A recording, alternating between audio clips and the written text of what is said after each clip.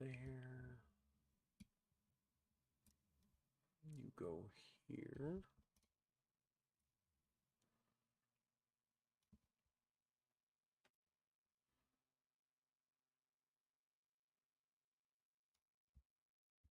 Stop doing that, damn it. I hate when it snaps to the whole page. No, no, no. Oh, this is fucking pissing me off.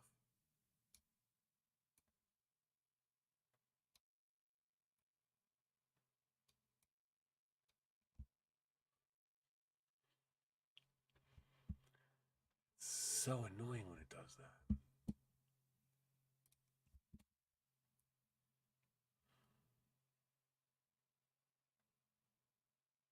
Okay.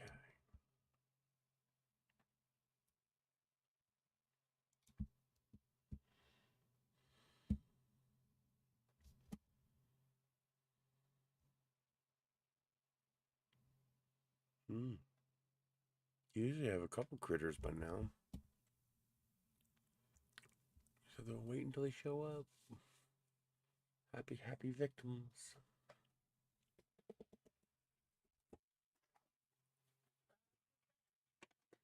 Take a wild guess. What? No, something just fell down.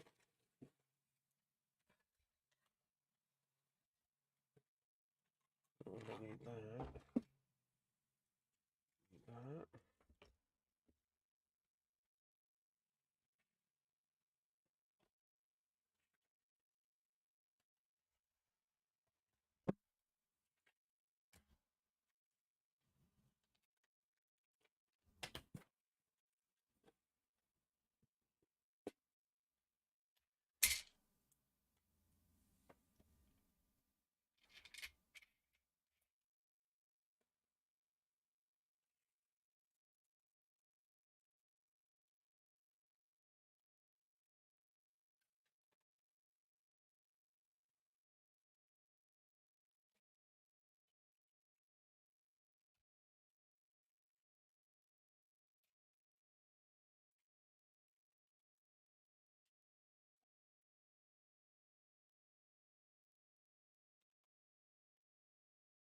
I see two critters.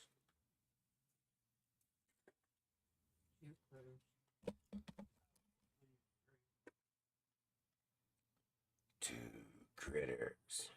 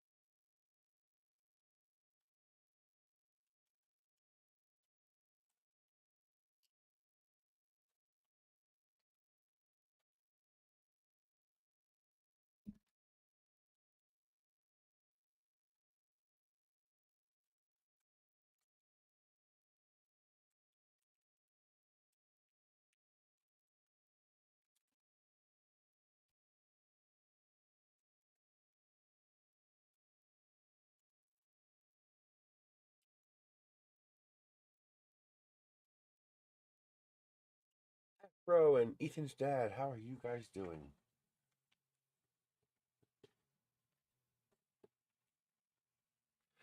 Happy, happy critters. Yummy, tasty critters. Happy, scrumptious critters. RMRRF was a ton of fun. Getting all the goodies out so I can show you guys all the goodies I got.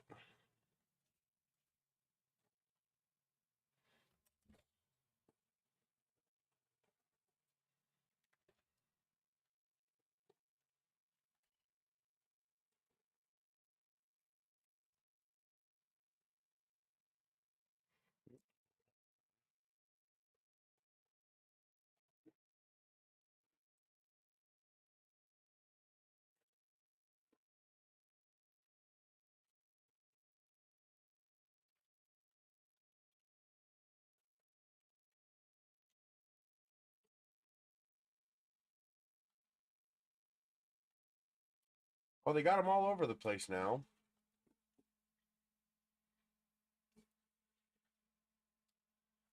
So pretty soon there'll be very few limitations on ability to go to these events.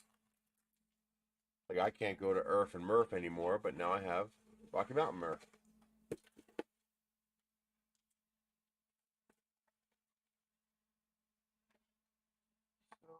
If you're in the Northeast, you have Baltimore.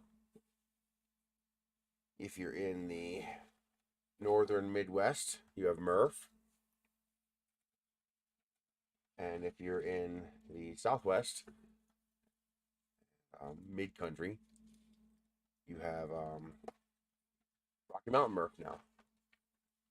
And Rocky Mountain MRF, absolutely no promises for timing or when, because right now it is completely beyond my financial means. But maybe in a couple of years, that's something I'll be able to bring the bus to.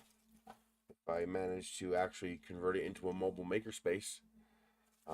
That's only 500 miles. That's something that I think my viewership might be able to fund.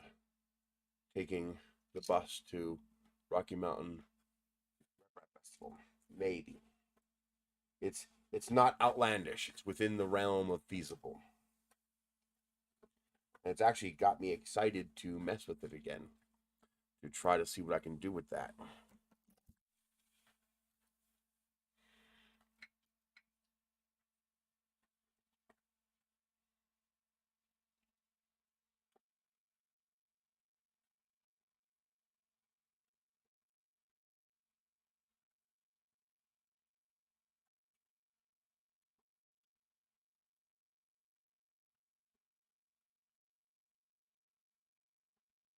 Which would be a lot of fun.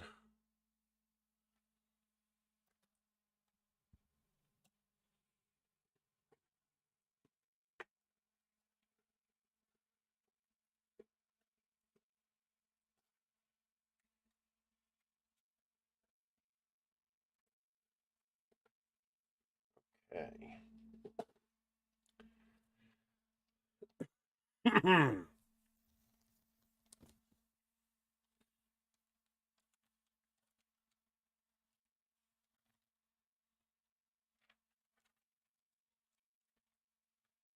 Yeah, that would be expensive. But you got the San J Mortimer Rep Festival. Are you going to be able to go to that? I mean, there's no place in the UK that's terribly far away.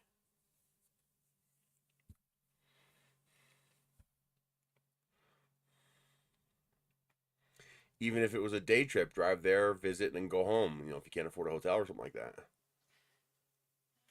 But that's a pretty big one coming up, isn't it?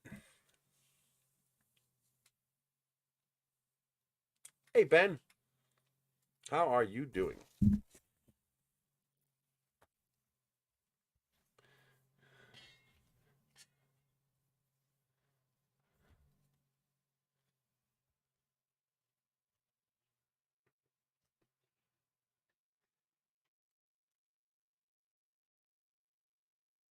Like I said, go for one day.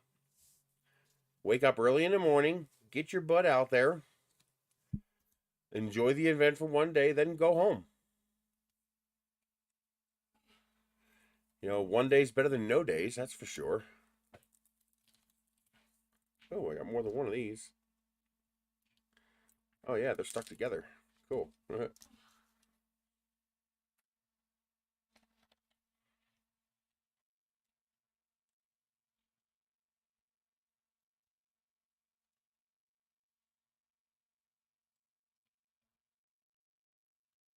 I don't know how well that turned out. I don't know what kind of data signal I had.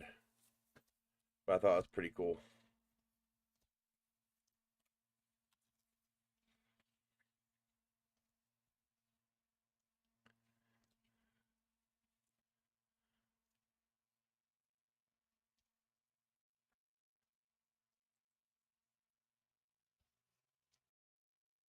I was very pleased with the event. It was a lot of fun.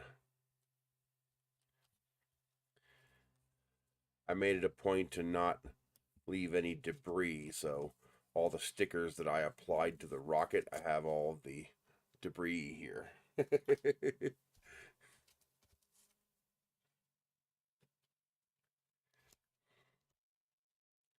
I'm going to have to wrap that rocket in packing tape. No, some of them got permanently damaged in the trip.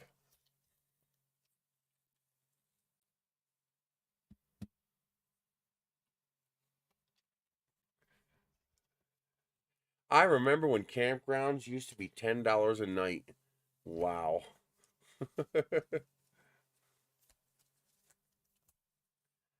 That's incredible. It's gotten so expensive that even camping is now crazy expensive. This is all. Whoop, what did I do? That's all debris.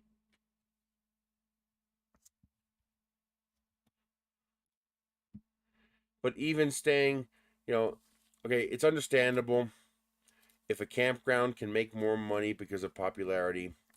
While I do not like it because it shuts out people who could afford it and now can't afford it, I understand it. It makes sense. You got to earn a living.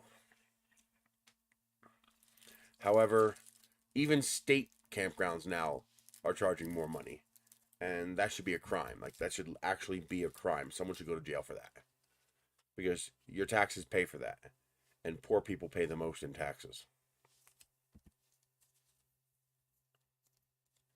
And now they don't even get to use that because they're being literally priced out of it. Oh, I hope we find balance to that.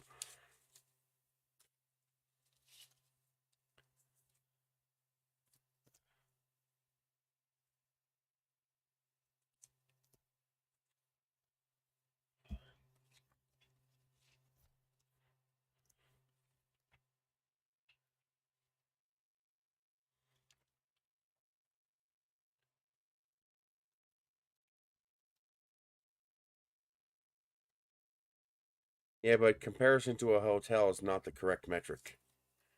Because people who in the past stayed at campgrounds couldn't afford hotels when they were cheap either.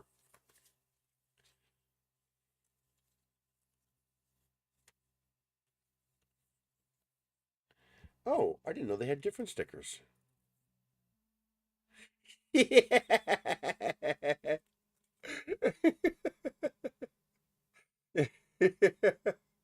I like that little play right there.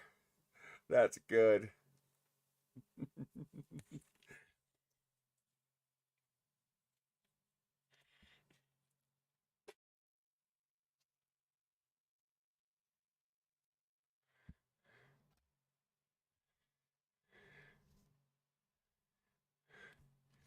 Hello, John.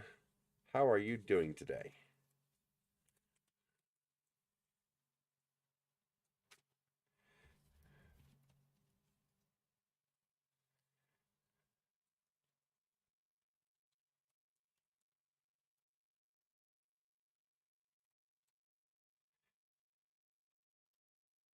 It's just that, camping was how us poors were able to have things like vacations and, travel the country and stuff like that.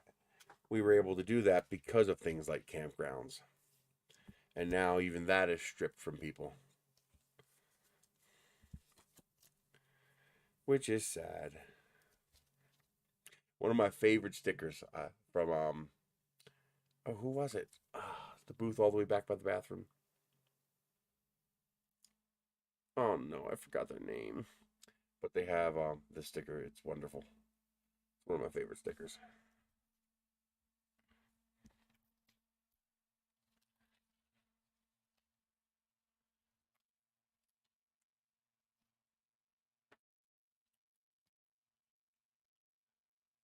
Filament stories, yes.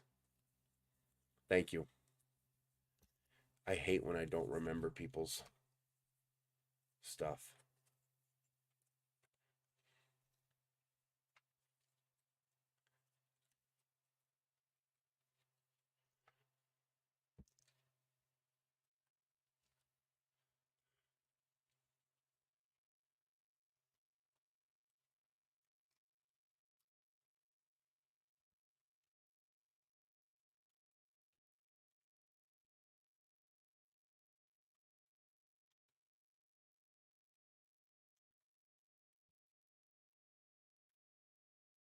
Oh yeah, I got a lot of stickers. I love stickers.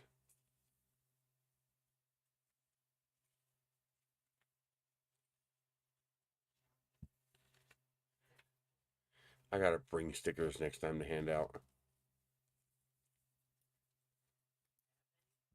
I have a couple. One of my viewers actually made them for me.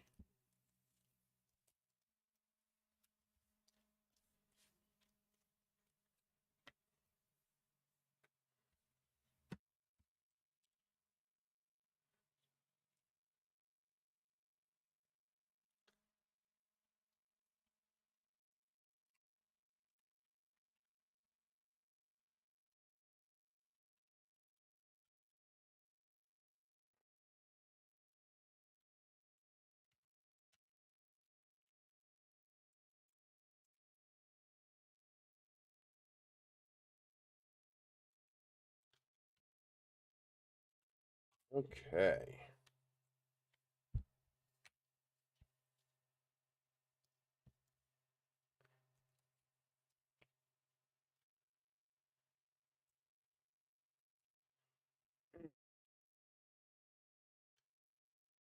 I slept. When I got home Monday night, I went to bed. And except for getting up for a couple hours here and there, I slept until this morning. I made breakfast for us this morning, or for me. Actually, I didn't. I skipped that. And got up and made dinner later. And just, I am absolutely wasted. That event just really effed me up. My body was not prepared for that.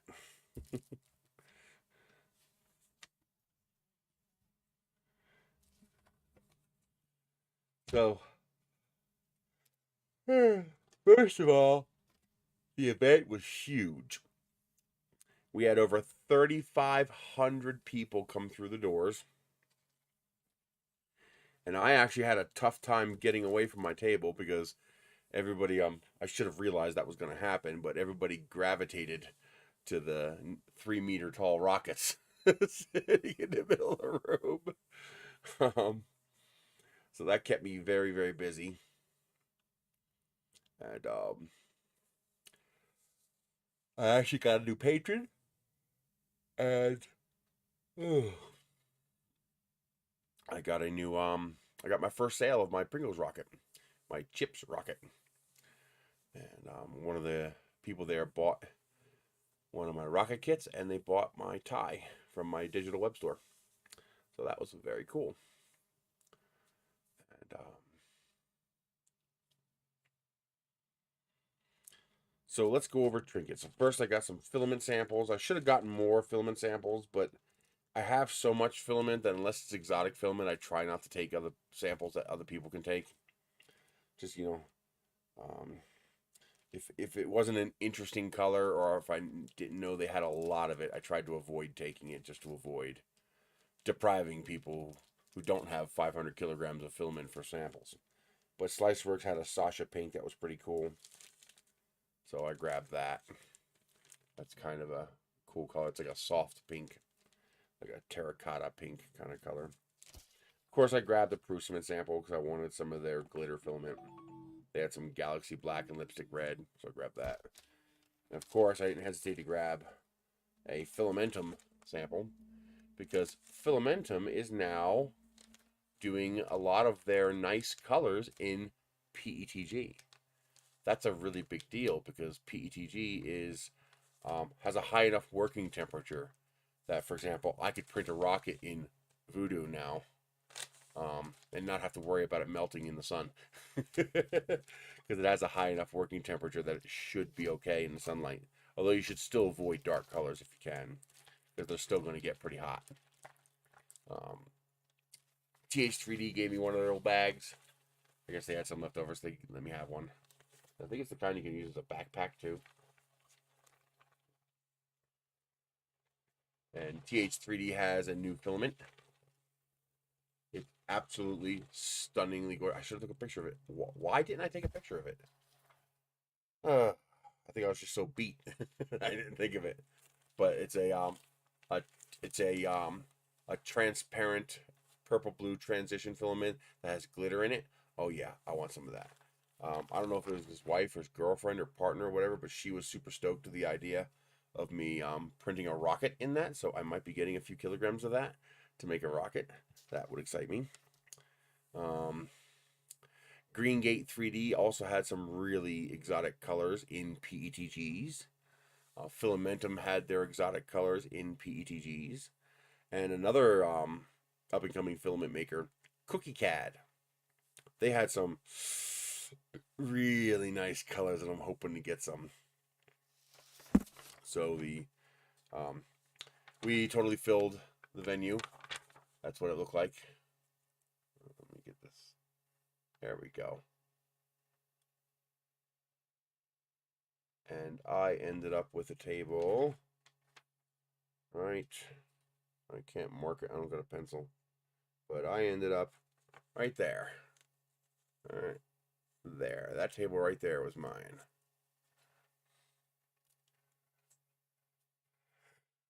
So everybody got to see my stuff when I came in. Tim's fiance. Yeah, she was super excited about the rocket, so hopefully I'll get like 3 or 4 kilograms of that. I'm hoping for 4 because it'll take me 3 to make the rocket, and I'd like some for myself to print other stuff with. So, hoping. Or maybe I'll just make the rocket a little bit smaller. So I can have some filament for printing other stuff, but I'm hoping I'll get some of that. And,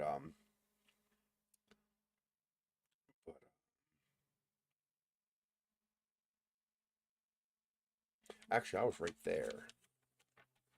Yeah, I was that table right there. No, I didn't buy anything, no money. So I didn't buy nothing. But I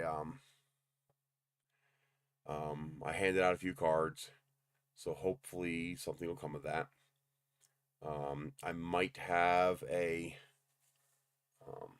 expansion kit from LDO coming, maybe. There's a couple of printer vendors that I handed out a card to. I'm hoping, like, I would really love to get a hold of that little suitcase printer, the one that prints upside down. What's it called? Oh, I had the name. I forgot it already. It's one with the clear print bed that prints upside down, fit in a filament box kind of thing. I really want that. A few of the filament vendors said they'll send me some filament, so hopefully I'll see some return from that. Diamondback is going to send me a couple of their nozzles. They have a new 1mm nozzle, which I'm excited about. So I'll be getting a 1mm nozzle. Hopefully a few volcano nozzles too, because I would love to put a Diamondback on my Viper. We'll go through the stickers in a minute. I got a whole bunch of stickers. LDO is handing out these cool little bookmark rulers. So they had 2 different colors, so I grabbed them both on different tables.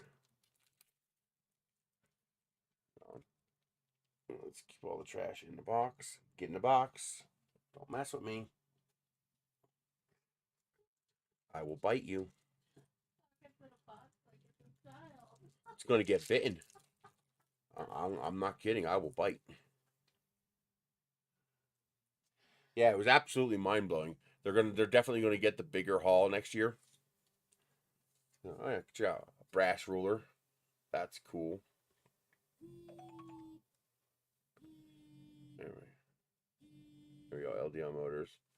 Yeah. You're at 80%. I get it.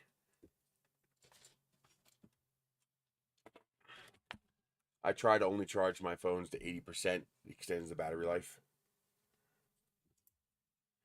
The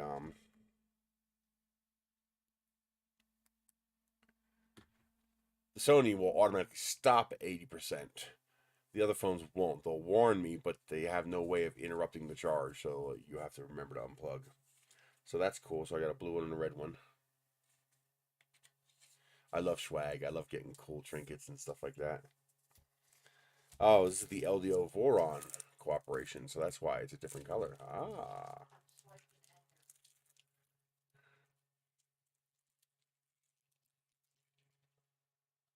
Does it say LDO? Yes, it does. So it actually says LDO Voron on the ruler. That's cool. So they're actually different.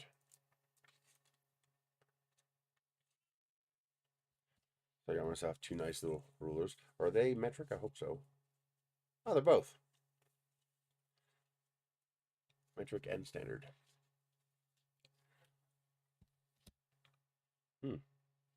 Tensor 3D had a koozie. So grab that little foam koozie. The guy next to me had a couple of laser cut things. I love this. Coffee is a hug for your braid. I love that. This is good too.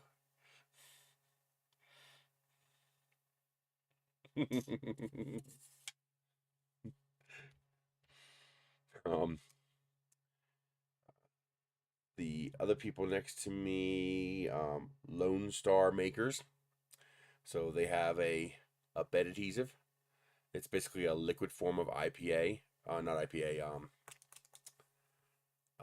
What's white glue made of? PVA.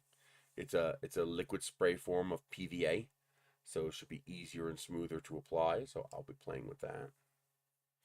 That is actually, let's get the other camera going. I do already have it set up. There we go. Actually, we can, let's just switch. There, that's even better. So we'll just do it that way. Probably best if I stick it down here. If I do this, I can then bring this a little further down. There we go. So that's their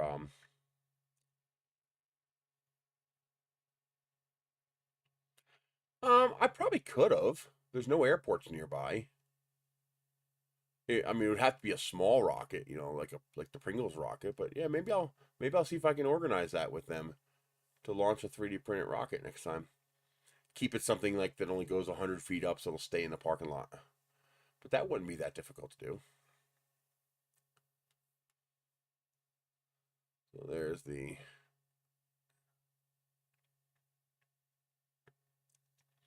Well, one thing I did screw up on is that I should have brought some flyers for local clubs in the area.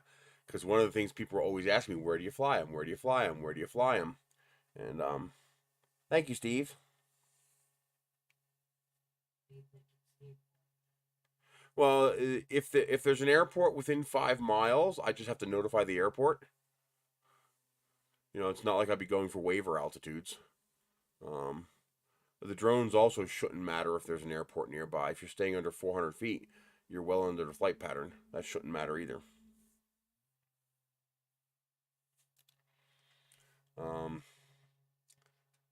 So that's from Lone Star Makers. I've of course got a bunch of the.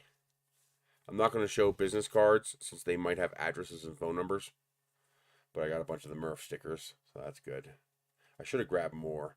I'd like to have been. I should have seen if I can get like a stack of them so I can send them out to you guys.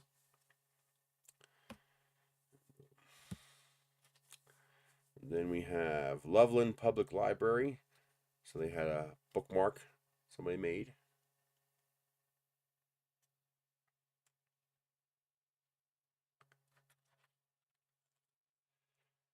A little Wham Bam sample sheet. I still love my Wham Bam. Wham Bam, thank you, man.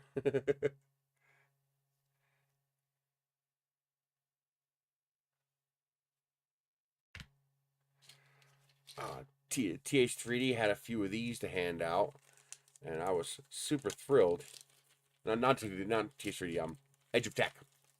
Edge of Tech had a few of these to hand out, and I was super excited to get one. So this is a Imperial Money, whatever, from Star Wars. And then let me cover up the number. Yeah, from Edge of Tech. Good for 4 kilograms of resin, just pay shipping. Hell yeah!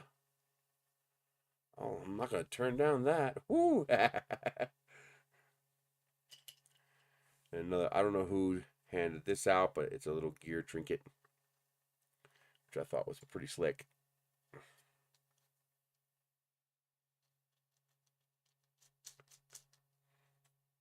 Something like this is actually a decent amount of work because you have to print 3 different things because those are different colors. So hopefully they had an IDEX doing that and just mirror both sides or duplication.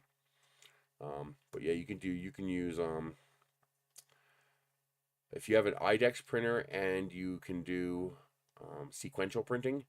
This is short enough that you could put them almost next to each other without the nozzle colliding with anything. You could print a crap ton of these in one go, as long as you have a good first layer. That was pretty cool. I like that. A little fidget toy thingy. And Lone Star Makers had 2 little things. So this is their little keychain they made, which is awesome. And they did it multicolor. And then they also had this, which is basically their keychain with a hoop on it. And the idea is this will fit a calibration cube. So point to point, a calibration cube should fit here, turning it into a little spinner fidget toy. It's pretty neat. A way of reusing those fidget toys. I don't remember who made this. Who was this? Was it it was next to the Voron table. They had a really nice magnetic sand sculpture thing that was cool. But this is an inlay. V1 Engineering. That's it. I knew I recognized that logo. I would have recognized it as soon as I got one of their stickers. V1 Engineering, and they had this. This is actually an inlay. So that's actually 2 separate pieces of wood. Very cool. LDO had this little toy thingy. I'm not sure what it is, but it's their logo. I'm not sure what it does. Like, what are the holes for?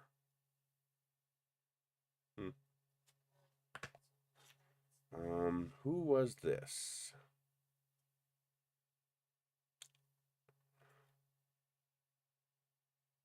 Yeah, it does look like a stepper motor. Their logo is a stepper motor. That's what their logo is.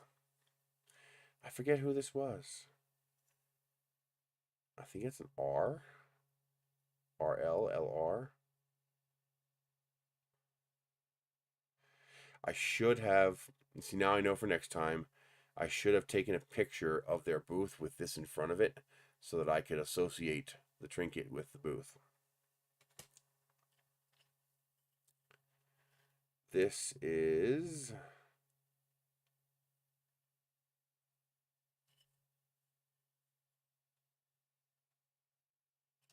I can't read it.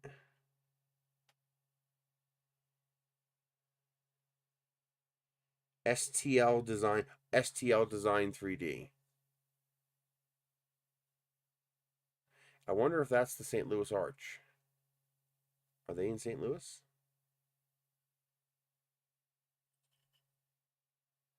But again, very cool print.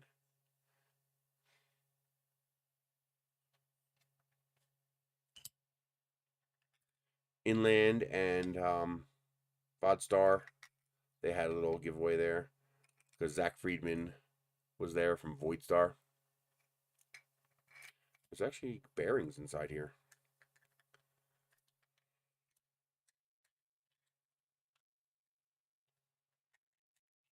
Yeah, you got a couple bearings in there. So I think this is actually a piece that will fit on their game board that they designed. That new modular game system that Voidstar made.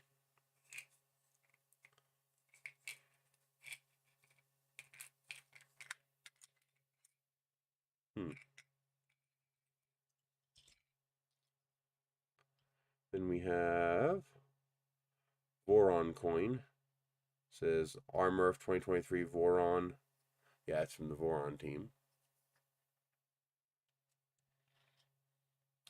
This is from Filament Stories.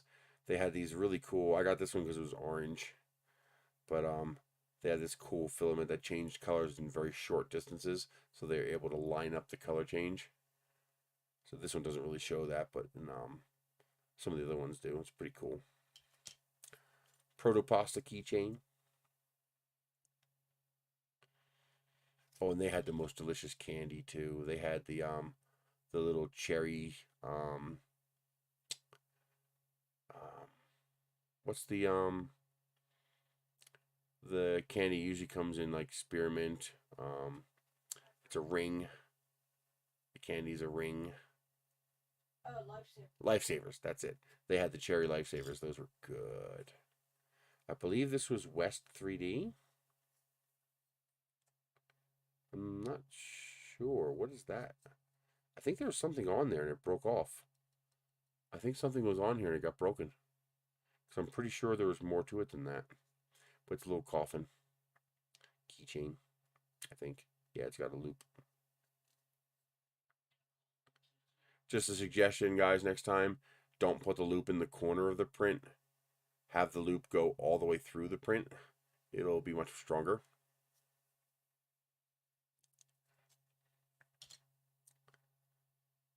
Let's see. This looks like a monkey. Hack monkey. Nice. I like that. I like the colored outside edges and the looks like a Beyblade. That's cool looking. Someone left me a kitty cat on my table, so I'm thrilled by that. It's a glitter transparent green. No idea who you are, but thank you for the little kitty. You can never have too many kitties. Is that what it is? A pog slammer? A little light for a pog slammer.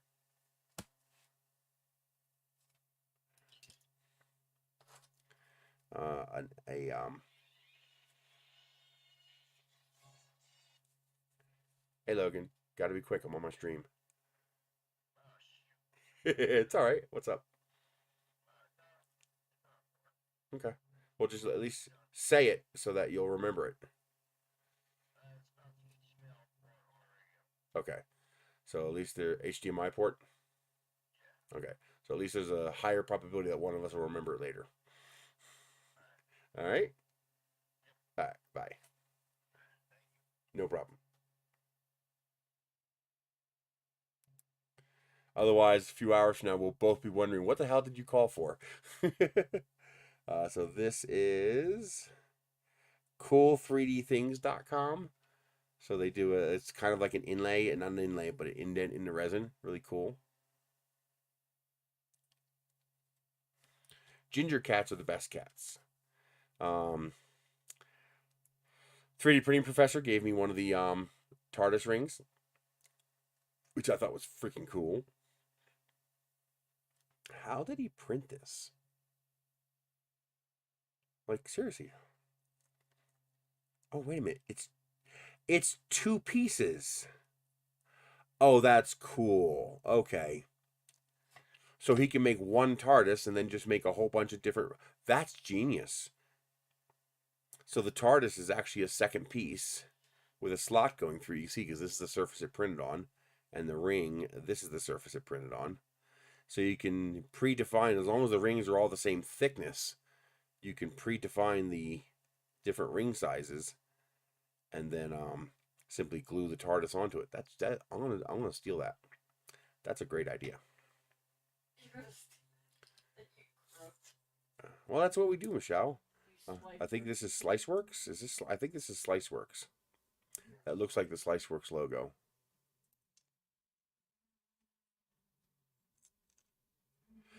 Yeah. Pissed on your backpack? I've had stuff stolen off my table, and I probably had some stuff stolen off this table. I just don't remember, or don't realize it yet. I tend to keep the little stuff, especially the resin prints. So, any of my little resin prints, they stay on the back side of the table, because when you have a large public show up, the kids just grab stuff. Their hands just grab shit off the table. I stopped the kid from stealing my kitty cat. I left it out there so people could see it, and I saw the kid go over to it, and he was doing this to it, and I just went. He looked up at me, and he just pushed it back. I sat there watching him, and I was like, yeah. I saw him do this, and he moved it closer to the edge of the table, and he moved it closer, so he knew he was doing wrong. It was funny. I didn't yell at him or anything, just, you know, hissed at him a little bit. But yeah, I got myself a little kitty cat, so I'm super pleased someone left me a kitty. You can never have too many kitties. Somebody gave me a cheese necklace. Oh, it actually fits too. So I got the cheese necklace. I think it's awesome. He's like, "You want one?" I was like, "Hell yes, I want one. Are you kidding me? That thing's freaking awesome."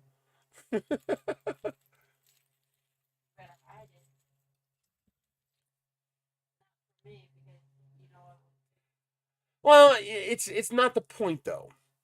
The point is, it's there for show and tell. That kind of stuff is there for touchy. I want people to touch. I want them to pick it up. I want them to touch it. I want them to play with it. I want them to have a physical experience with it. And if everybody steals them, then they're not there anymore. And plus, there are some things where I just don't want to print them again. I don't, like, for example, I don't want to set up the resin printer all over again to print that little tiny thing all over again and go through all that mess just to print that little tiny thing because some kid wants to steal it. He's gonna lose it before he gets home. It's this big. He's gonna lose it before he gets home. But no, you just keep that stuff on the back side of the table. No big deal. I don't get upset about it. You know, shit happens. It's not like it cost me that much. But that's why I started putting out the large things. Like, for example, the show and tell piece for this flexi stuff, I put out the big giant butterfly. You know, it's like that big. No one's going to steal that because it's obvious it's not there for you to take. Yet it's something I could leave out and they could pick up and hold and touch. And I like that. This is from It Works 3D. So someone using a Marvin keychain as an actual keychain. Awesome. And of course I grabbed the orange one. Filamentum had their beautiful little Filamentum critter pins, which I always love.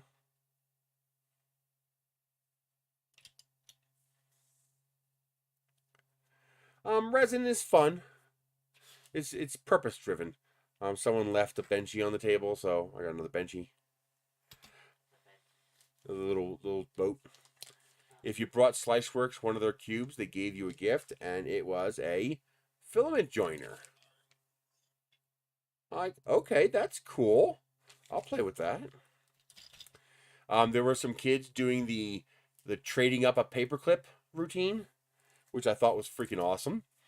They were trying to start off with the smallest little trinket, and they were trading it up to a 3D printer, and they did it. They traded it up to a 3D printer. So they wanted to trade with me, so I traded them one of my larger rockets, you know, one of my 40mm class rockets for a catapult. And this catapult actually came from the guy next to me. So, you know, I got a little catapult. And they got a rocket, and they traded that rocket for a Greengate 3D purple Thanos bust. I was like, nice trade. And they eventually did trade up to a 3D printer. They actually eventually traded up to a Voron. Hell yeah, good job, guys. The guy next to me also gave me one of the puzzles. He didn't want to take them home, so I got one of these little where all the pieces are numbers. So I got a couple of those. I thought that was pretty cool. I got the pieces for this right over here. It fell out upside down, but I thought that was pretty cool. The RMRRF team itself, they had little goodie bags. There wasn't a whole lot in there, but there's some stuff in here. So I got a snatch hand. This thing where you sling it like a slingshot, and then it's sticky, so it snatches up whatever it touches. I call them snatch hands. I don't know what this is. It's a worm. Okay. Little airplane. A top. Yep, that's a top. I have one of these somewhere else, so they put one here too, but this is somebody's little swag widget they were handing out. That's actually printed, I think. Yeah, that's 3D printed. That looks like a Voron coin. Yep, so now I have a pink Voron coin too. Oh, I get the pink one. And then you have Noisemaker. I wonder if it'd be possible to make one of these out of TPU. Like if you did a 0.1 millimeter single layer height, you'd have to fold it over and glue it. But I wonder if it'd be possible to make something like this out of TPU. Be interesting to try.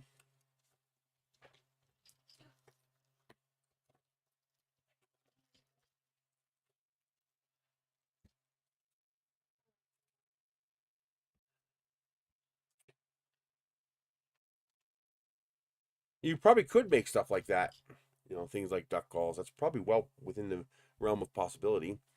Star Bond. I like supporting companies that make good products. And Star Bond is one of my favorite companies because they make my favorite rubber glue. It's CA that's impregnated with shredded rubber. So it's actually somewhat shock resistant. It's this stuff here. And I only really use the black rubber glue.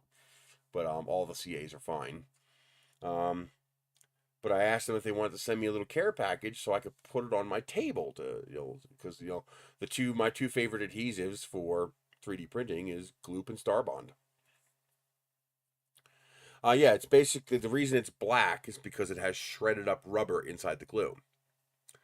You see, CA does have one issue, and the issue is that it's brittle. Well, it's not brittle. It's very strong, but it's susceptible to shock. For everything, mostly rockets.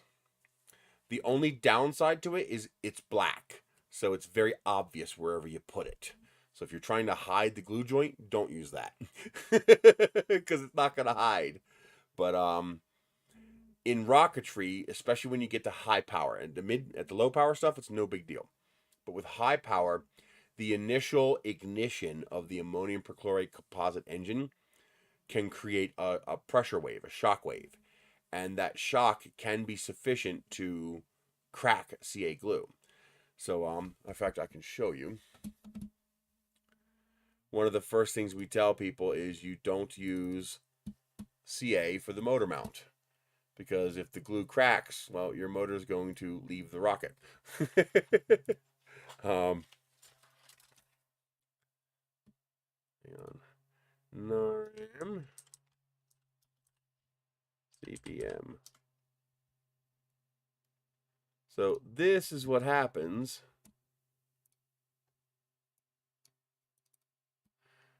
This is my video. Well, there's no sound anyway, so watching on my screen or your screen doesn't matter. So when you fly a high power rocket and you glue the motor mount in with CA, this can happen.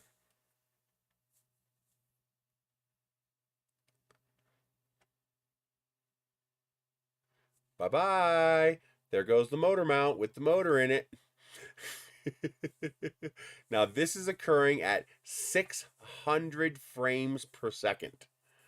So this is really, really, really fast. What you're seeing here is like less than 2 seconds of video. That's the nose cone falling at 32 feet per second or 9.8 meters squared. And there's the rocket motor spinning. Let me actually move my head because I think I actually covered that up. So let's go back and do that again. So there is the motor spinning. Now, in real life, all you heard was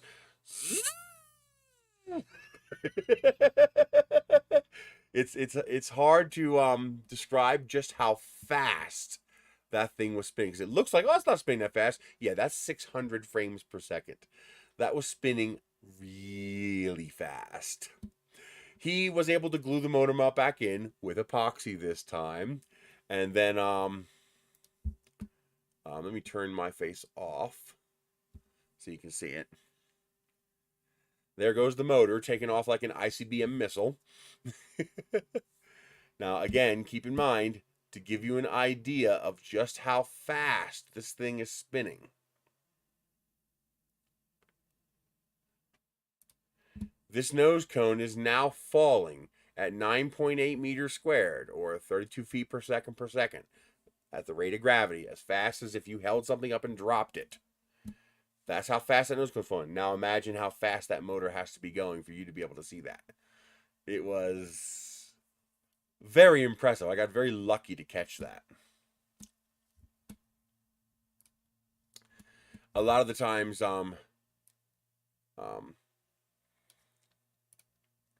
catching a rocket like that is pure luck, because I'm looking through an LCD screen, and that LCD screen has low resolution and lag. So by the time you see your target in the LCD screen, you already passed it a quarter second ago. You just don't know it because it took a quarter second for that image to show up on the LCD screen. So tracking stuff is really, really, really hard to do. If you guys want to watch that on a higher resolution, we tend to call them re-kitting, because the kit put itself back into a kit again. Ow. The rocket was actually undamaged. He glued the motor mount back in and flew it again the next day and got his level 1 certification.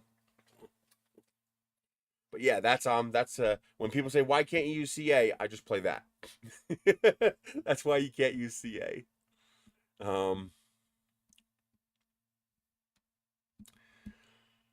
But yeah, 600 frames per second. Yeah, it's probably about 2 seconds of video. That was probably about 2 seconds worth of video in all that time. So yeah, that's it. But anyway, this stuff is infused with rubber. That's why it's black. And that means it's much, much, much, much, much more shock resistant. And it actually has a little bit of give. So that's why I use this stuff. Gloop is does not rule the galaxy. It's very, very good. It's my second favorite glue. My primary glues for 3D printing are Gloop and Starbond. The problem with Gloop is that it requires a perfect mating surface. If you don't have a perfect mating surface, it just doesn't work. It's too thin. So if you tried to glue something like this together, Gloop wouldn't work, because you have too many openings, cracks, and voids there, where CA would fill those. The thick stuff. That's why I use thick.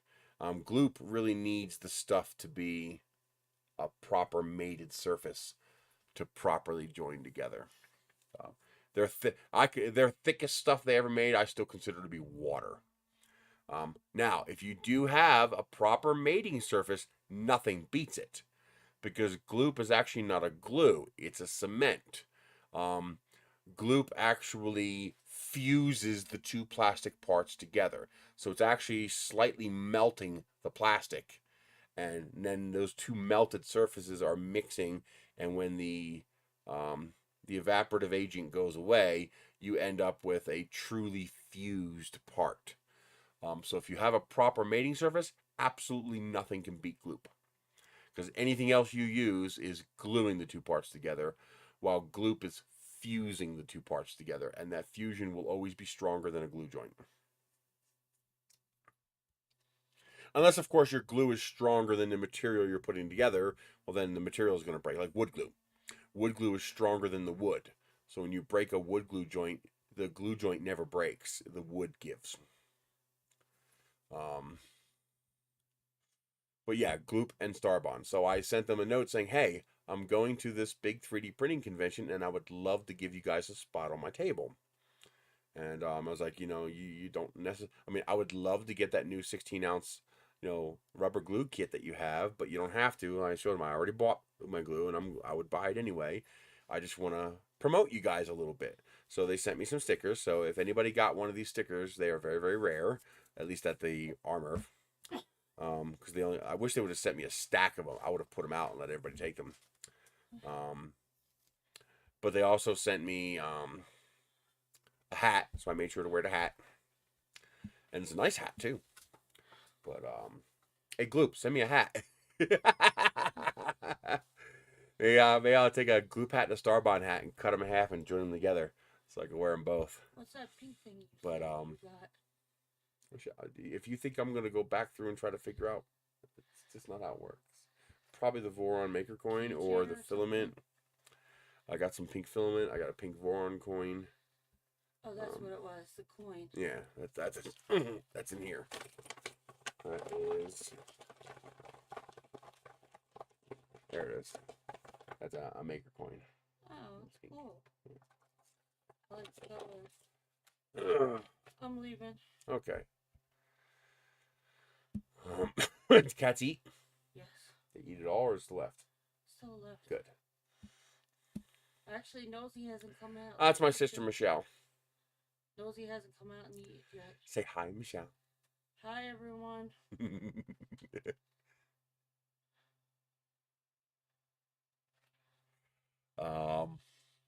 I'm leaving. Okay. I'm going back to my room. I'll be back out later. Huh? Work on my bed. I've been cleaning stuff off. Work on it. What the hell? The mouse I hid. It was a stupid Windows command bullshit thing. Where it hides your window so you can see what you're looking at. It's annoying. I hate that. Friendship lights? That's his name. Because he said hi. Mm-hmm. Oh, you should see how he talks dirty about you when you're not around. He's such a mean guy. Hi, Jerry. And Ben said hi too. Hey, Ben. Oop, let me move that up so you can see it. There we go. Yeah, it's my Razer mouse. I got the Razer keyboard too, in Sakura pink. And I got the, oh, it's in the other room. I got the kitty cat headphones. Hey, pink is right up there with orange as long as it's bright. But if it's not bright, I don't want it. A dull pink, boring. Nice blue. Where? Looks like a coin. It's big. This? Yeah. That's a piece for his Void Star's new game thing he made. What's it? I think. Ball bearings. Oh. I just seen the blue and I was like, that's nice blue. They don't have orange though. I would like to get an orange one.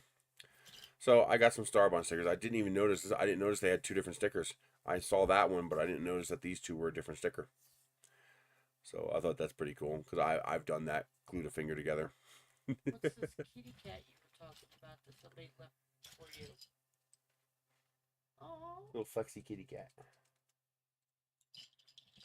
it's great. Now I need another box. I guess I could actually use the bag. Yeah. For what? To put all the stickers in.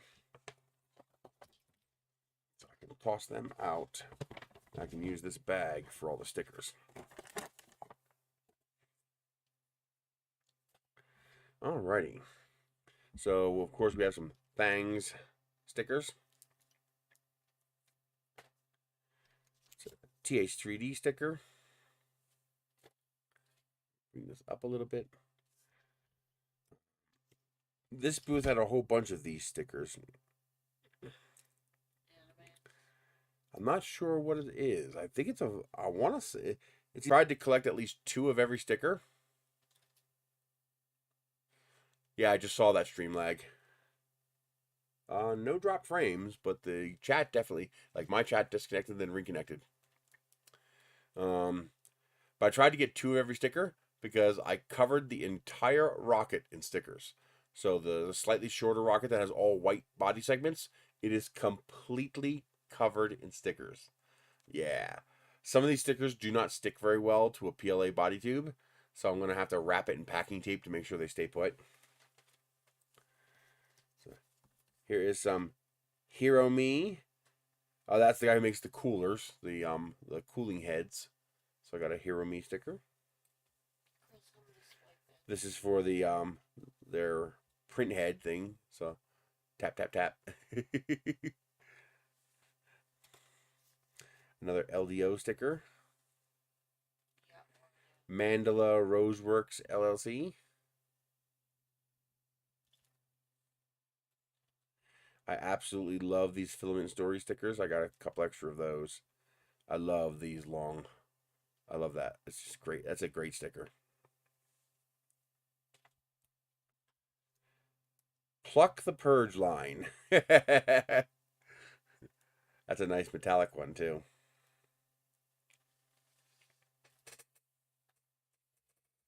Another LDO sticker. I got a few of the Filamentum stickers. Is that upside down? I think it is. Yes, it is. There you go. Now it's right side up. Actually, I can flip that, can't I? I think I can. Transform. Flip vertically. Wrong one. You flipped your face. There we go. Transform.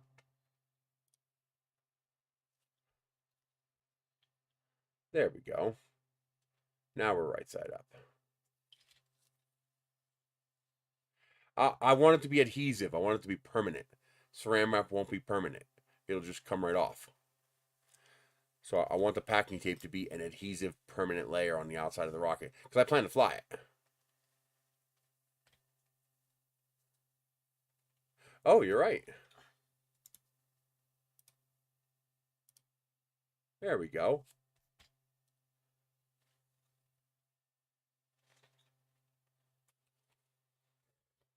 That's a level your bed sticker. Shield wall. Oh, banana balls. Royal Nomi. Come join us on a Viking with BC and Royal Nomi. You kissed me. Dixon Outpost. Cantina. Another nice metallic sticker.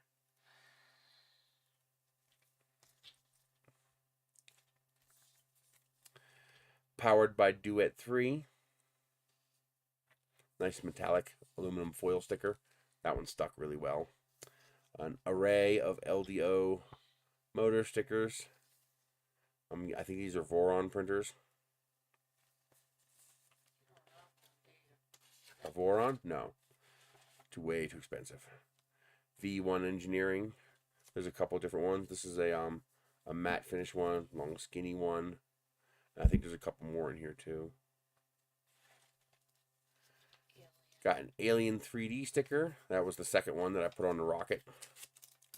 Let me get rid of the chaff. Sliceworks.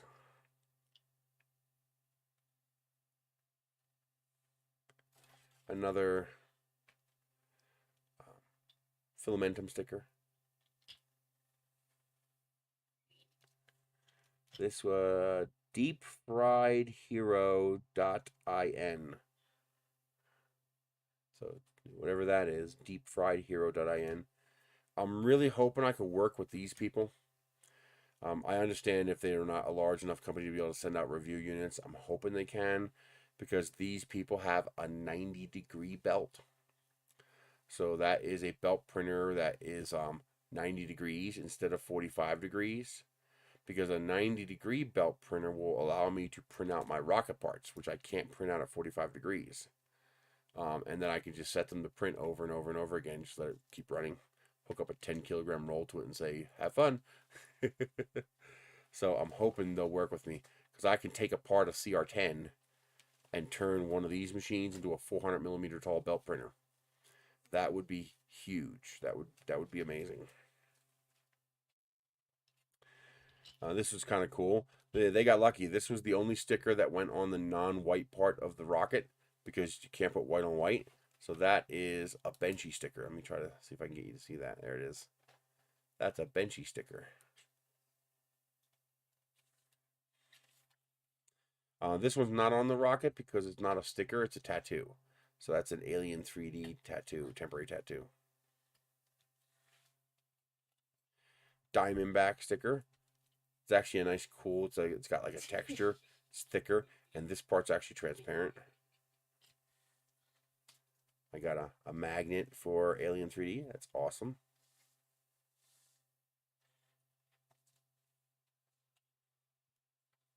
Actually, hang on. Can I zoom in a little bit? I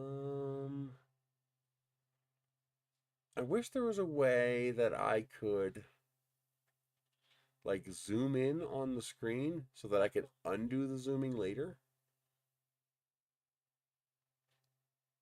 I mean, I know how to do it, but it's kind of annoying because it requires me to stretch the screen like that, which of course I can do, but then I have to undo it later. Lock the focus so you guys get a better view. West 3D.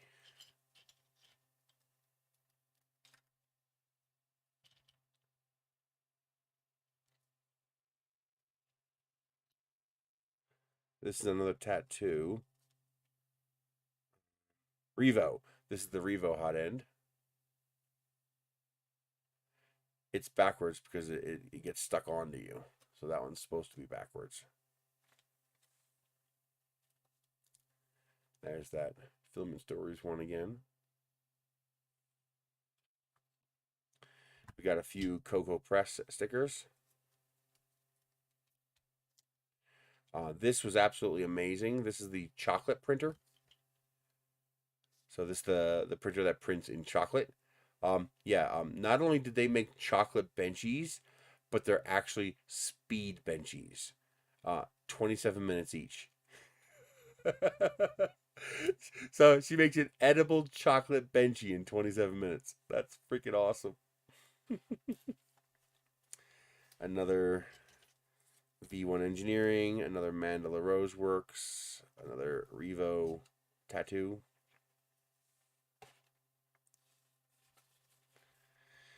Here's two stickers from Alpha to Zeta Industries. I think these are the guys who were making the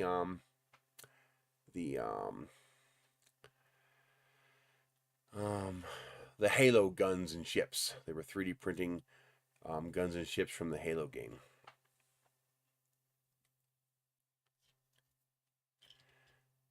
Maker 3D Printing, VoronKits.com. A nice metallic sticker. I forget who was releasing these. I think this one's a tattoo. I think they're both tattoos. Yeah, these are both temporary tattoos. I think these are from Cookie Cad.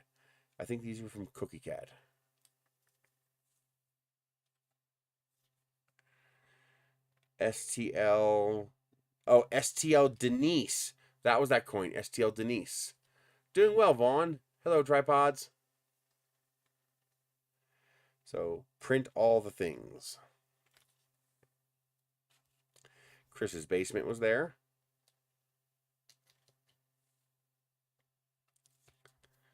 Hey, oh no. Runaway stickers. Print different. It's a carrot. I like that. Who is this? No idea who that is. Put your name on your stickers. Some more Diamondback stickers. DFH. I'm not sure who that is, but that's their sticker. Corvid from DFH. Okay. E3D Tool Changer. E3D, this sticker sucks. It doesn't stick to PLA. Better adhesive. It's a cool looking sticker though. I like it. Tighten the belts. PLA all day. These are from Cookie Cad.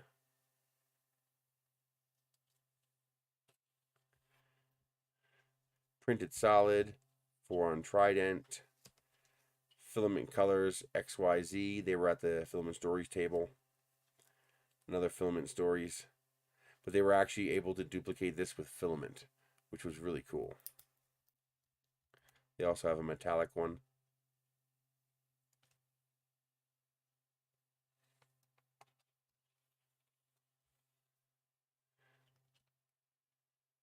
I don't know who this is. It's critters. Looks like a guinea pig and some kind of two guinea pigs. Isn't that crazy? When adjusted for inflation, it should be $8.19 for a large. And now they're charging $14 for a medium. It's price gouging. Filament Stories and another LEO. Another Filament Stories.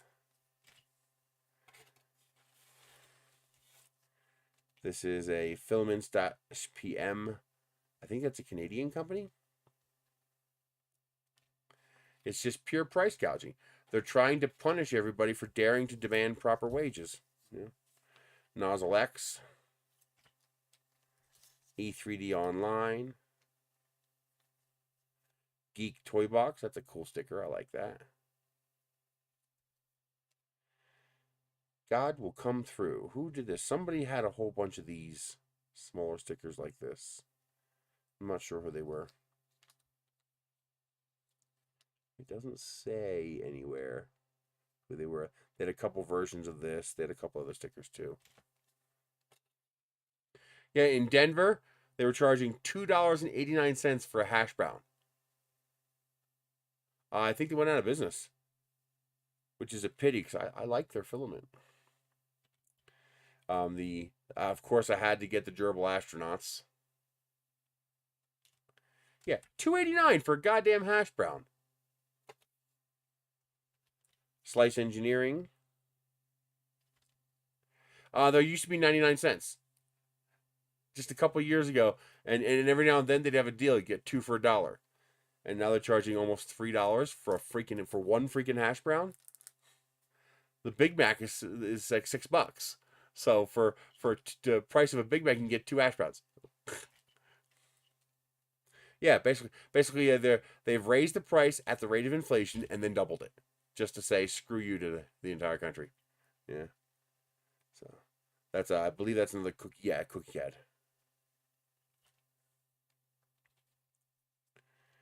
Another Fabrico sticker. Copperhead by Slice Engineering. Big Jano. Gaming 3D printing awesomeness. Our food stuff is up 17 to 200% from last year. Yeah, price gouging is insane. Canadian Filaments. Well, thankfully our electric hasn't changed. We have a co-op, so it's a lot less likely to change. Yeah, for real. I love this. Cookie Cat had some great stickers. Banana for scale. I love that. Some more tattoos from Cookie Cat. Some printed solid stickers.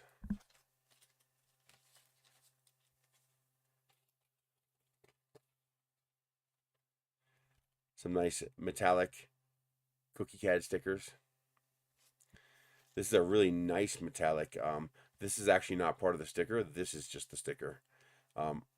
Obsidian from E3D. Mitch 3D was there with a new printer, and it was kicking ass. He's the guy who wears the backpack 3D printer. I'm pretty sure I got a picture. Another one of those deepfriedhero.in stickers. Is this Sanjay? I'm not sure if that was Sanjay or if that's an LEO sticker. 3DP.vip, Atlas, RMRRF, Speedy. Not sure what that is, but it's a cool looking sticker. Some Fabrico.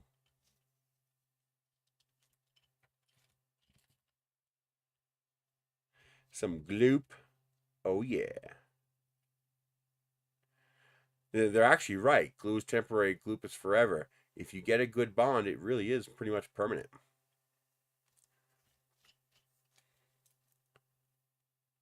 I'm not sure. Oh, this is West 3D.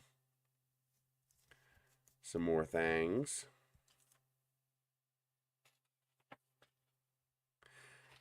Printables. And E3D stickers. Sanjay sticker.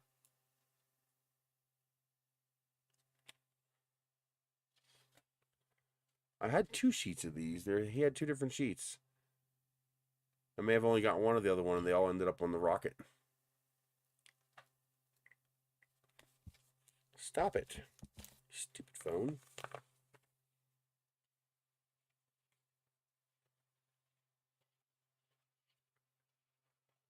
Stickers are fun. Ender Extender. Man, if I can get together with the Belt 3D printer group and the Ender Extender group, so I could promote 2 products in one video, that'd be pretty cool. Put an Ender Extender kit on the Belt 3D printer kit, so I can have a 400mm tall belt printer. Another Mitch 3D sticker. And last 2 stickers. And more Fabrico stickers. So that's where Speedy is from, because these are the same style as the Speedy stickers, so they're Fabrico stickers.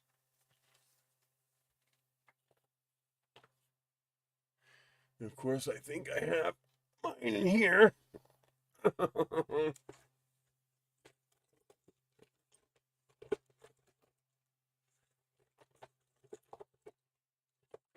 I only had a few, but I gave them out. But I think I have more here. Yeah, there it is. Oh, okay, my sticker. That's got to go on the rocket.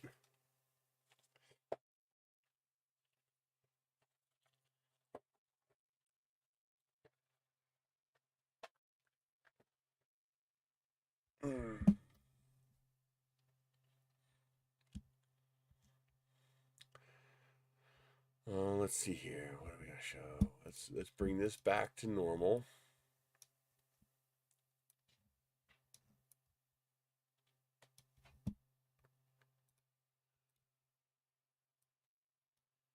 Come on.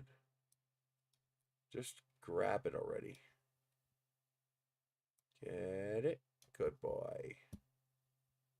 Remain. There we go. So that's basically it. I got a couple stickers down here I got to pick up that I dropped. But yeah, nice haul of stickers, wouldn't you say? That's a pretty generous sticker haul. And all the little swag goodies, which I'm very pleased about. I love the trinkets. It's just something to remember it by, you know? It's just...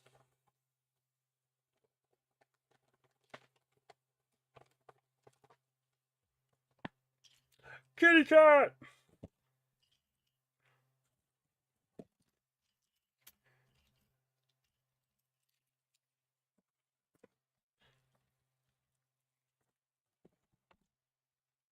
Still want to know what this is. Looks like something that kids can hurt each other with. Because that would look like it would be... That would sting if you smacked yourself with that.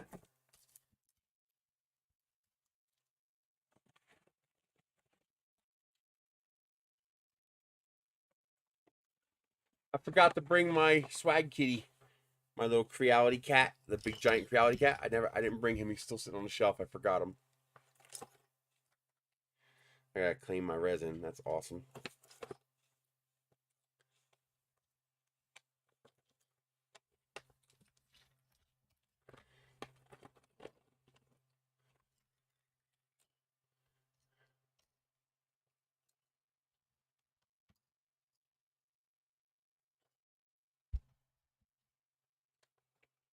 Wow, it filled the bag. Like, I filled this bag.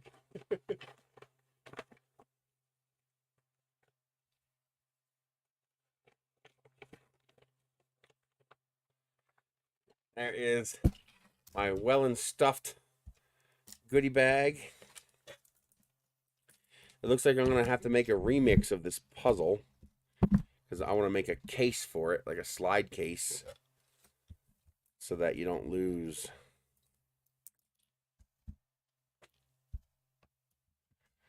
So you can hold all the pieces together, because I could absolutely see losing those pieces.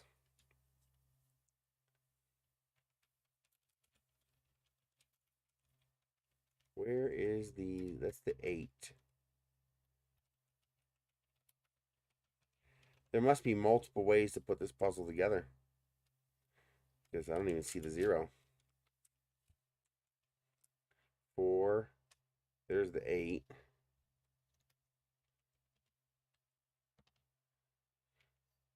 So the 8 goes there. And the 4 goes there. I'm just going to cheat by looking at the complete one. All right, that is the 5. It's probably the 3. No, that's the 9. Wow, wouldn't have guessed that. This is the 2. No, it's not. Am I doing that wrong? Oh, this way. Oh, you go. He's got some. Oh, they can go upside down. Okay. I wouldn't have thought you could do it upside down. 3 goes in the corner. And then goes 6. Then goes 0. And goes 7. Oh, they can cross over each other. I would not have guessed they could do that. So that doesn't quite fit. Oh, that's why. Because this needs to go this way. There we go. Now they're both back together. Voidstar didn't have his own booth. He was at the Inland Micro Center booth. So I don't know what pictures I have. Let's see. Let's view some pictures. So on the trip out was pretty slick. The view is absolutely gorgeous on the way out. There we go. Would you give me this one? No, don't do that. This is on the way from New Mexico to Colorado. The view was just absolutely stunning. Just some great scenery.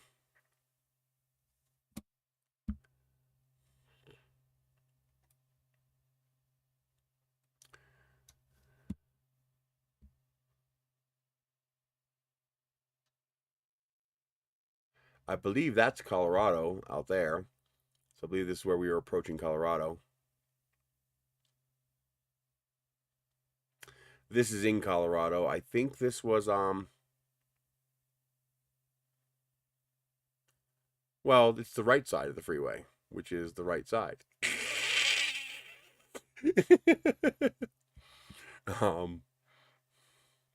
This I think is Denver. I think this is when I was passing through Denver. So here's where Voidstar set up. They turned this table sideways. So this table was either back here or over here, and then they had another table right here, and that's where Voidstar set up some stuff. No, Michelle didn't go with me. I couldn't afford a hotel room, so I stayed at my friend David's house, and Michelle would have had to stay at his house, which would have been fine, except for the fact that there was no bed. It was difficult enough for me to sleep on the floor. I could not imagine her sleeping on the floor. She has a tough time getting up off the floor. So I didn't think that was appropriate to bring her. If they'd have had a third bedroom, I would have absolutely slept on the floor and let her come with me so she'd have something to do. Besides being stuck at home all day. Although that would have been expensive because I had to feed her.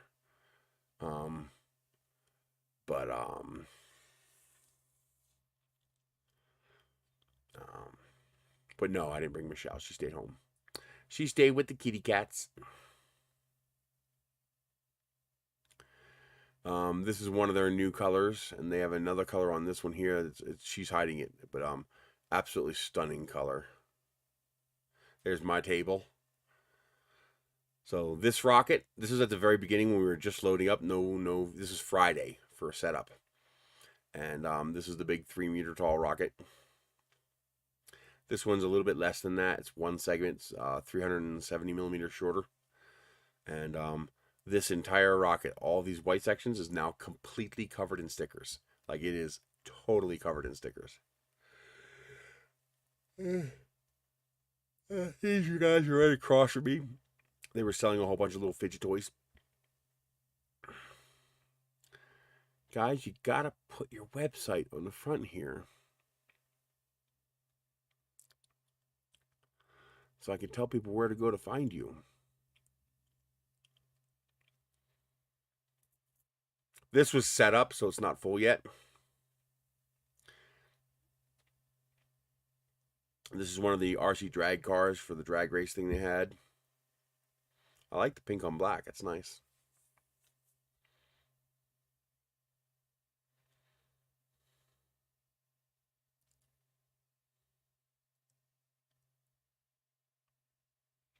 This guy printed out some really nice Starship models. Not flyable, of course, just for view, but it was pretty impressive. And this Benchy was surprisingly light. Holy crap, I almost chucked it. I have a Benchy of similar size, and mine's like 2 kilograms. I was expecting this to be just as heavy, and nah, that thing's light.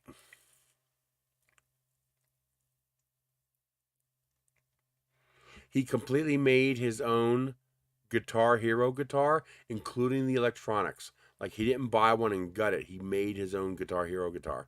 That's pretty cool. Green Gate 3D had some really nice filaments. I especially want this line right here. Yep, all these iridescents, like this one here, and this one here, and these two here, and these two here. I want all of them. This whole front row. I'll take 5 of each, please. A decent orange too. But these are PET G colors. So we're finally seeing some expansion in available colors for PETG. Diamondback was there. This company was there.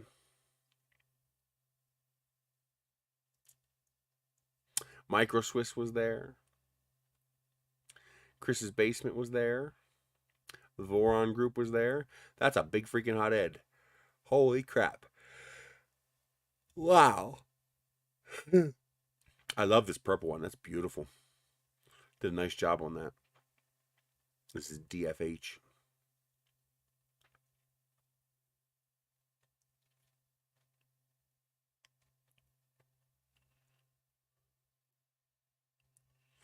Luke's Laboratory. That might be the Thoron, the Thanos that they traded for the rocket.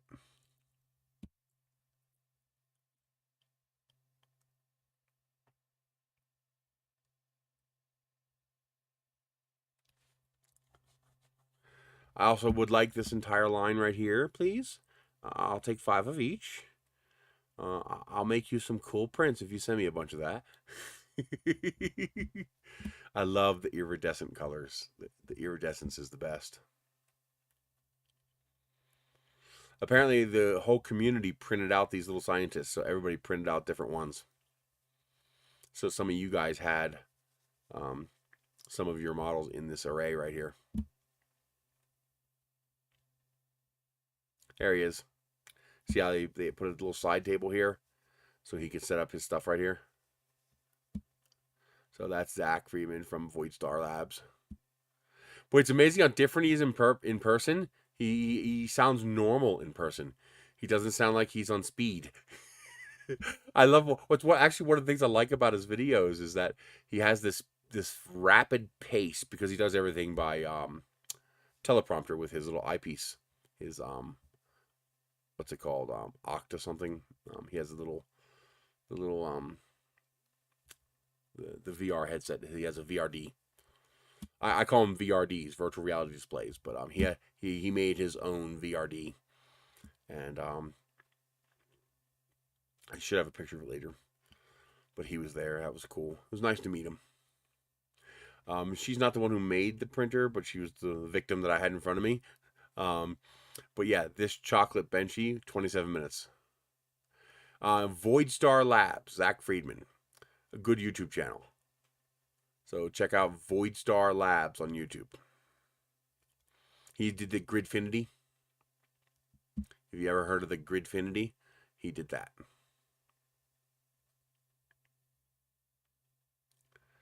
But yeah, she made the chocolate printers. This is the charge.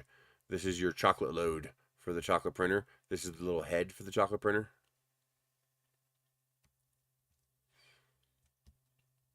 Very, very cool. 3DQ, another company doing print farms. So they use glass plates or PEI plates on an angle with bins below it, so that when it prints, it cools down, pops the print off, and then starts another print. Pretty cool. Polar Filament has a nice orange. That one right there. I love that orange. Hey, Polar Filament, I would really like to get some of that orange. I'll make some cool stuff out of it. Here's someone, everybody wanted to play with the sword. I was selective about who I let play with it because, you know, you could hurt somebody or break it or something like that. But yeah, everybody loved the sword. I think this is neat. This is on the way to the event on Saturday where I almost got into a car accident. Woo! 2 of us lost control and did a little dance on I-25, and we somehow managed to recover and not hit each other or anybody else. I got a little video of that. If you watch my YouTube shorts, you already saw it.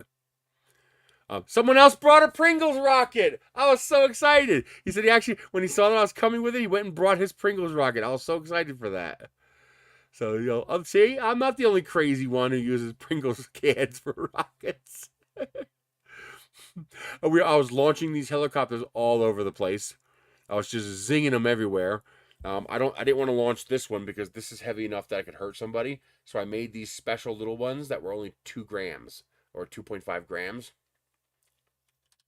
That's the whole point. You want the Pringles can to be a Pringles can. If you paint it, it's just a cardboard tube.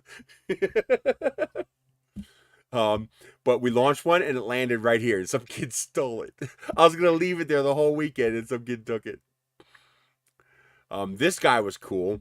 He made these are mountable like studio lights, like movie prop lights, with an actual bulb inside there, LED bulb. It feels like metal. It's just plastic or PETG or whatever, but he prints them. The cleanliness of the prints and the heft of them is really impressive. I loved her hair. That was such a bright purple. I just love that. Someone else wanted to hold the sword.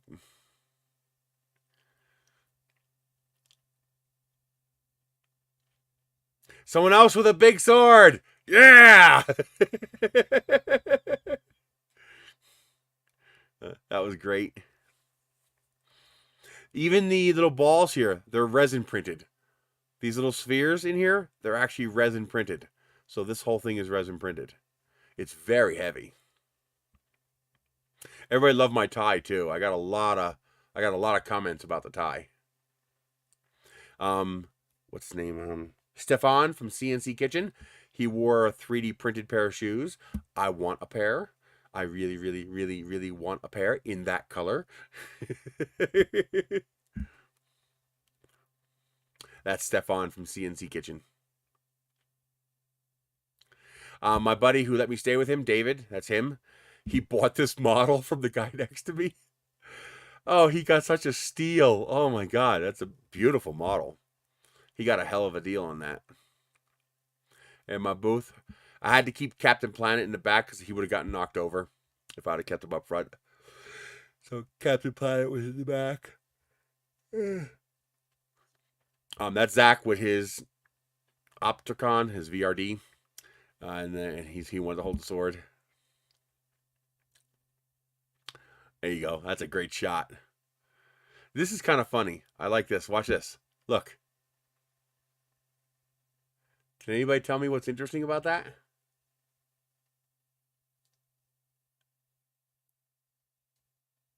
I don't know how, but I somehow got his head in exactly the same spot, both pictures. Like, his head's in a different spot in space.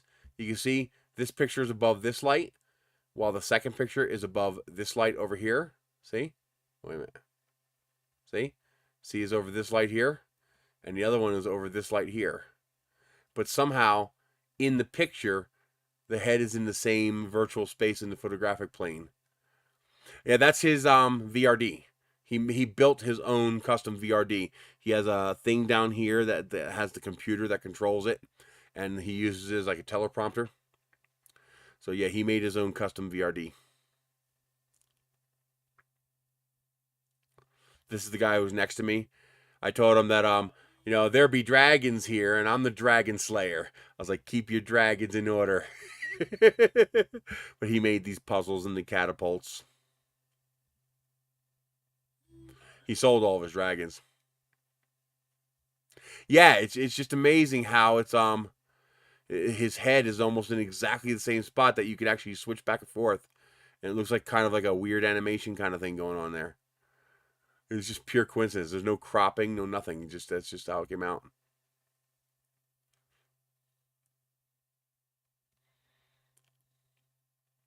This dragon was beautiful. He didn't glue it together because he's actually sending it to one of his viewers, the prize. I'm not sure. This was on the evening. I got a nice shot of the moon, and that's a planet. Whatever that is, that's a planet. I have no idea what planet it was. I forgot to bring up my star map to see what planet that was. I don't think it was Jupiter or Saturn. Not big enough and too bright. Might be Venus, possibly.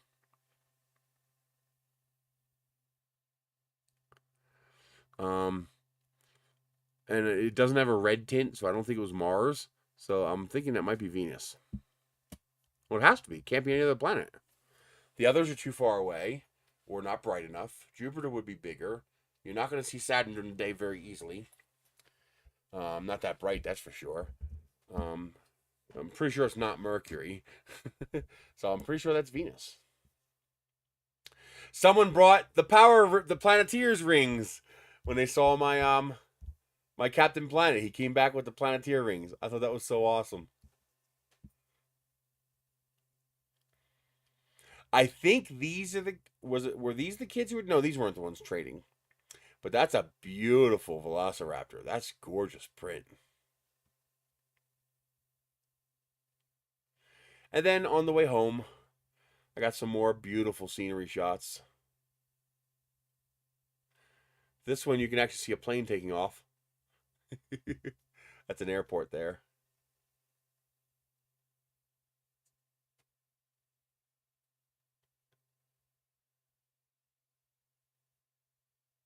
That's another pretty shot, still in Colorado. New Mexico and Colorado all have mountains, but we are still technically in winter. Well, technically by month we are out of winter, but we're still getting winter weather. Like both Colorado and New Mexico are still getting snow every now and then, but we're basically in spring. But these mountains, that's what 9 or 10,000 feet right there. So these are the Rockies in Colorado.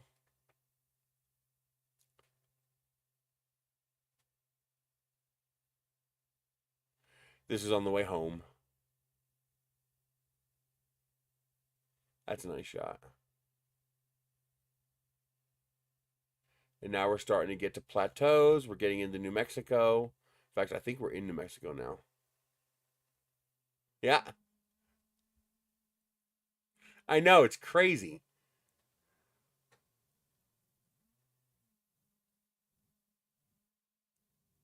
Yeah, now we're in New Mexico, I think. Las Vegas, New Mexico. No, 454, so I think that might still be Colorado.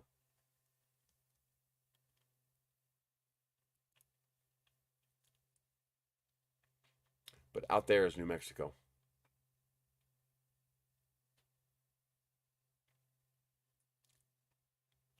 This, I think, is... Okay, so this is New Mexico. 454 is New Mexico. So the exits start highest down there, lowest down south. Okay.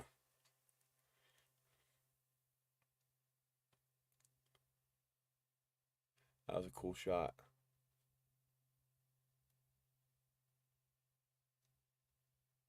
It was fun. It beat the living hell out of me. I mean, it was rough. It was definitely it beat me up a little bit. Like I said, I got home 10 o'clock Monday night. I was in bed before midnight, and I basically, except for a few hours, a couple different times when I got up yesterday, I basically slept until today. Oh man, I was just physically exhausted. It was a lot.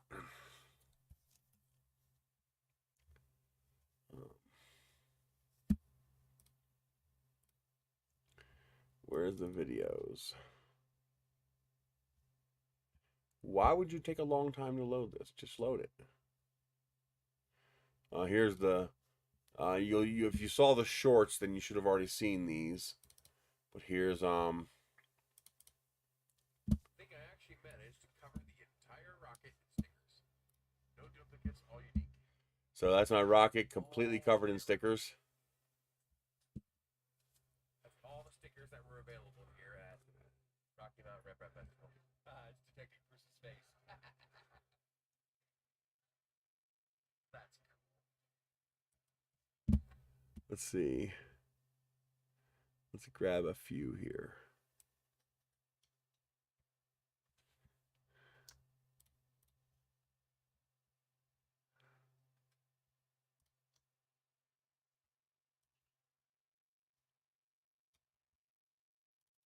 I think I actually managed to cover the entire rocket.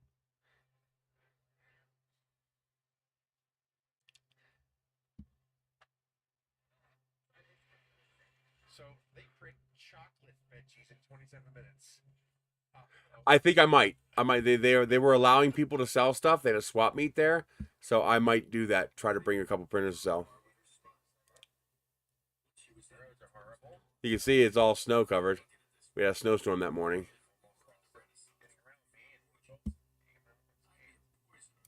Check it out! Someone else with a Pringles rocket! Yes!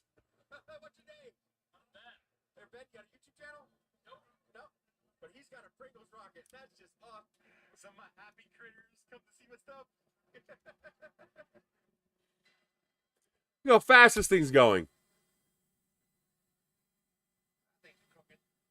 That's not sped up. That's real time. That's ridiculous. The whole thing was shaking. It almost looks like a lapse. It looks like it's fast forwarded, right? Yeah. If you clip the video, people would believe it. That's crazy. Jesus.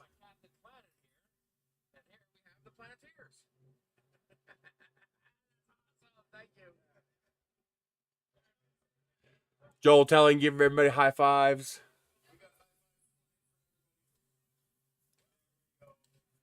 There's Mitch with his backpack 3D printer.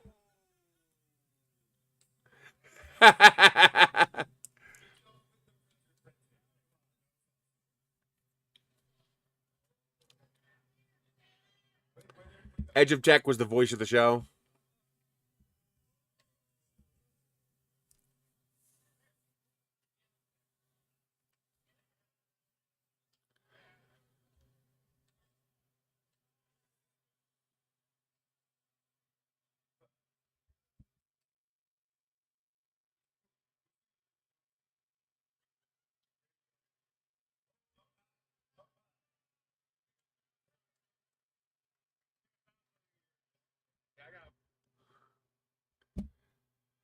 I should have recorded more videos. I was dumb. I didn't record enough videos.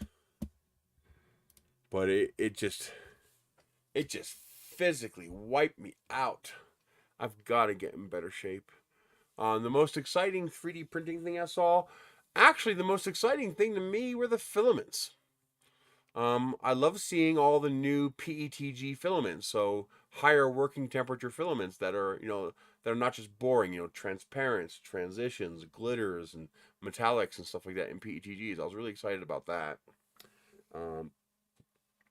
What else was really good? I like seeing that Diamondback looks like they're successful. They're coming out with more nozzles because those nozzles really do truly work amazingly well.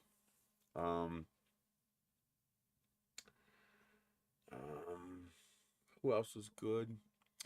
E3D has the new Obsidian line of their Revo nozzles.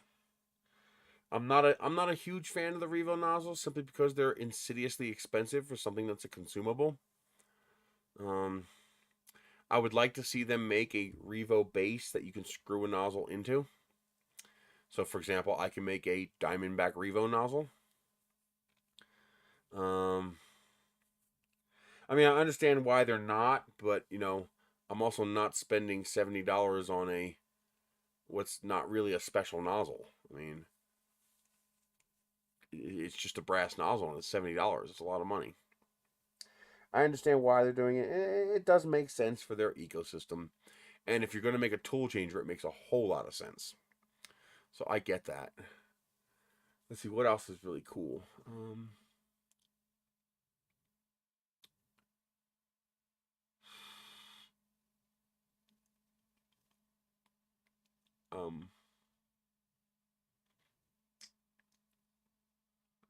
Chameleon 3D got one of his kits working on a bamboo. That was pretty cool. I like that new suitcase printer. The not suitcase. Where's the picture? I know I took a picture of that. Is it possibly on a different device?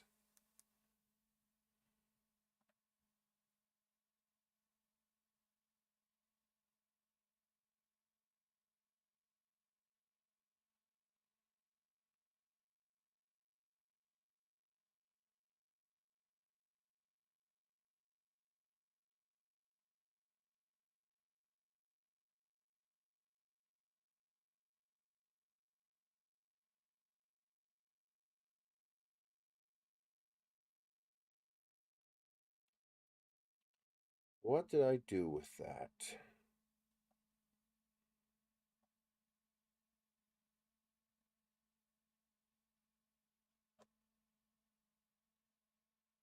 I do have a couple. No, I don't. Just a couple.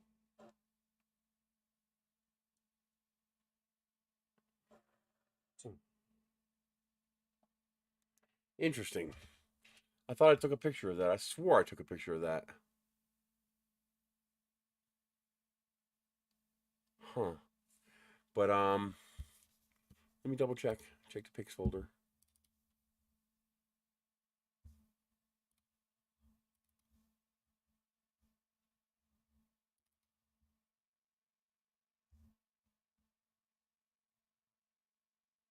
I sworn I took a picture of that.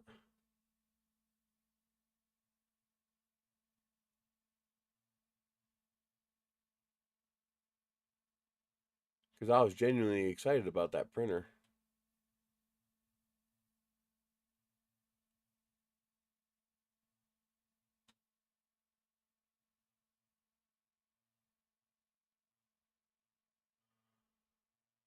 I guess I didn't. Huh. Let's see what else was good there.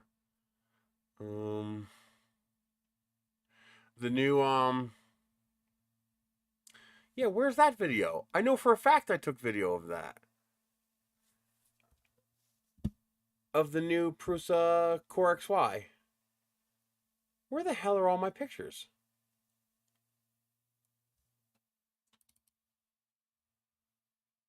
Oh, I did a lot of this during the live stream. Oh, that might be when I got the video of it during the live stream. Okay, that's why I remember it but don't have it because it was a live stream. um, the new Core XY looks pretty nice. I wish it was a little bit bigger, but it's pretty cool looking. What else is neat? All the different Vorons were amazing. There's a ton of Vorons there.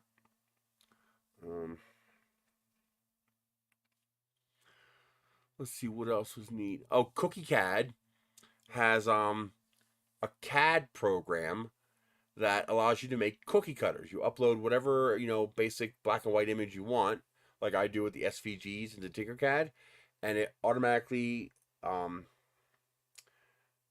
do you call it? Homogenizes the thickness and adds the rim so that you can make a cookie cutter. So it's literally a dedicated CAD program for making cookie cutters, which is really cool. But they're also working on a more generalized CAD program that keeps that very noob friendly, that very non techie friendly interface, almost childlike interface. It's fantastic. I love it. It looks fun, but they're trying to do an in between Tinkercad and Fusion. So Fusion is a 2D CAD program, and you extrude objects into 3D, while Tinkercad is a strictly 3D object-oriented CAD program. Cookie Caddy's trying to bridge that gap, so it's a split screen. You have the 2D look and you have the 3D look, and it mirrors everything between the two of them, so that people get used to that 2D to 3D interface that you're going to need if you're going to use something like Fusion or SolidWorks or something like that. So I thought that was pretty slick. That's something he's working on.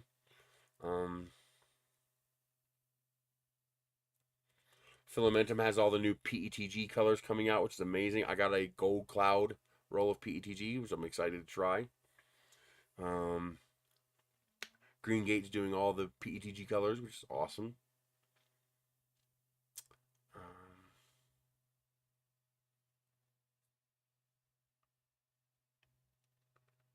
What else is neat? New colors from TH3D. I didn't see any new colors from Prusament. Who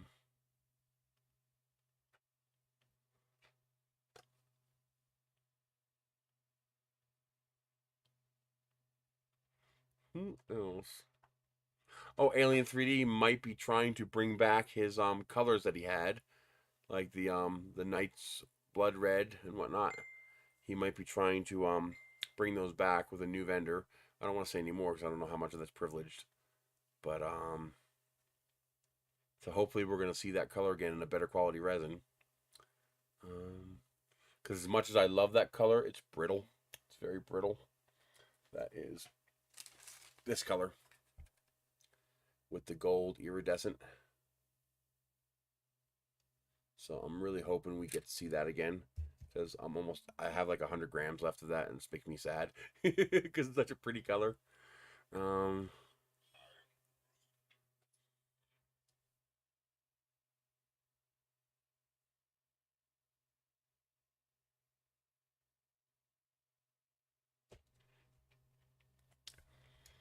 Let's see what else.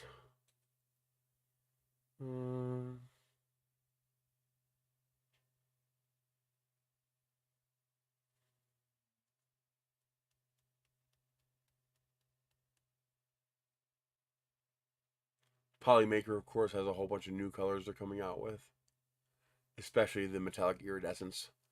Those are the ones I'm excited about.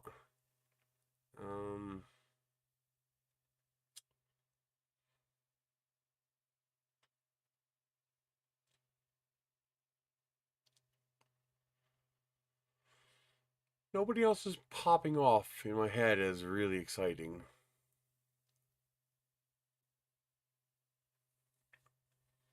A lot of the big vendors didn't show up to this because they weren't sure how big it was going to be.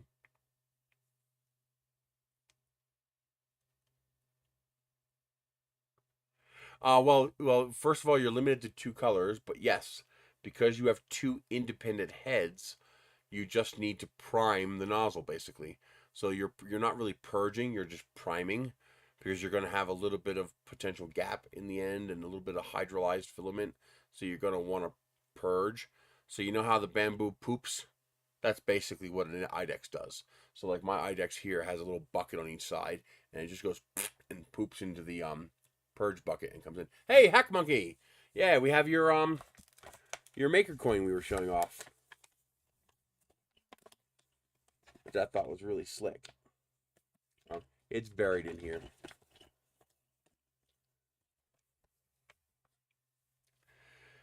So how did you like the show? Was it awesome or what? I forgot to go outside and see the drag races and the battle bots.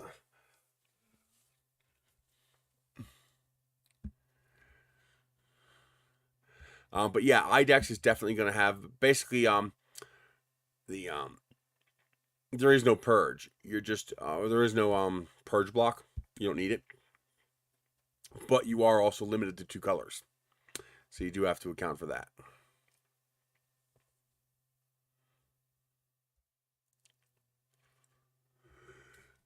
It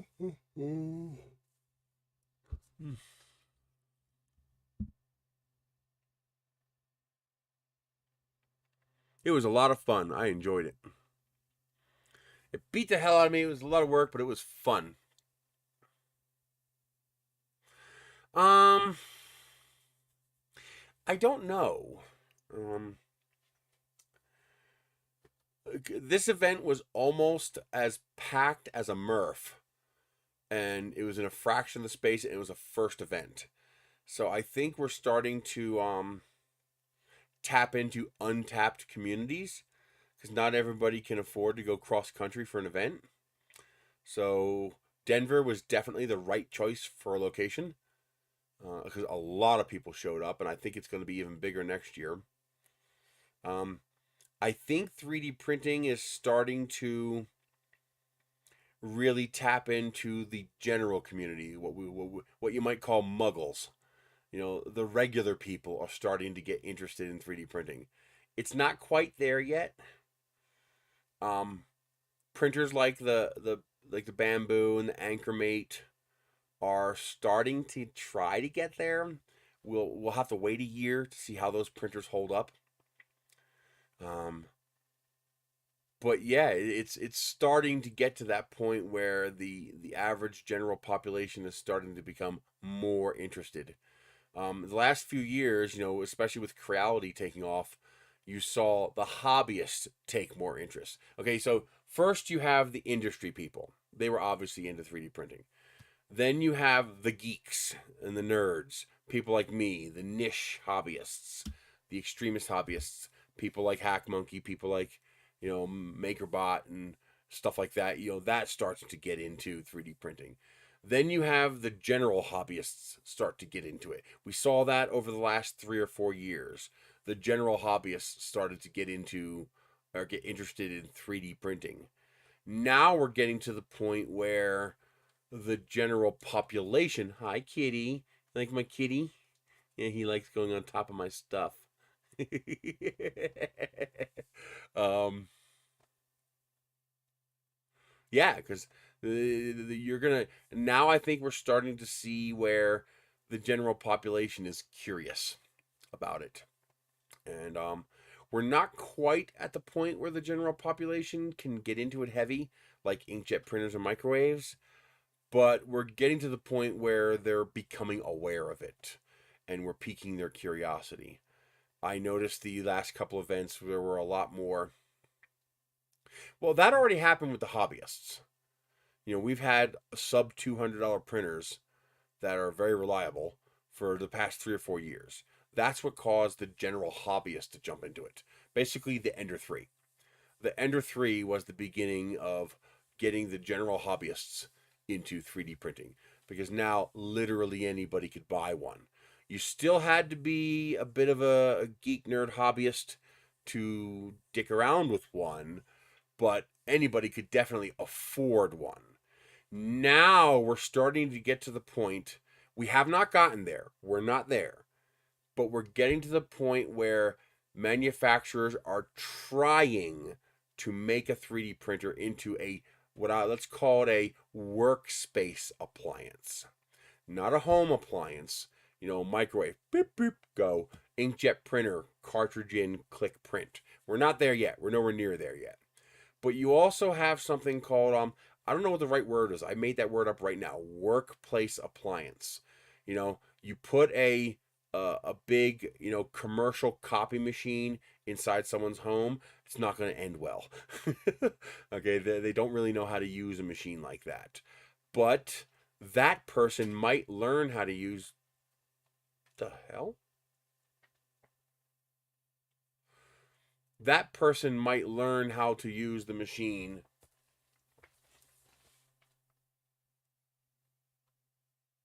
Thought I saw something move. Um, might learn how to use that kind of machine at work. So think the type of machines a factory worker, an office worker will have to learn.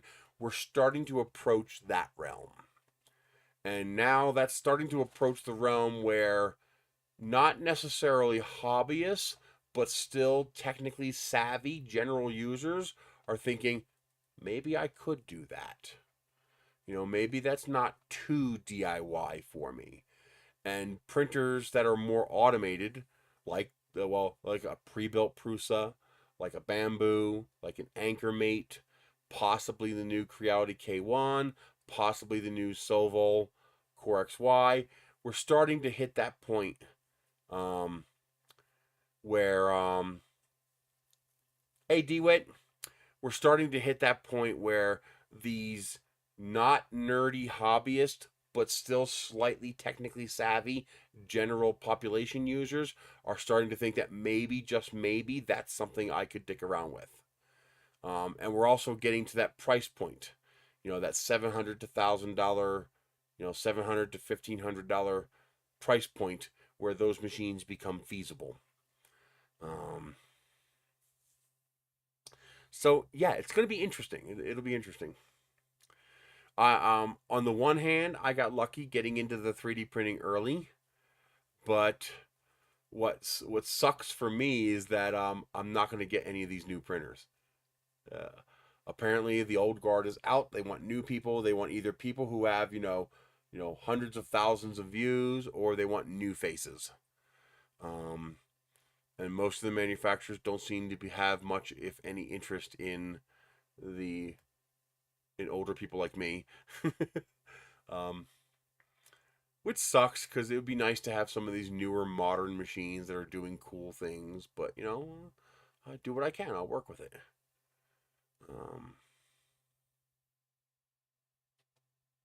We'll see. It's going to be interesting times in 3D printing, that's for sure. And I might have thought of a way to get a Bamboo. Yeah, they might not want to donate one to my YouTube channel, but maybe in a couple of years, if I get that bust going, they might donate one to that. Yeah, well, yeah, true. Well, I do have short form. I have my YouTube shorts, I have my TikTok, I have my Twitter. So if they want just blurb, print something cool, show it off, I'm good for that. But yeah, they're not too much interested in the hardcore, in-depth, tear it apart reviews anymore. They don't really. They've learned what they can. I knew this. I told you guys 3-4 years ago this was going to happen eventually. That eventually they will get what they need out of us. They will learn what they need to learn. And what the hell was that?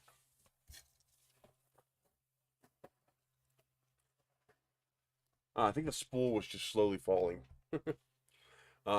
They're going to get what they need out of us makers, and then they will dump us. They won't need us anymore. It's not malicious or anything. It's just business. Why send out free printers to somebody where you don't need what they have to offer anymore? It sucks, but they're not being mean or malicious or anything. It's just business.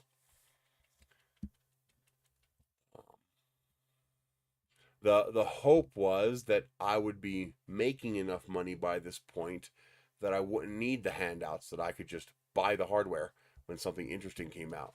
Well, that never happened. COVID came, I fucked it up a little bit. Nothing you can do about it now.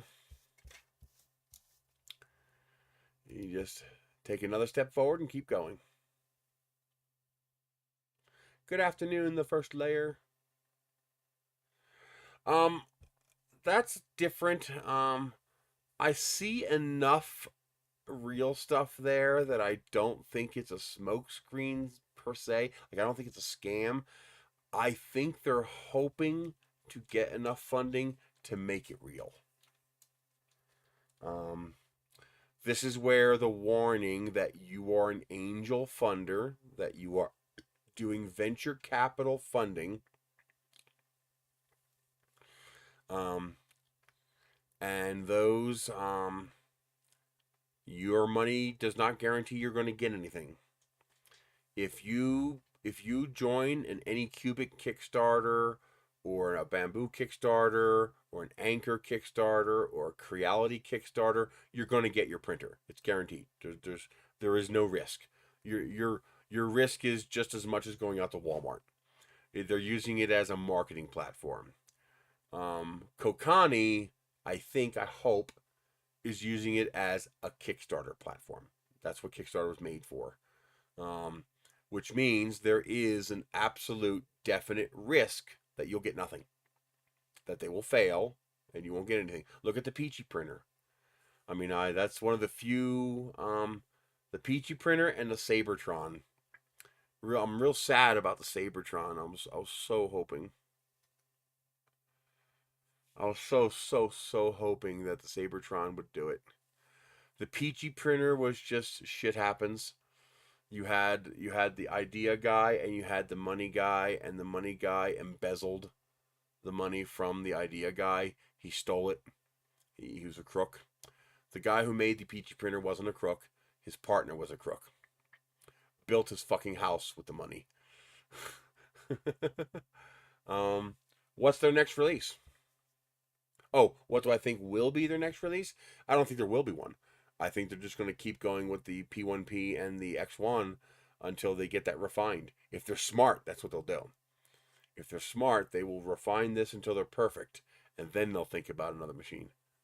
But they don't really have a need to. Their machine is they got a pretty good price range. You have the base model for $700. You have the advanced model for $1,500. So they've got the price range covered.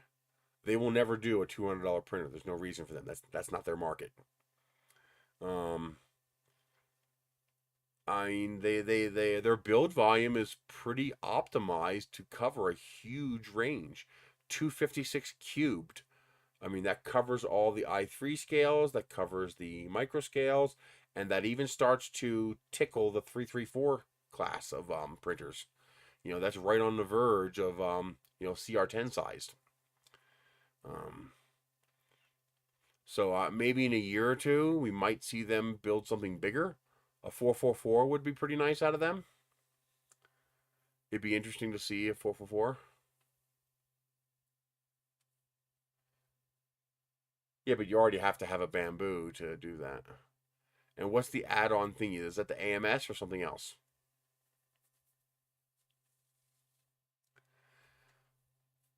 I don't think they're going to turn to the dark side, but I'm hoping they don't turn to the proprietary dark side. They're not open source, but they're also not locked down proprietary. So I'm hoping they can straddle that middle ground and not go evil. It seems like they're doing good so far. So we'll see. I don't know. We'll see. I still think there's room for a market that Creality seems to be leaving behind, which is kind of sad. Basically, the Ender 3.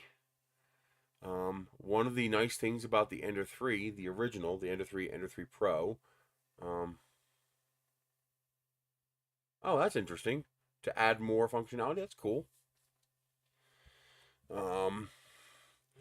But I still think there's a substantial market for ultra simple, reliable printers.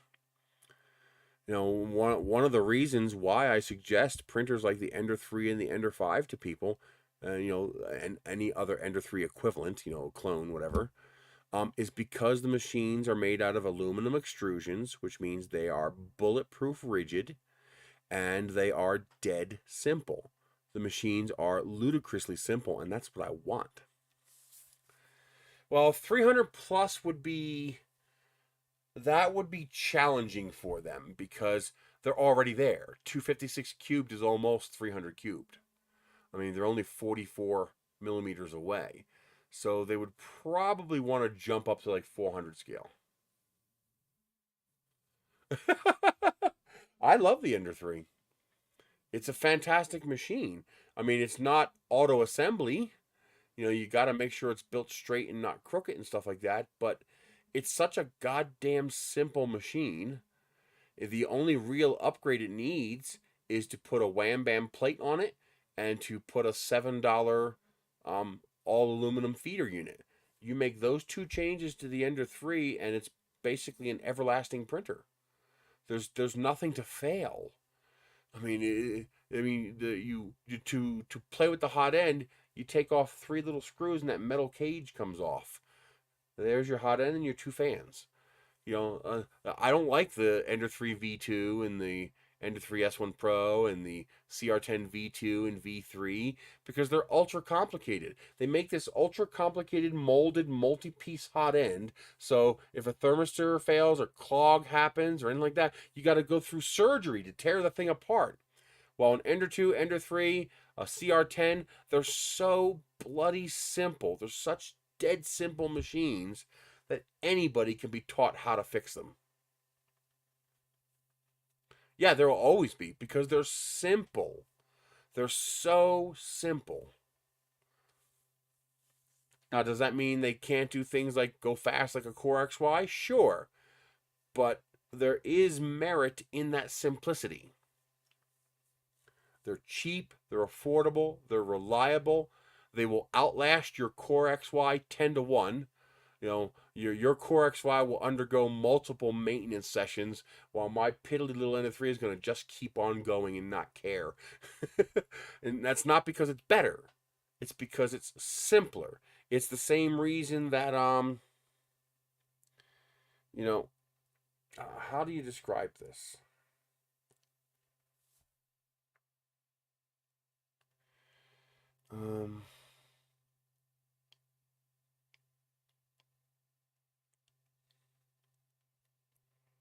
I don't know how to describe it. They're not even so much just entry level. I don't consider, okay, an Ender 3 is an entry level printer based on price, but the Ender 5 is a better entry level printer than the Ender 3 because the Ender 5 you don't have to align it. You know, the biggest problem people have with the Ender 3 is it gets assembled wrong. It gets assembled crooked. It's not square and straight. While with the Ender 5 you can't assemble it crooked. It's pre-assembled. You know, oh no, it's pre-assembled. The only thing you're doing is attaching those pre-assembled assemblies to the 4 verticals. And when you tighten it down, it self-aligns itself. There's nothing for you to align or straighten out. Exactly why we still have ballpoint pens. Because they're simple, they're reliable, and they work. And a printer and most people do not care if their printer is moving at 500 millimeters per second with 20,000 cubic millimeters per second acceleration. They don't care. They're going to print something once in a while. They'll turn the printer on, they'll wake up in the morning, and it'll be done. You know, and they would rather not spend $1,500 on it when they can, you know, that's why people still buy $10 toasters from Walmart. Because they're cheap, they're simple, they do the job. And a printer like the Ender 3, like the Flash, the TiVo Flash, like the Anycubic Viper, like the G20 from G-Tech, like the any other Ender 3 style, i3 style, like the Prusa, you know, they're simple pens. Uh-oh. Good seeing you too, Hack Monkey. Thanks for the Maker Coin. Was that a Prusa stream?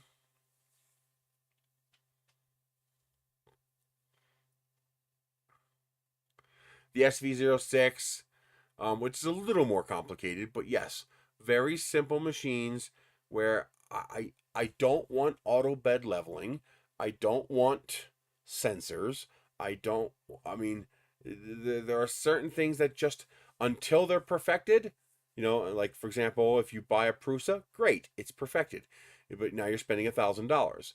If you buy a Bamboo, great, it's perfected. Now you're spending $1,000. Yeah, senseless. I want brain dead, simple machines. I want a machine that is so ridiculously simple that you can look at it and go, oh yeah, I can fix it just by moving that, adjusting that, replacing that. And that's one of the reasons why I like the original Ender 2, Ender 3, CR10. You know, those printers, can they be a little annoying? Yes. Is there a learning curve to using them? Yes. But let's get real, folks. The learning curve is not that great. The new ANET is not that bad. Exactly. Well, no, but there's not, like I said, let's get real. There's not that much smarts. It's not that difficult. And most of the difficulty people have with the basics of 3D printing have nothing to do with the basics of 3D printing. They have to do with the fucking thing coming with a warped bed. They have to do with the thing having an inconsistent Z offset. They have to do with the X arm being wobbly so that it changes position every time it goes up and down. It has to do with it being difficult to assemble. Most of the things that give heartburn to people, okay, most of the things that you benefit from when you buy a nicer printer have nothing to do with the nicer features. It has to do with that the nicer features are wrapped around a higher quality, better built, more reliable structure. I mean, one of the reason the Ender 5 is my Ender 5 and my Ender 5, my Sapphire,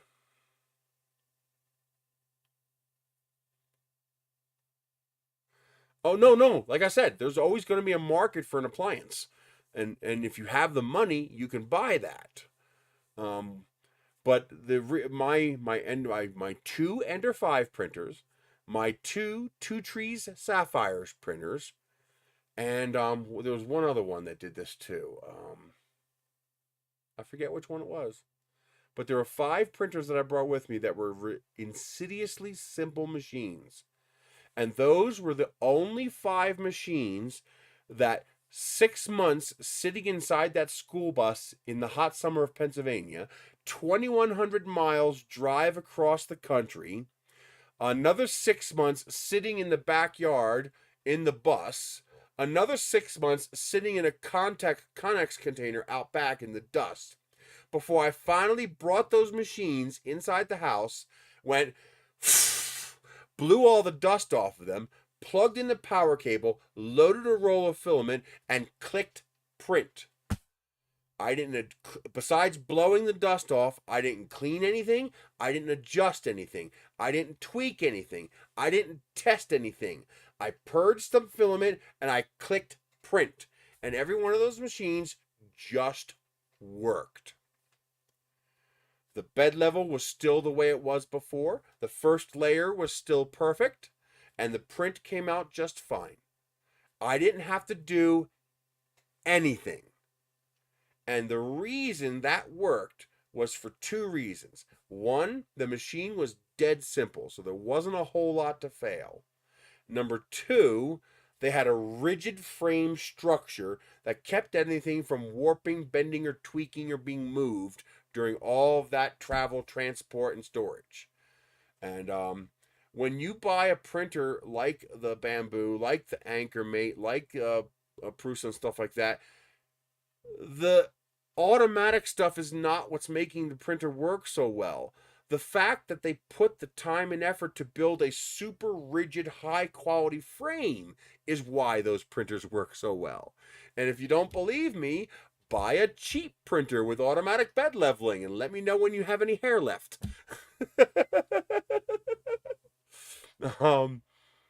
So yes, these companies are now moving into the realm of the technically savvy general user who just wants to turn the machine on and have it work.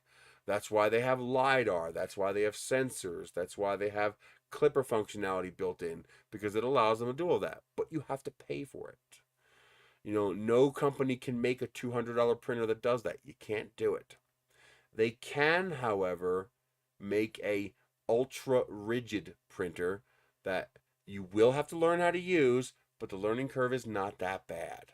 And for a hobbyist, that's why the hobbyist industry blew up so rapidly with 3D printing, because we finally had decent hardware that was cheap, not crap like the Wanhao Duplicator i3V2 that you had to print off 50 hours worth of modifications before the printer became remotely reliable, and crap like, you know, Mendel printers and MakerBots and Pancake printers.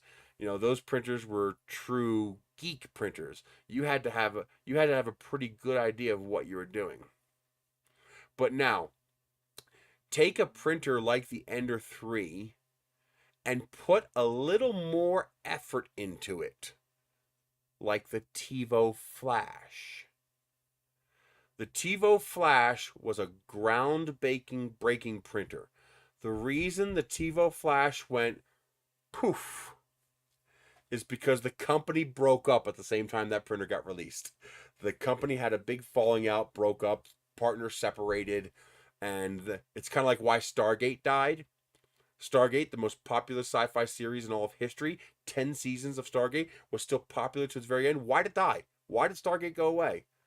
Well, because you had the breakup, the bankruptcy of what was the company? What was the original company that had Stargate? Amazon bought them now, but with the original MGM. MGM had a big breakup. They had problems. They had issues in the background, and Stargate just got dropped during that process because the company itself was going through a crisis, and then COVID happened. So the same thing happened with the TiVo Flash, because the TiVo Flash was now eventually we got a replacement TiVo Flash. You got the Cobra line from Anycubic. Those machines are nice. And my Cobra Viper is amazing. My Cobra Viper is a CR6SE that doesn't suck.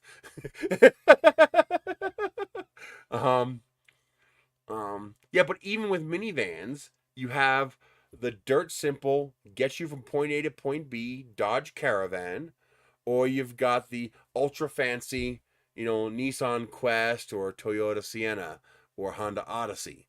One's 20 grand and one's 60 grand.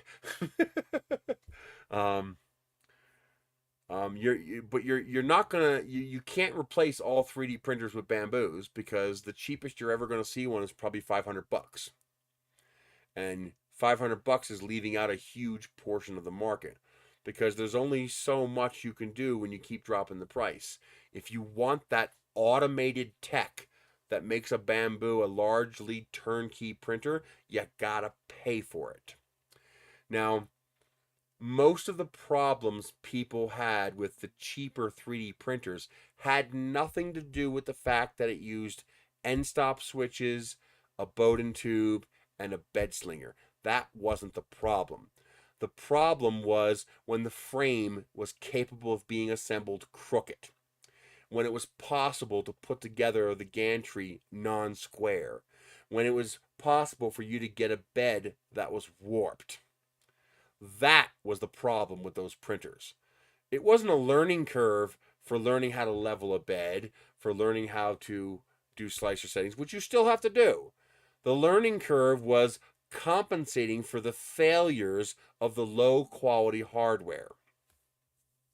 One of the biggest improvements that we saw in 3D printing was, very strangely enough, what Creality and the early printer manufacturers did: aluminum extrusions and glass beds. While glass beds are a pain in the ass, they're substantially flatter than the cheap, rolled aluminum beds that they were using at the time. And the aluminum extrusions were also very reliable, well-established components that have been getting made for 50 years. 30 years ago, I was using 1010 rails for rocket launches. And, printer manufacturers got the idea, hey, let's make printers out of this stuff. And that made printers went from to, oh, this is amazing and awesome overnight. We went overnight from, throwing through the window, ANET A8s and Wanhao duplicators, to aluminum extrusions, which fundamentally changed everything. Well, it's not affordable, though. $700 is not affordable. It's affordable for the people who can afford that price range. So people who were possibly thinking about $2,000 and $3,000 printers, $700 to $1,500 is very affordable to those people. But it's not affordable to the people who are looking at $200 printers, because they're never going to buy a $1,500 printer. They can't afford it. You got to remember, 50% of the entire U.S. population makes less than $38,000 a year. So 50% of the US population is living below the poverty line. Those people cannot afford a $1,500 printer ever under any conditions. So you could tell me, hey, you can have this Bugatti Veyron for $30,000, and I could still never buy it because I can't afford a $30,000 car. It doesn't matter how good it is. It doesn't matter that it's the best thing since sliced bread. I can't afford it.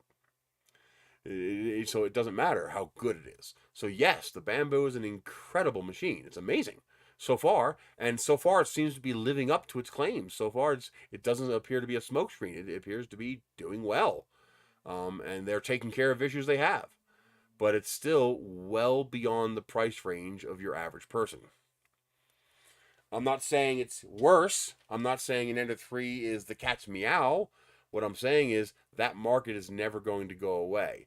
There is always going to be demand, and then you especially have that for. Thank you, Edge of Tech. You're especially going to have that demand for startup print farms. The Ender 3 has 3 failings. And now keep in mind, when I say Ender 3, I'm not talking about the Creality Ender 3 printer. Think of Ender 3 like when you say Velcro. What we really mean is hook and loop tape. What I mean is that i3 class printer, that 200 by 200 by 250 class, simple, basic, $100 to $400 printer. That class printer. That's what I mean when I say Ender 3. I don't mean Creality Ender 3 specifically. So, G-Tech, the G-Tech 30, the Anycubic Viper or Mega,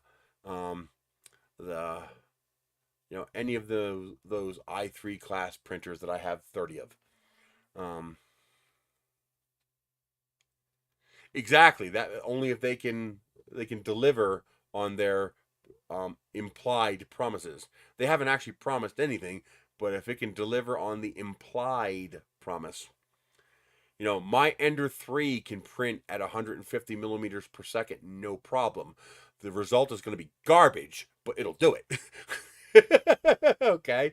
So when I say deliver on the promise, I mean go that fast and deliver a usable result.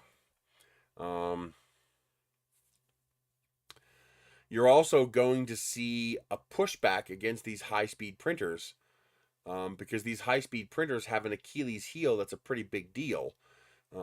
As more of the general population gets into 3D printing, now when you're printing out trinkets, decorations, home goods, toys for your kids, okay, they're going to work great. But when you start getting into people who have wood shops and stuff like that and want to add 3D printing, they're not going to be as interested in some of these high-speed 3D printers because when you print that fast, you are compromising the structural and mechanical integrity of your model. I mean, I don't care how clean that Voron print looks at 600 millimeters per second. Mechanically, it's garbage because that filament cannot properly adhere at that speed. You will not get proper fusion at that speed, not with our current plastics.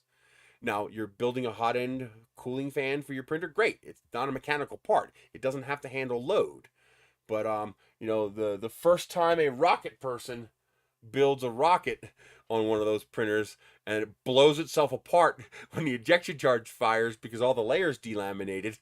The first time a person makes some clamps for their wood shop and they peel apart because the plastic didn't adhere right, they're going to be a little annoyed. And all the speed benefits are going to go away. I still want one. Why? For prototyping.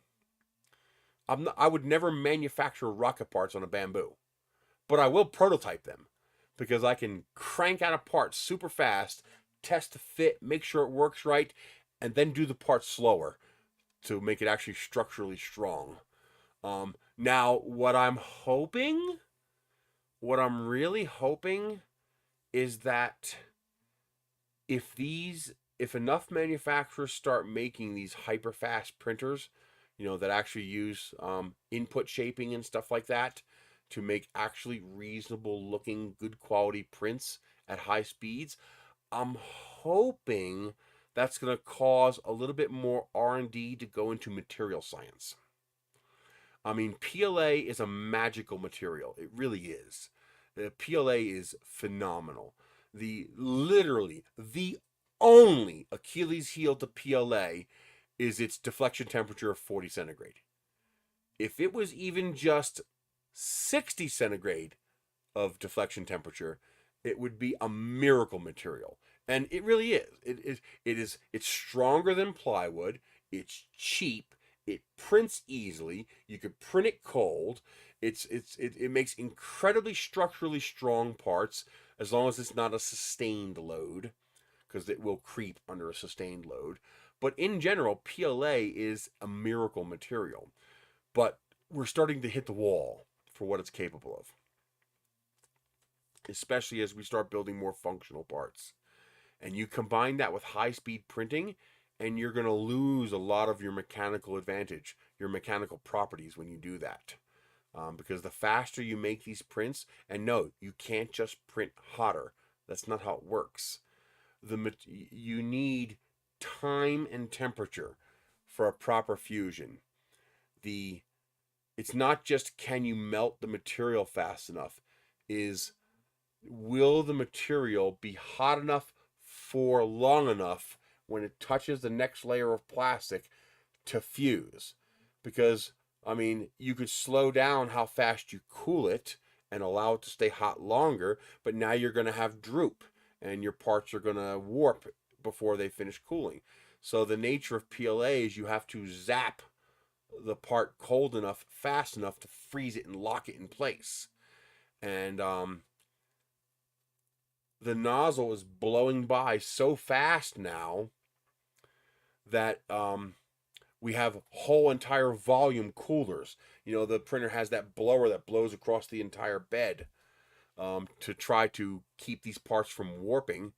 And I think you're going to notice that, like, for example, I print even slower than these printers are capable of going. I could easily print, this part at 60, 80 millimeters per second on one of these, bed slingers. I could do 80 millimeters per second easy. It's a vase mode print. I mean, with the exception of the ribs on the inside, there's no real hard turns or anything like that, and the part will still look good. I slow down to make sure the plastic adheres, to make sure I get a good proper bond. So I print at 35 to 45 millimeters per second actual, no outer perimeter slowdown, in order to facilitate proper bonding. You should have seen how much force it took from me to break this part. I almost reached my limit. I was actually concerned that I wouldn't be able to break it, and then suddenly, boom! It shattered. But yeah, that was actually genuinely difficult to break that part. Now, if I print that part at 80 millimeters per second, you just destroy it, because you're not going to have the same bond. You're not going to have the same layer bonding. What we need, though, what I would like to see, and we are seeing some of this, but they're a little on the expensive side. I would like to see printers as simple as Ender 3 style printers. No ABL, no fancy cage, no fancy sensors. Filament run out fine. That's easy enough. Simple end stop switches. And I would like to see the better construction quality that we see on things like the CR6SE, the Anycubic Viper, the Ender 5, the TiVo Flash, stuff like that.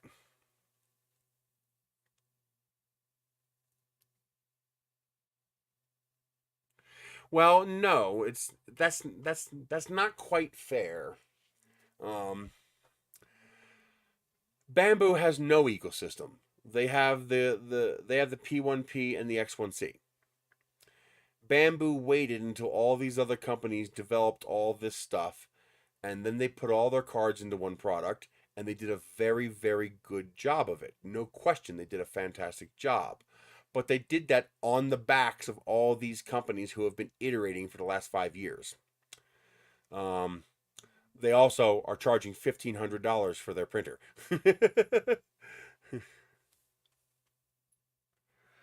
An Oreo? Oh, Donkey. Oh, now screw you, photo. Now I want Oreos. Oh, now I really want some Oreos. That's not fair. I can't have Oreos. I'm too fat.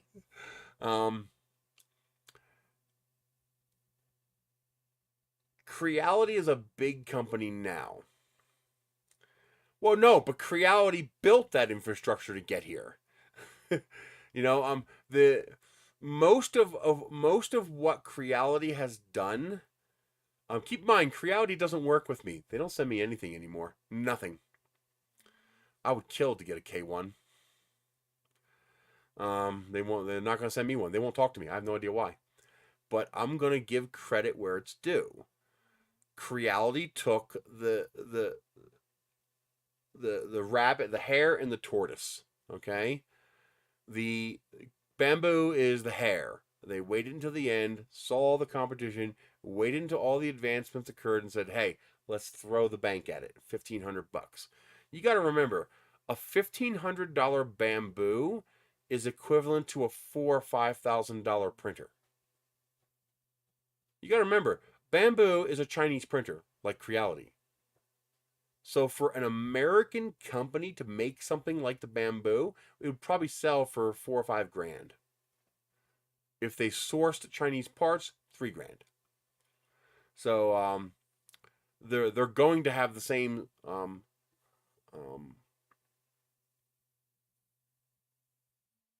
what Creality did was the tortoise approach to the race.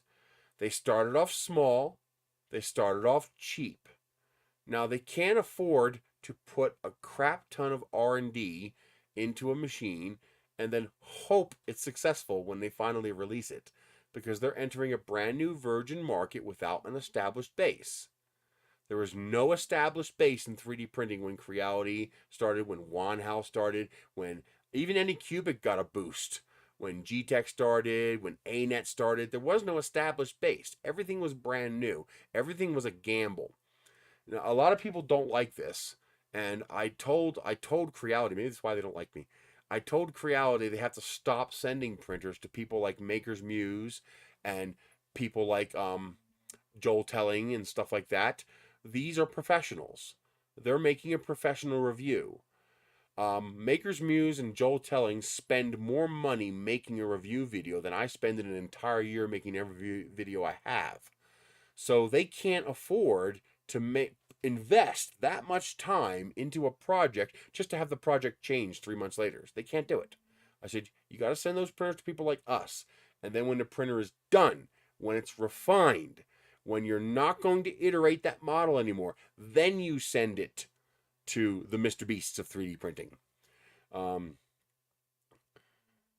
But the way Creality worked, and other companies like Creality, but Creality was the big one, okay, was genius. They did what I call JIT manufacturing, JIT R&D. JIT is an industry term, JIT, just in time. So toilet paper, for example, is the ultimate JIT industry. Toilet paper is a problem because it's very cheap. Toilet paper is dirt cheap. But the problem is it's really expensive to hang on to. That's why when people told me people were hoarding toilet paper, I couldn't help but laugh. That's news media propaganda. Nobody was hoarding toilet paper. Are there a few outliers who are trying to profit from it? Yes. But nobody's hoarding toilet paper. A roll of toilet paper takes this much space. Where in your house are you going to put 1,000 of these?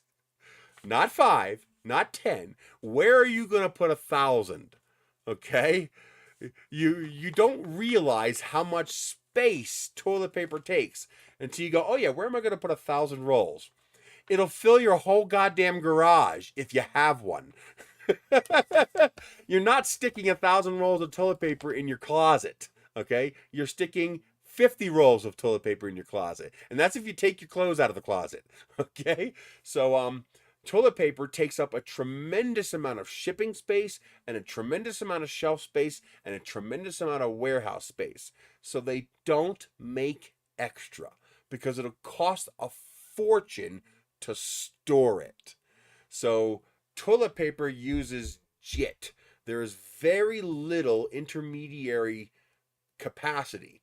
Well, that was because 3D printing was exploding and the tariffs were non-existent. The tariffs have correctly done their job and they've balanced out the market for filament. Sucks for us, but that's what it should be. To be honest, that's what it should be. Now look at what happened. You have a whole bunch of U.S. manufacturers who are thriving making filament because it's a balanced equation now. So while I don't like it, I understand and I agree.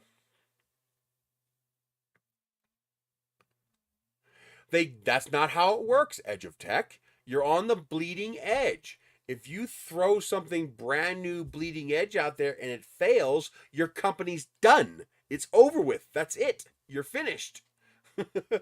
Bamboo can afford to do that because they're entering a mature, established industry where the objectives and the race line are clear and obvious.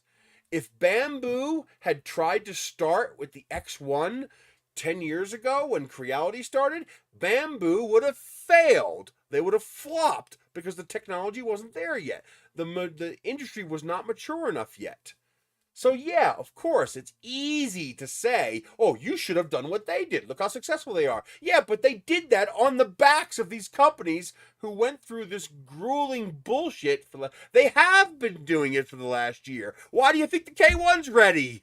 What, you think they thought of the K1 2 months ago when the Bamboo came out? No! They started the K1 a year and a half ago. Just like Bamboo did. Bamboo just beat up the market. This stuff doesn't just get invented like this.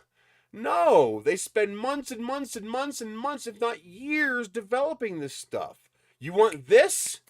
You get Ender 3, Ender 3.2, Ender 3 Pro, Ender 3 V2. That's what you get when you want this. You get iteration. But you know what iteration, I appreciate the iteration. If Bamboo screws up a print model line, guess what? You got to wait a year and a half for the next model to come out. You got lucky. They didn't. They did a good job. Instead, what Creality did was something that was actually genius. They iterate in real time. So they make the Ender 3. It works great. It works fine. But this part has a flaw. So they flow integrate the update into the production line. So now, from now on, every printer gets this new upgrade. And they just flow integrate that update. And then every now and then they call it a new model. But in reality, it's just an iterated version of the previous printer. But you didn't have to wait 3 years to get that updated model. You didn't have to wait 3 years for Nissan to fix the flaw in the car in the next version of the car. Instead, as they were producing the cars, they just said, okay, make this change. And Creality was flexible and light enough to be able to do that. And look what it's done. Creality got big enough that they were starting to be able to influence the production of the parts they were making. Creality expanded so fast, they outstripped the industry around them. Creality was literally handicapped by the rest of the world. Remember the big hoo-ha about the Meanwell power supplies? Do you know why Creality couldn't put Meanwell power supplies in all of their machines? Why they had to start going with that other party making similar to Meanwell power supplies? Do you know why? Meanwell literally choked. They couldn't do it. The entire industrial capacity of the Meanwell company was insufficient to meet the demand of one single customer, Creality. They literally could not make enough Meanwell power supplies to feed the monster that was Creality. Creality's like, more! And Meanwell was like, we can't make them any faster! I've given her all she's got, Captain! Literally. They were making so many printers that the company could not make enough of the power supplies to fill the orders. So they had to find alternatives. And you're thinking, oh yeah, with all that money, no, they're not making all that money. They're selling you the printer on a razor's edge profit. I mean, they're selling them for $199. How much profit do you think they're making? If they're making $50 a printer, I'd be impressed. Which is actually a really good profit margin, but it's not that much money. And eventually, Creality realized we're making so many printers, we cannot depend on outside manufacturing. So they started buying entire factories and manufacturing the parts themselves. They make their own plastic injection molded parts now. They make their own power supplies now. They make their own stepper motors now. You notice the stepper motors now say Creality on them for the last like 3 or 4 years. And that's because they recognize that they need to make their own in order to be able to fulfill the demand that they have and to fill the level of quality control they demand. Look at the quality control between their first printers and their latest printers. The difference is night and day. It's stark. It's huge. And that's because they're a very small company that became a big company by making little tiny micro steps, by making little iterative improvements to the bane of all the Mr. Beasts of 3D printing YouTube, but to the benefit of the entire 3D printing industry. See you later, Vaughn. I mean, it got to the point where Solval was having Creality make their printers for them. The original, now I'm pretty sure they're making their own printers now, but the original Solval machines were made by Creality. Because Creality had the best of everything. They had the best extrusion control line. They had the best bed control line, the best hot end control line, because they were able to control the production of all of their parts. And, I mean, it got to the point where eventually they had injection molded fan shrouds instead of the 3D printed ones that came with the printers originally. And so, now I don't understand why they didn't fix certain things. Like, one of the things I was screaming at them often for was fans. Their fans were garbage. It was one of the last things Creality was outsourcing to other companies. Yeah, because Creality makes good, quality, reliable stuff. Is it the best, most advanced stuff? No, but it's good, it's high quality, and it's reliable. You know what you're going to get, and it's going to be a consistent result. And that's worth a lot of money. That's why people still buy Dodge Caravans. That's why people still buy, Honda Civics and Toyota whatevers, because they're simple, established, reliable components. Now, comparing Creality to Bamboo is disingenuous and downright dishonest. Bamboo got to sit back with their thumbs up their ass and watch this industry struggle for the last 10 years and take advantage of everything this industry did for the last 10 years and go, boom, here's this kick-ass product. Of course they can do that. They didn't have to struggle through all that. That's like saying, why couldn't the first Ford Model T be as good as my Dodge Neon? Because they were the first. So they had to learn and struggle and go through all those problems. They didn't have the budget to crank out a $1,500 printer. You don't think Creality has already been working on this? Hello, have you seen the Ender 5? You notice some similarities there? Okay. Oh, then how about the Sermon D1? Notice some similarities there? Okay. These are all iterative approaches to working up to what Bamboo said, poof, here you go, it's ready. Those printers were, you got the Ender, then you got the Ender 5, then you got the Sermon D1. Those were all, again, Elegoo and Anycubic, although Anycubic was a little earlier, so they were in a little bit of the growing pains. But Elegoo, same thing.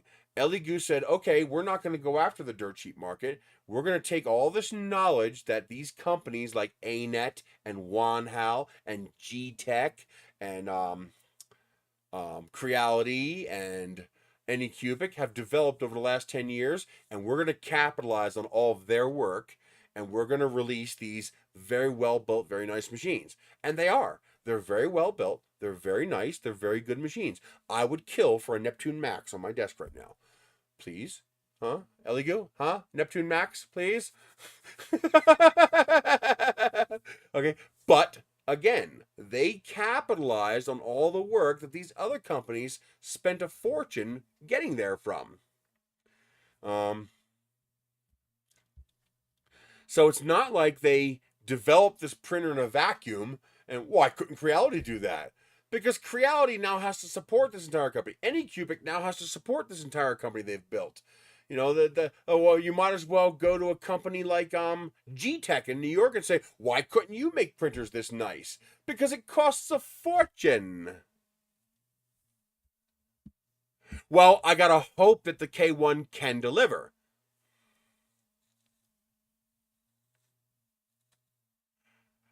Yeah, the guy right above you, Edge of Tech. That guy right there.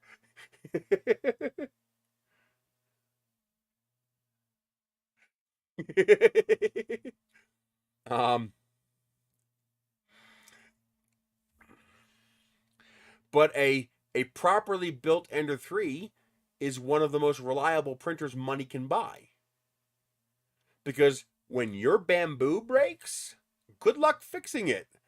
You're going to have to hope it's a simple part and hope Bamboo will sell you the part. Now, so far they are. So far they seem to be pretty good about that. My Ender 3, I can spend $6 on Amazon and fix whatever's wrong with it. With basic hand tools. The printer is so simple, it's almost to the point of absurdity how simple the printer is. Here's how I would make the Ender 3. They actually did it. I made an Ender 3. The Ender 3 Pro is my printer. I designed the Ender 3 Pro.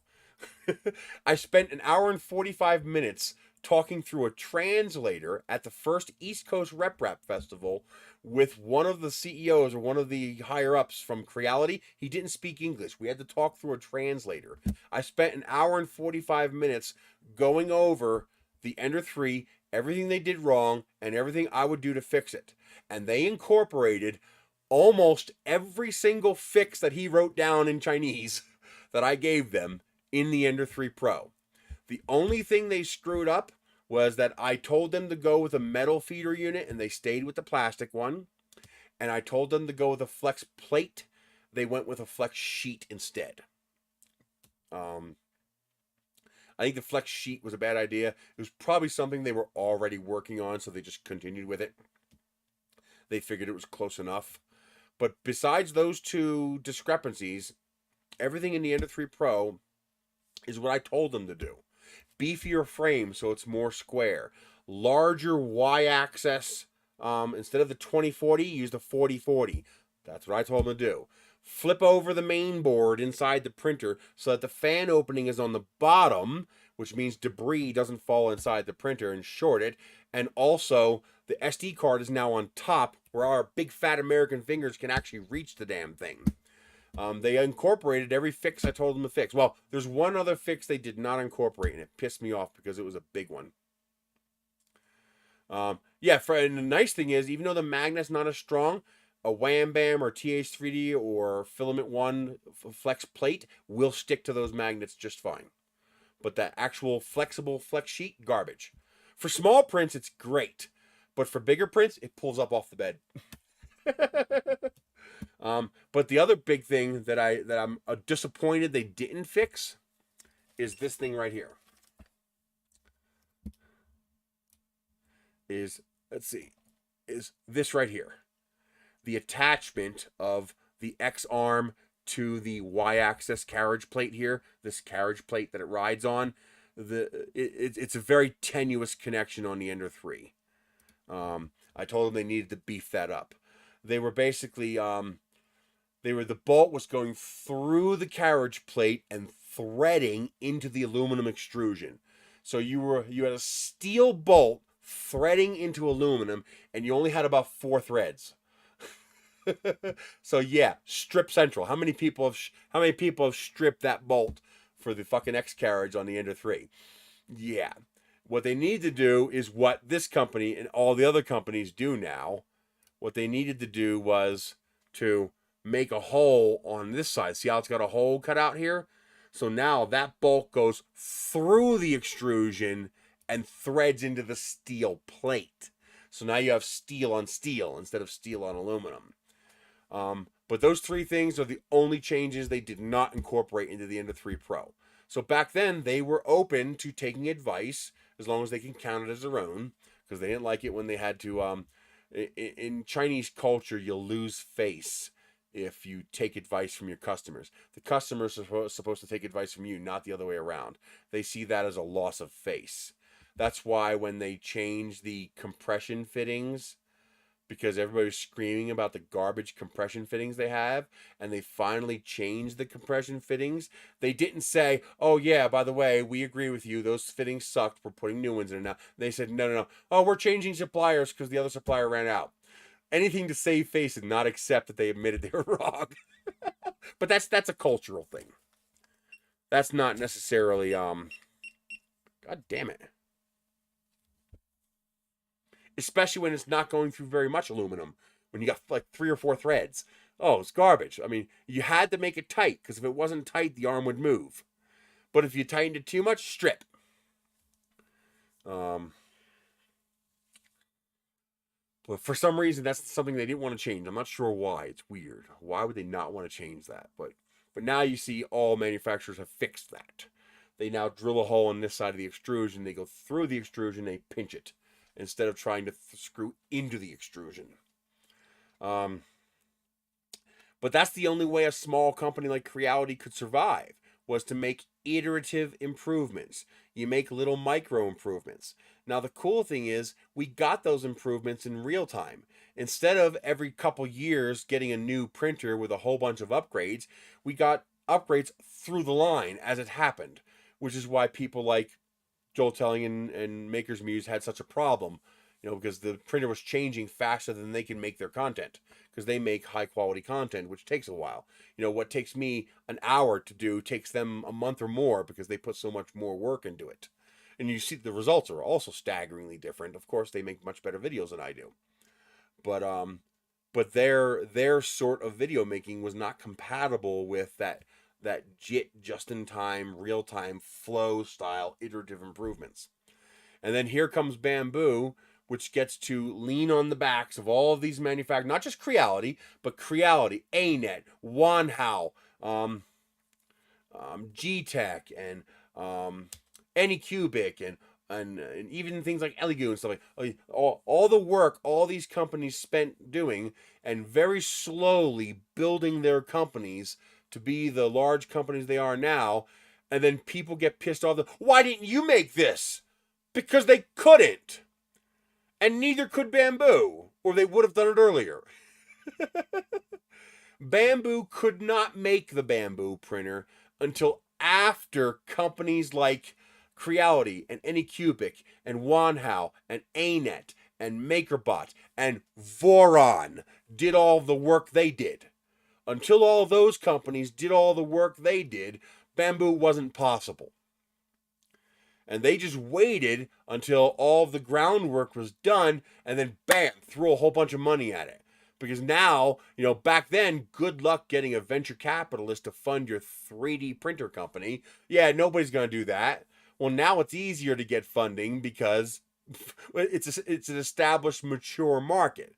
So Bamboo probably had no problem getting some backers to support them once they showed this established market, once they showed that there was actually a market for a $1,500 class printer. All you have to do is look at things like Cheatytech and FlashForge and MakerBot and Lulzbot and Voron and LDL Motors to see that there are enough people willing to pay for printers in that price point. That would not have been 5 years ago because the technology wasn't there. So now you have a startup company that can take advantage of all the work of all these companies, the mature market that all these companies built, the established user base that all these companies built, and you wonder why Bamboo's capable of doing something like that? I'm not mad at Bamboo. Bamboo didn't do anything wrong. They did everything right. They did nothing wrong whatsoever as far as I can tell. But to shit on these other companies who spent the last 10 years giving you everything you have because they couldn't magically do what Bamboo did 10 years ago, that's bullshit, man. That's not fair. That's like looking at a channel like looking at a channel like DeWitt and saying, "Why can't you be as good as Joel Telling?" Well, Joel Telling got it on the ground floor. Okay? And now again, he didn't do anything wrong. But don't shit on DeWitt because he's not as big and as popular as Joel Telling or Maker's Muse, because that's not fair. Well, don't shit on Creality because they can't magically make what Bamboo made. Exactly. They took what everybody else did and made it better.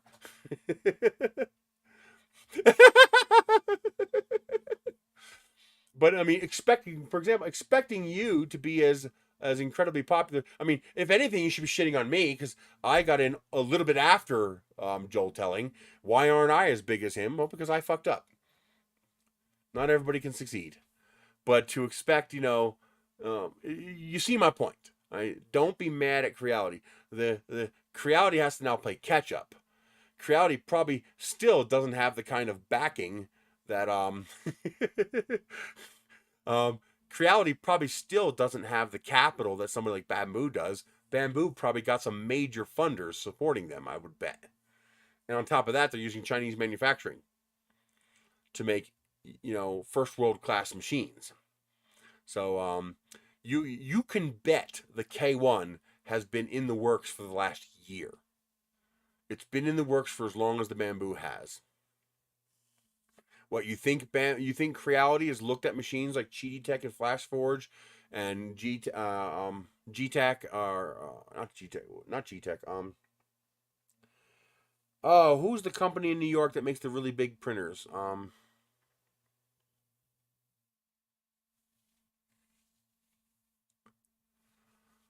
Who are the guys in New York? They have that. I hope they're I hope they're still around.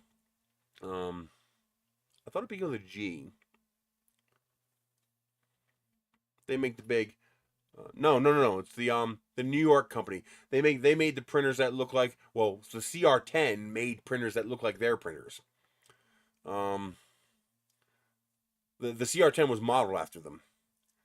The CR10 was basically a copy of this New York company's printers. Joel Telling had a couple of them.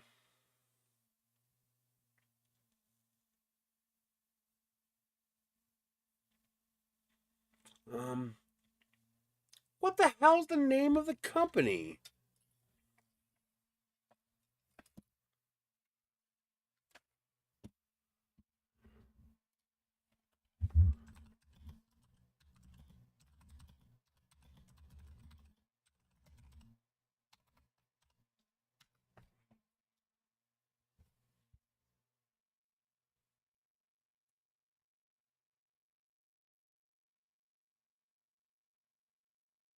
No. Earlier. Way earlier.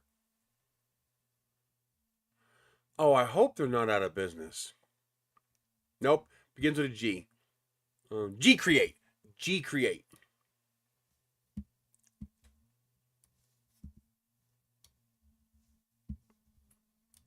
These guys. G Create is the company. These guys who made the maybe they don't exist anymore. I hope they still exist. The G Max printers.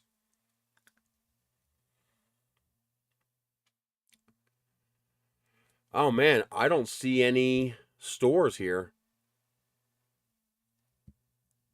Do they not make three? Oh, here, a store. Here we go. Okay, they still make printers. Good. Good. They were the original ones who made the big giant, the big giant 3D printers. But look at these prices: $5,000, $5,000, $5,000, $7,000. Okay, that's what it takes if you want to make a printer like this in the U.S. Okay, these guys. This is where Creality got the idea for the CR10. I'm pretty sure These guys were the first to use aluminum extrusions to make a 3D print, or one of the first. Because they've been around since they were back when the pancake was made and the original MakerBot company was around. These were the original guys. Now these guys are I love these guys. I would kill to have a G Create printer just to have one. Just because these guys were the original big boys. These guys made the original large format 3D printers that Creality copied when they made the CR10, S4, the S5. That was all based on the G-Max printers. These guys made even copying the box to put everything in. This is not these guys didn't copy Creality. Creality copied these guys. But G Create was the original big boys. Hey, G Create, if you ever have a used one that you don't care about, even an older model, I don't care. I would love to have a large G Create printer in my shop just so I can say they were the first ones. I would love. If anybody ever finds a cheap G Create printer on the used market, let me know. I would love to get a hold of a G Create printer. Now, obviously, this printer costs more money than I make in an entire year, so obviously I can't buy one. But yeah, these guys were the originals. Well, first of all, not too many companies make large format printers, especially at that price point. The closest you're going to get is a used CR10S5, an Anycubic Chiron. That's about the closest you're going to get. These are. Let me show you.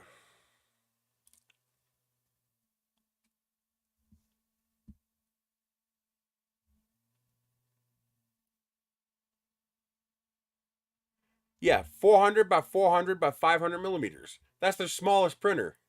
Their smallest printer is Anycubic Chiron sized.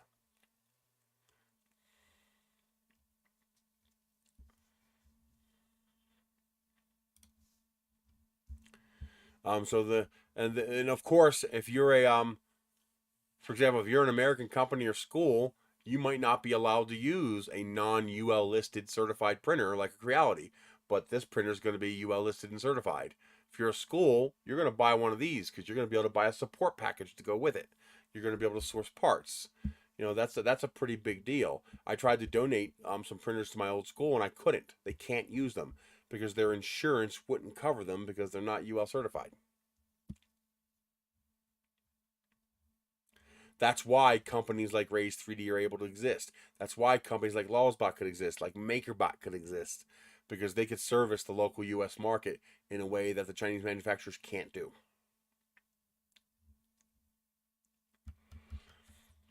But yeah, there's clearly not a whole lot here. I guess they're probably running on fumes or downscaling to keep their operations as lean as possible. Because how are they going to compete? How can you pay an American employee when you have companies selling printers for $200 or $99 in Micro Center? You can't. This is why I keep trying to explain to people why you have a problem with why Simplify 3D has so much difficulty staying up with the likes of Prusa and Ultimaker, because that's who it is. It's not Cura and Slicer. It's Prusa and Ultimaker. Those companies do not sell the software. It's free to them, and they make up for the cost by selling printers. Simplify 3D is not a printer company. They're a software company. They only have Simplify 3D. They have to charge for it. Otherwise, how do you pay the engineers? How do you pay the developers? How do you pay for that New York office space? You can't. You can't give it away for free. And that's why it took so long to get an update. I'm surprised. I am blown away V5 ever came out. I did not expect to ever see V5. Because how the hell can they compete with free? It's almost like an unfair advantage. It's pick whatever company you want. Hot dog vendor. I'm going to bring the Starship Enterprise, float it in orbit, and use the matter replicators to make hot dogs and compete with you. You can't win. You can't. Yeah, There's nothing you can do to compete with my matter antimatter fusion reactors and my free matter replicators, where I just say, computer, make me 1 million hot dogs, please, of the best possible quality that can exist in the universe. Perfect Angus beef wagyu hot dogs. All right? Make me hot dogs out of wagyu steak. Okay? You can't compete. So you have these two behemoths, Prusa and Ultimaker, pouring money into developing Prusa Slicer, which is Slick 3R, and Cura, which Simplify 3D does not have that angel backer. Yeah, and your rat rig doesn't exist. Your rat rig is a fictional machine that doesn't exist anywhere on Earth. You have to build it. Exactly. It doesn't exist. It's fictional. It's a fantasy printer until your hands build it. Yeah, tell the CEO of the design firm in Washington to build a rat rig. Yeah, right. It's not going to happen.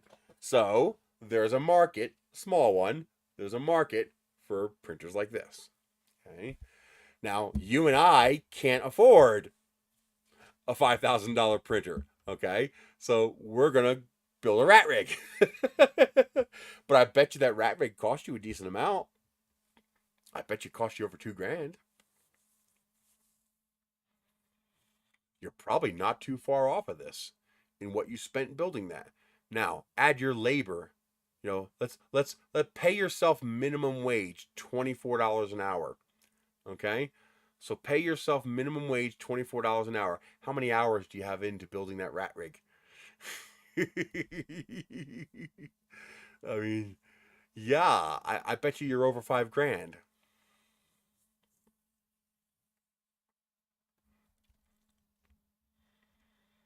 I mean, even if you only have 100 hours in it, that's $2,400 just in labor. Oh, don't forget your tools. Don't forget the rent or mortgage for where you're living. Okay, you're probably well over $5,000, but you got to trade in money that you did have, your time and labor. So it's not the same thing. Yeah. That's why um it's as disingenuous to compare Creality to G-Create or Ultimaker or original Lulzbot or MakerBot as it is um, to compare Bamboo to Creality. It's the same disparity. It's not a fair comparison. That doesn't mean I don't like Bamboo. That doesn't mean I hate them. That doesn't mean they did anything wrong at all. Nothing of the sort. Who knows? Maybe Bamboo is the spawn of Satan. I don't know. But from what I can tell, with my indirect knowledge from you guys, I don't see anything wrong with Bamboo. But to make the statement of, why did we have to suffer with Creality? Suffer? They made your printing existence possible. Bamboo would not exist today without Creality or something similar to Creality. When I say Creality, I mean the company that put it all in to make 3D printers and iterate and improve. If it wasn't Creality, it would have been somebody else. Okay, so I'm not trying to come off as a Creality fanboy, but I am a fan of what they did. Because remember, they don't support me, they don't pay me, they don't send me printers, they don't even reply to my emails. Okay, so it's not like I'm on their payroll or anything. Well, no, rent is worse, buddy, because at least your mortgage would be a fixed payment while your rent is going to go up. Oh, well, is that how much you spend on a rat rig, or is that how much you pay in rent?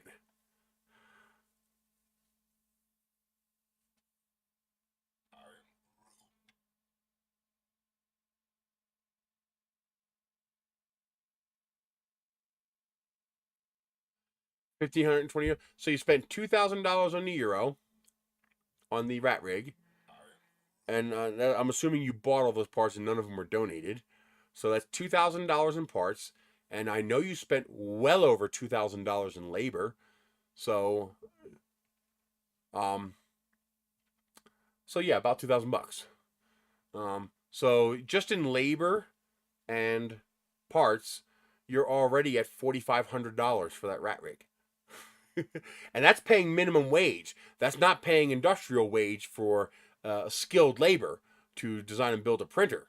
Okay, that's paying you, minimum wage, which is $24 an hour. Anything less is a slave wage.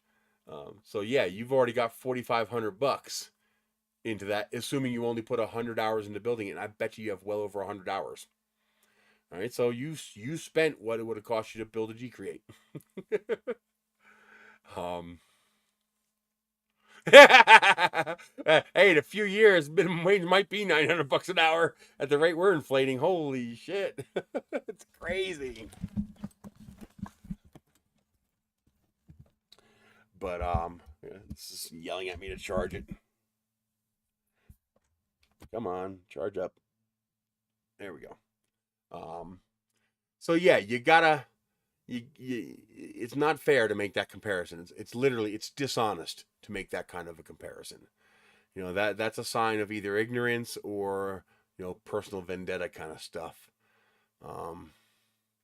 That's what I was trying to tell. I was being very careful with that discussion on Twitter, with Prusa and Design Prototype Test. And I was trying to explain to him. I was like, dude, it's not about your opinion. It's about the way you present it. I mean, you're presenting it in a vile, very polarized, extremist type attitude.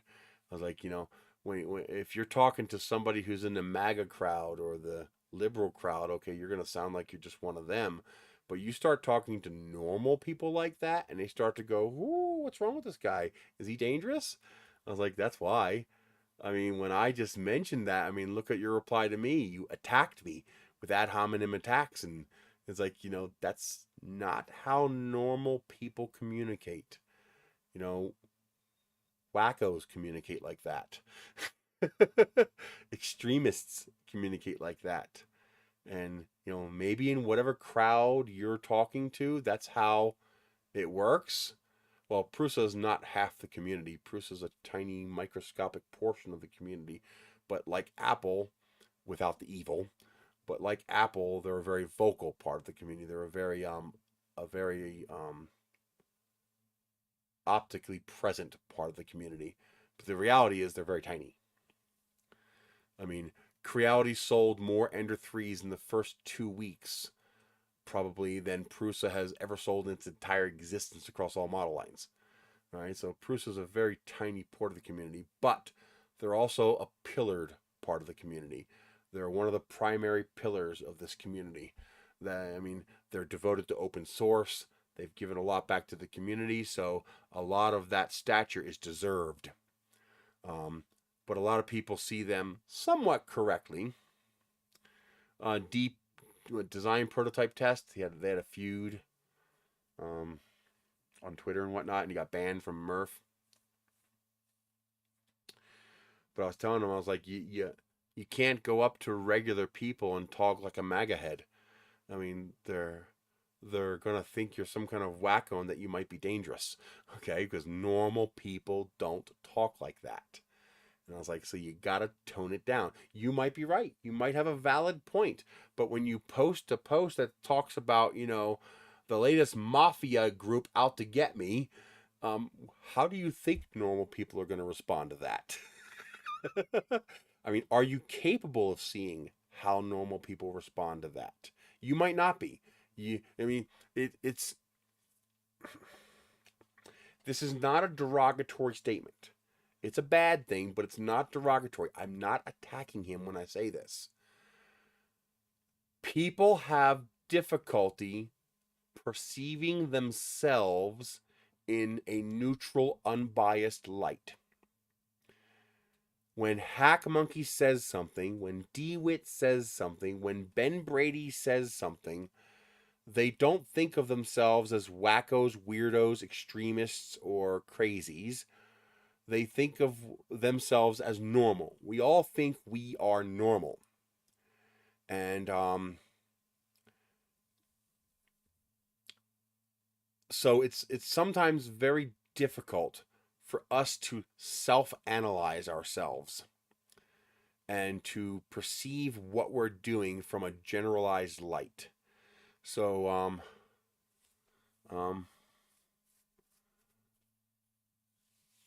if you're not slightly whacked, you're boring. Okay, normal is boring, but when you have the 3D printing community is not a politically hyper polarized extremist group. We're creators, we're moms, we're dads, we're girlfriends, we're boyfriends, we're a hodgepodge from 100 different professions and niches. We're a pretty generalized group of people that leans toward the geekish, nerdish type of people. Um, so think of it as normal as a nerdish, geekish group can be. We're that. And you bring in the type of attitude that I would expect to see at a Trump convention. And you wonder why people react badly to you. You need to stop and think about that for a moment. You need to consider not how you sound, because how you sound means nothing, because everybody thinks they're normal. Nobody walks out of the house thinking, I'm a psychopathic, whack job, hyperpolarized extremist who wants to storm the Capitol on January 6th. Nobody walks out their front door thinking they're that person. That's not how human beings work. Most of us, we all think we're normal or mostly normal. But when you are abnormal compared to the group of people you're communicating with, it can be very difficult for you to perceive that abnormality. You're going to think they're the abnormal ones, not you. And so it's you have to stop and consciously try, because it's hard. I agree, it's very hard to do. You have to think about it. Look at how these people are talking to each other. Look how this person's talking to that person and that person's talking to that person. Look how this group is interacting. Now look at what you just said relative to how that group is talking. If you can do that, you'll realize, yeah, that's like, very, very different from how that group is talking. I tell people, this is actually less true nowadays, but it's still a good rule of thumb. When you wake up in the morning and encounter an asshole, you just encountered an asshole. When you go to the coffee shop and encounter an asshole, you just encountered an asshole. But when you keep encountering asshole after asshole after asshole after asshole over and over again, maybe, just maybe, you're the asshole. And they're the normal people. And sometimes when you encounter that a lot, you need to stop and do a self-check, a reality check. I've done this many times. I get into a very heated discussion online with people because the internet gives you that veil of anonymity. You're not facing the person you're talking to in front of them. And on top of that, human beings are, I'm not one of these human beings. I'm a lizard. I'm very bad at this. But I do have some skill at this. All human beings do. Human beings have a much, we don't hear and see nearly as much as we think. We hear a lot less than we think we hear. We see a lot less than we think we see. We are very emotional creatures, and we see and perceive things we don't realize we see and perceive. In fact, the lack of recognition of what we're seeing and perceiving is why it works so well. It's why you walk up to a person, start talking to them, and you get a bad vibe. Like something tells you, this is a bad person. Like, or this person's lying, or this person's about to do something bad to me. Or it gives you I like this person, I trust this person. They haven't said much yet, but I believe what they're saying. And that's how shysters work too. They trick you into believing that.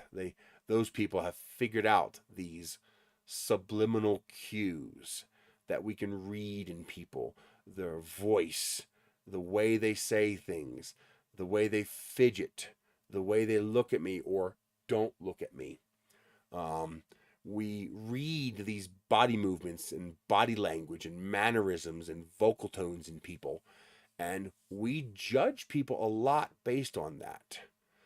It's one of the reasons why racism is so easy, because it plays into that built-in instinctual mentality that we have.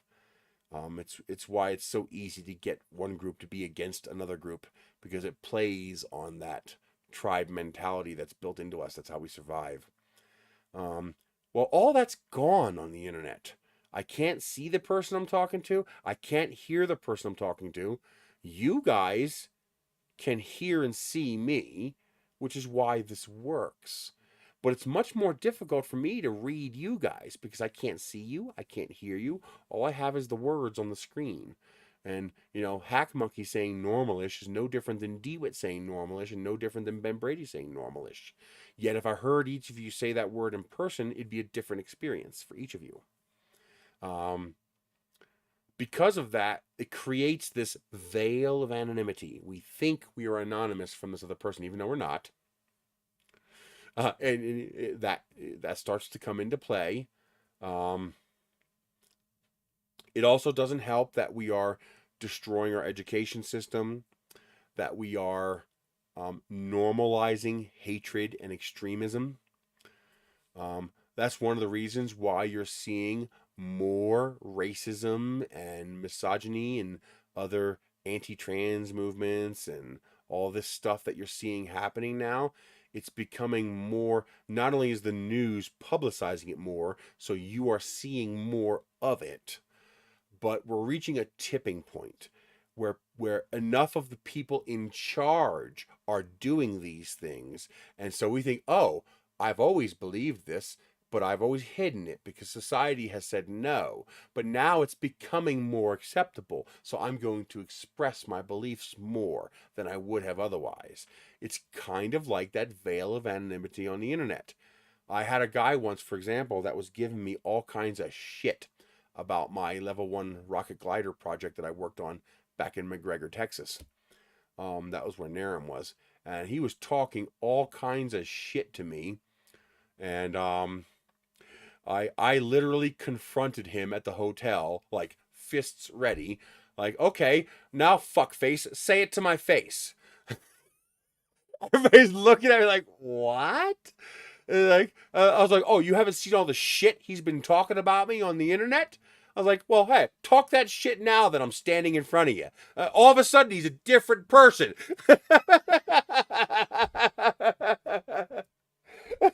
That night on the internet, he tried to smack some shit again. He's like, I know what room you're in, asshole. Want to have the discussion in person?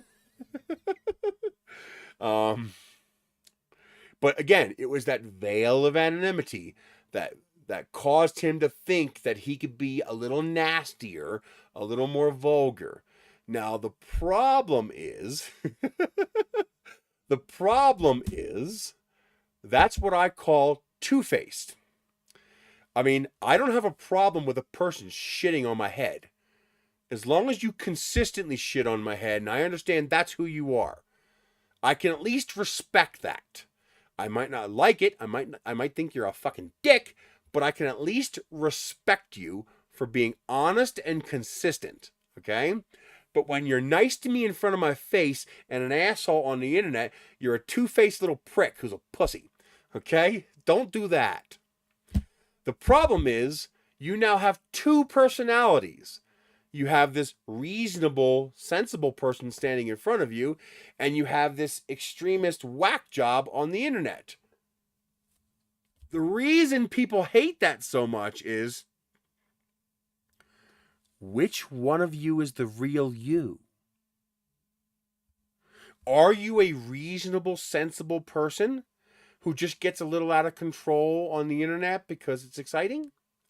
Or are you a whack job sociopath and you hide it when you're in person? Because both can be true. And that's why people freaked out a little bit about the way DPT was behaving. Because could this just be some guy, with, being, flamboyantly gay on the internet with bright colors because he's got this veil of anonymity? Or is he actually a sociopath and he pretends not to be when he's in person? And do we want that kind of person at a public event where he could hurt somebody? That's the problem. And that's what I tried to explain to them. I was like, you came in like a whack job, and you wonder why people think you're a whack job. You're probably not a whack job.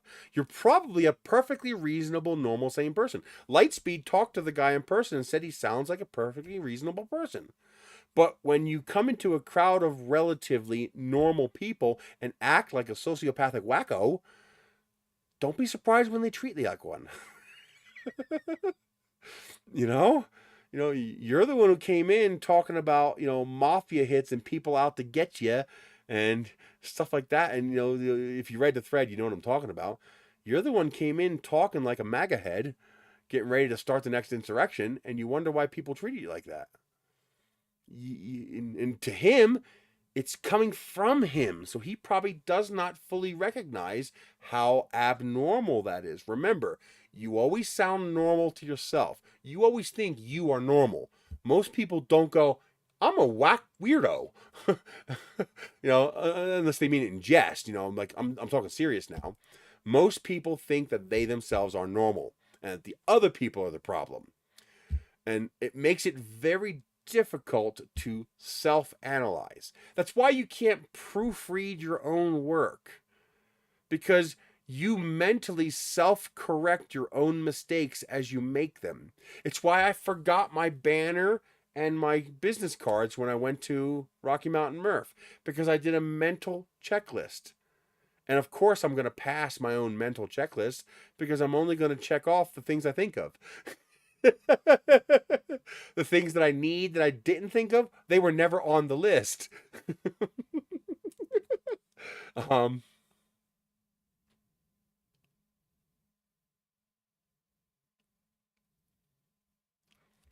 Yeah, I think it's a matter of, on the internet, he's a different kind of person, just like I can be. If you saw some of my messages in different groups that I have discussions in, you'd probably think I was a bit off my rocker too, because, well, I talk like that group talks.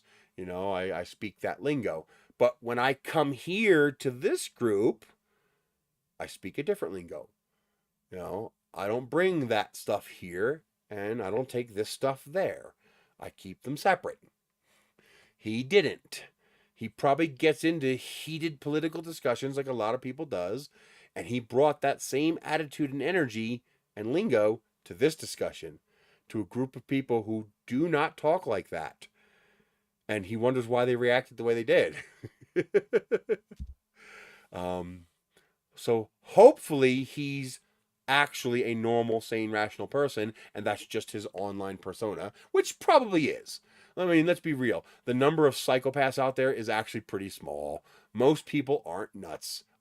Design Prototype Test and Prusa and Twitter and how he got banned from RMRRF. And I think the people from RMRRF, unless they, again, this is a hard thing to discuss because I don't have all the information.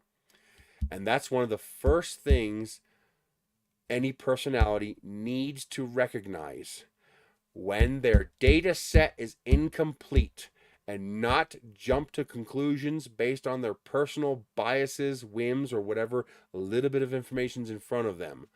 I do not know if banning him from MRRF was the correct move, because I don't have their reasoning. They have not publicly stated why they did it. I would not be surprised if them banning him was the same knee-jerk reaction, not based in logic and reality, as the stupid comments he made on Twitter. He's very likely not a dangerous person. He's very likely a perfectly reasonable person. We don't know who did what because nobody will tell us. That's the problem. We don't know. But most likely it was a gut reaction to the vitriol he posted to Twitter. He came off as an unstable, extremist type personality. You know, he came off as, I don't want to pigeonhole him into this crowd because he might not be this at all. He might be a liberal for all I know. But he came off as one of those people who support people who went into the Senate building on January 6th. He came across as one of those types. That type of personality, that type of energy. And of course, most of the people in this group don't carry that type of energy. So most of the people in this group had an immediate revulsion like, Jesus, dude, who the hell are you? And justifiably, most people reacted that way, like they were bit by a viper. And I think some people overreacted, but I think he caused that. He needs to do some self-reflecting. He needs to look at the way he interacted with people. It was not good. Nobody really freaked out. It was imagine if, again, it's the only clear example I have. I am apologizing for making this comparison. I have no idea what his political leanings are, but imagine if a January 6th crazy, wacky, Confederate flag flying Trump supporter came into the group calling Prusa the enemy, and that Prusa was out to get them with that kind of energy. That's what he did. And so, of course, that might as well be a loose, um, rabies. That might as well have been a loose, rabid viper snake coming into the group. And of course, everybody predictably revolted from that and pulled back like, what the hell? And there were some knee-jerk reactions, most likely, unless he did something in the background I'm unaware of. But he was wondering why people are responding to him like that, because you told them to. You come into this group acting like that, that's how you're going to get responded to. I was like, that's inappropriate. You don't come into a 3D now if you, it'd be the same thing as if you did that if you came into a rocketry group. Now sure, if you want to have a glue argument, then we'll have a glue argument, because that's what rocket people do. You start talking about glue, you're going to have a fight.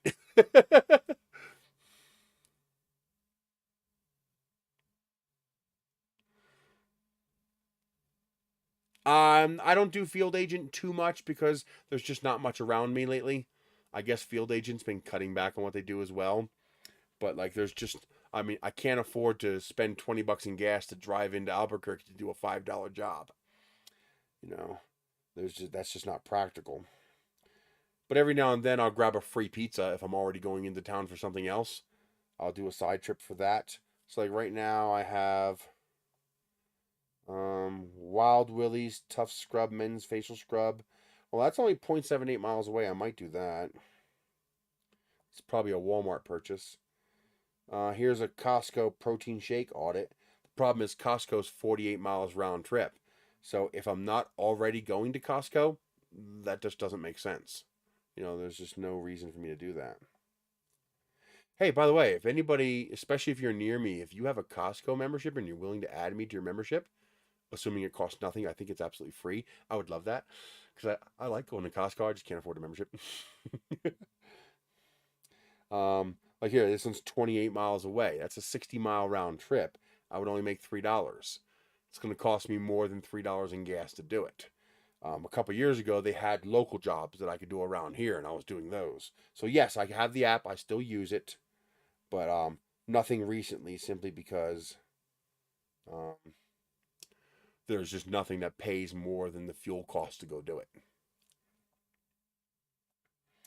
But I'm big in right now in the Amazon shopper panel is obviously a big one, although they're not letting people into the receipt portion anymore.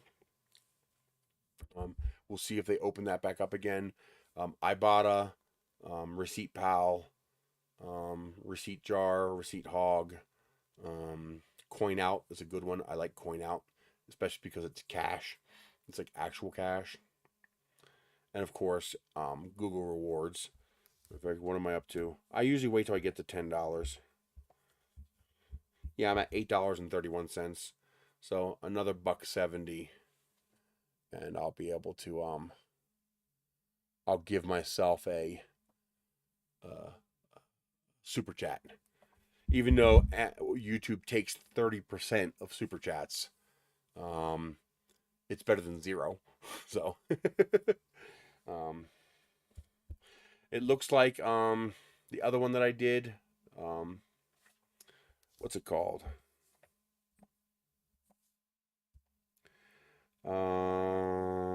Where is it at? Easy Shift, I think. I think I finally deleted it. Yeah, I think I finally deleted it. Easy Shift.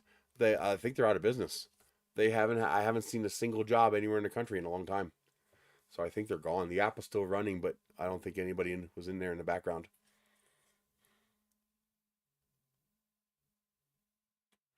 America doesn't have liberals. Yes, Oklahoma was. If they invaded with malicious intent, then yes, it was. But there are no liberals. In fact, that's the primary problem we have in the U.S. right now, is that we have no liberals. We only have conservatives. I mean, okay, people think that people on the left are liberal, people on the right are conservative. That's not how it works. Conservative and liberal are a particular type of mentality, a particular type of thought process on how things should be done. And those concepts are fixed. So you have this fixed scale. Yes, because Biden is conservative. You have this fixed scale of, this side here is liberal, this side here is conservative. The people in the country exist on this scale. The scale does not move. The people move on the scale. I mean, here's a typical one. What's his name? The guy with the mittens, the Democrat with the mittens. He's technically an independent, but he's a Democrat. Oh, what the hell's his name? Sanders, Bernie Sanders, liberal or conservative?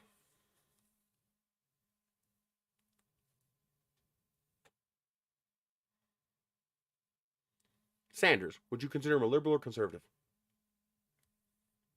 He's not a commie. There's no such thing as a commie. Commie is a 1950s American generated boogeyman to scare you into being against Russia. Okay? But no, there is no such thing as socialist on this scale. Liberal or conservative. The scale is liberal, centrist, conservative. Okay?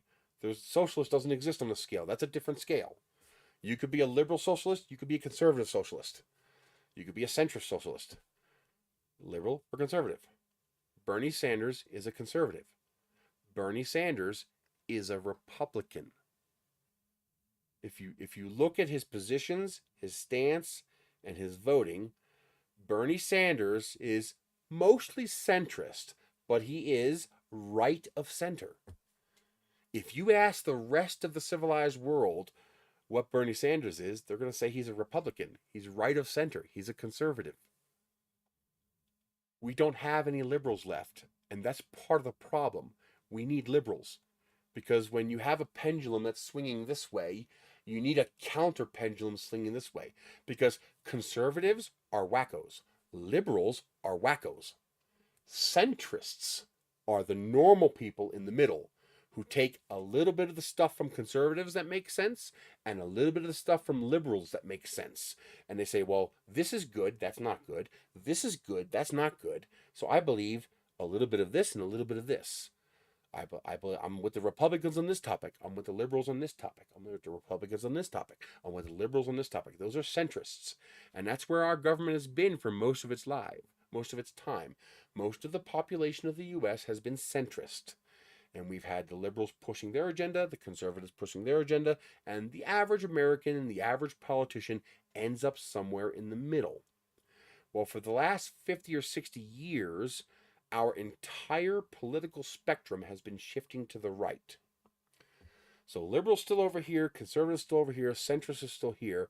Our liberals used to be over here, they're now here, right in the center or slightly right.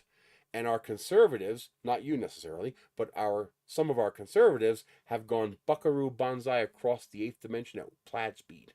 And so now instead of being here, with this being center, They're over here now, all the way in wacko land. And you've got some wacko liberals, but they have no power. They're not in office. We're not talking about the population. We're talking about the people in office, Washington, the government. And in government, we don't have liberals anymore. We have centrists, right-leaning centrists, and we have extremist conservatives. And everybody else fills in the space in between there, with very, very few people being on the left. And that's part of the reason why we're going so extremist in this country. Combined with de-education, combined with hyperpolarization, combined with increasing poverty and inflation, you add all of this up and it becomes this tipping point where the entire country seems to be shifting this way. And then we wonder why it's not getting fixed. Well, the problem is, okay, genius is agnostic. There is no such thing as good genius and bad genius. There's no such thing. It's just genius. It could be used for good. It could be used for bad. It's just like any other tool. This tool is not a bad tool. It's not an evil tool. If I make you a nice, staircase with it, it's a good tool. If I cut your throat with it, it's an evil tool. No, I'm good. I'm evil. The tool is just a tool. So,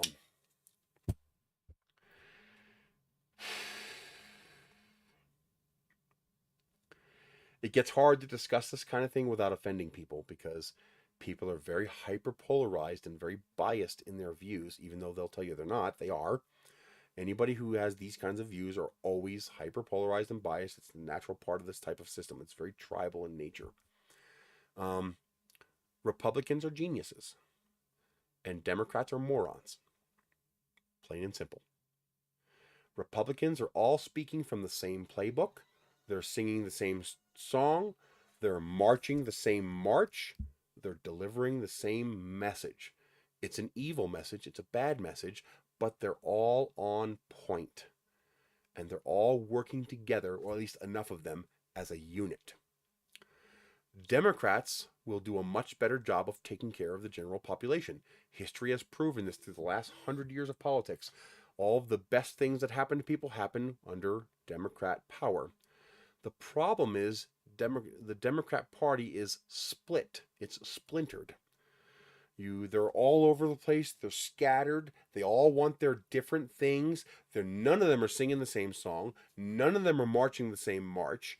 And that's like taking a professional football team and then grabbing 40 random people off the street and saying, "You're the other football team. What's football? Don't worry about it. You're the other football team."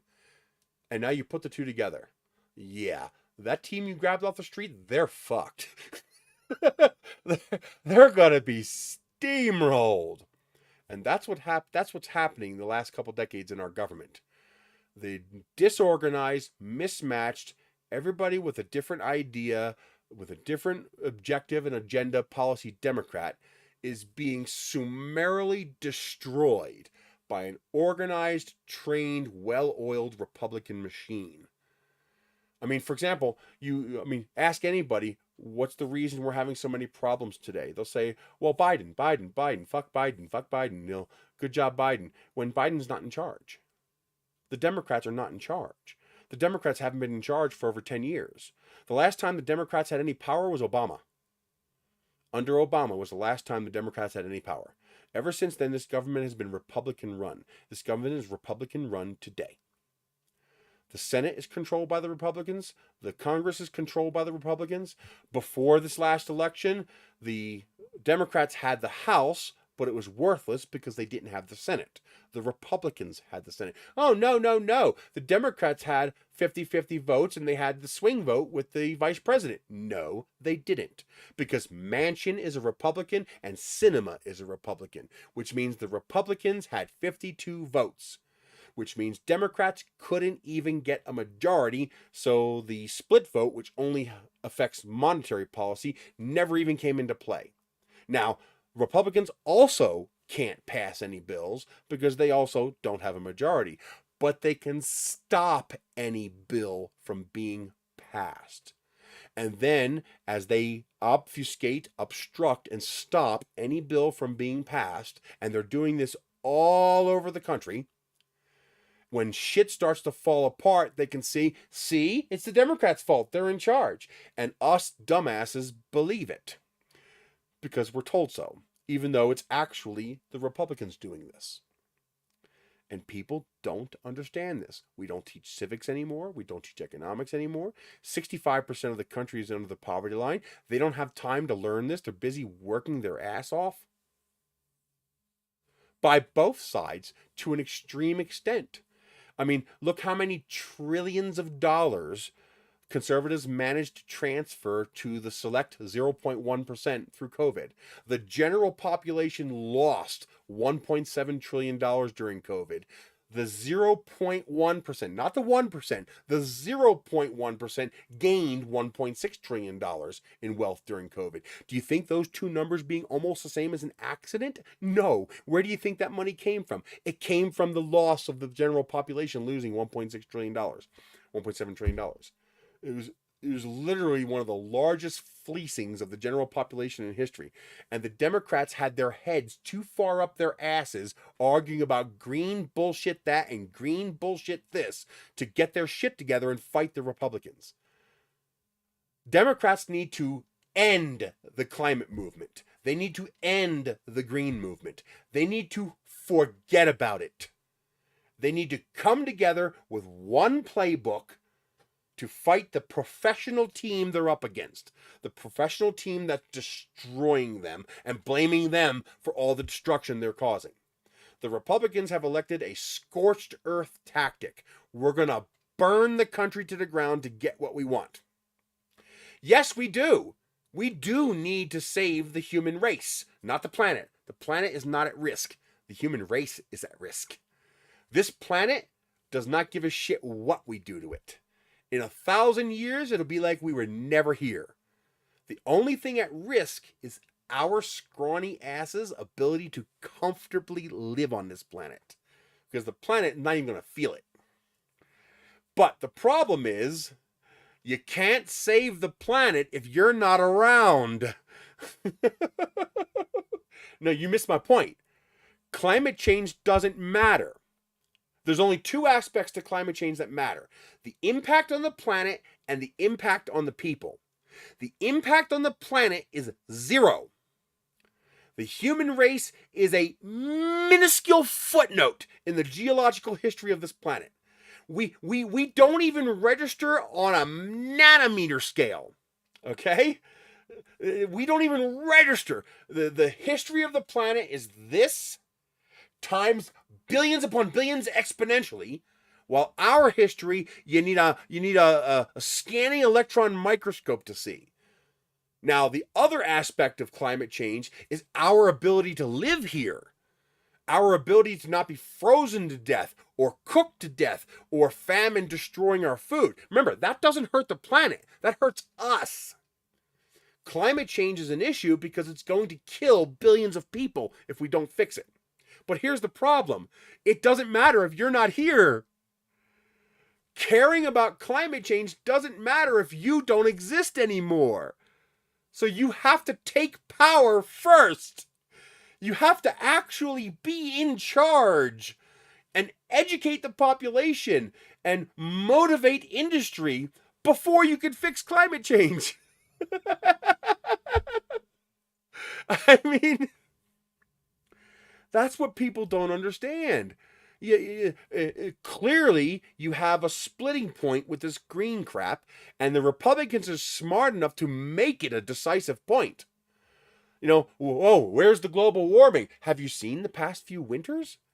See, most people aren't educated. They don't realize that global warming equals more winter. That sounds like an oxymoron, but that's because people don't understand complex systems. What does global warming mean? Global warming means the average temperature is higher. What does the average higher temperature do? It allows the atmosphere to retain more moisture. What does retaining more moisture do? It means more snow. Because the warmer, okay, if it's normally 20 degrees where you live, Fahrenheit, and now it's 25 degrees where you live, it's still freezing. You're still going to have snow. But it's warmer. And 25-degree air can retain more water in solution than 20-degree air can, which means you're going to get more snow. But to people who don't understand climate change, that doesn't make any sense to them. Because we've been training people to think climate change equals hot. But that's not what climate change equals. Climate change equals warmer. Negative 10 degrees is warmer than negative 15 degrees. That's climate change. You have global warming and you have global dimming. What's that, you might say? Global dimming is when we were releasing particulate matter into the atmosphere. Particulate matter fostered cloud creation. Cloud creation increases the albedo of the entire planet. Basically, the entire planet becomes whiter. And the whiter the entire planet is, the more solar radiation gets reflected back into space instead of absorbed into the atmosphere. So you get global cooling. But then you have CFCs, which cause the radiation that enters the atmosphere to be converted to long IR, which can't escape back out of the atmosphere and gets trapped. That's global warming. Well, you have both of these processes happening. You have global warming and you have global dimming. We don't see global dimming here because we fixed that here. Oh, what happened to the holes in the ozone layer? We fixed it! That's what happened. We fixed it. We stopped spraying CFCs into the atmosphere and it healed. We fixed it. And that's part of the problem that climate people have. And it's that when we do the right thing and fix it, the result is nothing. Your enemies get to say, nothing happened. Well, no shit. We fixed it. So nothing happened. It's a catch-22. We fix it, nothing happens. Why do we waste our time doing that? Nothing happened. We don't fix it, shit goes to hell. Why didn't you warn us? We did. Well, do I think it was politically about the ozone layer? Probably not. But do I think the people got moved behind it? Yes. But the point is, this half of the planet fixed the global dimming issue. That's why we don't have smog-filled cities. Well, hello, people. There's a whole other half of the planet, and you should see the kind of shit that half of the planet is pouring into the atmosphere. Like we actually have satellite pictures of these massive clouds of shit coming out of these countries, like China and India. I mean, it's incredible, but it's a very complex system. And when you have a stupid, dumbed down population who is stupid and dumbed down because we destroyed the education system. Remember was it Grant or no, Eisenhower was it? Military industrial complex? That's a false quote. He never said military industrial complex. They hid part of that from you. They erased it from history. It's not gone. If you actually go look it up, you can see it. He said military industrial educational complex. Because the first thing they destroyed was the educational complex. So that you're dumber. When I say you, I'm talking about the population in general, not you specifically. Hopefully that's clear. So the first thing they did was dumb us down. They don't teach civics anymore in school. People are okay with giving up their rights because they have no idea what their rights are and why they're there. Because we don't teach civics in school anymore. I mean, I got into an argument with a guy. He's like, well, look at all we're paying. I'm like, paying teachers? I was like, the average salary for a teacher in Tulsa, Oklahoma is $35,000 a year. The average salary for a police officer is $47,000 a year. Hell, the maximum salary for a teacher with 34 years of tenure with a doctorate is still $6,000 lower than the national average for a police officer. Yet they have to go to school for 15 years, and that guy went to classes for 6 months. Or even as little as 2 weeks. I mean, and we give him a gun. Oh, our priorities are so backwards. They're both evil. There's no question. The only real difference between Democrats and Republicans is the color of the rusty mace they're going to shove up your ass. They're taking a different path to get there, but in the end, you're still rusty mace up your ass. Okay? But as of right now, the Democrats are the lesser of two evils. And we have created a system where you don't have a third choice. We have to pick Republican or Democrat. You can't pick an option 3. Your vote is literally thrown away if you pick an option 3. So you are not going to change the Republican Party, but you might still be able to change the Democrat Party. So the only logical vote is Democrat and then try to change it. Because if you vote Republican, you're just taking us further down the toilet. I mean, how can you look at the last 5 years and not agree with that? They're nuts. Maybe your average Republican around your neighborhood isn't a wacko, and they probably aren't. Most people aren't whack jobs. But the ones in charge, the Republicans that are running the country, sociopathic nut jobs. The whole lot of them. And in fact, the only good thing I have to say about Biden and the Democrats, the only good thing I have to say about that useless, senile meat sack who's currently in charge of the country, well, there's 2 good things. He's less devastatingly dangerous than Trump, and they appear to finally be growing a set of balls and fighting back against the Republicans. However, it might be too little too late.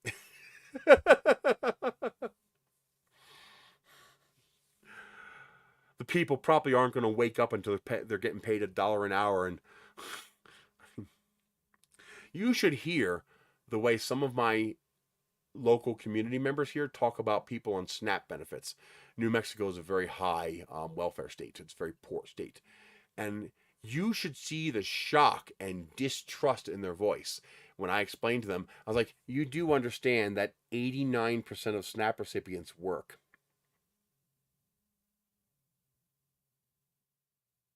89% of people who receive SNAP benefits are working their ass off. They're working. That should speak volumes to you. In fact, it should be the opposite. 90% of SNAP recipients shouldn't be working.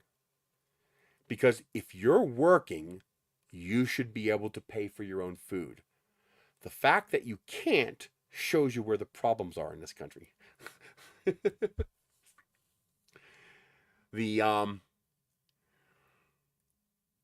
Exactly. The last election, I voted for Biden to prevent Trump from getting another run. I don't like Biden. He spent 47 years in Congress accomplishing absolutely nothing useful whatsoever. He's literally a senile, useless meat sack. You could put a cat inside his skull and we'll probably get better results. He's going to screw things up the least. Exactly. I wanted to vote for Yang. He at least had some potential, but he probably would have been killed if he got any traction. Oh my God. My problem is I don't think the majority of the U.S. population has enough knowledge to be able to pick a proper president. I mean, think about it. 2/3 of the voting population voted for the 2 least qualified, least electable candidates in American history. If you were to look at all the candidates who ran for office in the history of the country and say which 2 are the worst candidates in history, it'd be Trump and Biden.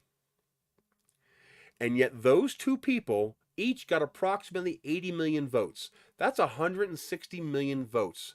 There's 240 million eligible voters in the country, which means 2/3 of the voting population voted for the 2 least electable candidates in history. The worst 2 people who could possibly run for office. The party is just a show. It's a scam. We don't even have a vote anymore. You didn't vote for president. You voted for which of the two candidates those people selected for you. Because you didn't pick Trump and you didn't pick Biden. The Republican Party picked Trump and the Democrat Party picked Biden.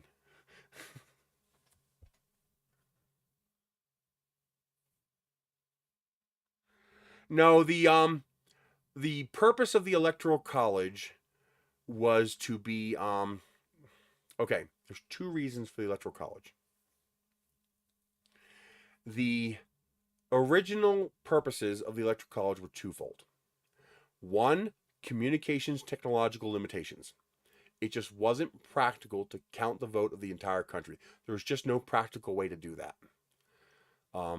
So the electors did that locally each, and then they all came together and passed their vote. The second was, we are not a democracy. We are not a democracy. Well, we kind of are a democracy today. When I say we're not a democracy, I'm saying we're not supposed to be a democracy. We're supposed to be a constitutional republic. And that is not a democracy. It has democratic aspects. Democratic as in democracy, not as in Democratic Party.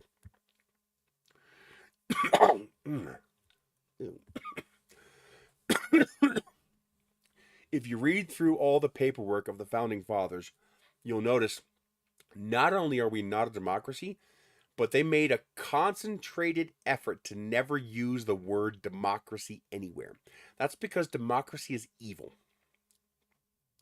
Democracy is the worst type of government you could possibly have. It's worse than communism. It's worse than socialism. It's worse than dictatorship. It's worse than military takeovers and coups. There's nothing worse than democracy, because you're basically a tyrannical dictatorship that deludes yourself into thinking you're not. At least when you live in a dictatorship, you know it. You know you're in a dictatorship. When you live in a democracy, you're in a dictatorship. You just pretend you're not. Because democracy is literally majority rules. And majority rules equals minority rules. That sounds counterintuitive, but it's not. Usually when you think of the word majority, you're wrong. You are incorrect. You do not know what the word majority means. Most people don't. Most people incorrectly think supermajority is the definition of majority. But if I have 100 people and 10 people vote for Trump and the other 90 people each vote for 90 different people, the majority is the 10 people. 10 is the majority because those 10 all voted for the same person. That is the majority. But what about the other 90 people? They each voted for someone different. So each of those candidates got one vote. 10 is larger than 1. 10 is the majority. Now you also have simple majority, which would be 50%, supermajority, which usually is 2/3 or 3/4 or more, or you just have majority. And democracy is majority rules. And when you are able to manipulate the population, it's entirely possible for one person to have the majority, just by manipulating the other people to either vote as one or to all vote differently so that this small majority wins. Democracy is evil. People are, as much as democracy is evil, communism is not evil. There is no such thing as communism. Communism doesn't exist. In fact, it's not physically or mentally possible for communism to ever exist.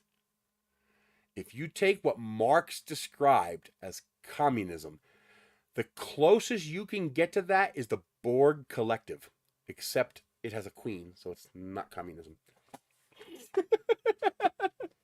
All right. The closest you can get to communism would be ants. That's communism. Ants are communism. Drones is what you would need, with no ruling class, no leaders commanding the drones. Just everybody is drones, including the queen. All drones. That's communism. That can't exist. There's no such thing as communism. Communism was a fictional fantasy boogeyman created by the 40s and 50s United States government and military to get us to be against the big bad red Russia. And then later China. China's not communist. It's a dictatorship socialist country. A socialist dictatorship. That's what China is. We are a corporatocracy, a corporate dictatorship. Think of it as a corporate democracy dictatorship. We actually have a functioning democracy in a place right now. It's called Congress. They vote themselves anything they want. How's that working out for you?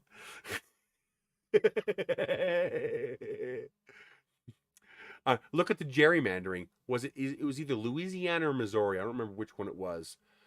48% of the state voted Democrat, but the Democrats only got 3 seats. How does 48% of the population only get represented by 6% of the seats? It's called gerrymandering. It's illegal. It's absolutely illegal. And yet our courts refuse to recognize it as illegal. It's literally treason. It's an internal coup. It's an insurrection, the likes of which the people on January 6th can only dream of. They just erased the vote of 42% of the entire state. 42% of the entire state doesn't count. How do they do that? Well, it's very easy. Remember what I told you about how 10 can be the majority when 90 vote for somebody individual? Well, if I have 48% of the state voting for Democrats, I take the Republican portions of the state and I split them up into 100 chunks. And then I split the Democrat portion of the state up into 100 chunks and put one of those chunks with each of the Republican chunks. So that now the Democrats basically have no vote whatsoever. They don't even count. They might as well not be there. Because for every one Democrat voting, there's 10 or 20 Republicans voting because of the way they split up the districts. And then, of course, you can't do that because 48% of the state is actually almost half the state. You clump most of those Democrats into their own little sections. And then the sections is what counts. So if you have 100 people and each of them gets 1 vote, well, then 48% of the seats are going to go to Democrats because they got 48% of the vote, right?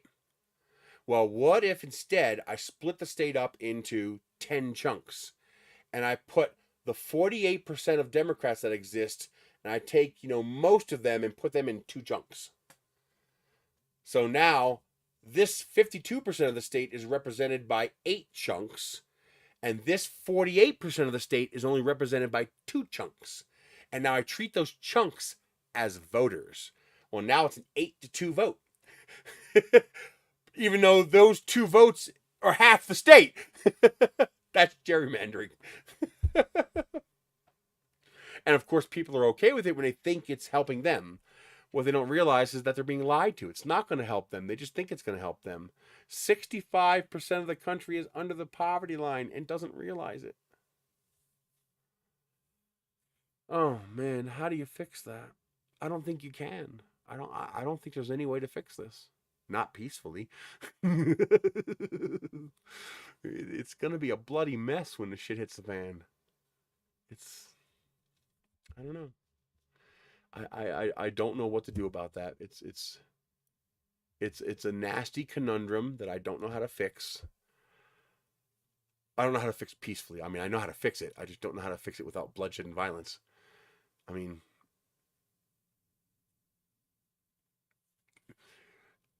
I tell people that as best I can determine, there is no such thing as a peaceful solution to this problem.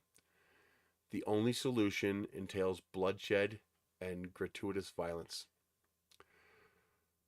Unless you can organize well enough to represent a threat of violence large enough that they will realize they can't win and they will give up. That's possible. That's how Gandhi worked. He was one of the most violent protesters in history. He worked by a preponderance of the threat of force his followers maintained. Really?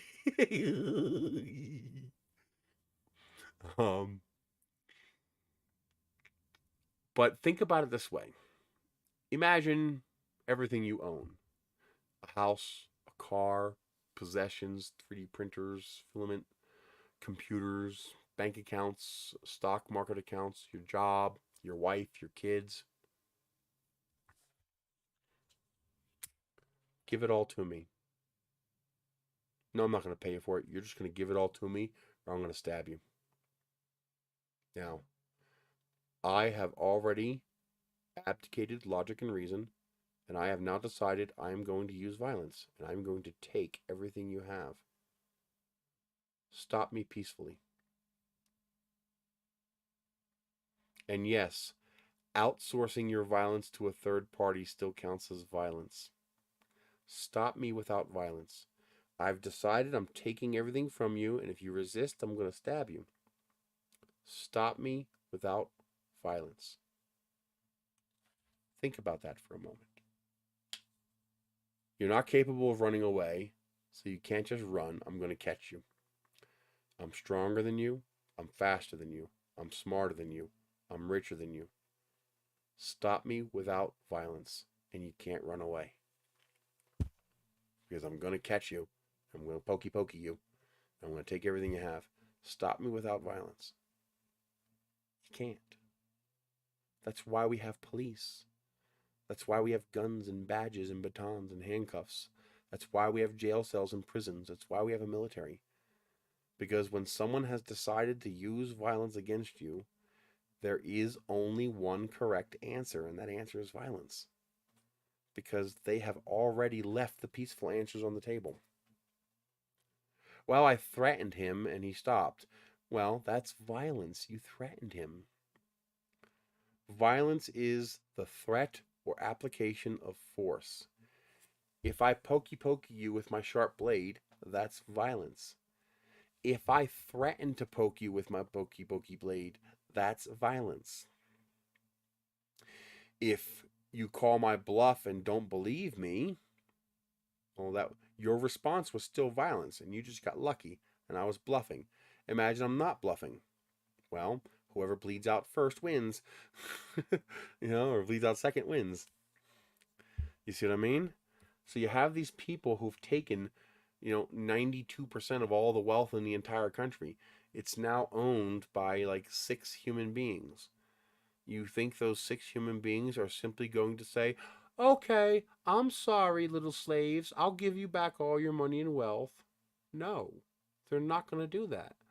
They're going to fight to the death to keep their wealth. Why do you think police are out of control? Why do you think our military is out of control? Why do you think politics is out of control? Because we are escalating the level of violence to stop resistance. We don't want people to resist. We don't want people to fight back.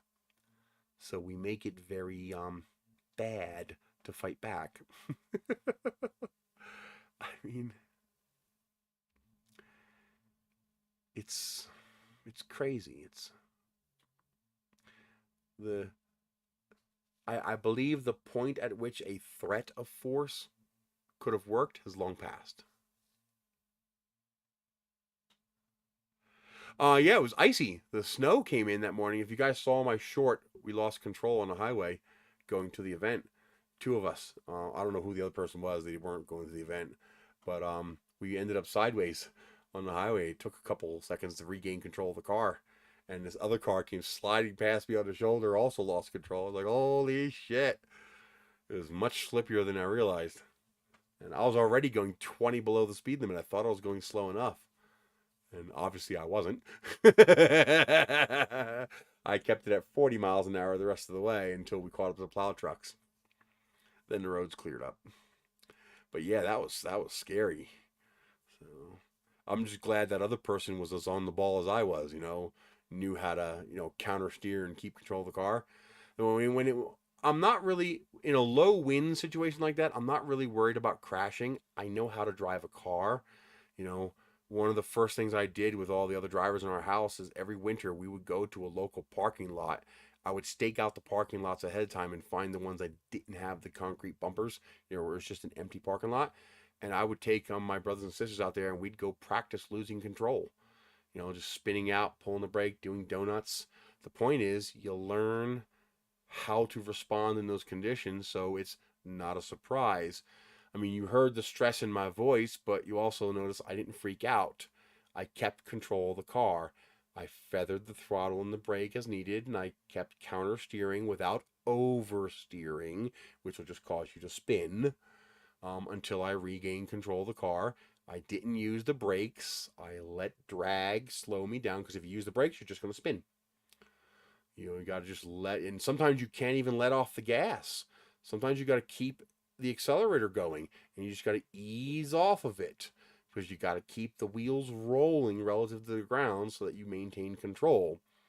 And I waited until I regained control. My biggest concern was me moving into the path of somebody else who wasn't in control. That's probably what happened. That person was probably on the left of me, and my car slid left, causing them to have to go right and almost lose it on the shoulder around me, because they were traveling at a higher speed than me. And thankfully, nobody else was in the way, and we had a wide enough highway that we were able to regain control before hitting a guardrail or hitting another car. We got lucky. So took it easy after that. But a lot of times what'll happen is somebody will get in that situation, they'll just hit the brakes.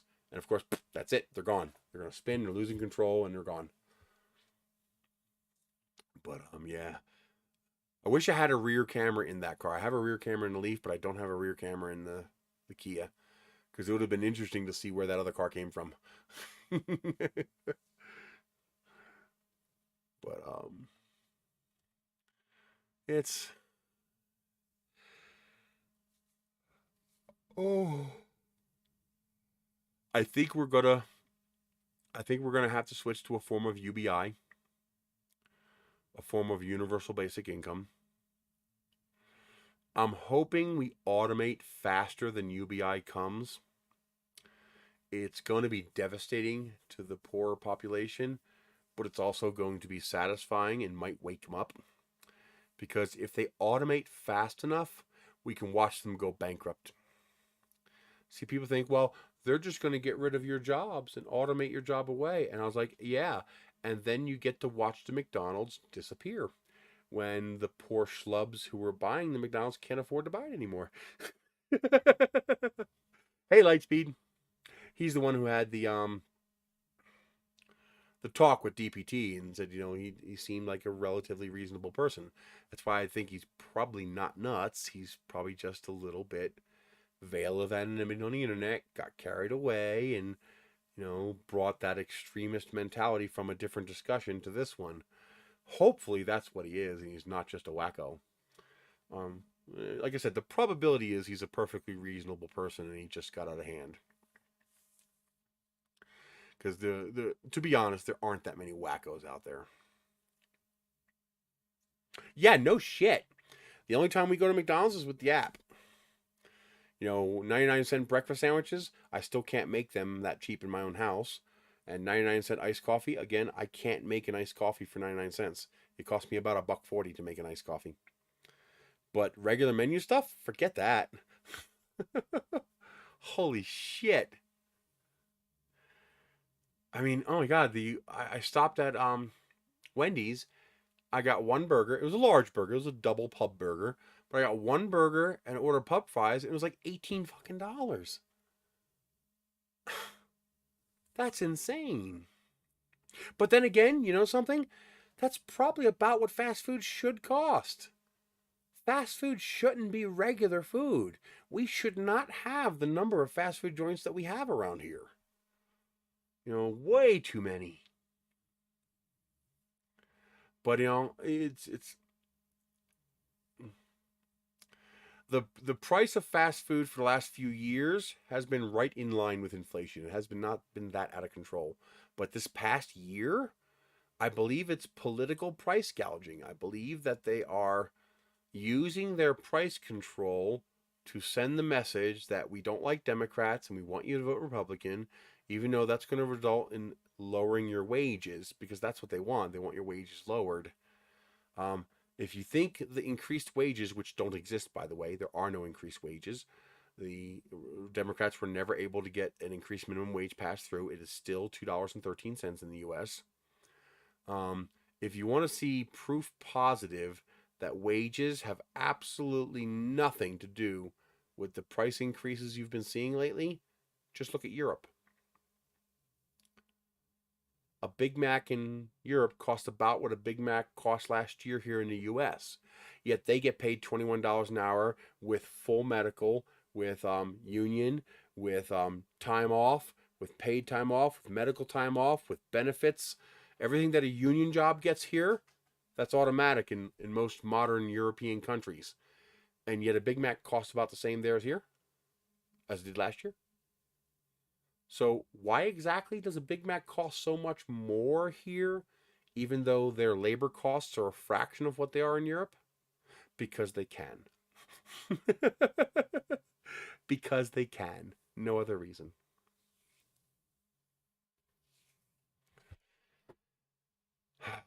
This is such a difficult thing to explain to people because we are brainwashed into not believing this. If I go to a car dealership, or let's say fuck cars, I go to Best Buy and I steal this phone. What did I do? I committed theft. I stole the phone. What if I go to Best Buy and I take this $800 phone and I take it from Best Buy without permission, without free choice permission? We'll get into that in a moment. And I leave $400 behind on the counter and I still walk out with the phone. What have I done? No, he'll never be president again. He'll blow a lot of steam, but nobody's crazy enough to make him president again. I don't think so. I hope not. Oh boy, I hope not, because he actually is a wacko. He's nuts. Biden's a useless meat sack, but Trump is actually nuts. He fancies himself emperor. If I take the phone and leave $400, I still stole the phone. I still committed theft. All right? Just because I paid something doesn't mean I didn't steal it. There has to be an agreement, not an acceptance. Okay? Not an acceptance. Acceptance does not equal agreement. Agreement requires unencumbered free choice. If I put a gun to your head and say, sell me the phone for $400, of course you're going to say yes, because you don't want to die. But there was never an agreement. You accepted the terms to avoid being shot in the head. Okay? That's not an agreement. Okay? If you go now,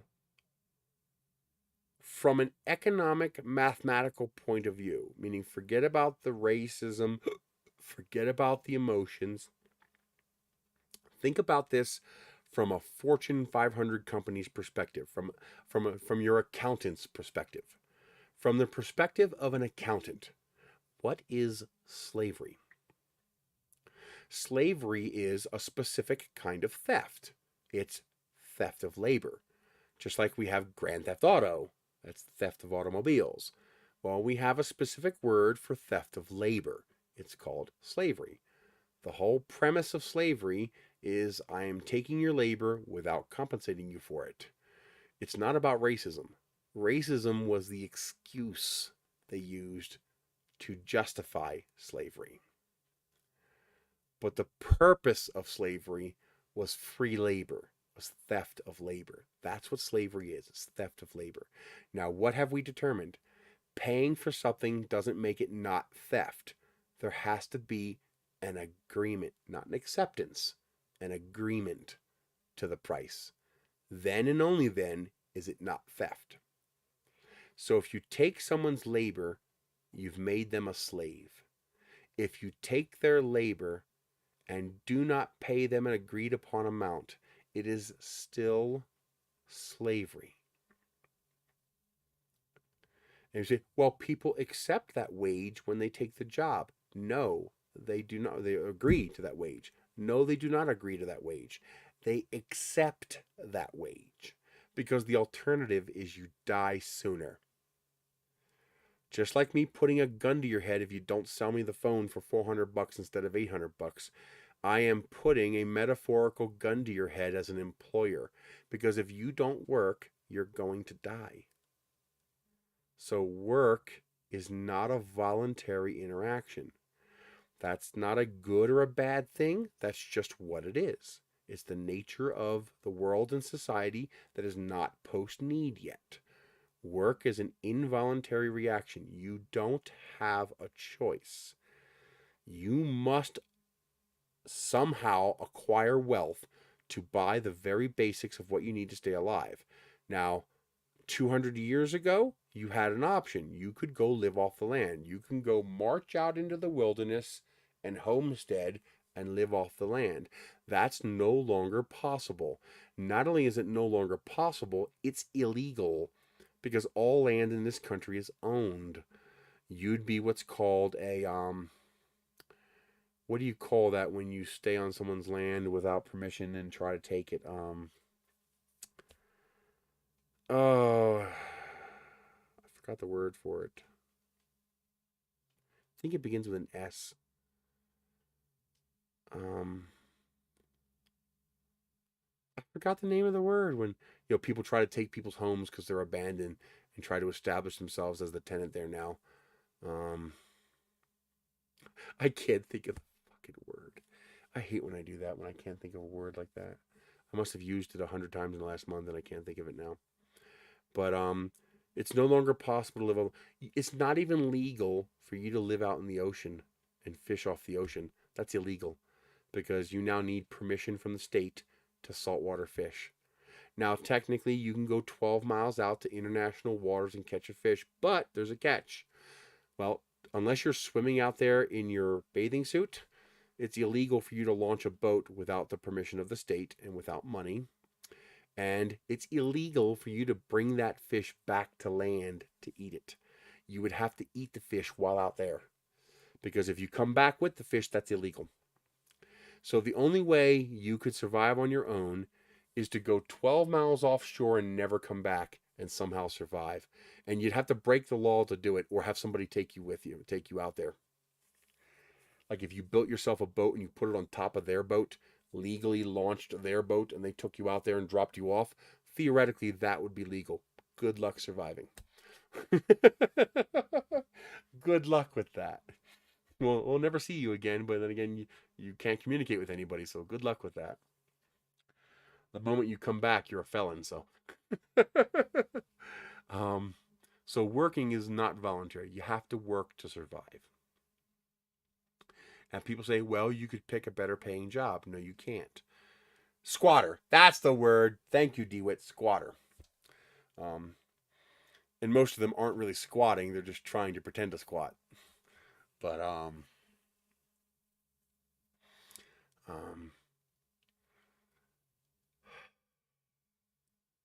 65% of all new jobs are minimum wage jobs. And the vast majority of the country pays less than minimum wage. I love when people say, oh no, only 1.4% of the working population gets paid minimum wage. So, that's not minimum wage. That's federal minimum wage, which is a different minimum wage from minimum wage. Minimum wage in the United States is $24 an hour. Federal minimum wage is $7.25 an hour or $2.13 an hour. And then some states have their own individual minimum wages. But minimum wage is $24 an hour. What they're talking about is federal minimum wage. First of all, everybody who makes less than $7.25 an hour is not counted in that value because they're assumed to make more than that with tips, even though tips are not income. And if you make $7.26 an hour, they don't count you as making minimum wage. I mean, it's such a farcical joke. It's...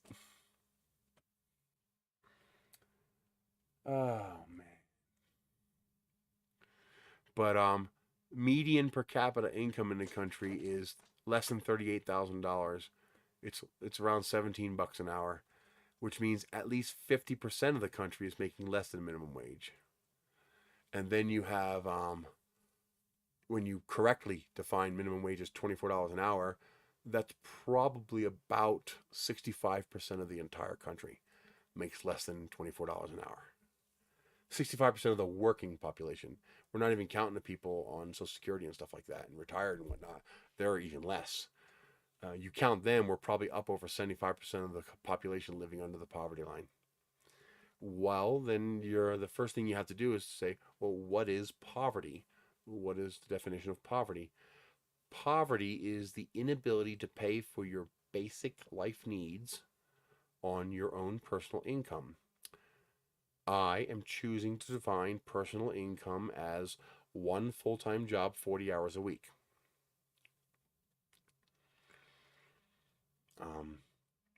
That means 65% of the country is under the poverty line. Oh, I make $21 an hour and I'm not under the poverty line. Do you get health care from work? Yes. Okay. Add the cost of that health care to your wage. Well, look at that. You're making $28 an hour. Okay. You have to count the cost of any benefits you get that you would otherwise have to pay for. So if your work gives you health insurance as a benefit to working there, that's part of your pay. Hell, our government's even looking to start taxing your health benefits at work as if it was pay. That's how greedy they're getting. So when you add up those benefits, you're over minimum wage. So now what do I define as the minimum? What do I define as poverty? This surprises a lot of people because a lot of people don't realize they're thinking you got the problem is they're brainwashed. They're accepting the propaganda that's being fed to them by the Democrat or Republican Party, the bullshit lines that people are feeding them. I loved when I saw all over the country help wanted signs with signs that nobody wants to work. You're all lazy living off the government dole, while unemployment was 3.5%. Literally, everybody is working. You can't really get below 3.5%. 3.5% is essentially zero unemployment. It is almost impossible to get below 3.5%, because you always have people who are between jobs, people who are just starting out, people who are retired, people who are sick, people who are disabled. You're going to have people with mental illness. A lot of the homeless people you see are veterans with mental illness, which is an absolute disgrace that we don't take care of those people no matter what. I mean, they literally gave their lives up for our country and we just let them squalor on the street. Fucking bullshit. But you basically can't get below 3.5%. That's essentially zero. That's the zero mark for unemployment. So unemployment was, for all intents and purposes, 0%. But you had this propaganda stream running across the country that people are lazy, no one wants to work. No, what happened is 15 million people got removed from the job market, meaning a lot of people died or retired, and now they don't have to work 2 and 3 jobs anymore.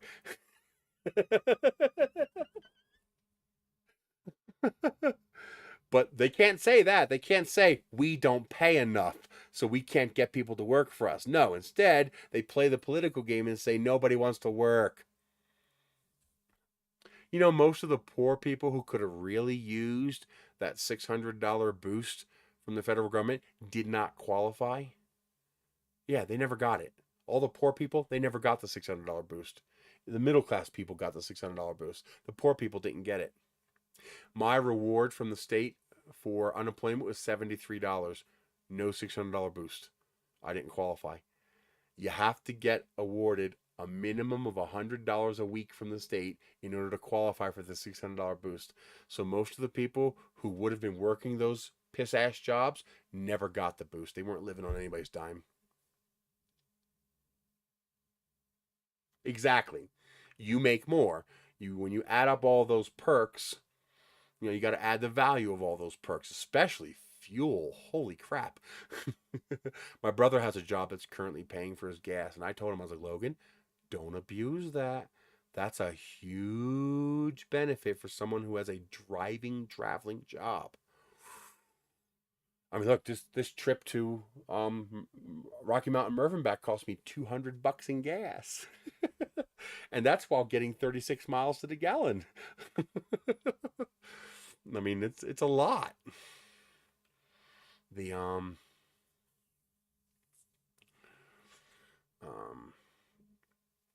yeah, so you got to add up those perks. That's your total pay package, just not all of it's cash.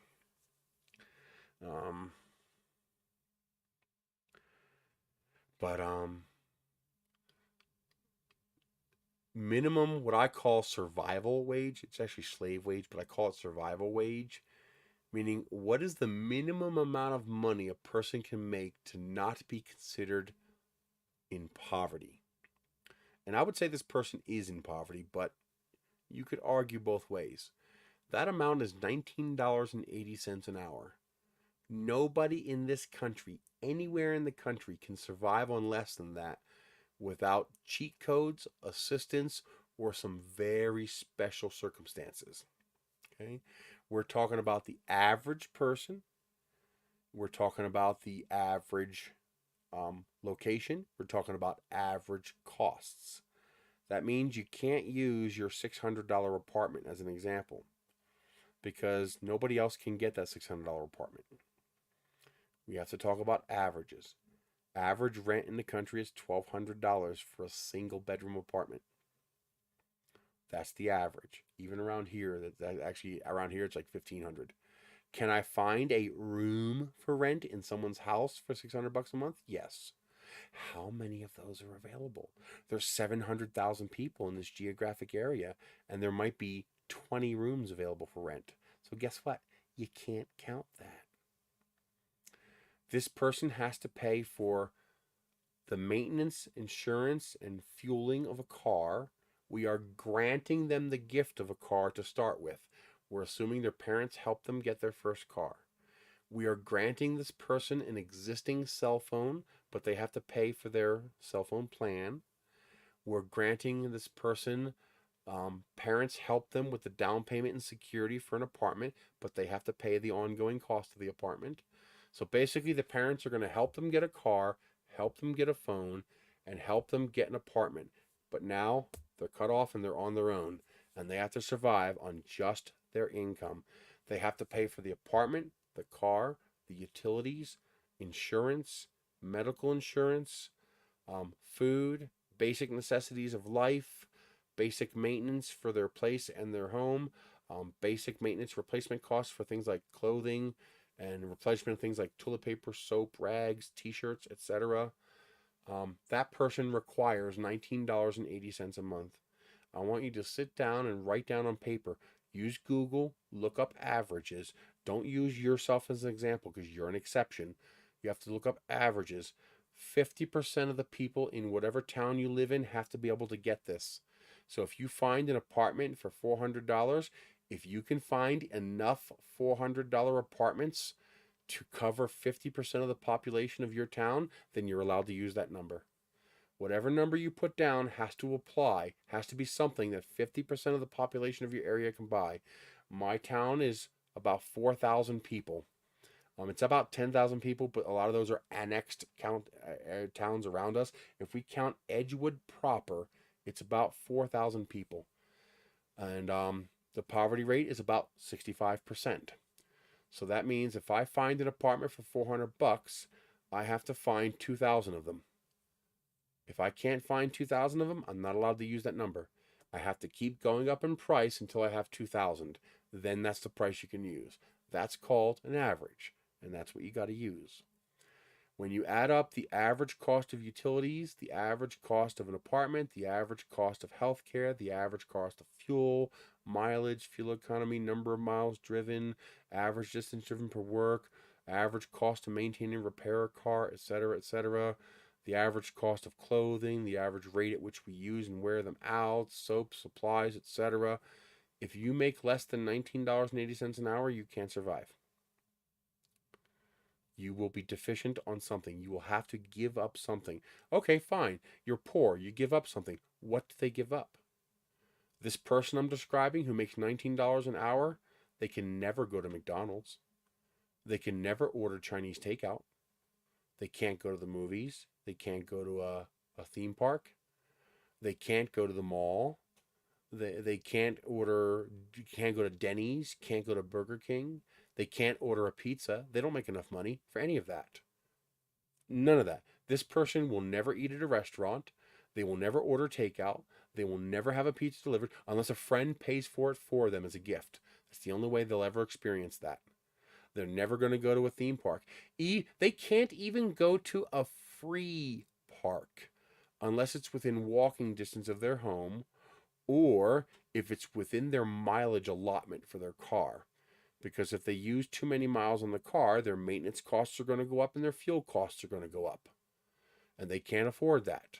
So, if you tell them they can, okay, I will wear this t-shirt for an extra 2 months so that I can save the $5 and go see a matinee movie. All right, well, if that theater's 40 miles away, they still can't go because their budget doesn't have enough in it for 82 miles of gasoline to go to the movie theater. They can't do it. This person will live the poorest of poor life. This person, they can sit at home and watch Netflix. No, they don't have Netflix. They can't afford Netflix.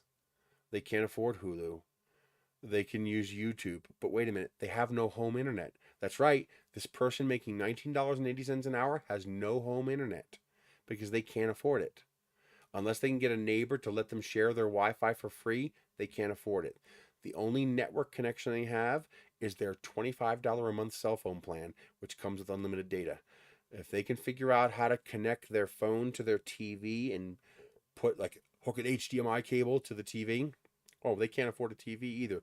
They're going to have to get one at a thrift store. Maybe a friend will give them one as a gift. Or maybe their parents gave them an old TV because they can't afford to go out and buy a TV. All right? They want no home phone, no home internet. They can't afford any of that on $19.80 an hour. Wait a minute, Chris. If 65% of the country is living like this, how do people have these things? Because they give up critical things in order to get those things. For example, the biggest one, healthcare. They give up healthcare. That's $456 a month. That's the average cost for healthcare. I think that's way too low. I don't know of anyone able to buy $456 healthcare. I don't think it exists. But that's what Google says the average is, so that's what I have to use. I suspect that's actually assisted healthcare. I think that's healthcare through the ACA marketplace. I don't think that's private healthcare. But that's what Google came back as the average, so that's what I'm using, even though I think that number is way too low. So one of the biggest things you can do is give up healthcare. And if you give up healthcare, you just gamble you don't get sick.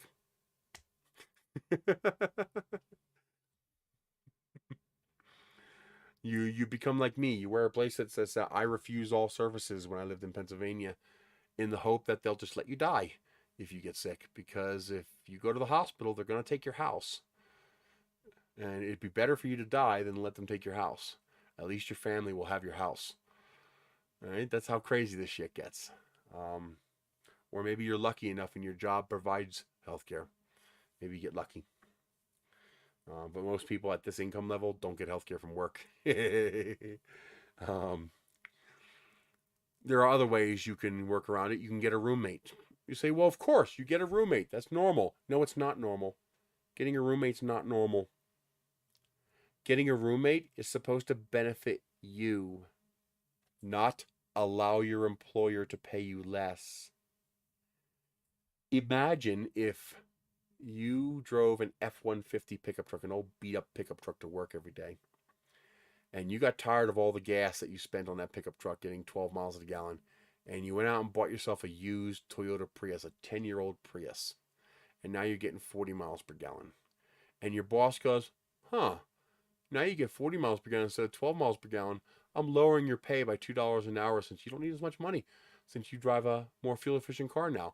Would you tolerate that, or would you tell your boss to go fuck himself?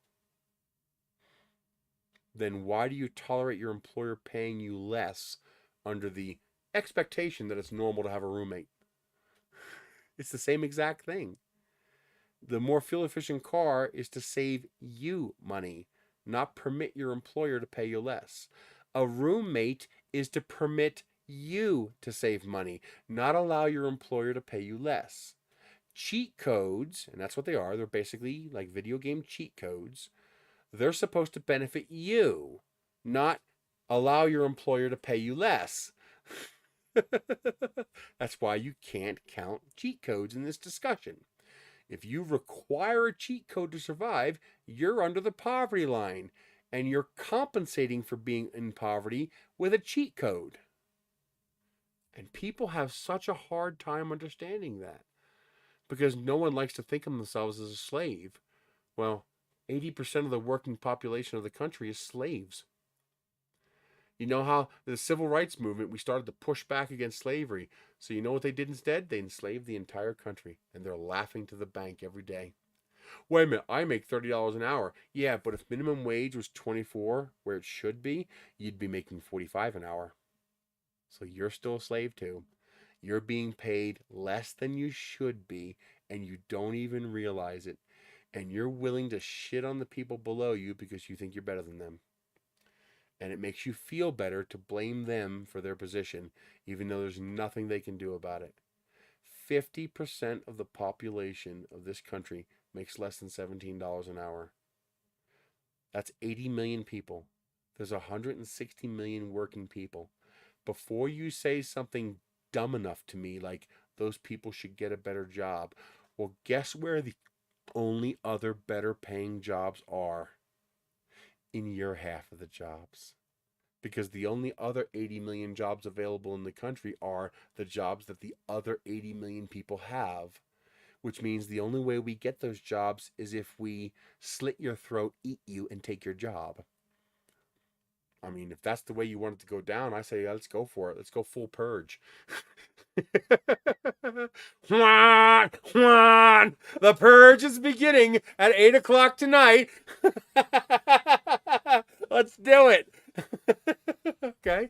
Because the only place 80 million people can get a better paying job is by eating the other 80 million people and taking their jobs. There are no other better paying jobs. That's the problem.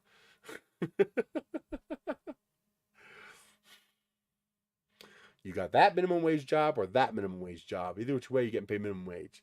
It's ridiculous. It's disgusting. I wish it was easier to educate people on this. I have intelligent, trusted, respected people I know where their brains shut down and they stop responding to logic when you insert labor into the discussion. Now you think, oh, you're whining because your situation's so bad. I'm exempt. None of this applies to me. I don't work a regular job. I'm self-employed. So any failure that I experience is basically 100% my fault because I'm self-employed. I'm my own boss, so I'm responsible for what I get paid. If I don't get paid enough, that's my fault. I'm not depending on someone else to pay me the correct amount of money. So if I fail, that's on me. So none of this even applies to me. And I have all the cheat codes and cherry picking you could ask for.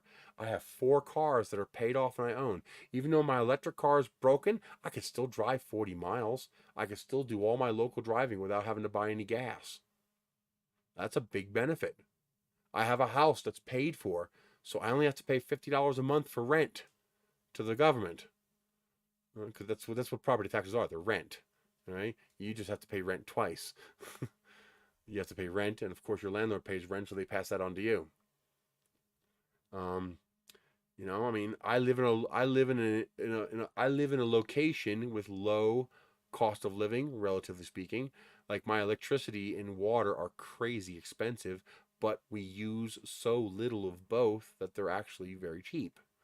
So I pay 18 cents per kilowatt for electricity, but I use so little of it here that even in the worst winter month, it was $275 for my electric bill. My cheapest bill in Pennsylvania was $400. But that's because we use so much more power there. Here, I I have the heater on, so Michelle's not uncomfortable at night, but it's not running because it's 60 degrees outside and the humidity's non-existent.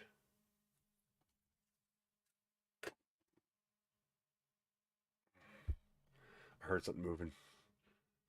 So, and then you also have an environmental cost of living. That was actually a big factor when I was choosing a place to live, because one of the biggest cheat codes I had was the ability to sell my business in New Jersey and buy a house outright, no mortgage. I mean, it's a shitty house, but it's mine, and and I get to live in it. Um, but my environmental cost of living is also very low. The weather here is very mild. It costs me $500 a month to heat my house in Pennsylvania, and that's keeping the house at 60 degrees. Most people would consider that unbearably cold. Um, that's how much it costs in propane every month. Here we have mild winters and mild summers with low humidity. That means, things like mold damage doesn't really exist. Things like water damage on a roof doesn't really exist. Um, Things like, a big AC bill because it's hot and humid out doesn't really exist because it doesn't get hot and humid here. Cars don't rust and rot because it's so dry and there's no salt. So my environmental cost is very low. My living cost is very low. Um, I own the home. I mean, I have the litany of cheat codes. My only detriment is that I'm paying for all this. I'm paying for two people with all this income because I have to pay for Michelle. I mean, she can never work. Um, I mean, she could work for me if I ever made enough money, but she could never work for anybody else unless I could find a very simple job with a very trustworthy person. Um, so none of this stuff that I'm discussing even applies to me. I'm exempt from it all. So it's not like I'm bitching and whining about my own situation. I'm talking about the nation. I'm talking about the system that's busted, though. It should not work the way it does. And people will fight you tooth and nail. I mean, they will fight to keep that choke around their neck, that yoke around their neck. It's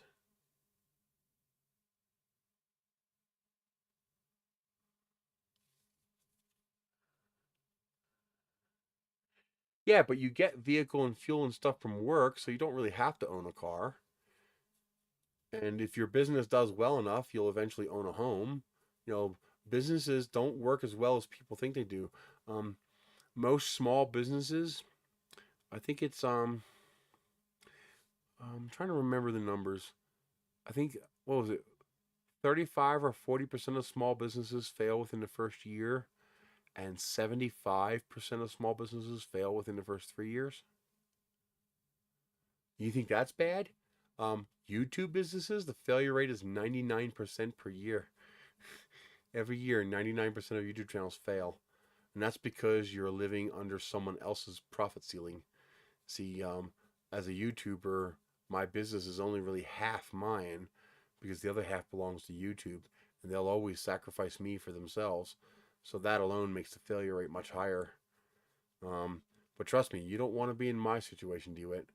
I'm living on next month. I will get $153 from Patreon.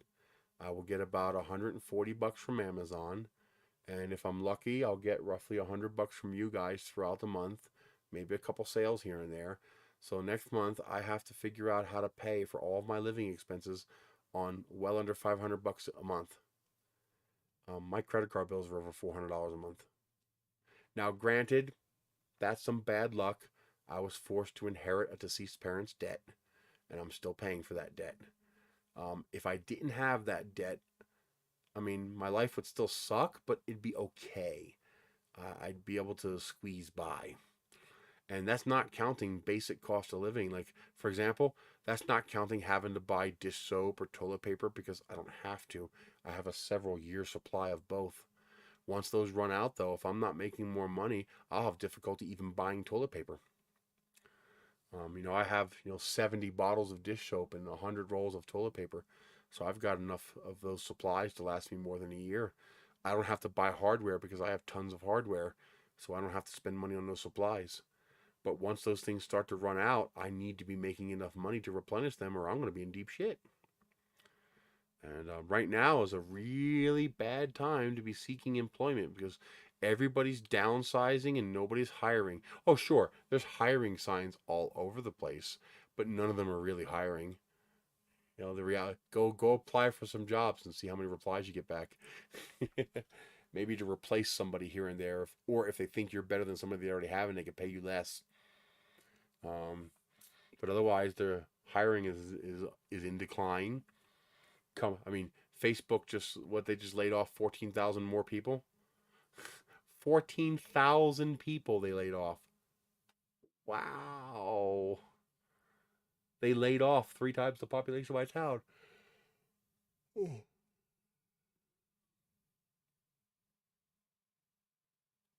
Well, the way a business owner like you would own a home is you buy cash.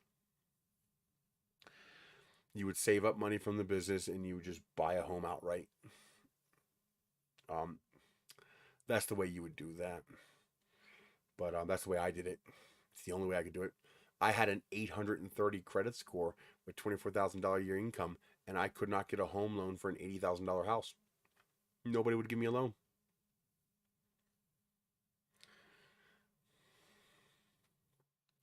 But 60 hurts. That's a rough point. Do well on YouTube, man. Keep hacking at it. Keep doing it. Lower your costs as much as you can. But think about how you can expand your income, because if you go toward, I went too much toward the shrinkage route. I went too much toward the cutting my costs route, and now I'm stuck. So you got to be careful you don't fall into that trap too. Don't take too much advice from me. I'm probably the wrong person to take advice from in that regard. Um, it's only going to get worse. I mean, it might get better in a few years, but for the next couple of years, I think it's going to get worse. I just got this. I got this gut feeling that the next couple of years are going to be bad.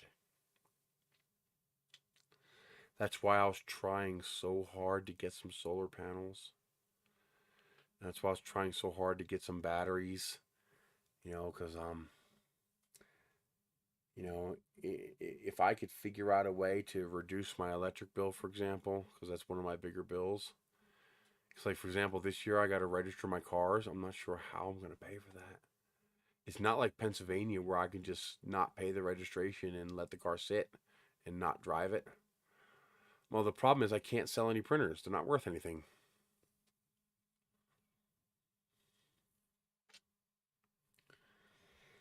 I mean, this is maybe when I go to events I can sell printers, but selling printers through the mail just doesn't work.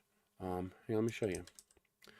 This is something it's really hard to describe to people because they think you have 170 printers. That's got to be worth a lot of money. It's worth basically nothing. Let me show you.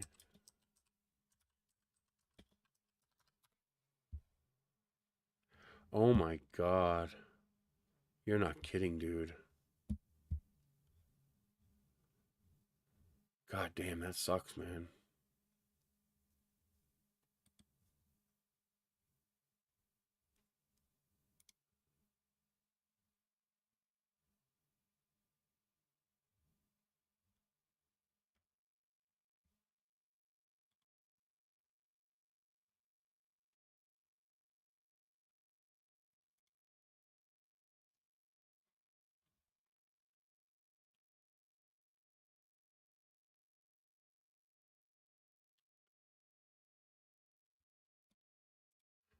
So let me show you what I'm talking about. Here is a longer LK5, and this is a nice printer for 280 bucks. Okay, that's 2 days shipped to my door. If I ordered this now, I'd have it on Saturday. If I were in Philadelphia, I'd have it tomorrow. Here's an Anycubic Cobra for $189. Okay, Sunlu has their S9 Pro on sale for $149. Okay, so let's call it 200 bucks. All right, let's say a 334 is worth $200. A used printer is worth 1/2 of its new value. A 334 is $200. So a used 334 is worth $100. Unless my printer has some upgrades or fancy stuff on it that makes it more valuable, which would also make it more valuable for me to keep, because I'm a 3D printing YouTube channel, you're looking at 1/2 of new value. So let's go optimistic. Let's go this price here, $280. Even though we know we can do it for less than $200, let's use the $280 price. Okay? Because that's $295, $15 coupon. So we have a printer that's worth $280. Divide by 2. That's $140. Okay? So the most I can hope to sell the printer for is $140. But wait a minute, mine doesn't have auto bed leveling, so minus $10. Mine doesn't have this nice color touchscreen, minus $10. Probably minus more than $10, but I'm being generous here. All right. My printer is a little on the older side. It's got a couple thousand hours. Let's knock another $10 off. So I can reasonably expect to get between $100 and $120. Let's be on the positive side. Let's say I can get $120 for the printer. Okay. It's going to cost me $100 to ship it. If I put in the extra work to really break it down, I could probably ship it for $80. Okay, maybe. I think I can maybe ship it for $80 minus $80.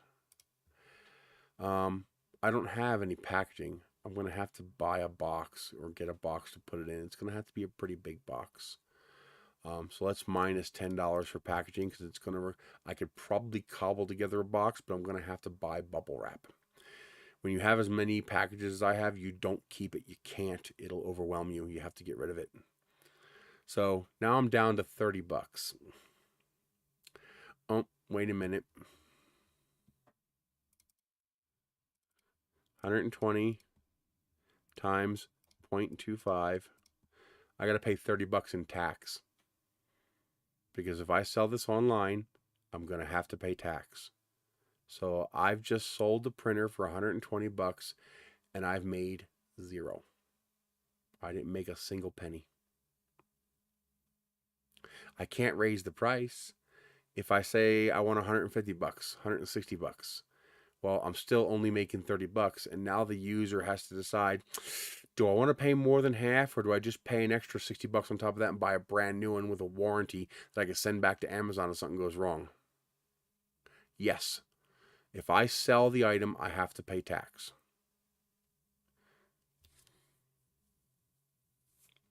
Remember, I got the printer for free, so I can't offset it with a deduction for the price of buying the printer. So there's no offset there. So that's pure income. I have to pay tax on that. And I will not fuck with the IRS. No.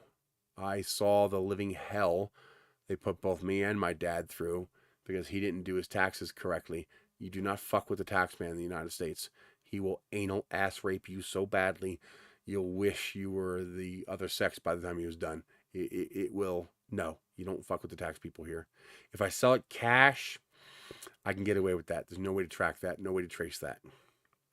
But sell it online where there's a PayPal or Venmo transaction? No, I pay tax.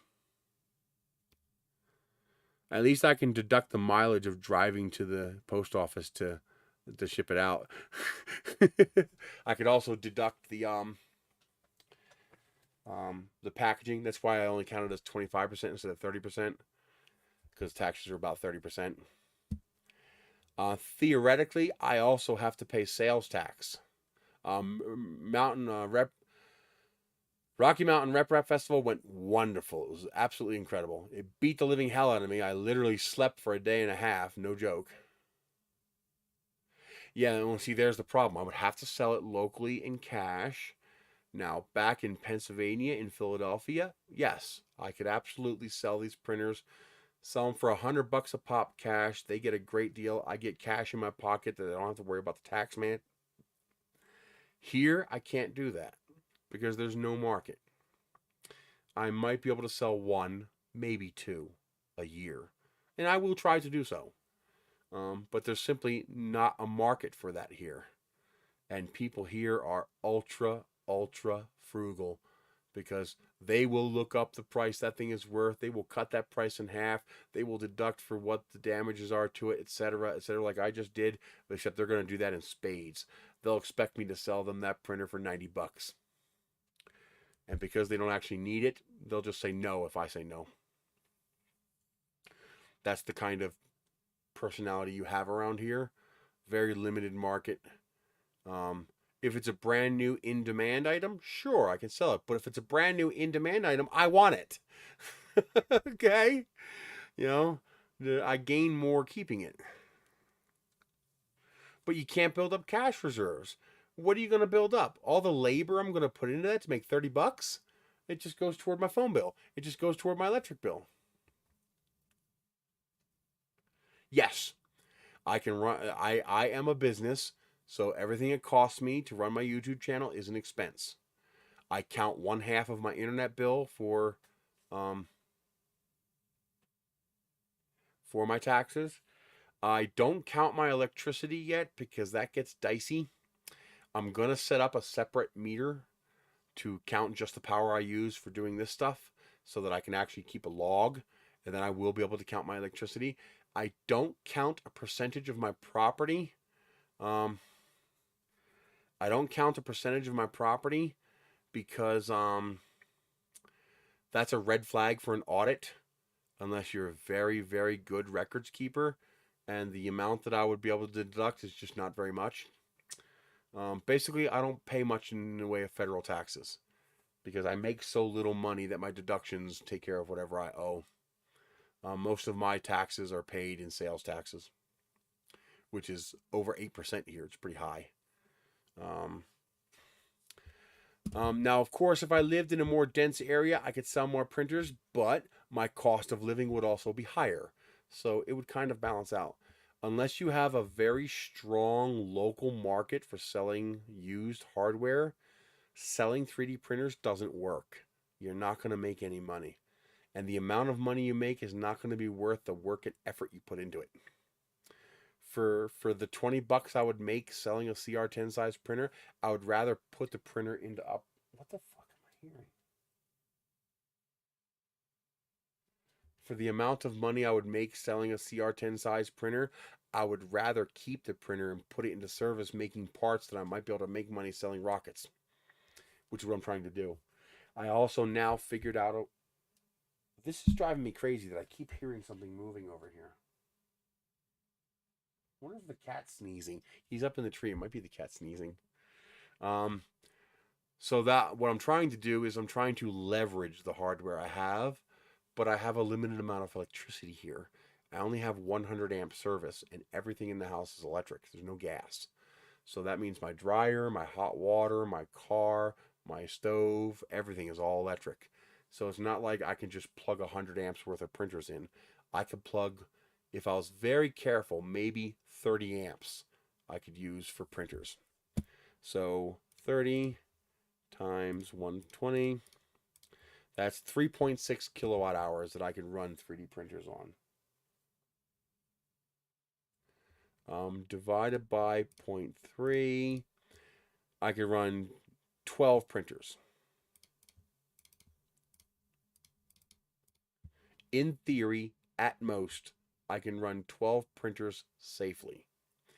However, I have now found out that I can print PETG without a heat bed, which means it'll cost me a little extra in plastic, which I have a ton of, so I don't care.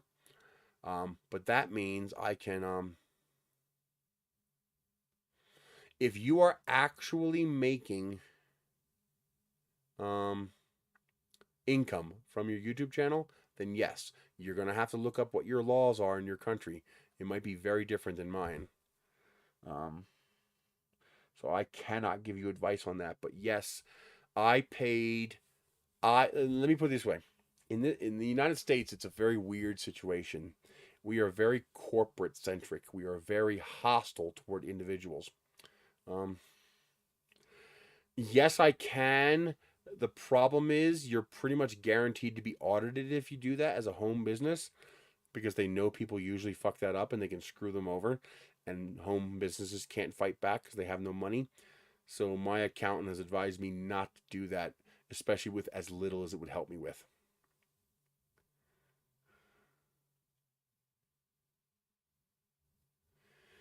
So I'm better off tracking. I'm better off deducting for things that I can physically track because that will survive an audit. Because the reality is, 50% of my house is used for my business. But see, I don't pay rent. So what would I deduct? What would be my deduction? So that's very dicey for me. If I ever get my shop built, absolutely, that'll be dedicated for the business, and that'll be a very clear delineation between home and business, and I will absolutely do that. Um, the um, the bus is pure business, so anything that I put into the bus is a deduction. Anything I put into the cars, not a deduction, so I don't count it. I just count mileage, um, which is works very well for me. So this trip was like 700 miles, or no, I'm sorry, 1,000 miles. This trip was no, I'm sorry, it was 477 each way. That's five. That's 1,000 plus back and forth. That's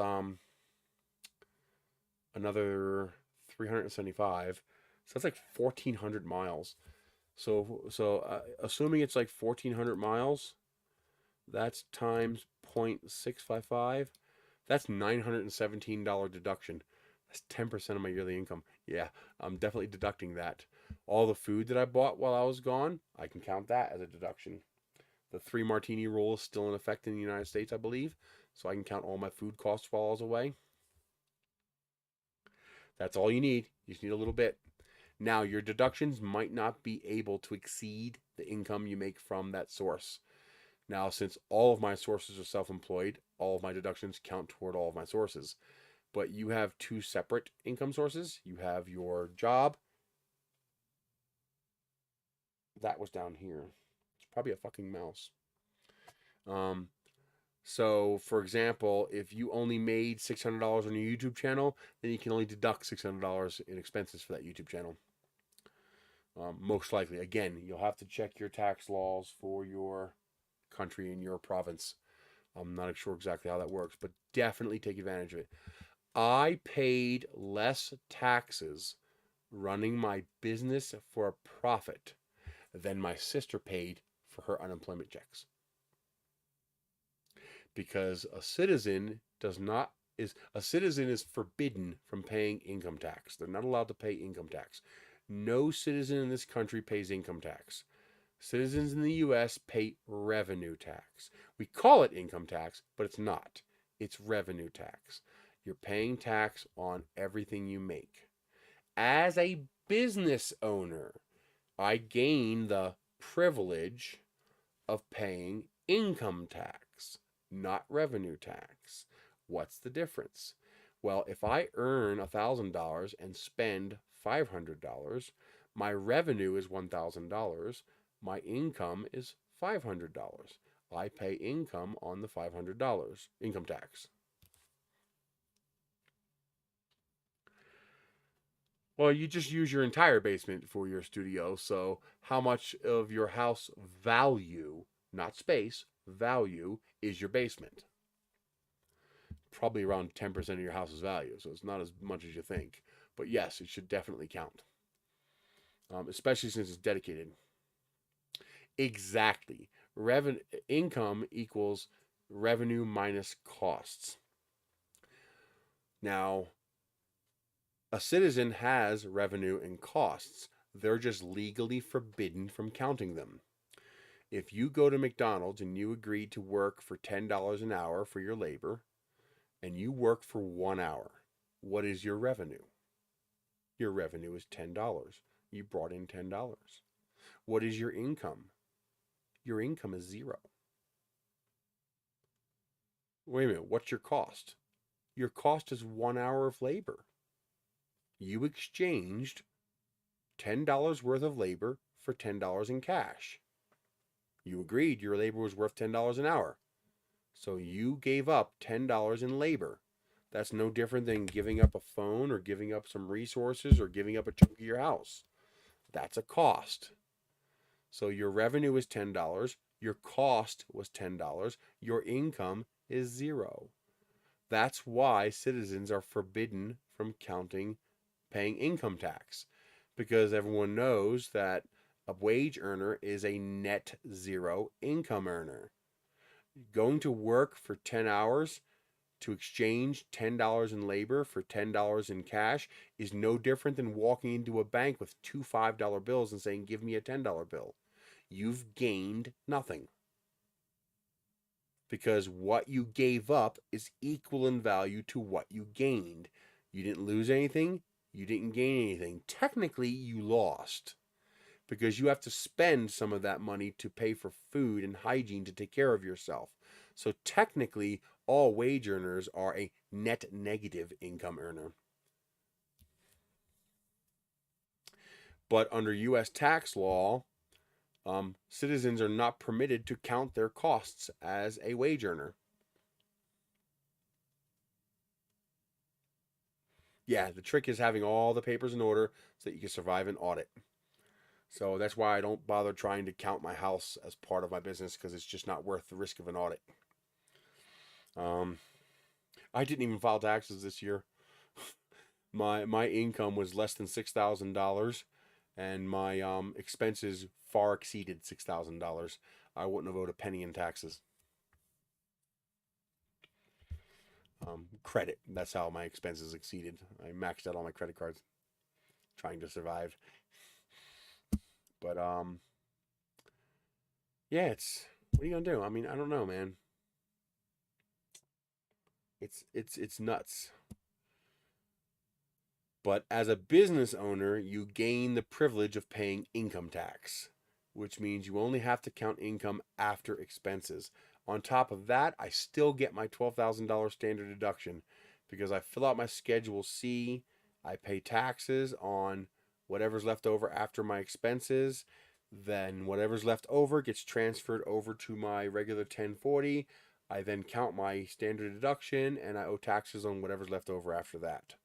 So there are definitely huge advantages to having a business, having your own business, especially a legit one that actually makes a little money. Because at the lower level, you can make that income just disappear in deductions, legitimately, legally, like no shady shit.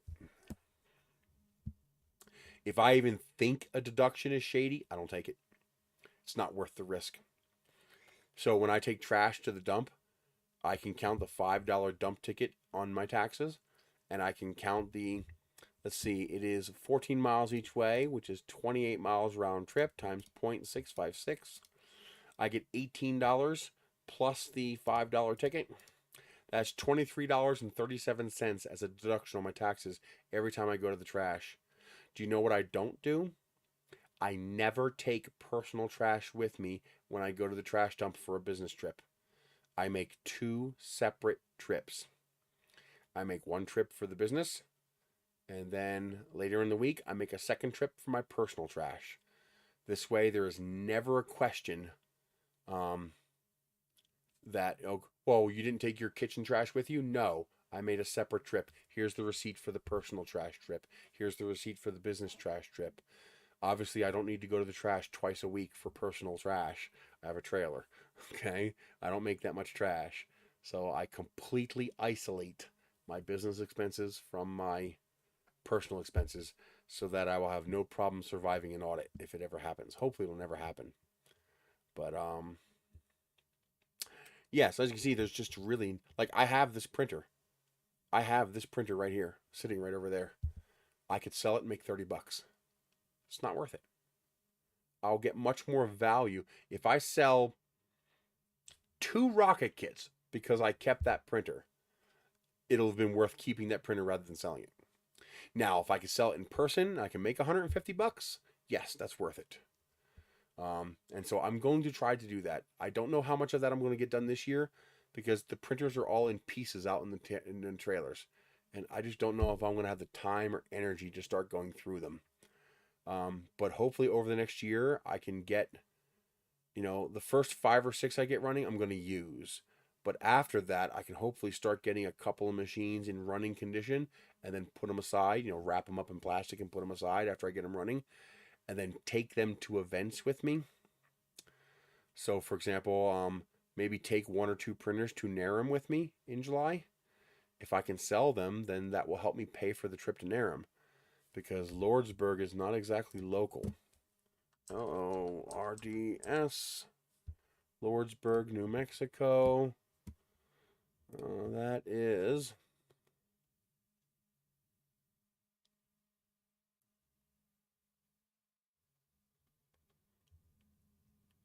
Well, that's just it. It's just I would have to devote a lot of energy to selling those printers. And to make 30 bucks, it's just not worth devoting that energy. I have better uses for that energy than spending it, you know, making $30, you know, like once a month. You know, I could put, you know, 10 hours a week and maybe make 30 bucks a month. It's just not worth it. I'd be better off going to McDonald's and working there for an hour. But if I can make 150 bucks or 200 bucks, that's worth it. So what I want to try to do is I'm hoping that by Narrum I can have 1 or 2, maybe 3 printers ready for sale and try to sell them at the event. And then maybe for MRRF next year, do the same thing. Yeah, let's turn that off. So I'm looking at 323 miles round one way. So 323 times 2. I'm probably going to drive 40 miles a day, 5 days. That's another 100 miles. By virtue of what we do, the launch field is usually 20 or 30 miles outside of town. So I'm looking at least... That's so aggravating that I can hear that noise. I know it's a mouse. It's a goddamn mouse. Oh yes, our IRS is a criminal, you know, terrorist organization. So absolutely yes. But I don't want to give you advice that gets you in trouble. That's why I said you got to look up your own rules. So I'm looking at about 800 miles, divided by 36 if I'm lucky. So we're probably looking at 25 gallons. That's actually pretty good. 25 gallons times 4. It's $100 in gas. That's not bad. The expensive part's going to be food. I can't bring a week's worth of food with me. I could bring maybe 2 days worth of food with me. Maybe 3 if I really push it. Lunch and breakfast is no problem. I can make peanut butter jelly sandwiches and shit like that. But dinner, I could probably only do 2 or 3 days in the amount of space that I'll have. So that would still be, you know, at least 3 meals that I would need to pay for. You're looking at probably $30. So that's another $100, probably $100 in food. Drinks, I could bring plenty of that. So that trip is going to cost me at least $200, which is pretty cheap. That's pretty good. So in theory, I could sell 1 printer and pay for that trip. So if I can sell 2 printers, that'll pay for the trip and give me a little bit of money to pay some bills. And that's what I have to do. I have to try to make these trips pay for themselves so that I can go on them. I gotta find my my other thermal gun, my thermal camera.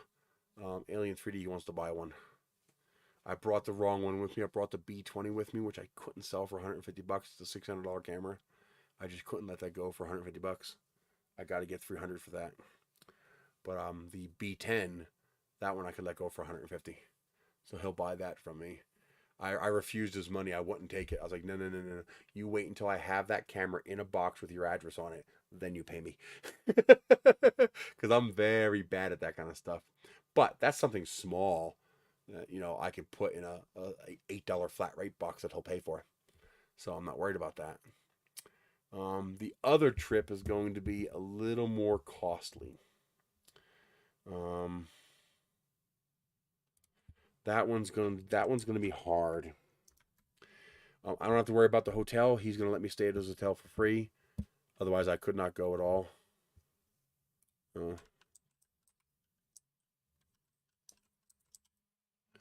Come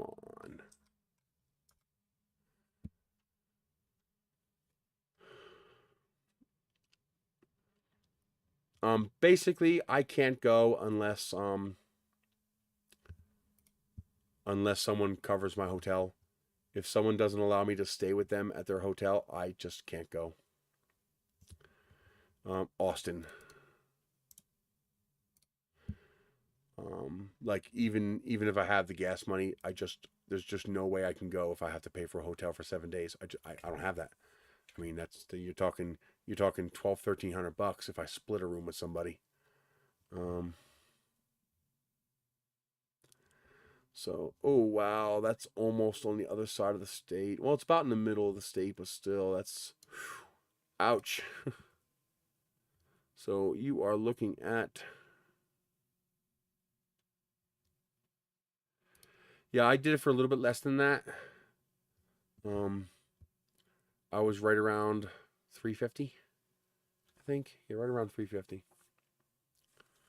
So that trip is 700 miles. So the round trip is 1,400 miles, and I'll get into why that trip is a lot more risky than you think. 1,400 miles. It's going to be at least 40 miles every day driving. So that's going to be, let's call it 200 miscellaneous. And then Texas probably uses low-grade gas, which will get me better fuel economy. So I should still be able to maintain 35 miles per gallon. So divided by 35 times 4, roughly. That's 200 bucks just in gasoline. Then you're going to need at least 250 bucks in food. So that's a $450 trip. So that trip will cost me $450, and that's if someone covers my hotel, and that's if nothing goes wrong. Now, to show you how risky these trips are for me, like I was biting my nails until I crossed the state line coming back from Rocky Mountain Murph, because once I get within 200 miles of my house, I'm safe. Because AAA, I have the AAA Plus, so I have a 200-mile tow. So once I get within 200 miles of my house, I'm pretty safe. But this trip, I'll be 400 miles beyond that, which means I will have to successfully drive 1,400 miles before I'm safe. So the first 200 miles I'm safe, and the last 200 miles I'm safe. The 1,200 miles in between, I'm in pretty extreme danger. If my car breaks down and I can't afford to fix it, what do I do? What if that car breaks down and they say it's, $1,200 repair? I can't put it on a credit card. Don't have it anymore. I don't have $1,200 in cash. I lose everything. I use what little credit I have to buy a bus ticket to get home. I abandon my car where it is, which will probably be taken by whatever shop I towed it to as a mechanic's lien, and whatever of my gear I can carry on my person on that bus. I will otherwise lose everything in the car, and I'll lose the car. Because what could I do? You have any idea what it would cost to tow a car 600 miles? A hell of a lot more money than I have. I mean, thinking about that boggles the mind. It makes you really think, when I lived in PA and we had a family, big family living at home, we had a family business. Well, he could borrow money from the business to wire me some money. He could, worst case scenario, they could jump in, my dad and my brother could jump in the pickup truck with the tow dolly, come out and get me. So it was I drove all over the place. I drove everywhere. I didn't care because I always had options. But now that everybody's dead and I live on my own, and I don't have much credit and I don't have much money, breaking down far from home is a potentially life-destroying, devastating result. So the safest way for me to make a trip like this is to rent a car.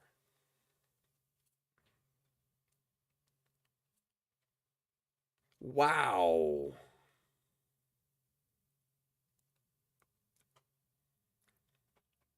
That's impressive, dude. Wow. But see, I don't have $400 to rent a Tesla. But the only way I think the only way I can make this Austin trip safely, I think the only way I'm going to be able to do that is if I rent a car. This way, if I break down, the rental company brings me a new car. Because man, what do I do if I break down 600 miles from home? I lose my car and I lose everything in it that I can't carry. Jesus Christ.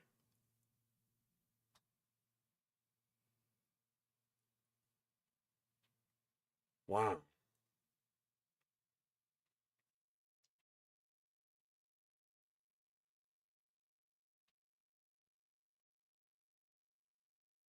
This is the kind of stuff you don't think about when you have resources and family to back you up. You know, we were a relatively poor family, but we were financially poor.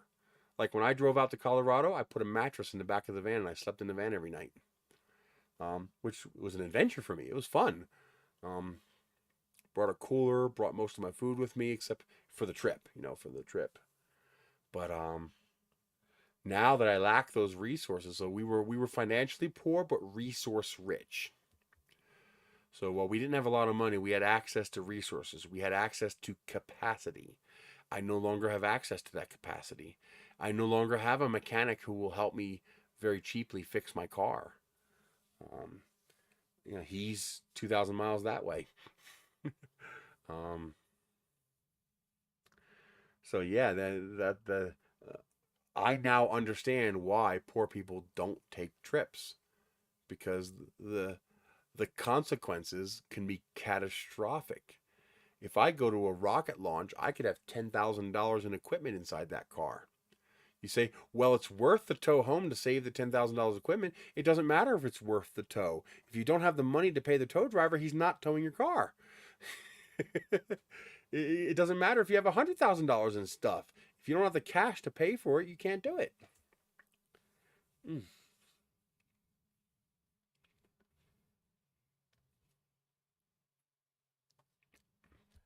So that makes that kind of a trip very risky. I was really hoping to have one more electric car before the shit hit the fan. Because if I could have upgraded one more car, I would have had a 200 plus mile range. Yes, but I don't make enough money to have a cash reserve. To have a cash reserve, you have to make more than what your current expenses are. I'm making less than what my current expenses are. I'm running a negative, and I can't cut anything else. There's nothing left to cut. I even cut the $1.89 I was paying a week to play that Hero Wars game. I don't even pay that anymore. No Netflix, no cable TV. There's nothing left to cut. I mean, Jesus. I'm at the point where there is no more cutting. I now need to make more money, and I have to figure out how to do that. I have to figure out how to increase my income. I mean, I have things I'm doing, I'm taking steps, but those are long term steps. Those are steps that might not see returns for months. I mean, I'm still trying to sell stuff, but again, that's diminishing returns. I'm eventually going to run out of stuff to sell. And especially with the stuff I'm selling being niche stuff that's not easy to sell. I have $1,000 jackhammer brand new in the box. Yeah, but how many people need an electric jackhammer? Not many. So, oof. Man, oh man, is that risky. The New Mexico trip shouldn't be a problem. That's only 100. I can do that with 2 AAA tows. I just, have a AAA tow me 200 miles and then sleep in the car overnight and then call AAA again. Say, hey, I broke down again. Yeah, same spot. And tow me another 100 miles. That'll get me home. So the Narum trip is safe. The hotel's covered. The whole trip should cost me less than $200, $250. Well, with meals, $250. So I should be able to make it, especially if I bring extra gas with me. If I put a couple jerry cans on the car and I take 20 gallons of gas out of the bus and bring that with me, I'll be able to dramatically reduce my gas costs. Yeah, actually, I can do that because I should only need 2 tanks of gas for the whole trip. So if I bring 2 5-gallon cans of gas with me, I might not need to buy gas at all if I start with a full tank. I'll end with an empty tank, but I'll be back home. I'll be home. So yeah, I might do that. I might put 2 5-gallon cans of gas on the roof of the car. Wrap them in a bag so they don't look like gas cans. Otherwise, somebody will steal them. Yeah. NARM this year is in Lordsburg, New Mexico. I wanted to go to NSL this next month, but I don't think I can justify it. As badly as I want to go, I don't think I can afford it. But NARM is a little closer, and the hotel's covered. And he's also said he'll cover my local gas, so the back and forth to the field, because he doesn't have a license, so I have to drive him around. So he said he'll cover my local gas. Probably stay an extra day so he can visit some of the sites.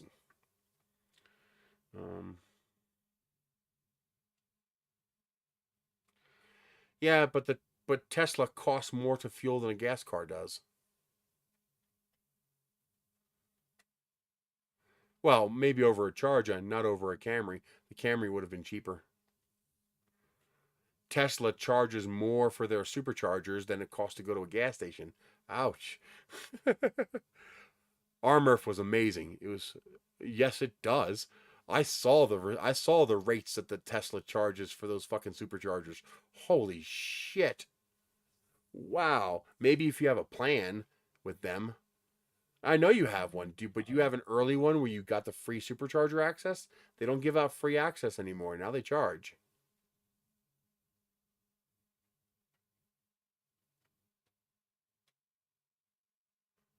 And what did it cost you? Because it's hard. Because I know some of the receipts I saw were bullshit. I know it's not that much, but the prices are all over the place as far as what they charge you at the supercharger. What did your supercharger receipts cost you for 1,600 miles of driving? So $85 to go to. See, that's a lot of money. That's what I paid in gas. So you paid about what I paid in gas, meaning a Camry would have cost you less because I only got 35 miles per gallon. A Camry is going to get you 40 plus. Well, see, 1,600 miles is a lot though. So what would that cost me? 1,600 divided by 35, 45.71 times 3.4.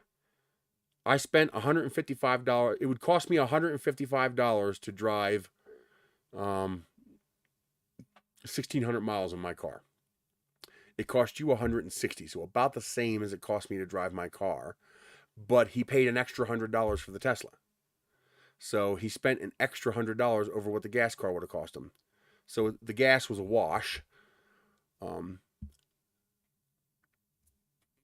mean, I would have saved $5, but let's call it even. Let's say it's the same, 160. That's not what my trip cost me. That's what it would have cost to go 1,600 miles. But you own your Tesla. You didn't rent it, right?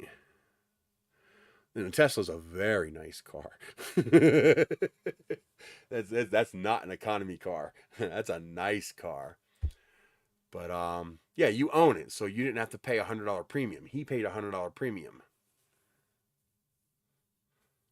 So he paid the same at the superchargers as he would have for gasoline. It looks like the supercharger is basically charging you as if you're getting 35 miles per gallon and buying gas.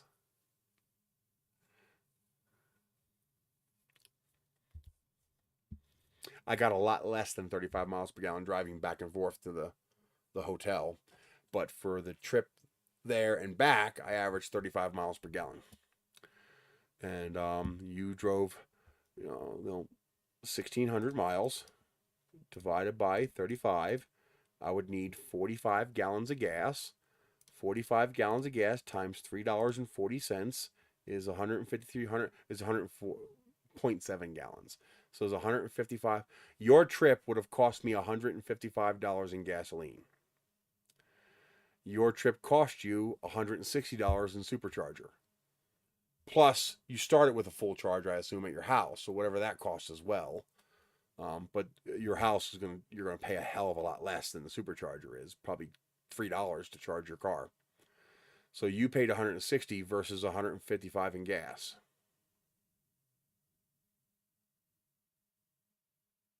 Oh, now you see that's not bad. Now see, 106 is better. That's good. That's more like it. See you later, D-Wit. Good luck. Be safe. Okay, now that's different. They charged you $10 a day for charging. That's not freaking bad.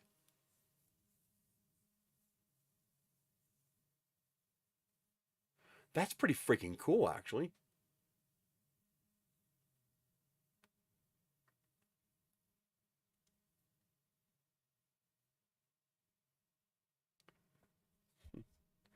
And I don't mind sitting at a charger and charging up every now and then because, I got to rest anyway. I mean, you can only go so many hours before you need a rest.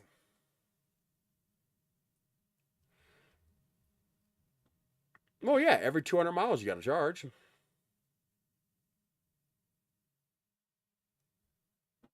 Oh, that's right. You got a data connection in the car too. But okay, that's different. Charging you $10 a day for the charging. That's pretty cool.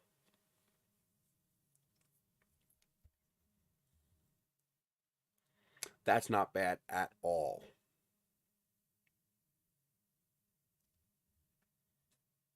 So you get unlimited charging for $10 a day. They basically give you a card that unlocks those superchargers.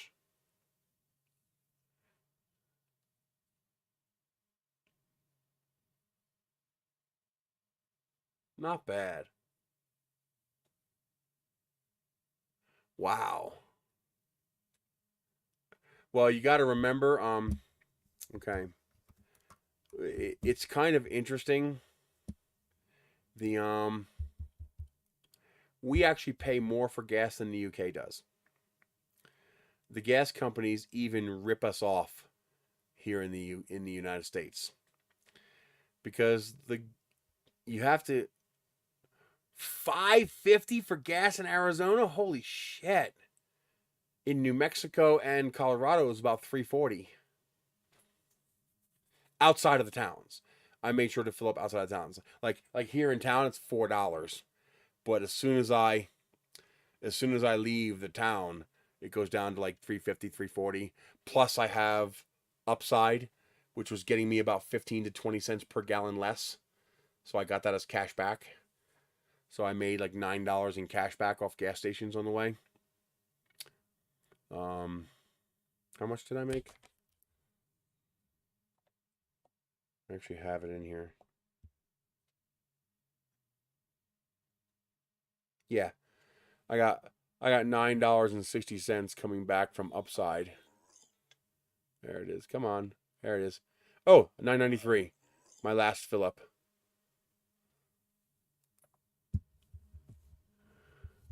Woo! Yeah, I guess that was a little pucker factor if you're not used to it.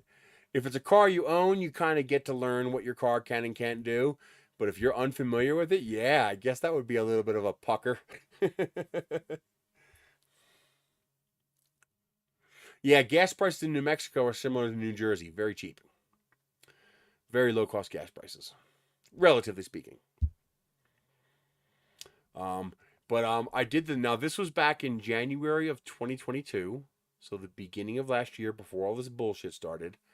I did the math on gas prices here in the US and in the UK, and the UK gas was actually $1 per gallon cheaper.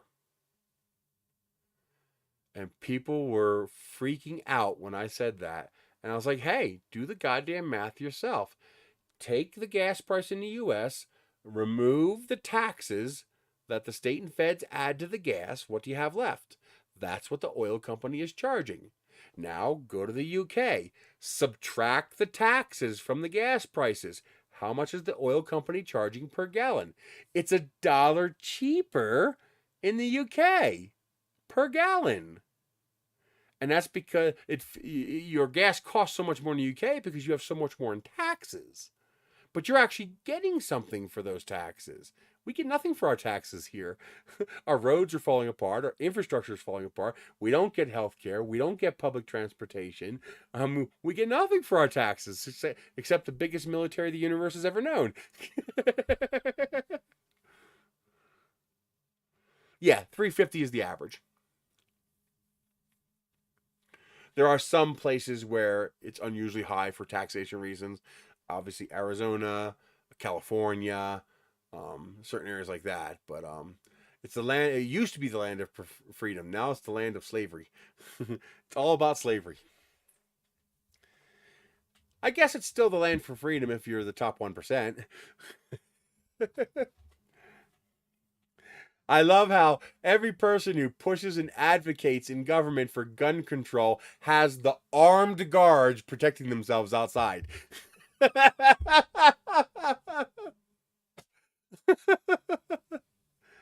Oh, man. What are you going to do? People are crazy. Thankfully, I don't buy much gas. Yeah, here in town, let's see, cheapest gas in the area. Well, cheapest gas for me right now is $3.71 because obviously, even though gas is cheaper in Moriarty, you're gonna spend more gas driving there than if you just bought it here. That's why I filled up on the way home in Moriarty before getting to Edgewood, because down in Moriarty, that's a trucker stop town, an interstate stop town, so the gas prices are much more reasonable. Why would you do that? I did not ask you to do that. Yeah, $3.55. So gas was $3.55 in Moriarty.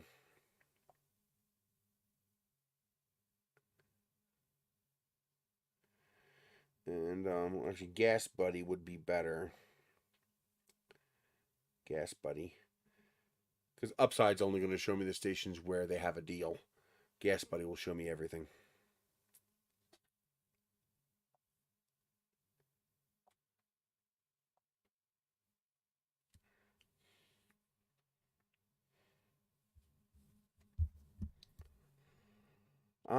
What's taking you so long?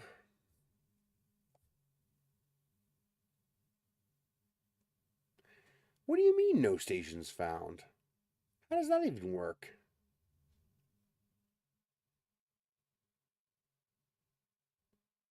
There it goes.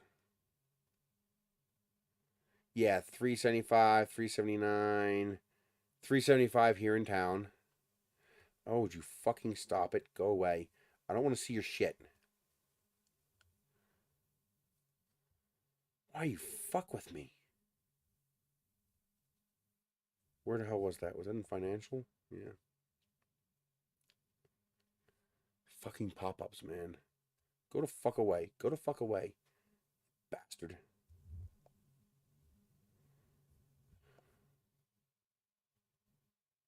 There we go. Best price in Moriarty, $3.55. Now, probably a little cheaper in town. There's usually a pretty affordable gas station in town, especially the Costco. Yeah, if I go to Costco, $3.29. Alon, $3.41. Exchange, $3.38. $3.33 Alon. Costco's the cheapest at $3.29, but you have to be a member to get that. But that would require me driving 50 miles round trip into town to get that, so it's not worth it unless you're already going there. See you later, Black Hammer. I sold one. I sold a chips rocket. So I sold my first digital rocket download. Why? Why? Why did you do that? Why did you do that? Stop doing that. Big fat fingers, tiny touchscreen. Let's see.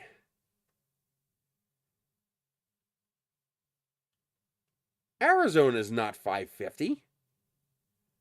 Arizona's the same as here.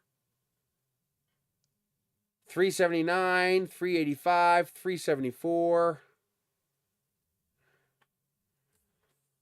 Oh, in Phoenix, it's a little expensive. 435 inside Phoenix. But if you just wait until you get out of town, it drops down to 375. There must be a local city tax that they're charging on the gas to be that big a difference.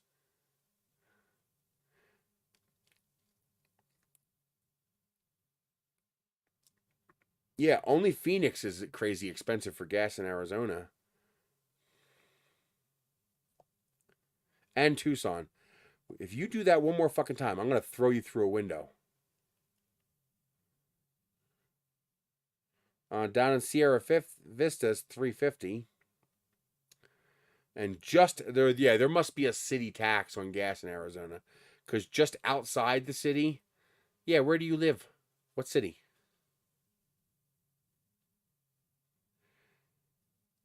Yeah, if you drive just out of town though, it'll drop huge.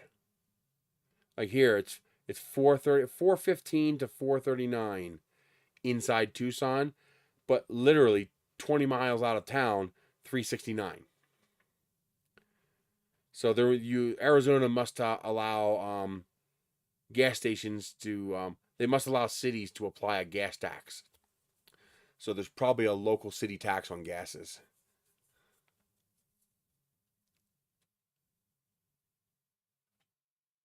Okay, so you have a restricted access. So that'd be like living in Pennsylvania, but you live in the Poconos. So of course, the only gas station around is $1 more than everybody else. That makes sense.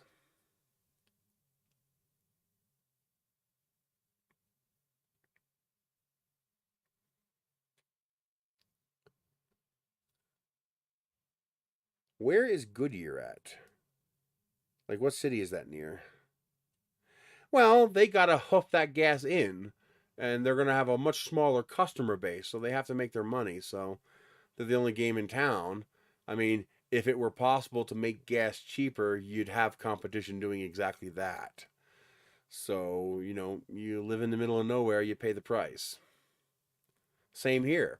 I pay a 50-cent premium because I'm in Edgewood. Because, you got your gas in Albuquerque, or you got your gas at the trucker stop. So if you get stuck in between, they're going to gouge you. They're going to get you. Ah, you missed the cheap one back there and you not got enough to make it to the next cheap one. Fuck you. But similar situation. The same thing happens in Pennsylvania. Gas in Levittown is relatively cheap, but as soon as you drive up into the Poconos, where it's the only gas station within 30 miles, well, yeah, it's $1 more. But he doesn't have a convenience store, and he doesn't have 100 customers a day. So he's got to make his money on profit. So it happens. Not a whole lot you can do about that, except don't live in places like that. But we don't usually have a choice in where we live.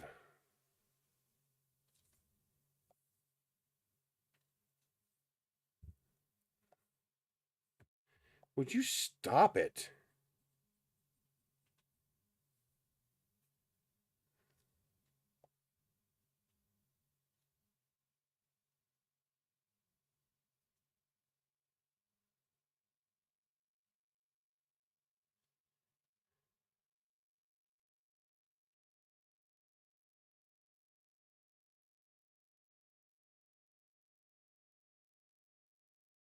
Are you talking about the Shell station where the Safeway and the Lakeside Grill Estrella is?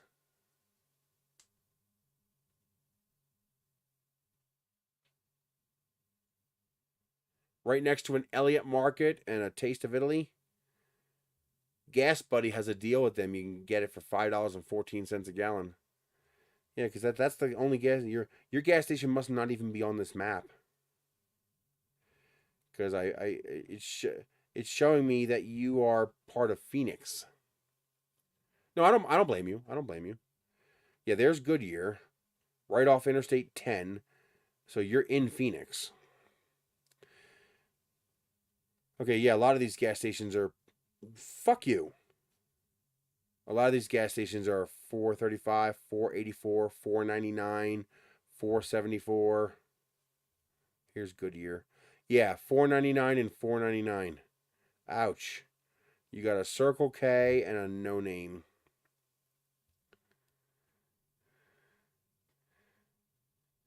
Yeah, but you're probably inside the corporate limits of Phoenix, so whatever causes gas to be more expensive in Phoenix is probably doubly so for you with limited options. Basically, whenever you travel out of the area, that's when you should fill up.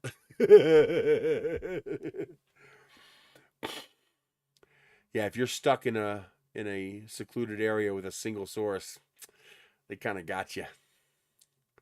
There's not a whole lot you can do about it, except buy a Tesla. That works. Um, I'm surprised with all this traveling, Google Rewards didn't pop me for any surveys. Weird. Usually when I travel a lot, that's when I get a whole bunch of them. I got none. Zero.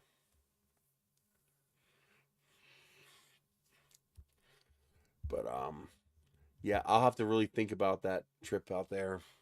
If I can't afford to rent a car, I might not be able to go.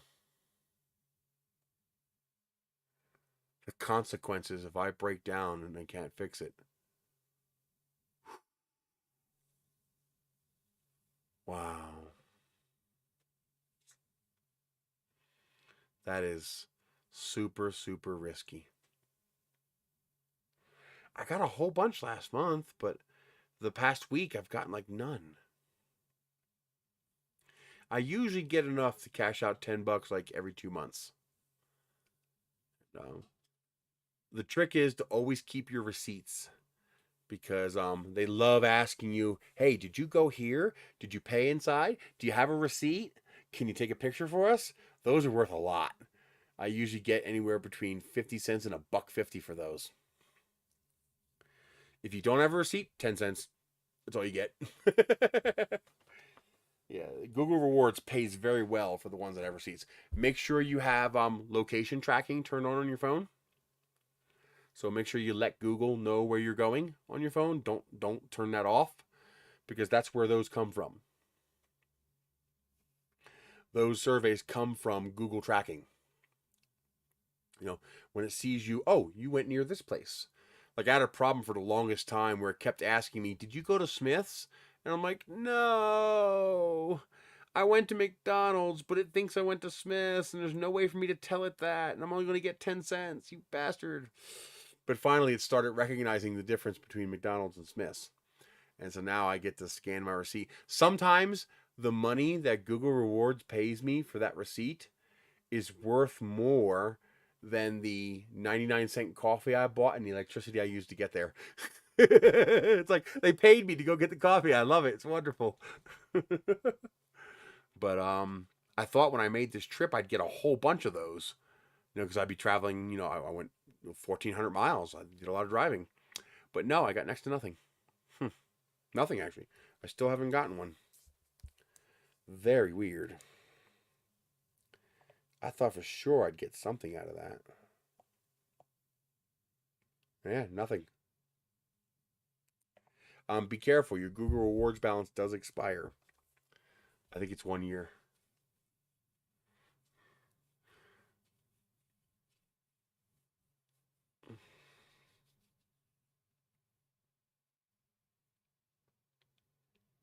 But hmm, interesting.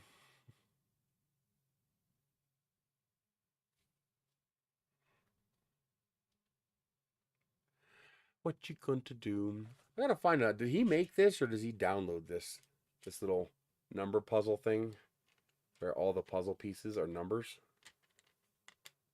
Kind of cool. Would you fucking peel out of there, you little bastard?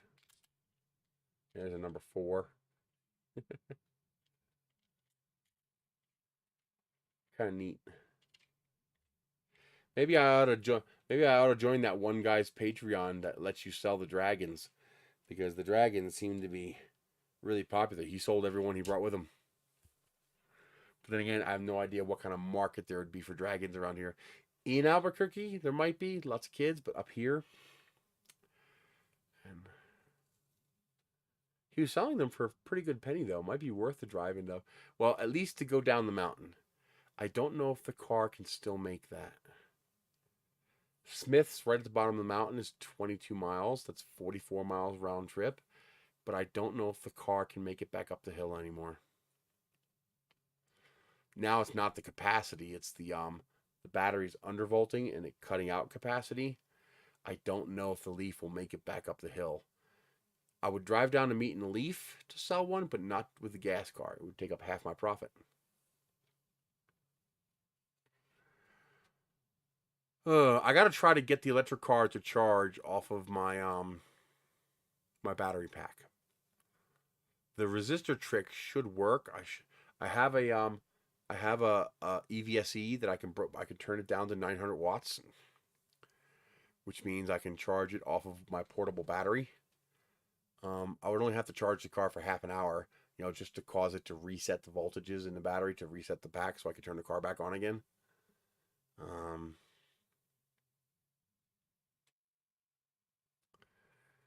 Because otherwise I have to call a tow truck if the car shuts itself off. If the battery's undervolt too much, the car shuts down and it won't let me turn the car back on until I plug in the charger. And it'll do that when I'm climbing back up the mountain.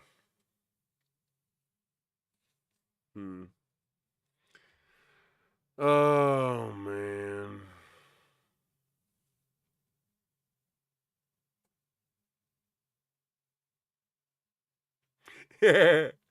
Yes, the Fetch app is very good. You get 2.5 cents per receipt that you scan, and you can scan up to 7 receipts per day. Although I think it's limited to 5 from the same retailer. And then certain things get you more points. So, for example, grocery receipts are going to get you a whole lot more points. So the points are very slow, but it's definitely worth doing. If you do receipt scanning, it's worth doing because you can double and triple dip on all these receipt apps. Let me show you.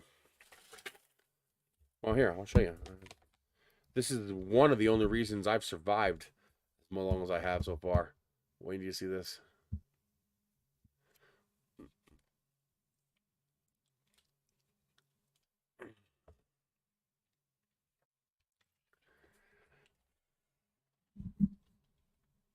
Okay.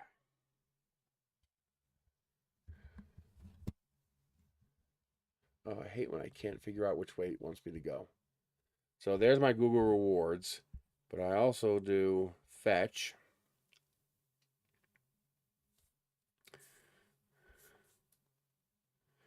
So you see here I got 10,600 points. I think I need 12,500 to get a $10 3DHP. Hello. Weren't they cool? I love those rockets. Focus, you fuck. There we go. So you can see here. Does it tell me my history? I don't see me.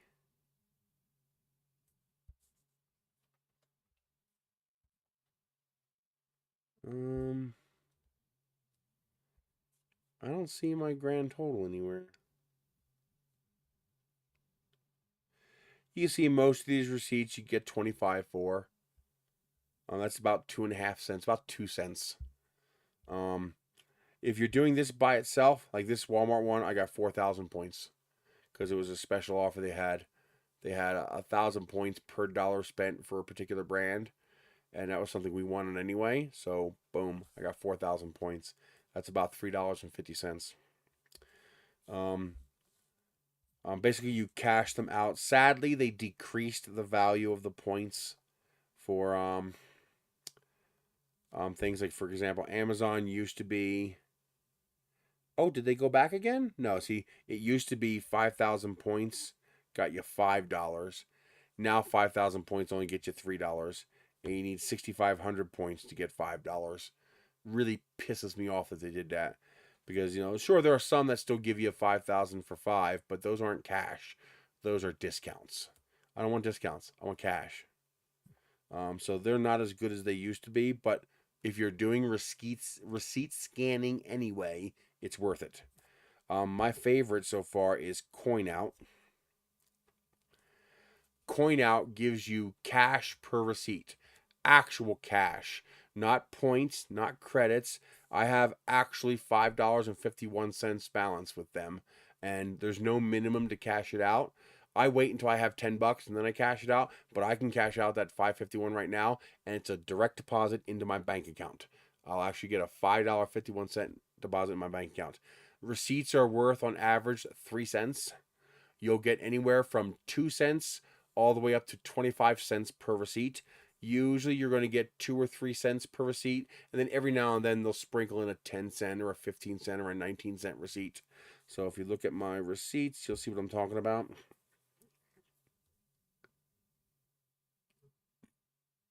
What?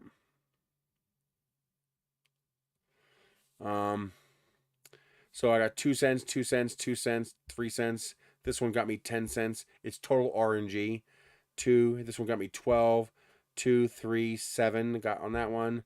2 got 7 on that one. 10 on that one. 2, 3, 3, 2, 3, 2, 2. You see 2, 2, 2.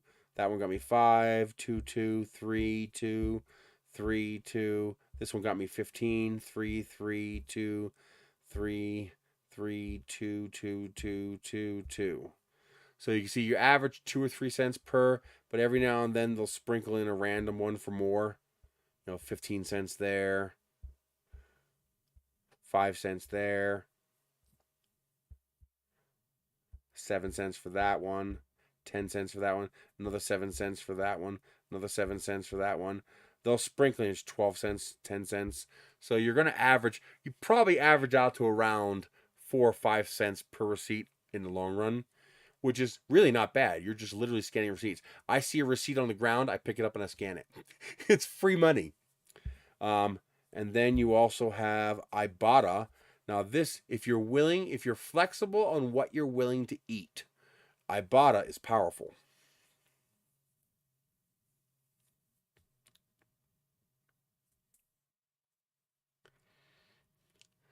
So Ibotta is direct coupon app. So you get cash back, but you get it as a coupon. So literally like clipping coupons. So you find a coupon you want first and then you clip it. So on this one here, let's go to Walmart online. And then you can see here. So here's a 10 cents for any. Here's $2.50 back. Why is that showing up so bright? Here's $2.50 back on Starry Soda. That's why we have so much Starry Soda. It was $3.48. So buy one, get one. So it was bottles of soda for 26 cents a bottle. Yeah, we got a lot. But if they happen to have the things you want or things you're willing to get, like here's tomato sauces, I'd be willing to get that. But first, I'll compare it to Walmart's brand and see if Walmart is still cheaper even after the coupon, then I buy the Walmart brand. But if it's something I want, like we wanted the graham crackers, so it's $2 off. So yes, we use that. There's not too many there right now. Tea, I always buy tea, so that's a free 10-cent coupon. Like here's a free after rebate, except our Walmart has no Violife stuff whatsoever. This is all vegan stuff. But hey, for free, I'll try it. Sara Lee dessert cake here, but these are $7 a piece, so I was like, no, thank you. See, if you're already buying Coffee Mate, there's a 75-cent coupon. If you already buy Bertolli olive oil, there's a $1 coupon. So it's especially like here's mayo, 15 cents off. So I buy that brand instead of the other brand, and I save 15 cents. CLR cleaner, there's a BOGO for CLR cleaner. I'll probably buy that. We use a lot of CLR here because of the hard water. Every now and then I can take advantage of coupons like this, like $1 off on Dave's Killer Bread, which I normally wouldn't buy because it's like $5 a loaf. But Smith's had Dave's Killer Bread. It was an older loaf. It was on clearance for $1.88. So I was still able to use the $1 coupon. So I got 2 loaves for 88 cents each. Yes, please. Michelle likes the roll gold pretzels. So every now and then we'll get that. And you get the 75 cents off. But you you go through here, and when you see one you want, you mark it. And then you have to make sure you mark it first. If you mark it after the fact, it doesn't count. But now they also offer bonuses. So, for example, I'm not going to do it this week because there's nothing I need to buy. But here's a $3 midweek bonus. Redeem 6 offers. Not only do you get the coupon for those offers, but you get an extra $3. So through this app here, I have 3 accounts we're using. Okay, so I have my brother's account, my account, and my sister's account. On my account alone, I've gotten, you son of a bitch. On my account alone, I've gotten $1,323 cash back. And this is cash into my bank account. So not credit, not points, cash. So you can double dip with these apps. When I scan my receipt, I usually average, it depends on the type of receipt it is, but I can usually average 10 cents per receipt. Because I'm going to get the Ibotta coupon, and then I'm going to get the 2.5 cents when I scan it into Fetch. And then I'm going to take that same exact coupon and scan it into Coin Out, and I'm going to get 2 to 19 cents for each receipt for that, averaging 3 cents. And then I'm also going to, you son of a bitch, I'm also going to scan that into Receipt Hog.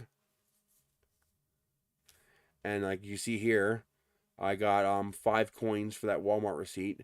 This is when you trade coins. 1,000 coins get you $5. So as you can see, you're not getting very much. And then I also scan that into Receipt Jar, which is a similar deal. Actually, I think I just cashed out $5 each of both of these. Yeah, I already cashed this one out. I'm at 230 points already since my last cash out. But again, you hit 1,000 points, you cash out, you get a $5 Amazon gift card. These Receipt Hog or Receipt Jar gift cards. Coin Out is cash. Ibotta is cash. Fetch is quasi cash. There's no way to extract cash, but you can get Amazon or Walmart gift cards. Or, for example, if you are going to the movies, you can get an AMC gift card. They have a litany of gift cards you can pick. And so, like right now, I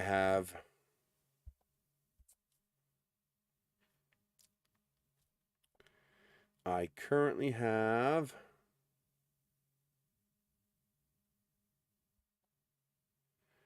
oh, it takes so long. I currently have $31 sitting in my it's upside down, I just realized. But yeah, I got $31 currently sitting in my Amazon account that I can spend on whatever I want on Amazon. Usually food. I wait till the soups go on sale and I buy a bunch of ramen soup. I love the ramen soup. It's delicious.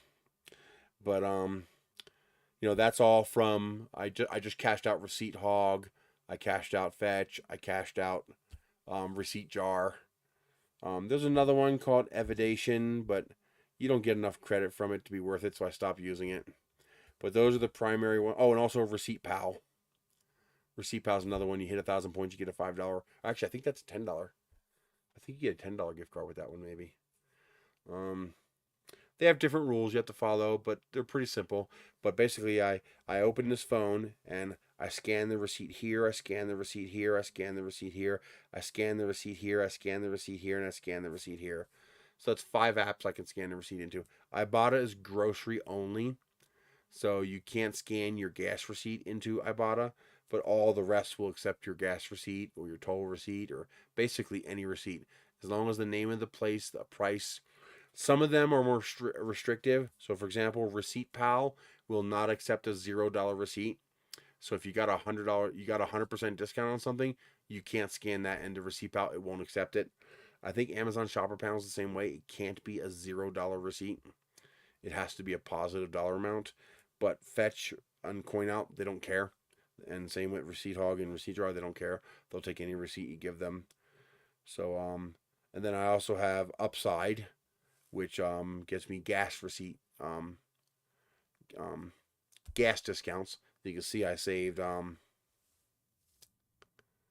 I got $9.93 back on gas on my trip.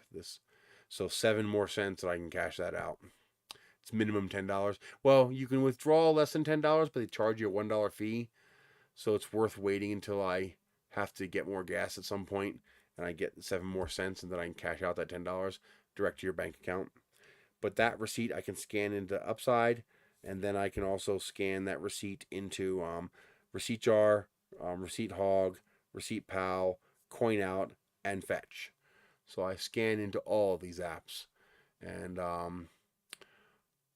it adds up to quite a bit. It's not, you're not going to live on it. It's not going to fix my income problems, but it usually results in between $10 and $20 a month, which is not chump change. It's not zero, that's for sure.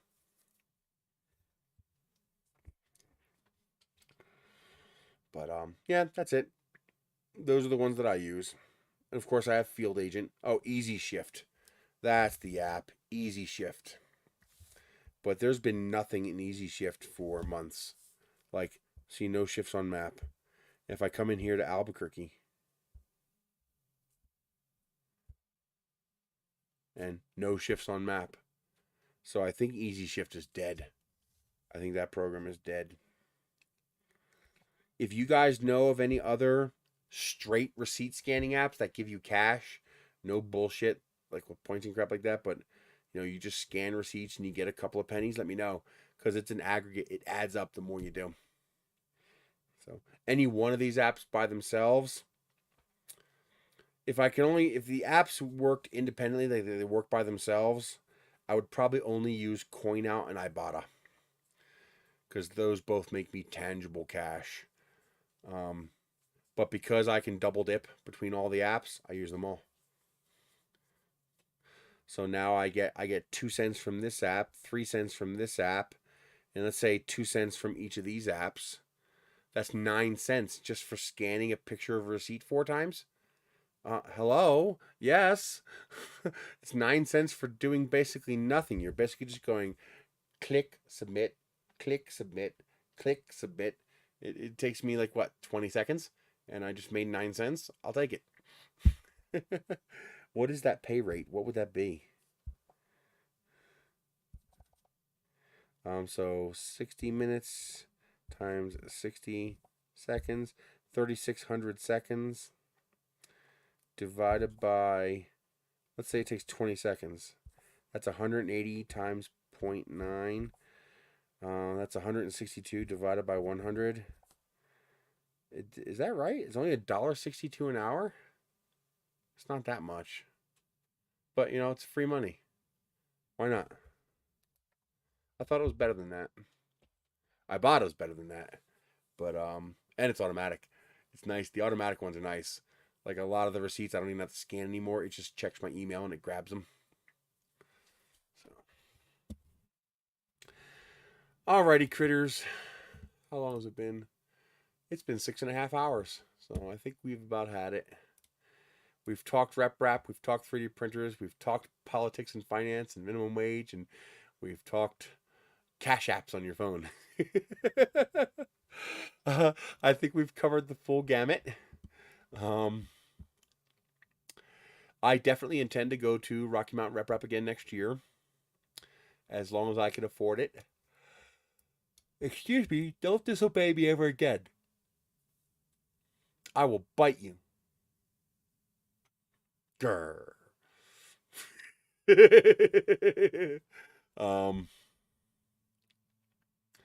yeah, the show was amazing. I'm expecting next year to be substantially bigger, because of how well it turned out this year. I'm expecting next year more people are going to show up from the community, and more people as far as vendors and whatnot are probably also going to show up. So they're probably going to get the bigger haul next year. I'm going to make an attempt to see what I can do about prepping the bus.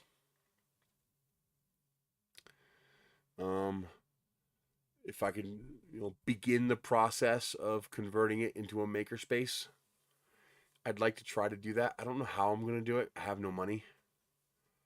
But I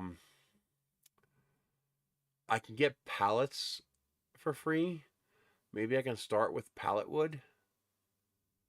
I don't know if that'd be worth the effort or not, but we'll see. I've gotta become net positive before I can even look at it. You know, because I can't spend money on that when I have past due bills. But I mean, sure, making content will make me money, but it makes me money afterwards, and there's no guarantee of how much I'll make. What I am thinking about doing is, if I make a serious go of it, maybe selling plaques on the bus. So, you know, either you can get your own made in metal and I'll put it up, or I'll make one 3D printed, or laser cut, and start plastering the ceiling with founder plaques. You know, you can pay for a plaque. You know, you buy a brick in a brick wall or something like that. You know, to help fund it. And then I would still need funding to make the actual trip.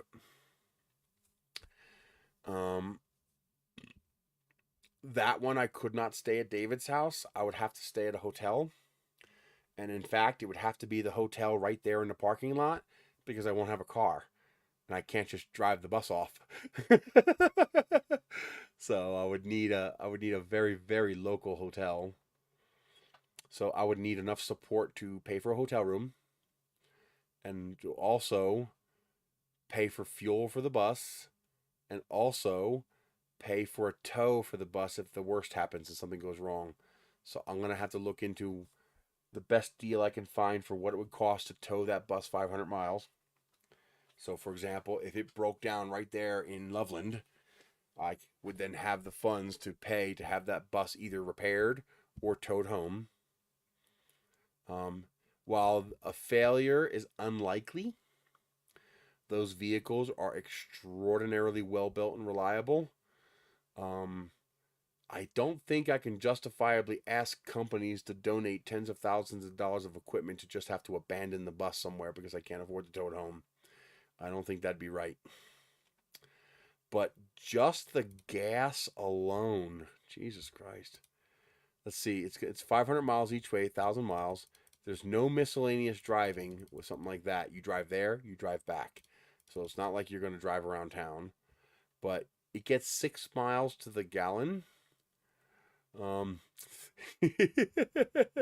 So that's divided by 6, which is 170 gallons of gas. 170 times 4, assuming it's still $4 a gallon. That's $700 just for gas. Wow. Holy shit, that's a lot of gas. Wow.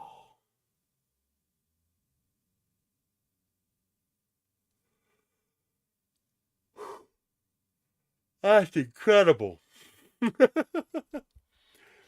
So, if maybe one of these years in the future I can actually do something with it, and if people are willing to fund it, if I get enough viewers that people are willing to fund it, you're looking at $700 for gas. You're looking at probably $350 for a hotel room.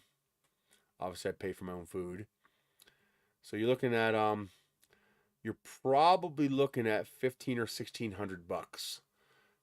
I'm assuming it'd be $400 or $500 to get a tow if I arranged it in advance. I don't know. I have no idea what that might cost. I'll have to look that up. But yeah, you're probably looking at $1,500 to bring the bus to Rocky Mountain MRF. And that's assuming I can get enough support to actually, you know, put up benches in there, power, get donated equipment to put in there. So, you know, maybe Bamboo will donate a printer. Maybe Creality will donate a printer. Or any Cubic or something. Maybe one of the companies will donate a laser machine. You know, maybe get one of those fancy soldering companies to donate a soldering iron for a soldering station, you know, with the wham bam mat and a fume extractor and all that. Maybe one of the tool companies donate a tool set for power tools. You know, scroll saw, bandsaw, jigsaw, you know, drill press kind of thing. So have like a woodworking station, a laser working station, an electronics working station. Maybe have a Arduino station, you know, a computer, a couple Arduinos. We'll have that all hooked up for electronic programming. Have a 3D printing station. You know, basically you have like a walkthrough where people can see all the different maker technologies that are currently available today. Underneath have a lit cabinet, and you know, have a 3D printed RC car in one, and a drone in another, and a rocket in another, and you know, maybe a walking dog robot in another, you know, just as a showcase of the different things that you can do with the stuff.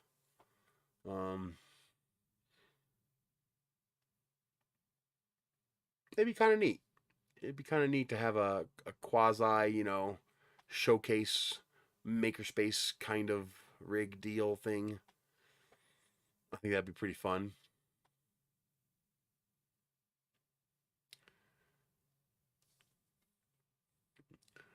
Rig up the laser engraver with just like a laser pointer so that, you know, don't have to worry about nobody's eyes.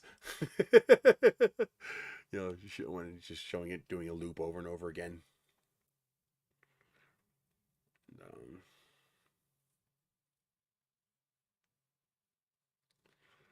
but that'd be kind of fun. That'd be neat to do that.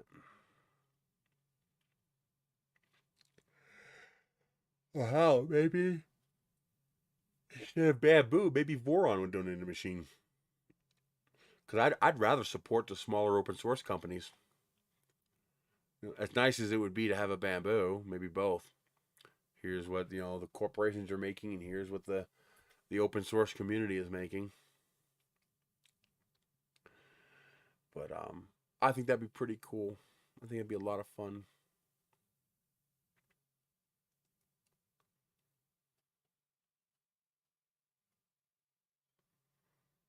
Hmm.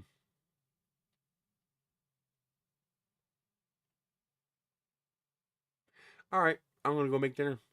It's already 5:21 here, so the last 9 of my critters are left. I will see you guys next week.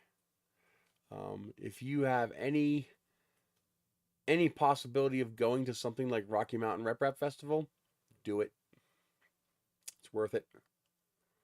If you are on my way on the year that I decide to take the bus, I might be able to pick you up if you're willing.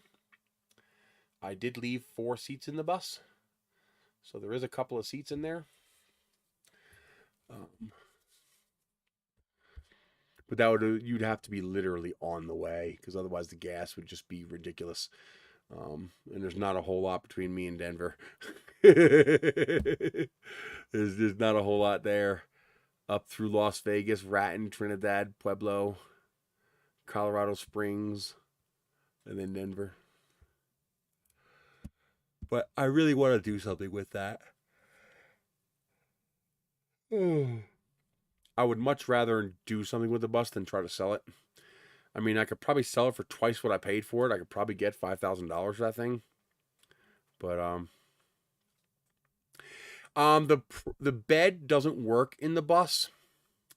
That would work for traveling, but that's not going to work when I'm there. Because there's no way the people who own and insure that building are going to allow someone to sleep inside the building. And then, you know, that's where the bus is going to be. It's either going to be in the building or in the parking lot. And so while I'm traveling, yes, you know, I'm never going to make a long trip in a bus, so this is not going to be an issue. But yeah, for example, if I ever became wealthy enough, for example, to take this to Murph, then yes, I would stop by either campgrounds or rest stops, and I would have a little Johnny bed right there in the bus, a little trundle bed, and I would pull that trundle bed out, and I would sleep right on the bus. But once you're on location, that stops being an option, because most of the time, for insurance reasons, you're not going to be allowed to sleep on premises. We have that similar problem with like NARMs. People want to bring RVs, but usually the landowner's like, no, because my insurance won't cover that. So you can bring an RV, but you can't stay on site. So yeah, that works for the stops on the way, which for Rocky Mountain Murph is 0. I can drive that 8 hours straight through. But for longer trips, if that were to ever happen, yes, that's exactly what I would do. But that doesn't help you once you're in situ. Once you're on site, you are almost certainly not going to be allowed to sleep on that bus. Or in any vehicle anywhere on the premises. That's not going to be allowed. I can pretty much guarantee that. Yes, the bus, I am going to design sleeping arrangements into the bus. And this way, if by chance I'm ever fortunate enough to have enough support, because like I said, I've had viewers ask me before to take the bus to Murph if I ever turn it into a makerspace. And I have to explain to them that that's not possible. Not without a lot of money from you guys. For example, where is that?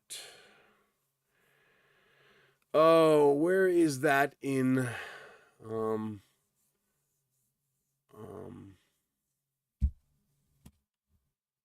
you fucking kidding me? I can't remember where that is. It's in Indiana. Where in Indiana? Not there. I'm pretty sure it's up north, isn't it?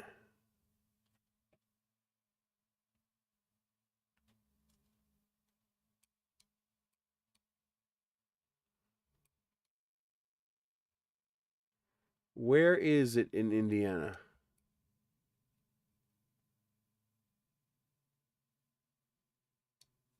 Well, it's not going to make a difference. Let's just pick here. Center north. Peru, Indiana.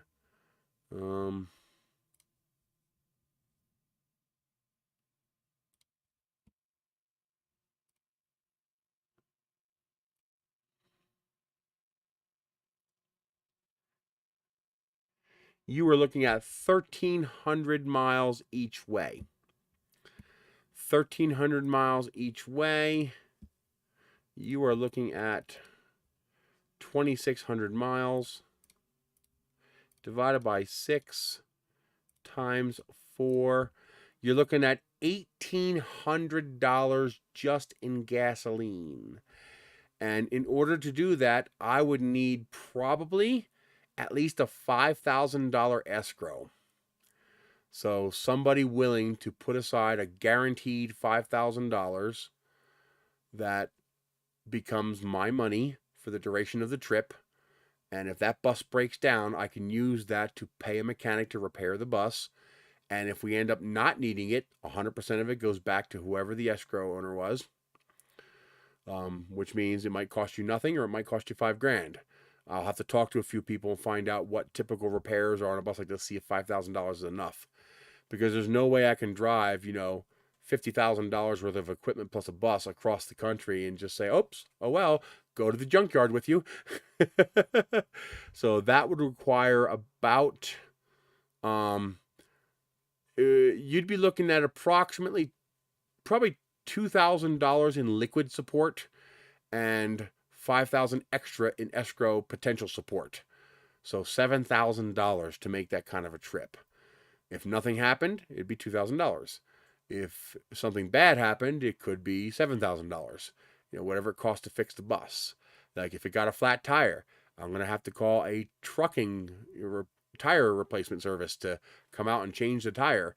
It's one person cannot easily change a tire on a semi truck, and that's what this bus uses. Goshen, that's it, Goshen. Probably not gonna. Would you stop doing that?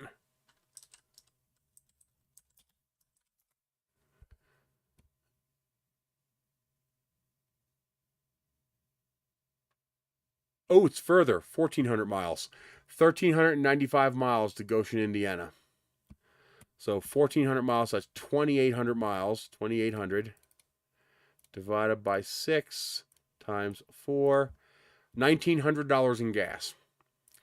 So you're looking at $2,300 in liquid cost, meaning that's money that has to be donated and it's gone. That's what the trip is going to cost.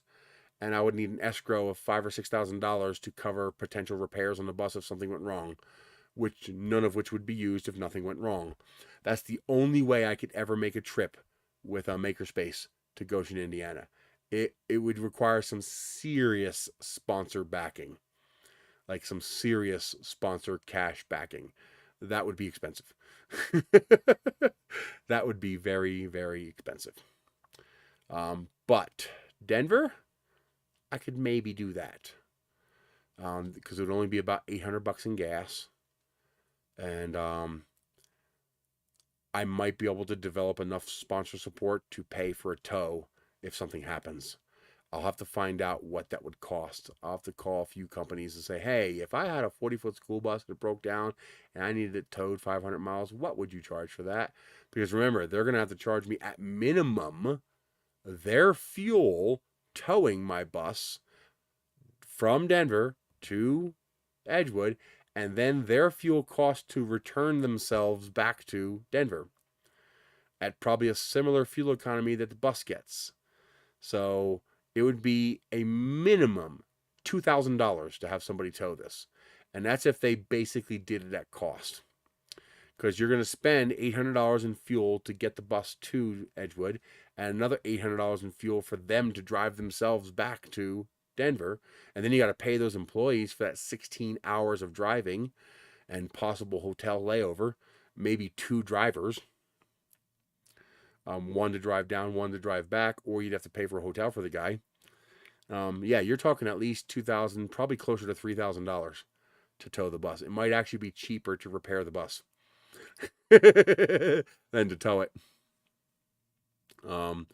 So yeah, that would still be a pretty expensive trip. But yeah, that's something that is so far outside of my financial means that it cannot happen without support.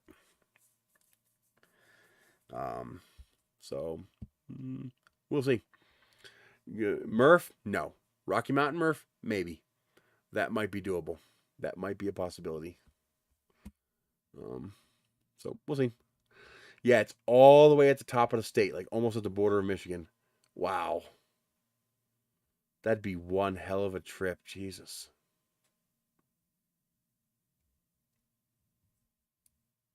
Now, for a trip like that, you're talking 21 hours of driving. And I probably would not go more than 8 hours a day. So that's 3-day trip to get out there. Which means I would make stopovers. That trip would include stops. Like I would probably, and I'm getting older, so who knows if I can do 8 hours at a shot, especially driving something like a bus, which is a little bit more strenuous than driving a car. Probably looking at a stopover in Oklahoma City and a stopover in St. Louis. So probably 10 hours. So I probably wouldn't make it to Oklahoma City because I think that's 13 hours. I think that's more than 10 hours to Oklahoma City. But from a map point of view, it'd be approximately that. It'd be somewhere in eastern or western Oklahoma I would have to stop. And then somewhere in Missouri, Illinois, probably Missouri, I would have to stop. And then the last leg of the trip would be Goshen. It would probably be better to assume 6 hours per day. Take it easier. That I might even be able to get a hotel room, because in these bumfuck nowhere places, you can usually get a room for $40 or $50. And that would give me a proper bed, a shower, air conditioning or heating, depending on what's necessary. The shower being a big deal, because that energizes you and refreshes you enough to be able to go full tilt the next day. That I could probably definitely do it in 3 days. But maybe plan it for 4 just to be safe. So stop at Amarillo, Texas, then stop at Oklahoma City.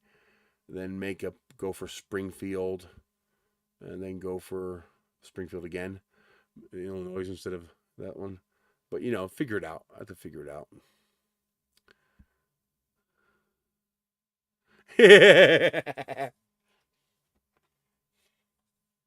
Well, you can put a USB drive directly in the printer. You don't have to go through the cloud. I wouldn't even the Bamboo would not even be on my radar if the cloud was mandatory. Forget it. I don't even want it. You could offer it to me for free. And well, I'd probably take it for free for the content, but I would pan the hell out of it because if the cloud is mandatory, I don't want it. But yeah. Now East Coast rep never an option. You're talking 30 hours of driving all the way to the East Coast. No, not interested.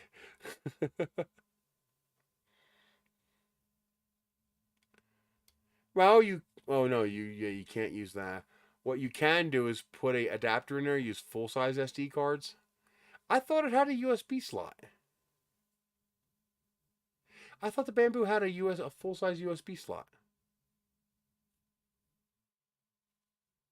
Well, I know it does. No, that was the Prusa that came with a USB card.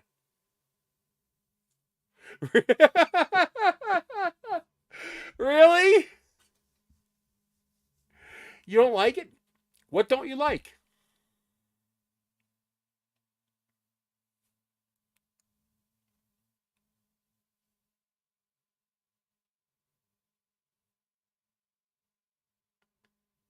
Hey, Nosy, you catch that mouse, I'll give you a whole can of tuna. Mm-hmm. Get that mouse. His ears are perked up. He hears it. Really? You've had problems with it? Most people seem to have had a pretty good experience with it. See, when a printer works perfectly, that's not what's important. It's when it doesn't work. So you don't think it's particularly that much faster than a typical Core XY? Or do you mean something like a Voron?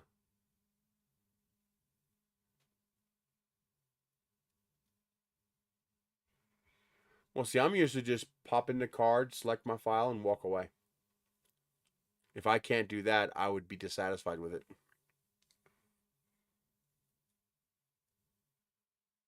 Really, it's just a Core XY, huh? It's not that much faster. Huh.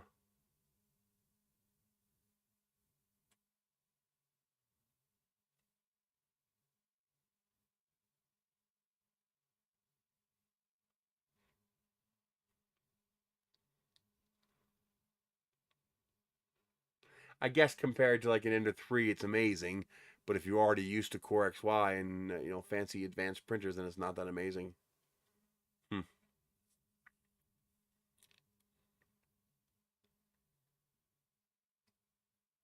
Yeah, I imagine. Yeah.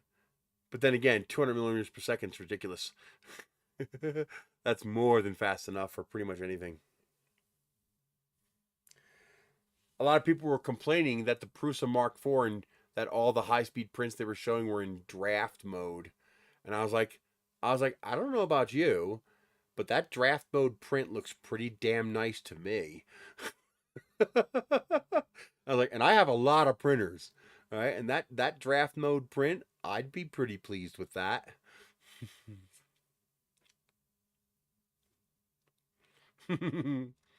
Well, they're new, so they have to learn. So we'll see what happens with X2C when they come out with Model 2 if they learned from the stuff in the X1. If they don't learn, screw them. If they learn, good. More competition is always good.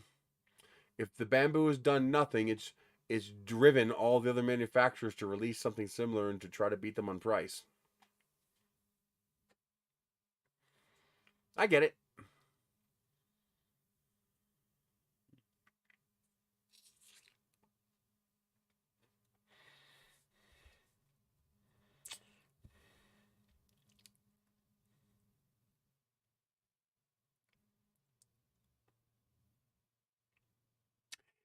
Nobody really knows anything about it.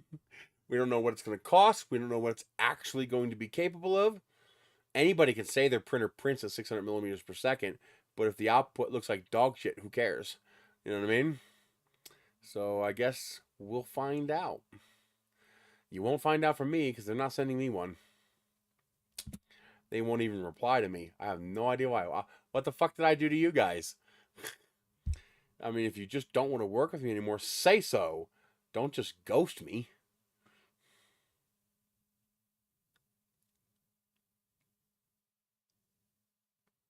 Oh, that's interesting. Does that have maybe something to do with the AMS? Like maybe that process is a holdover because of the AMS function?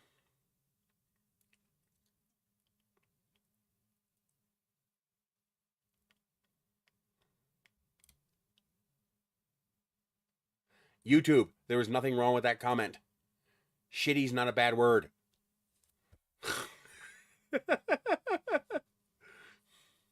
They hid your comment and I had to show.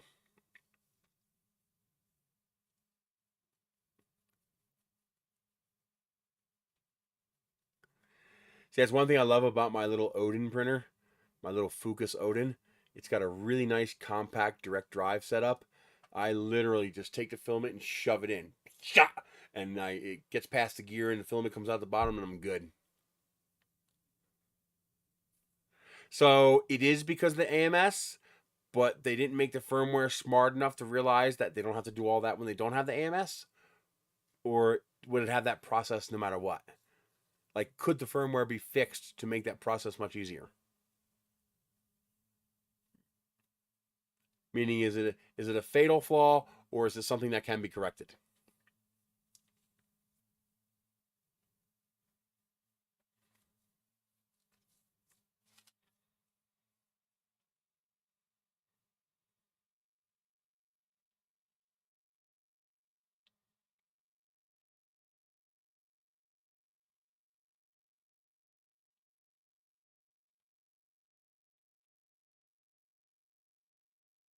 Okay, so we'll see if they do fix it. That'll be interesting to keep an eye out for. Okay. If it was hardware, then nothing they can do. But if it's software, then in theory, there's no reason they shouldn't fix that.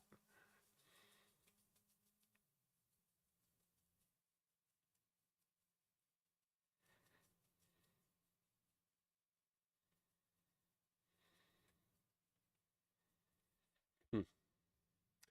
Very interesting. I mean, I'm no Prusa fanboy, but if they offered to send me a Mark IV, I would take it. It looked like a pretty damn nice machine, or even a mini. That mini is pretty slick looking. I kind of have a thing for micro printers like the Ender 2. I loved when Prusa released the mini, finally validating the Ender 2. Like, because I remember at one point, Joseph was not too fond of the Ender 2. He kind of shit on it a little bit. And well, I tended to compare it in print quality because it's amazing print quality. And then he makes an Ender 2 clone. Yeah, that felt good. But they did a good job. The Prusa Mini is a pretty badass little machine.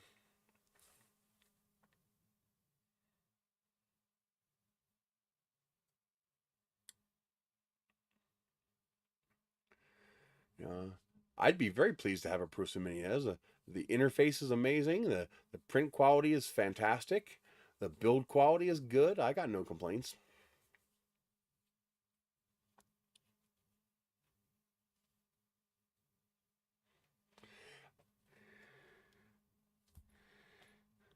Well, that makes sense though. Most of the little things you're going to print will fit on a Mini. So there's no reason to occupy a large machine when you only have to print something small.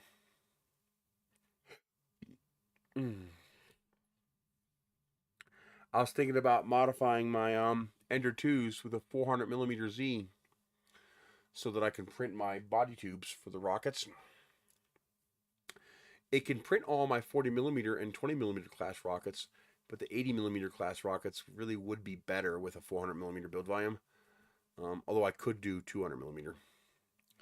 Mostly because the Ender 2 takes so little space and it runs on 12 volts, and I don't need a heat bed. So they only take, the printer only consumes about 42, 43 watts of electricity. And I could fit like, 8 of them on 2 shelves of a Metro rack. um, take a 5-shelf Metro rack and make it into a 3-shelf. So I could fit, 2 shelves of 400 millimeter tall. Prusa Slicer's okay. I think Simplify 3D still spanks it, but Prusa Slicer is light years ahead of Cura. If I had to use an open source slicer, I would use Prusa Slicer. It is by far the best of everything that's out there. And they're improving it damn near weekly. It seems almost every week they got improvements coming out. So they're really kicking butt on updating it and fixing things in it. It's got a couple vase mode things that need to be fixed, but so does Simplify 3D. But that's because I'm doing weird things with vase mode. But yeah, Prusa Slicer. One of my biggest gripes with Prusa Slicer is the UI is garbage. Oh God, fix the UI, Prusa. Come on. Like here. I'll show you what I mean.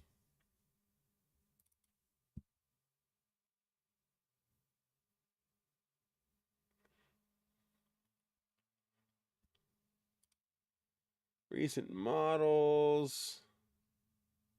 What is that? Oh no, I don't want that. I never sliced that. Why is that even in here? What? Why is any of this even in here?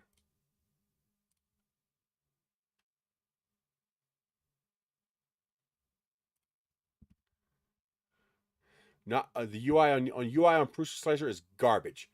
It's absolute feces. It's I hate it. I hate it so much. It's such a pain in the ass to work around. Oh my God.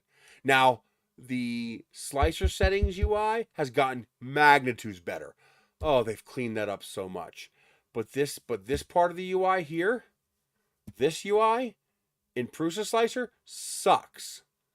This view in Prusa Slicer is garbage. And this view here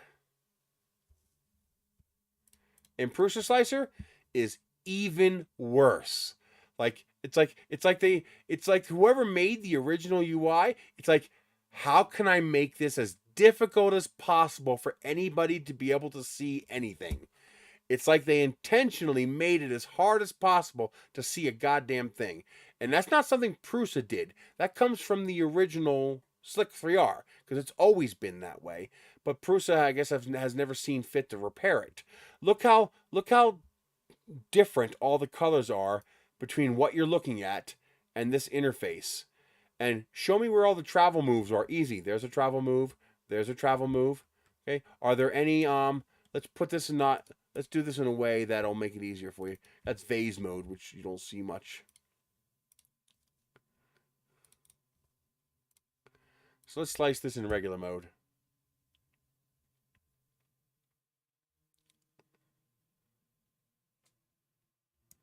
Okay, so yeah, you see all those red lines? Those are all my travel moves.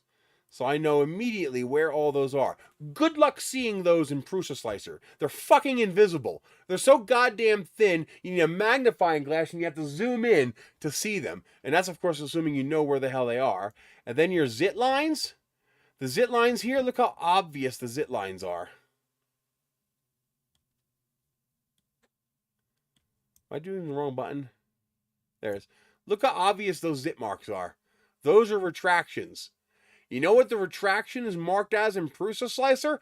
A little tiny orange or red X that's so goddamn thin that you have to zoom in like this to see those marks in the preview. Which means you can't see them at all because you have to know where they are already. Oh my God, I hate the UI. No, it hasn't. I'm using it. None of that has changed. Here's 2.6 RC4.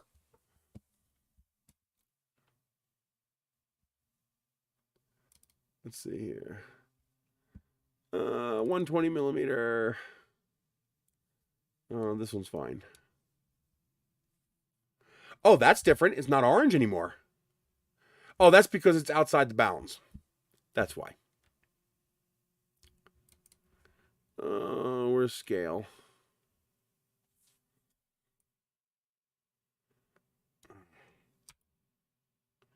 How do you do uniform scaling? You can't do uniform scaling in Prusa Slicer? Is it a different key? Is there a certain key I have to hit to do uniform scaling?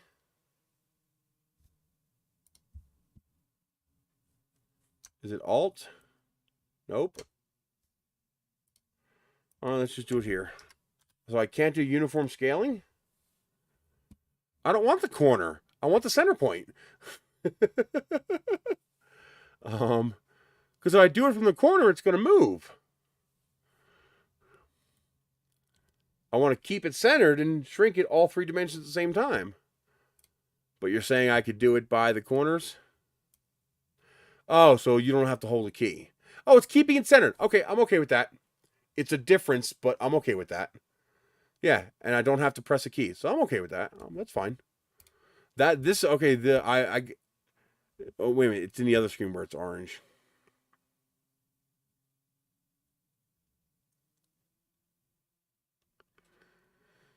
Okay, this is different. I must not have loaded it since RC3.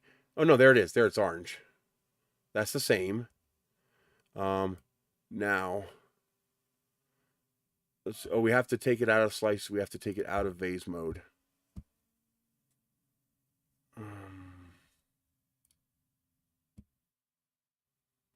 Not vase mode. 2 perimeters.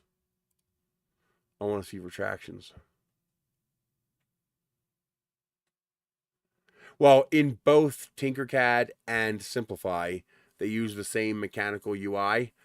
I can grab any control point, and if I hold down the Shift key, I get uniform scaling. I didn't realize that this had 2 separate sets of control points, one for uniform scaling and one for individual scaling.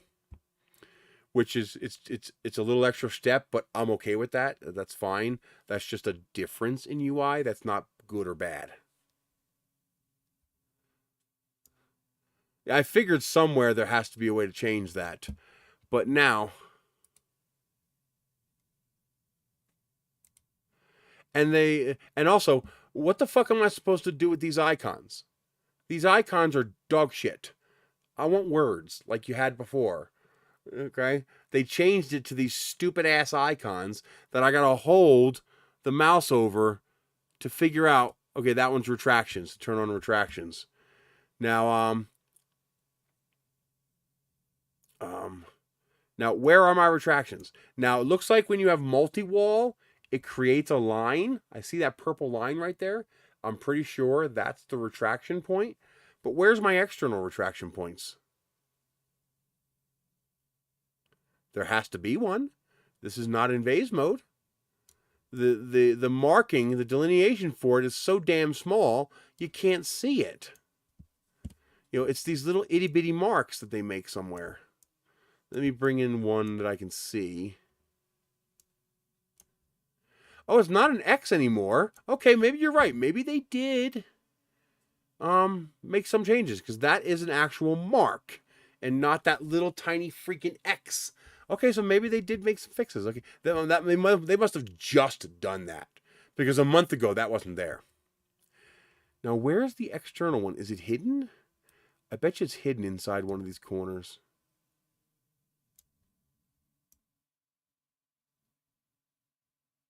Not a triangle. It was literally an X. It was literally a red X. You can see it on my video that I made a month ago. That you had to zoom all the way in. You had to zoom in like this close to see the damn thing, and only if you knew where it was. It was horrible. Oh my God. So yeah, they've made huge changes in this last update. Just this alone is a huge change. Having the different colors and them not be so blinding and weird. So yeah, they've, okay, I'll give them credit. They made some big changes. Now, where is the external zit?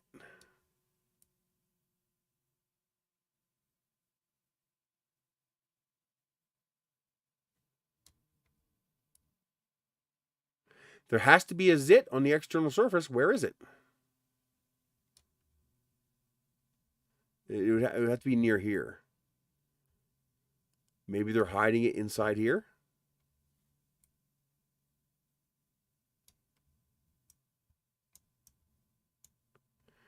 No, it's not there. So where is the external zit?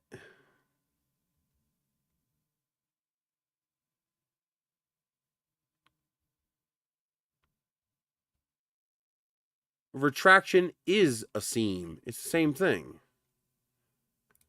Or are you saying they mark external retractions differently from internal? Let's do all three.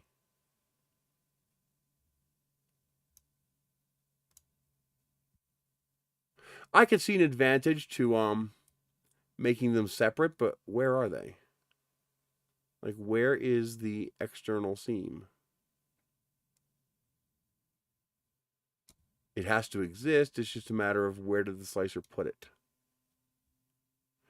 Unless it's all the way on the inside. So it's not here. We come around to here. We come inside. So maybe it's on the inside?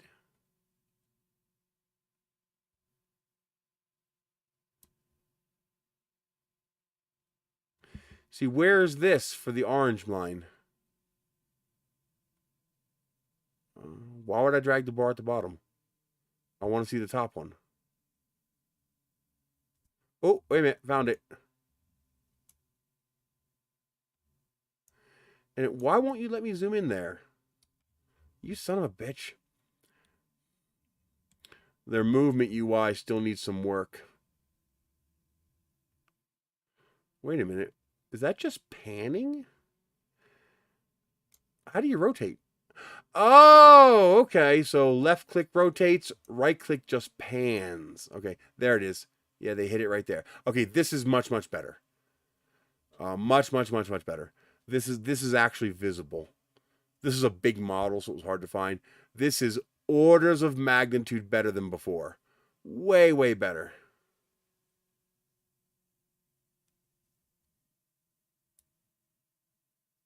No, it jumps. It jumps too it's not granular enough. What I needed was this right here. It was just hidden. Still, that's good. This is orders of magnitude better than it was before. I'd like to see these be even bigger. At least the external ones, make them more larger, more in your face. You know, I love it. I love how easy it is to find this stuff in Simplify 3D, so I can tell when it's not slicing my model correctly. But no, this is way, way better. But see how tiny it is? See how you almost can't even see it, and I'm not even zoomed out to the model filling the screen. But at least I can see it. Before, this was completely invisible.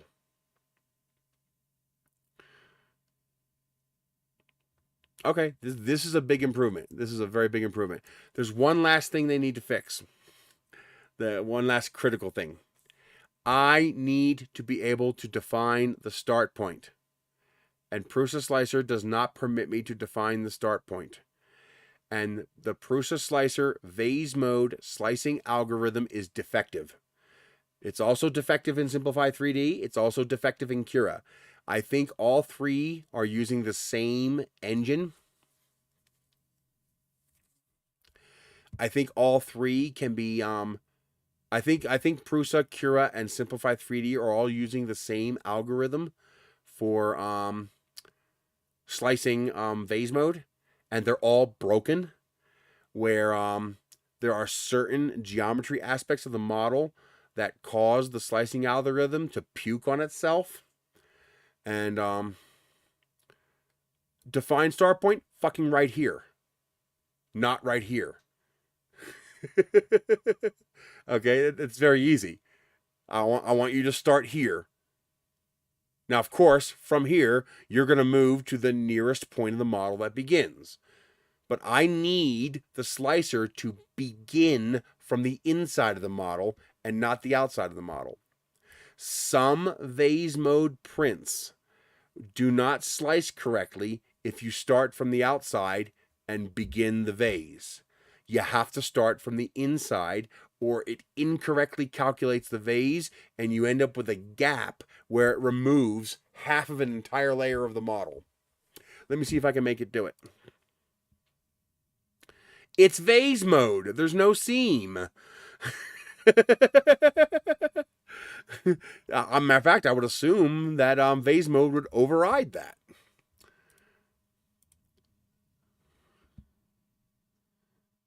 I mean, but technically, each time it lifts, you could call that a seam. Would it obey that? I'll have to try that. That just might work. Let's try that. Well, I can't do it now. I have to find the model. But I think it overrides some of this stuff when you do vase mode. So 0.2, 0.2. Let's do let's leave it at that and see what it does.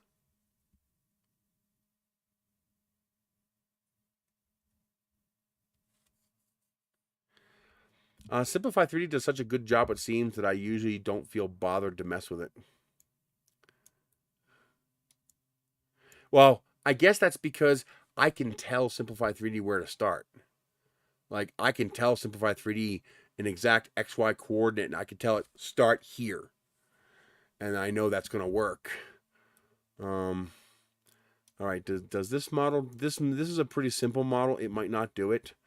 I think I know what model does do it, though. Come here. Let's do Heart, Eevee, Poda, Rocket Stand. That's not it. Brilliant Tomorrow. That one. I think this is it.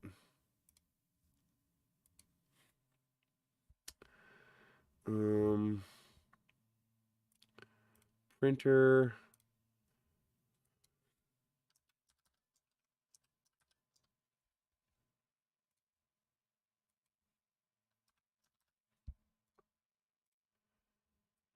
It won't let me slice it unless I correct it. Is there any way I could tell it to center this? How do I tell it to drop that on center? Isn't there an auto arrange? Auto arrange? There we go.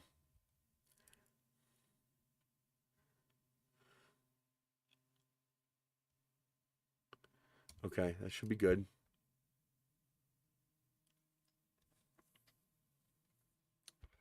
I can't remember which model, because it doesn't do it on every model. That's part of the problem.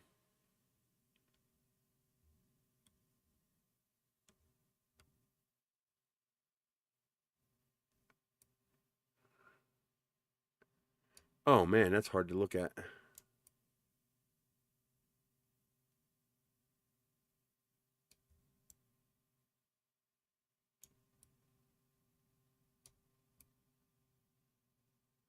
Of course, this is not going to be an example that does it.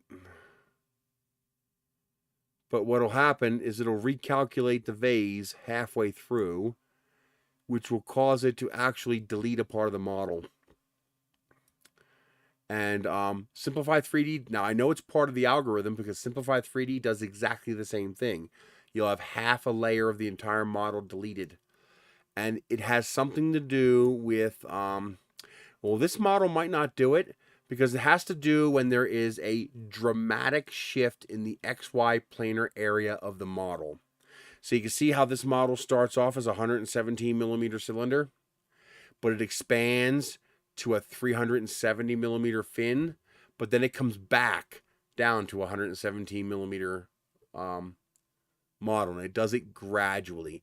If this model came out and then suddenly, right here, boom, it came back to 117 millimeters, that usually breaks the vase and it does not slice properly. What will happen is it wants to jump from one point to another.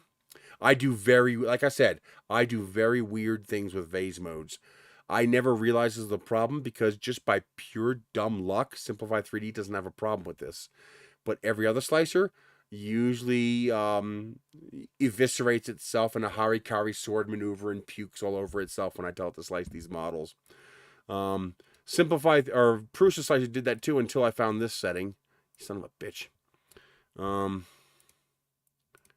which one was it? Advanced. This one here. Slice gap closing radius.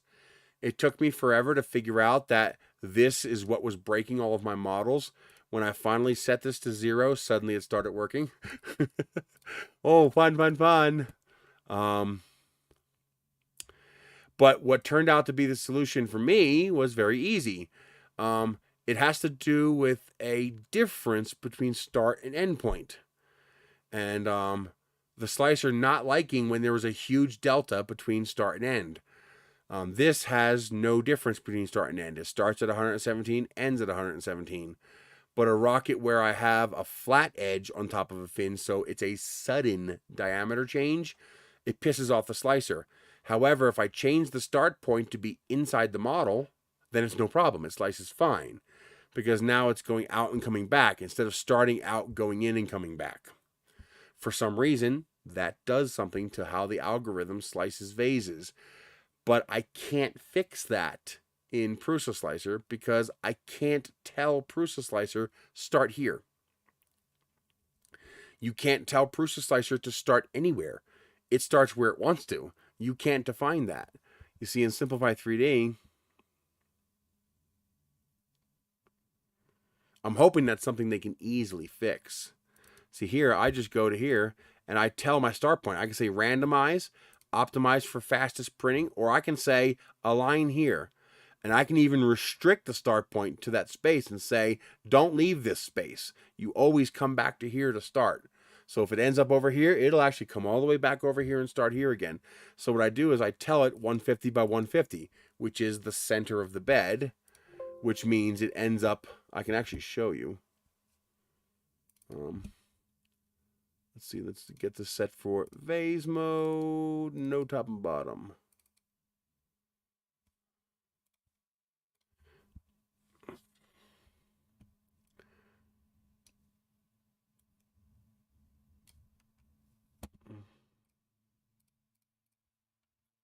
So here you can see, there's my start point.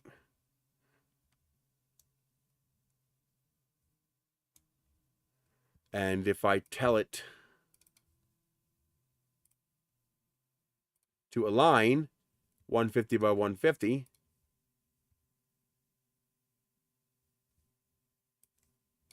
now there's my start point. See, my start point's now on the inside of the model instead of the outside of the model. Even though these are only a couple millimeters apart, for some reason, that makes a huge difference to the vase algorithm when it processes the continuous vase, to where in both Simplify 3D and Prusa Slicer, it breaks the model if it starts on the outside. But if I start on the inside, it doesn't break the model. Why? I don't know. I know I can fix it here, and I can't fix it here because I can't define the start point. Now, I think there is a way I could maybe fix it. Someone gave me this idea. I don't know if it's going to work or not, but put an object here and set it up for sequential printing and have it print this object first. And then hopefully the slicer will go from here to here and start on the inside instead of going from here to the outside and starting on the outside. I don't know if that's going to work. I don't think it will. Because I think what's going to happen is it's going to print the inside object. It'll then come to the inside and begin printing the brim. And because the brim is on the outside of the model, it's still going to start the second model from the outside and not from the inside. As far as why, I don't know. You'd have to ask whoever made up the mathematical formula for the slicer. Another problem I have, now this is a problem, actually this is less of a problem for Prusa Slicer. Prusa Slicer has, just in the last couple of versions, they have improved their ability to compensate for errors. So Prusa Slicer will, if I tell it to do vase mode and a portion of the model is not vase compatible, it's an island, Prusa Slicer will try to correct if it can, and if it can't, it'll actually delete the orphans. Simplify 3D won't. It'll retain the orphans, which breaks vase mode. So that's one area where Prusa Slicer actually beats Simplify 3D, but that's a pretty rare thing since I designed the models with vase mode in mind. so I know to avoid island generation. It usually happens when you have multiple crossing intersections. So if you have a fold in the model, as well as a seam, as well as the phase mode seam, all intersecting, you can end up with a little island in the middle that gets orphaned off of the rest of the print. That can be a little hard to remove. Prusa Slicer actually handles that significantly better. But yeah, I guess I haven't opened Prusa Slicer since it last updated.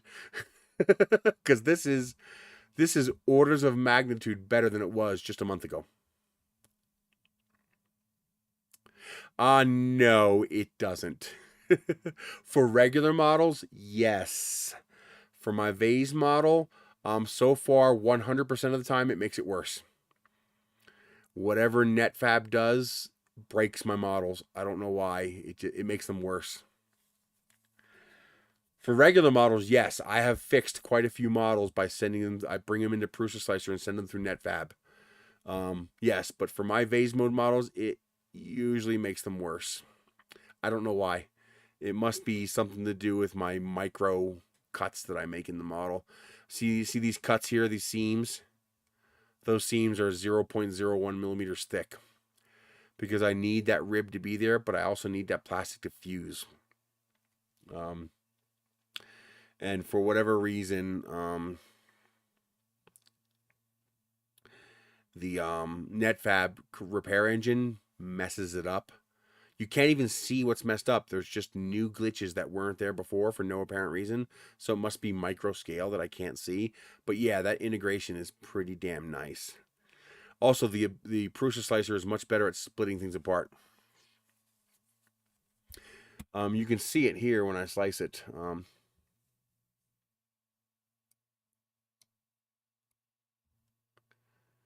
So here's a complex part here. You can see I print the outside, the inside, and then these ribs.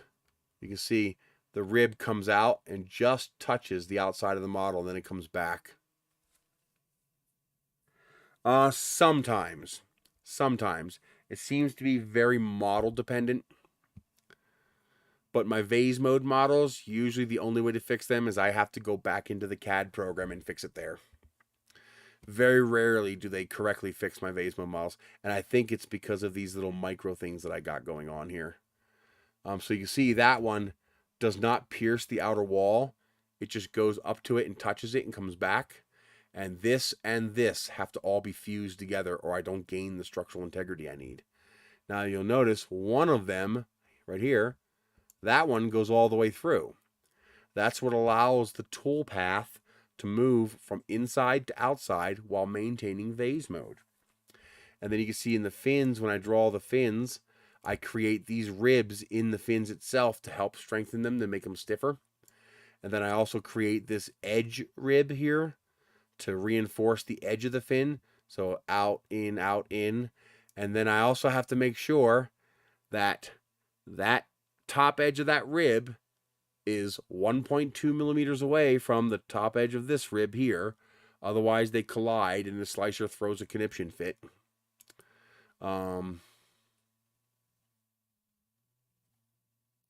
Actually, these are both external edges.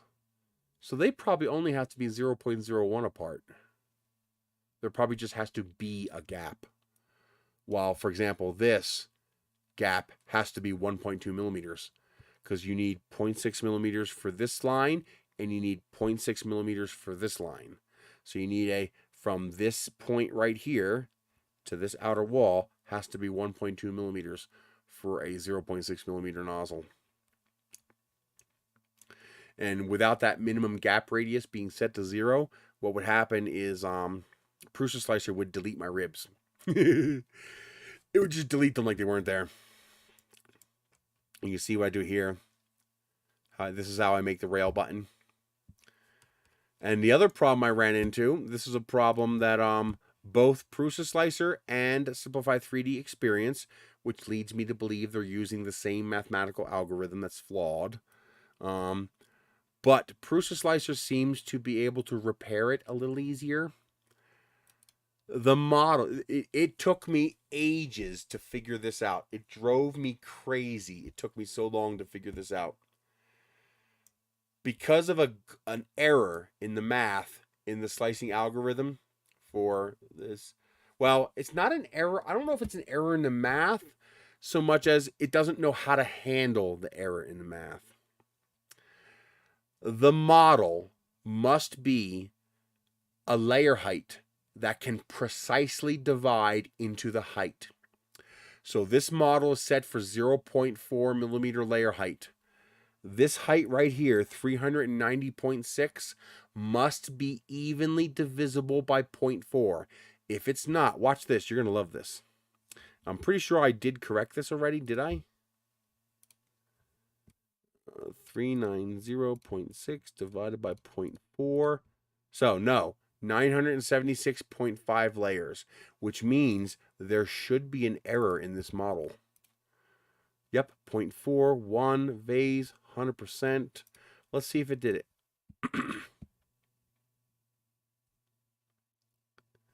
Let's see if the error is there. It doesn't always do it, but it usually does it.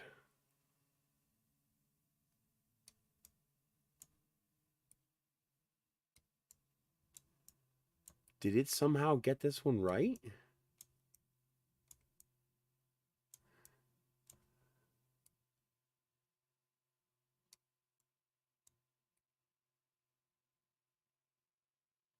Is half a layer an allowed value?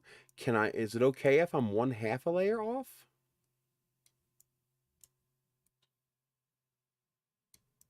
Unless it's on the inside. I don't see a glitch. That looks perfect. Did it not glitch at all?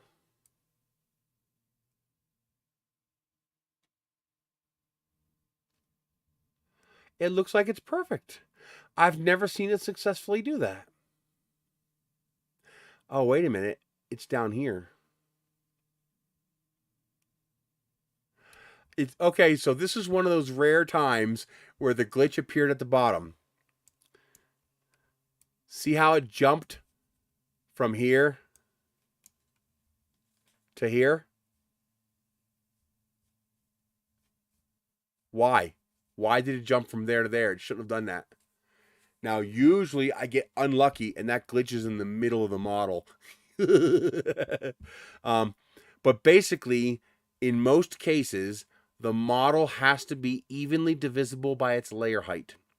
If it's not evenly divisible by its layer height, it breaks the model. So normally what I would have to do is change this to 0.8, which would be exactly 976 layers.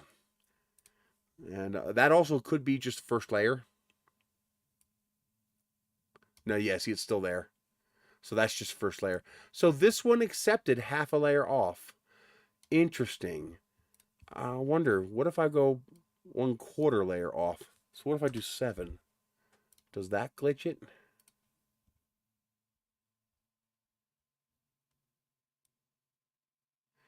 Interesting. Still no glitch. Well, why doesn't it affect this model? Oh, no, there it is. There it is. There's the glitch. See how this layer is all fucked up? Okay, in this case, we got a compression instead of an expansion. Compression glitches are okay. It makes the model a little uglier, but the model doesn't fail. Expansion glitches fail. So what'll happen, you can see here, it had to recalculate the vase mode, and these two layers got squished. So it's almost like it repeated a layer in order to make up for its math error, and you can see the jump here that shouldn't exist. But if I change this to be evenly divisible by the layer height, you see we're looking at that same spot. Poof, gone. It's perfect. And what's happening is it's saying, okay, I have a vase mode. It's 975 layers thick, but I have a half a layer. But it's vase mode. So for some reason, it thinks it can't have half a layer. So it tries to correct it. But instead of correcting it at the beginning or the end of the model, it randomly inserts a glitch directly in the middle of the model and says, fuck that spot in particular. And just breaks the print. Now, in this case, we got a compression. So basically, it repeated a layer. But most of the time, it's an expansion. And what you'll see is you'll see half a layer gone. Like there'll be a 0.4 millimeter gap throughout the entire model. And of course, that's not going to work. It's going to fail. It took me ages to figure out that something the algorithm was doing when it calculated the model just threw a fit if the model was not precisely divisible by its layer height. It also sometimes causes problems if features on the model start and stop at points that are not evenly divisible by the layer height.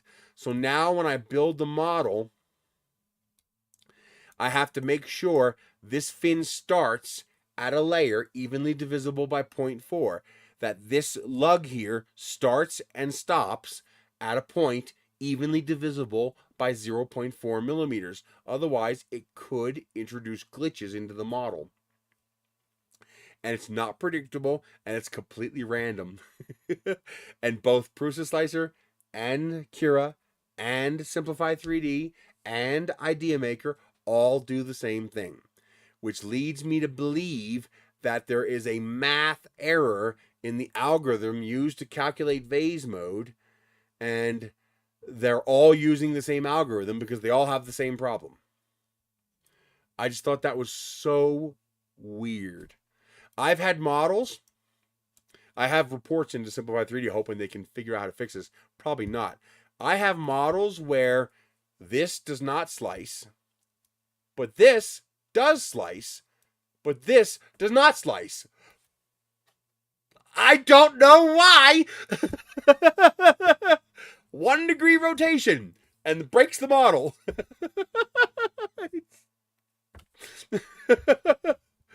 It's people looked at me strange. Hey, I couldn't get the slice right. I rotate the model 180 degrees.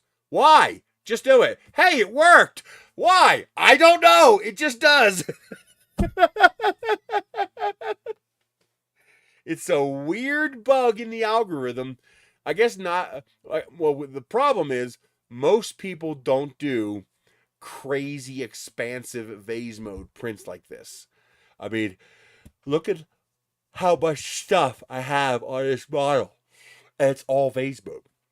So I'm probably pushing there's probably a multi-decimal error in the math. And the longer each path is, the closer you get to that decimal error. And I'm probably creating paths so long that I'm bumping up against some sort of decimal error. Who knows? I don't know. I'm guessing. I'm not a programmer. I'm not a mathematician. I really don't know why. I just finally figured out how to fix it. And I have to fix it. Because if I'm going to sell people digital files to print these things themselves, it has to work in something besides Simplify 3D. Because most people aren't going to have Simplify 3D. And good luck telling somebody, hey, buy my $30 rocket, but you got to spend $200 on Simplify 3D. That ain't going to work. So I've given up on Cura. I've never been able to get Cura to slice these models. It just butchers them. Well, it seriously butchers them. But Prusa Slicer works. So I've been concentrating on Prusa Slicer because it's free and it works. I mean, if I were to get into 3D printing today, even though I know Simplify 3D is a superior slicer, it is, as far as I'm concerned, it is better. I mean, in many ways. And one of the biggest ways is sequential printing and multi-process printing. Even in Prusa Slicer, that still sucks. Simplify 3D just does so much better a job. The factory files are so much better. But if I were just starting in Simplify 3D or in 3D printing today, no way would I spend $200 on Simplify 3D. I wouldn't. So yeah, it kind of sucks because there's nothing Simplify 3D can do about it.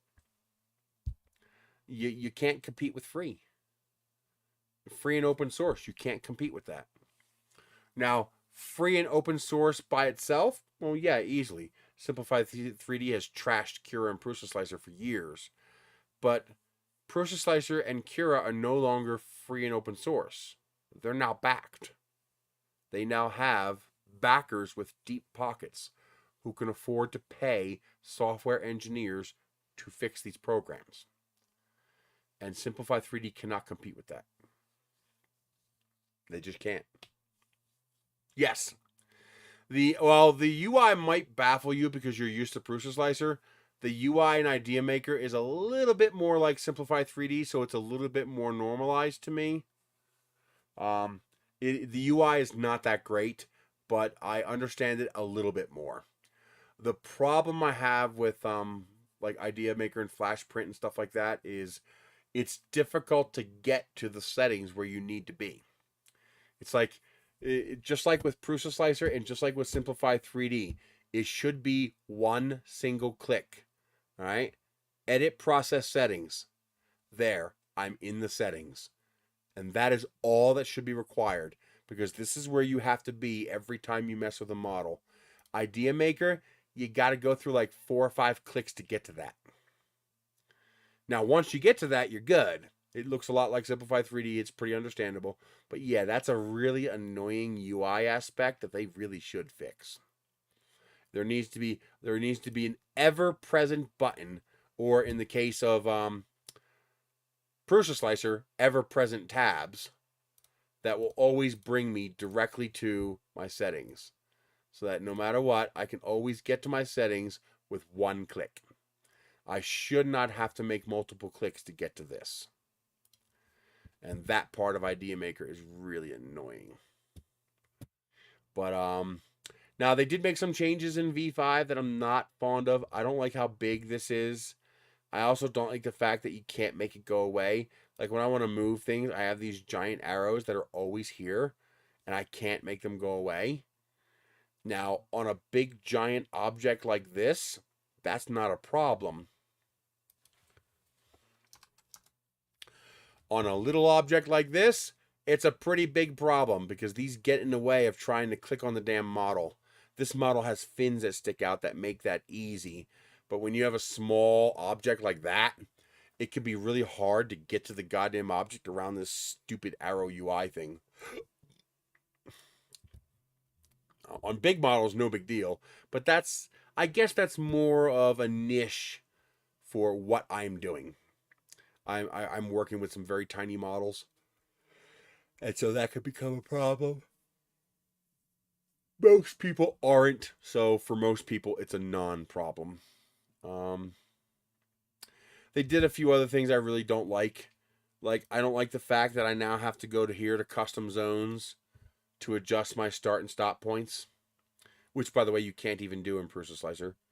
They used to be here under advanced, and I'd prefer they put them back there again, because it's really annoying having to go to this separate screen to click on them. I don't like it at all. They did finally fix the multi-process so I can see the multiple processes from this screen without having to go back to this screen here to see the multi-process. But I wish I could change the color. This nice light red color is much more preferable to this annoying blue color that tends to obscure too much. So I'd like to be able to change that color. But you can see here, now I can tell that this process here is going to affect that portion of the model. This process here is going to affect that portion of the model. And here's all the processes together. So that's a huge improvement from before, where you couldn't see this at all. You could make the processes, but you couldn't see them. And being able to see them is kind of important. So they did fix that, so I'll give them credit for that. Another problem they have is when you go to the prepare to print screen, I need these turned on. These are my travel moves, toolhead position, and retractions. And these get reset to off every time I close the program.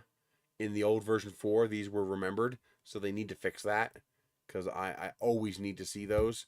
See, the way I tell if it fucked up my model, well, one of the ways I tell, see the toolhead right there?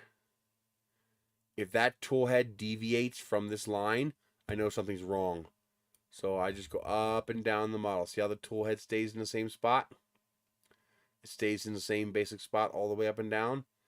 That's a pretty good indication that it successfully sliced the model. So I need to be able to see that.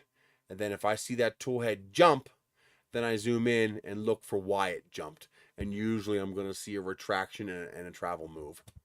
And that will be why it moved like that right there. See that travel move right there?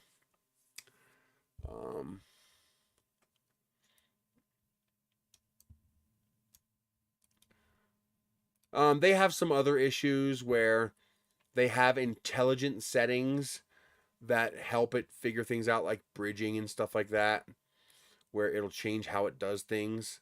The problem is there's conflicts. Like I'll have one setting where I will tell it to do something and it will ignore that setting and do something else because of some different setting. It's like, yep, but I told it to do this. I needed to do what I tell it to do. I don't have time to be guessing why it's doing something. If I wanted to do that, I'd load Cura. But yeah, otherwise it just does I'd say it's 25% because it does a good job at the specific things I do, and 75% because I'm used to it. I'm very familiar with the UI. I'm very familiar with how it works. I know how to get done what I need to get done in Simplified 3D, and I don't know how to get those things done in other slicers, and it's not obvious how to get them done. The multiple process, I do a lot of multi-process sequential prints, and that is just a lot more cumbersome in Prusa Slicer. Although I have seen them giving sequential printing. I have seen them giving sequential printing more attention lately, and that's a pretty big thing. So I'm hoping to see more improvements there. But here, let me give you an example of what I mean, of where it just works so well.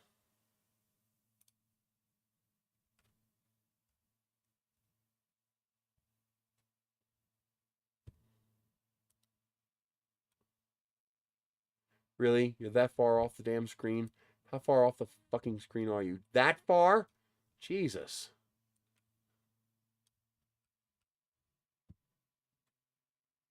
Rockets. Micromax. Where are they at? 10 millimeter. Don't I have a Micromax folder?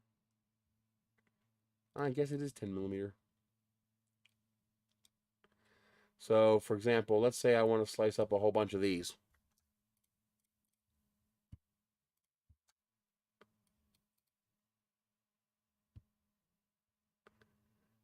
Get some. So I got these models here, okay? And I want to slice a bunch of these models up. But each of these models has a different setting. There are different settings for each model. So for example, first of all, I know this model and this model go together. So I can select those two, and I can tell it to align selected model origins, which puts it where it belongs. And then I can also tell it to group it. So now, whenever I putz with that model, I move both pieces as a pair. That's a big deal. I can find my start point, which is here. I know about how far I can put things and still print them in sequential mode. So I can do things like this. I can say, okay, print you, then print you, then print you. Come on, stop messing with me. Then print you, then print you, then print you, and then print you. So I know this will probably work. I can get away with doing a sequential print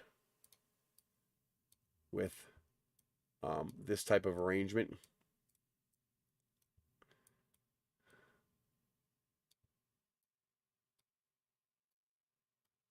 I think I have one too many models on here, but that's okay. So I can tell this to print this one, then this one, then this one, then this one, then this one, then this one, then this one, then this one, then this one. Now to do that, I need multiple processes because I'll have different settings for each one, different brims for each one. Well, the cool thing is I can go to Tools, Variable Settings, And I can say different settings for different models. And did it keep my grouping? It doesn't always keep the grouping. No, it didn't, but that's okay. And there we go. Now I have my separate set of processes for each model. And now you can see it's associated each process with a separate different model. So I can give all these models different settings. I could do one model in vase mode, the next model with fill, the next model solid. I can split apart a model and I have the bottom part be vase mode, the top part not be vase mode, and then go back to regular mode again. I can switch back and forth between vase mode and conventional mode. Again, something you cannot do in Prusa Slicer, and something that I do a lot. And now I can, reorganize these to put them in order, put them whatever order I want. And I can save all of this configuration and settings. And again, that's just something you cannot easily do in Prusa Slicer. I think they're going to get there. I think that's a more niche functionality that I use that most people don't use. So it's not going to be a top priority, but I think they'll get there eventually. Everything it does, it's worth it to me. Everything.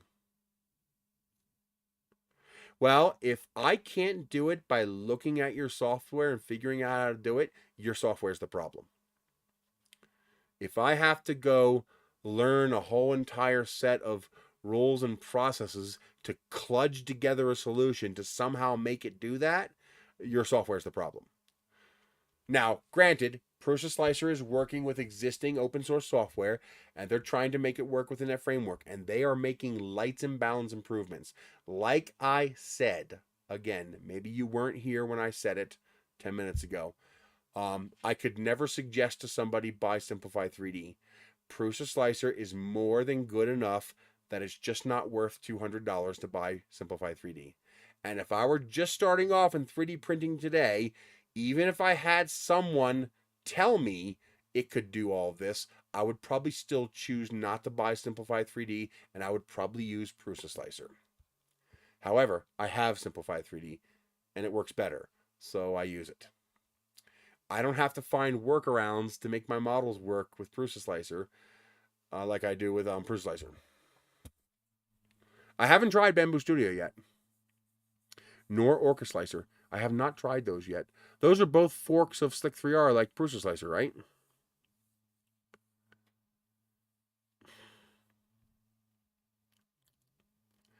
Prusa Slicer cannot mix multi and vase. Prusa himself has said it cannot do that. Not in one single print. You can make one model vase and one model not and do a sequential, but you can't do mixed vase in the same model. It won't do it. It pretends to, like it does one perimeter, but it does a retraction for every one perimeter. It's printing single perimeter layers, basically. It's not doing vase mode. But they'll get there. I have no doubt within a couple of months, they'll probably have that figured out.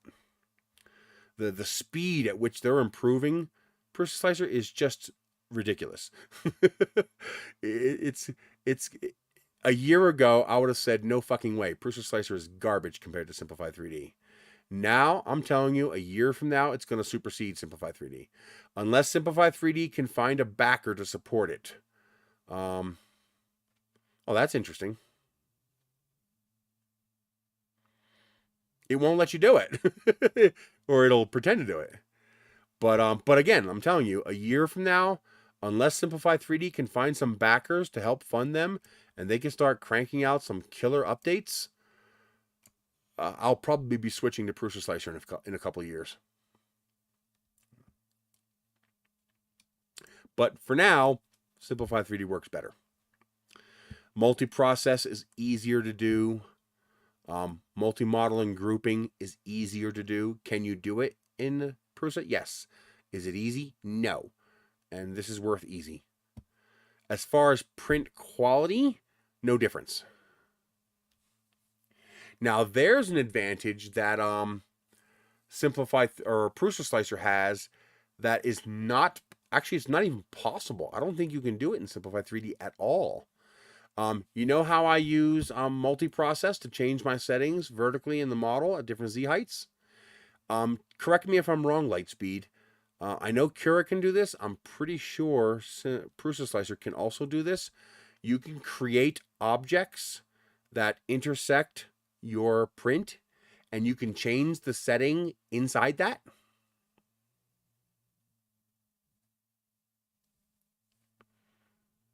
Not model by model, within the same model. So yeah, so Prusa Slicer can do that. Simplify 3D cannot do that. So for example, I can tell it to print this part one way and this part another way. But I cannot tell it to print this one way and this one another way. And while it's a fucking pain in the ass to do, and the UI is absolutely garbage for doing it, you can in fact do that in Prusa Slicer, and you cannot do that in Simplify 3D.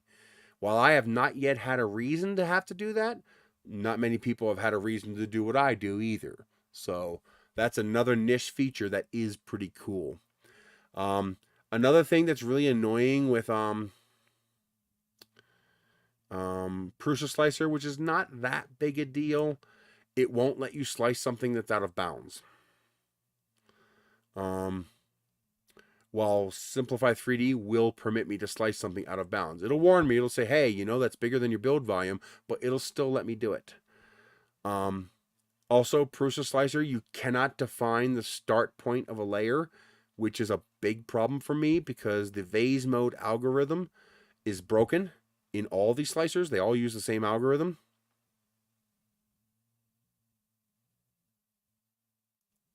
Correct. It won't do it. Which again is a niche thing. That's not something your average user is going to want to do. That's something a weirdo like me is going to want to do.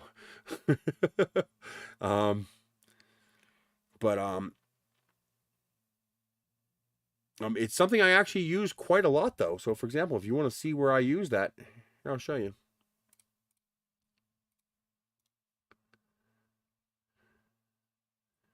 Uh, 40 millimeter. Or is it 20 millimeter? Aquarius. Yes, I think this is it.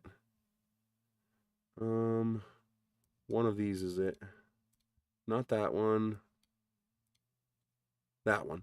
So here's a case where this actually comes in very, very handy. So you see here I have multiple processes separating this model. There's 1, 2, 3, 4 processes here. And these processes are actually pretty critical for this model. This model cannot work without it. You can't slice this model like this in Prusa Slicer. It's not possible. It doesn't work. Here's what I did.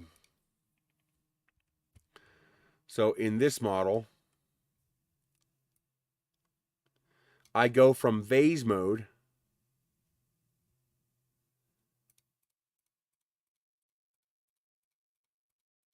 so this is all vase mode. Then I switch to single perimeter with infill. Okay? And then after a few layers of single perimeter with infill, I switch to double perimeter with infill. And then as I get to the top, I decrease the layer height and add my top layers. That allows me to print this hemispherical nose cone basically 98% entirely in vase mode and switch to regular infill in order to support the double perimeter, which won't work going from a single perimeter. You only lose a couple layers. You can't do this.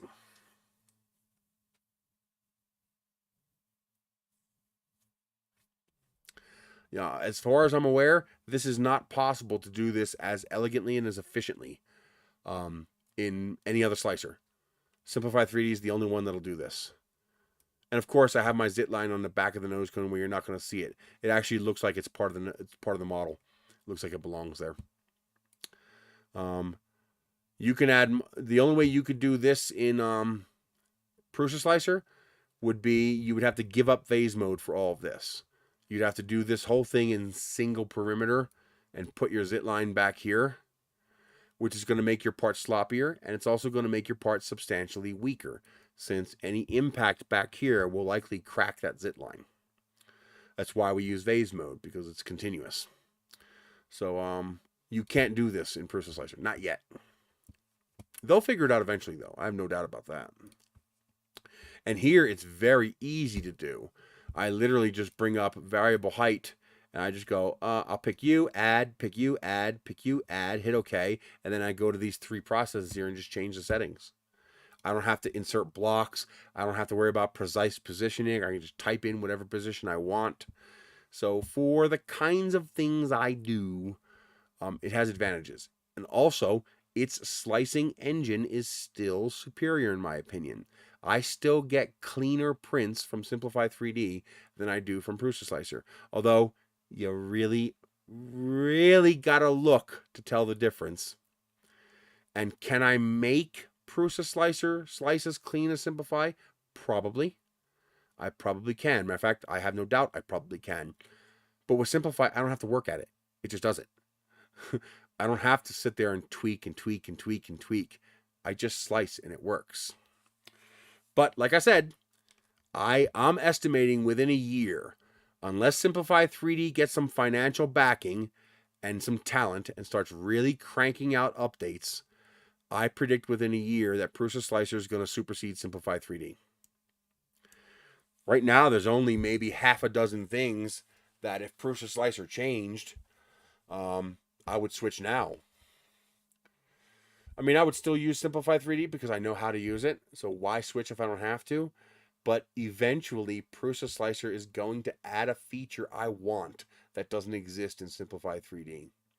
Eventually, that's going to happen. And once it no longer has the handicaps, I'll probably switch. I mean, hell, 2 months ago, Prusa Slicer had a dozen things that needed to do for me to use it. And they've already gotten rid of half of those.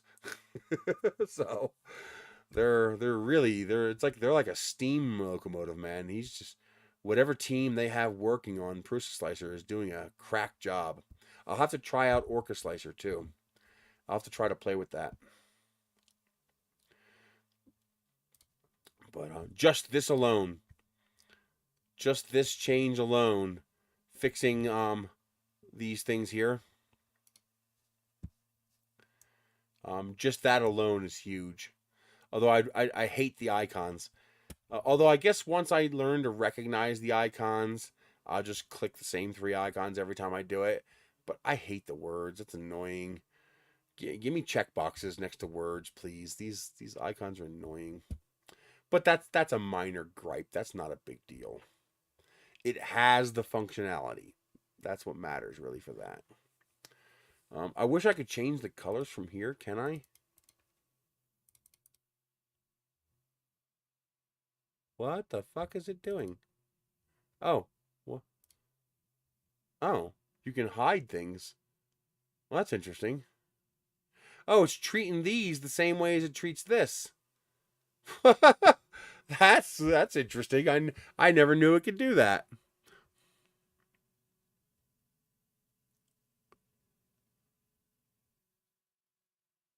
What is this? Center of gravity?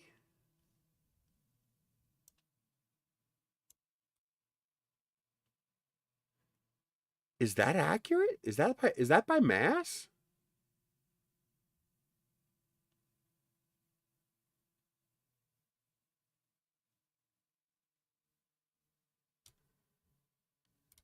What's the position of the center of gravity? It shows me, but what's its actual position? Like, technically, the center of gravity should be left of center because I have these lugs out here.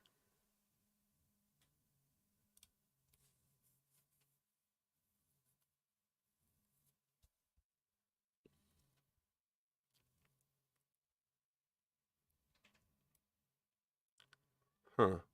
But see, I have no interest in using 5 different slicers.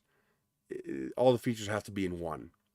So that's why I'm not too thrilled by, Bamboo Orca Slicer. It's pretty much got to be Prusa Slicer or Simplify 3D for me. Because the last thing I want to do is figure out how to make all this shit work in 5 different programs. No. I'm just going to tell my users, you're going to have to use Prusa Slicer to slice these models, or you're on your own figuring out how to slice them. Like, if you use Prusa Slicer, I'll help you. If you use anything else, I can't help you. Just because I can't be bothered to learn 5 different goddamn programs that do the same thing. Sorry. I can't be bothered. That's pain in the ass. I also like that the warning messages in Proof Slicer are actually starting to get more intelligent. They're actually starting to get more on point. And although it's rare, there are some instances where Process Slicer actually does a better job correcting a model than Simplify 3D does, which is impressive. Um, Usually it's because of a flaw on my end in the CAD software, which I can then fix. But there are a couple times where I had like for example, that tri-crossing intersection that created orphans. Process Slicer was able to correctly deal with that. It created the orphans, which it shouldn't have done, but it created the orphans and then it deleted the orphans to maintain vase mode integrity, while Simplify 3D did not.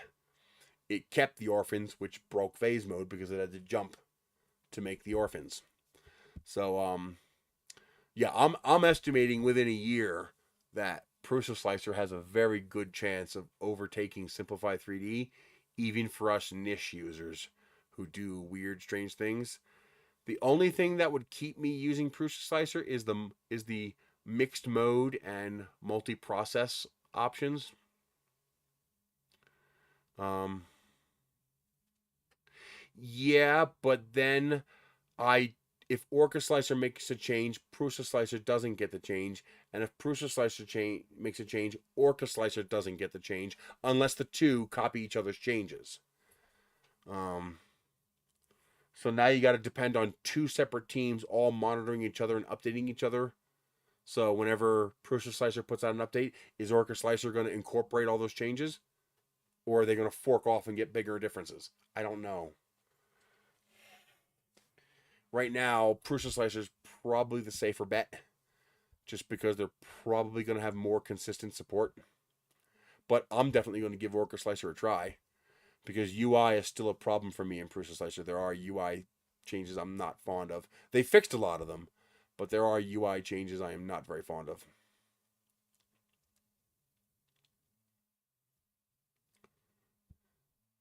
I wonder how accurate that is. I've noticed that Simplify 3D is about 10 or 15% heavy. Like, it predicts the model is going to be heavier than it actually is.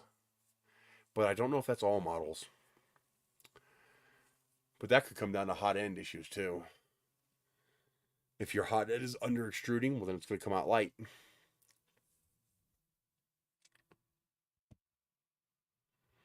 Um,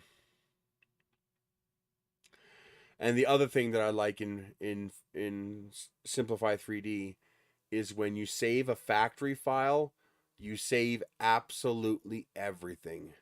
Every profile, every setting, every option, every tweak, including the model itself, everything gets saved in that factory file.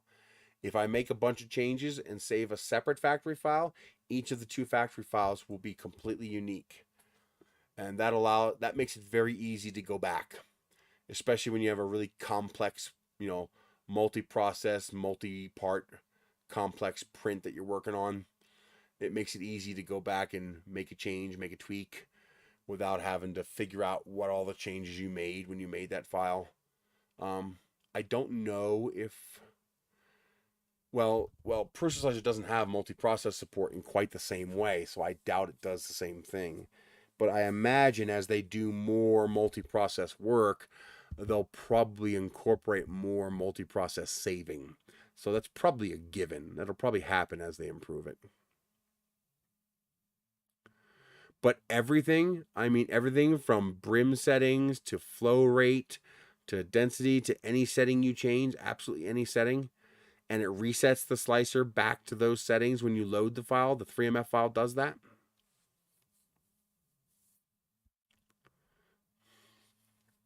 Actually, do you know the one thing that I want in Simplify 3D right now that it doesn't have? It's dumb. But it's the one thing that I want. Icons for the embedded icons for the G-code files. I just like the idea of having a picture on the printer. I don't know why. It's dumb. Most of my printers don't even support it, but I still like that idea. Yeah, I know 3MF has full support like that. And then the other cool thing about a factory file And I guess a 3MF, if a 3MF file saves everything, it would do this as well. A factory file, I can import the settings from a G code into Simplify 3D. Yeah, same here. I do that with factory files. So basically, the factory file predated the 3MF, which is why they didn't have 3MF. They're probably not going to change that because that's their form of lock-in. That's a advantage to them. But 3MF basically became what factory files were. Well, they still are, but at least 3MF is universal now. Anything can open a 3MF file, which is kind of cool. So nice. Okay.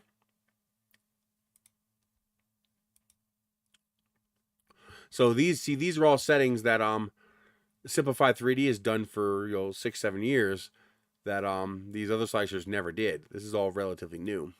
3MF didn't even exist when we had factory files, which is probably why they didn't use 3MF. It didn't exist. But yeah, this UI is not too bad, and they're starting to add this stuff here.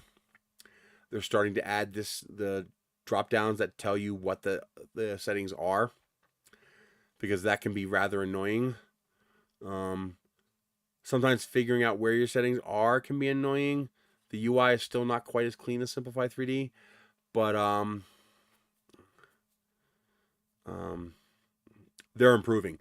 This is light years ahead of what it was just a couple of years ago. I mean, Prusa Slicer went from get that the hell off my computer to hey, this is actually not too bad, very, very quickly.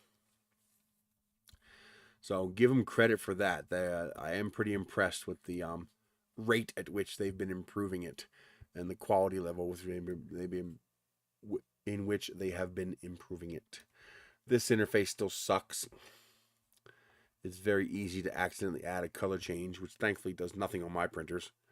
But they'll get there. They'll get there little by little. Again, they didn't design this. They're using open source software that they're now modifying, essentially hacking. So I get it, but it'll get there eventually. But yeah, Simplified 3D has a tough road ahead of them. To stay relevant, they're going to have to make some pretty significant advancements and do it pretty often. Because unless they can figure out how to do something that no other slicer can do, which good luck with that, unless they can figure that out, anything they do come up with, no matter how amazing it is, within a month or two, Prusa and Cure will just copy it. Prusa and Ultimaker will just copy it. And they'll make their software do the same thing. And maybe even make their software do it better.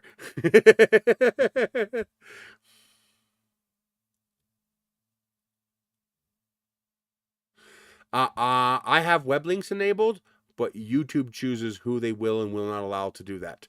The only way I can guarantee you the ability to post web links is making you a moderator. Otherwise, YouTube, they totally decide that. Is there some setting somewhere where I can change that? I'm not aware of any.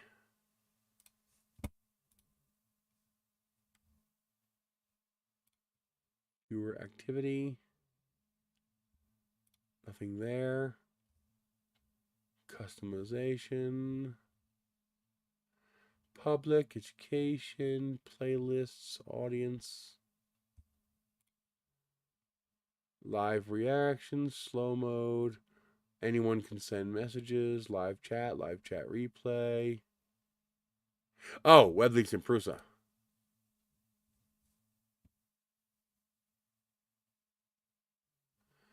How do you enable web links in here?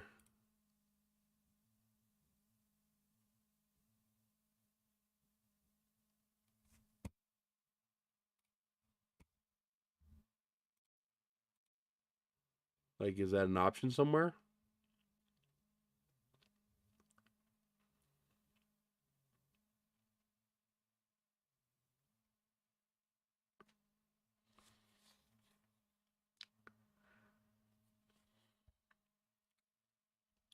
Preferences. General.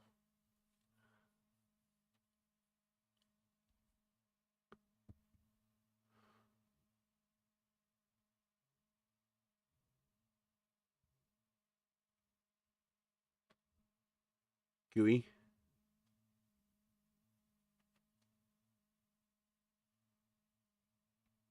I got, that's tip of the day.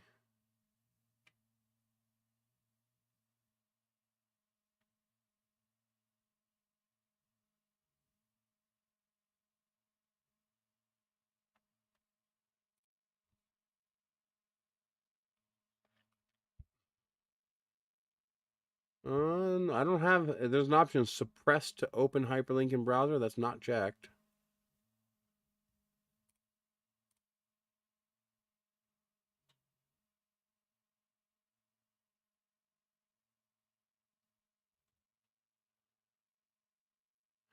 This might fix my camera issue, perspective camera or free camera.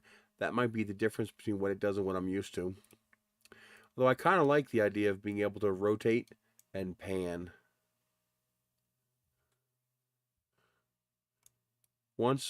Now that I know it does that, that's a little bit easier. I don't like that it does not zoom based on where the mouse is. Like if I want to zoom there, I can't. I have to actually make that the center of the screen. The problem is figuring out where the center of the screen can be difficult. But that's a minor thing. That's just being aware of how the interface works. So the other problem I have is that Prusa, I think, I'm not sure, but I think Prusa Slicer tries to be intelligent with the way it slices certain things, and that intelligence runs in conflict with the way that I make certain models. So, for example, sometimes Prusa Slicer seems to increase the size of the gap that I create between these models so I don't get fusion. And that's very bad, because when you pressurize that airframe, it's just going to burst if it's not fused. So a lot of my troubles have been, I can make this rocket part do exactly what I need to do, exactly how I need to do it, and it works every time. I have difficulty making it do that in Prusa Slicer. So I have to experiment with other people. Okay, tweak this, tweak that. Let's try to figure this out. Like we had to turn off Arachne. We have to turn off adaptive layers. We had to set min and max for flow rate to stop the software from making changes that break the model. Basically, we've had to lobotomize Prusa Slicer to get it to stop fucking up my models. And and then there's always that one setting that you didn't get, and now the model doesn't work. It doesn't slice correctly because these ribs need to be fused, and they also have to be fused with the outside surface of the model. If they're not, you don't gain this. See, this is a multi-surface model. You see how there's an outside, there's an inside, and then there's a rib. And if you look, that rib is fused to the outside. It's not separate. It's fused. I need that fusion. And when the slicer tries to get smart about trying to correct things, usually what it does is breaks that fusion so that the parts aren't fused. And that's not gonna work. The rocket's just gonna blow apart when it fires the ejection charge. I just turned it off. I switched it back to classic, and that seemed to stop it from doing that. What I think it was, I don't know for sure, but I think it was moving the tool path a little farther away to try to create the gap that I don't actually want. And the result was the two filament paths didn't fuse, and so the model was able to come apart, or the outside didn't fuse to the inside, and the result was a weak part. Or the worst was if the inside outside opening, this one right here on this model, so if this seam right here goes all the way through the model, because with vase mode, you can't print an inside and an outside unless the toolpath can reach that without breaking the vase. So this cut right here, these ribs only go part way out and then they come back. But that rib right there goes all the way through so that it can connect the outside with the inside. So it does the outside, it comes inside, does the inside, comes outside, does the outside, comes inside, does the inside. The slicer kept making that gap too wide. Even though the gap was 0.01 millimeters, which should fuse, and does fuse on every single printer I have, when people sliced this in Prusa Slicer, it didn't fuse. It was almost like Prusa Slicer was behind the scenes making the gap wider. And that would break that fusion. And as you can see, I destroyed this part, and that seam didn't break. Because what would happen is they'd launch the model, the ejection charge would fire, and because that seam wasn't actually fused, the model would pop apart and everything would come out the side of the model. And that was because of something Prusa Slicer was doing. And it took us a while to tweak it to figure out how the hell to stop it from doing that.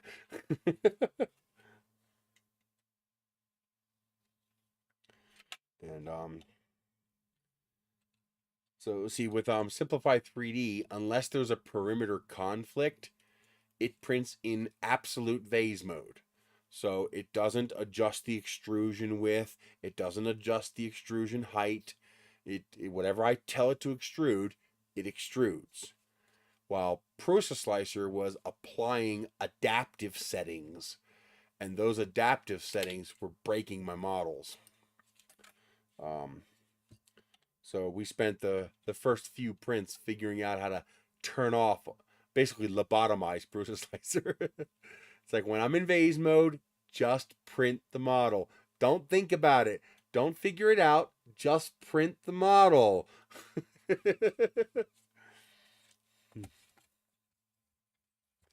you can't just keep over extruding. Because if you over extrude too much, the model starts to get rigid. It starts to get too hard. You start to lose that flexibility that the vase mode model has, which it needs for impact resistance. And the model becomes extra brittle. Like to the point where it just shatters because it's so rock hard. And that's what was happening to his models. They were just getting more and more rigid and brittle, but they still weren't fusing because the fucking software kept trying to make that gap wider.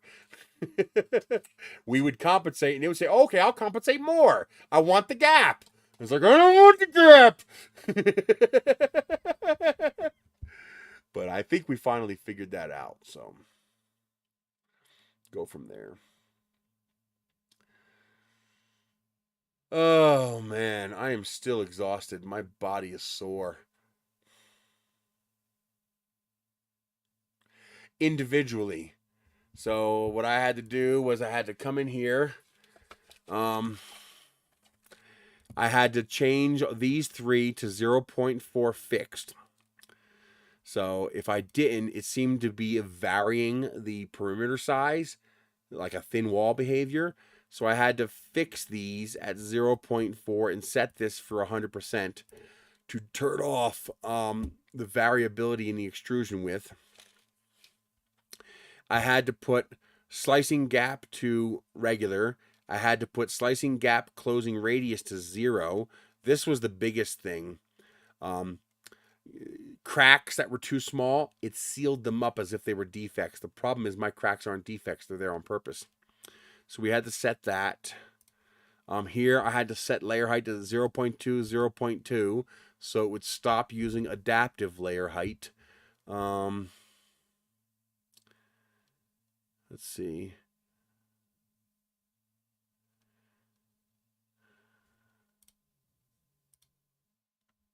Perimeter generator, we switched this back to classic. That seemed to help a little bit. See what else. We finally found extrusion multiplier here under filament settings, which shouldn't be under filament settings. It's weird. I understand why they did that, but that's weird. What else was there? I don't think there's anything else here. There was one more thing I had to change.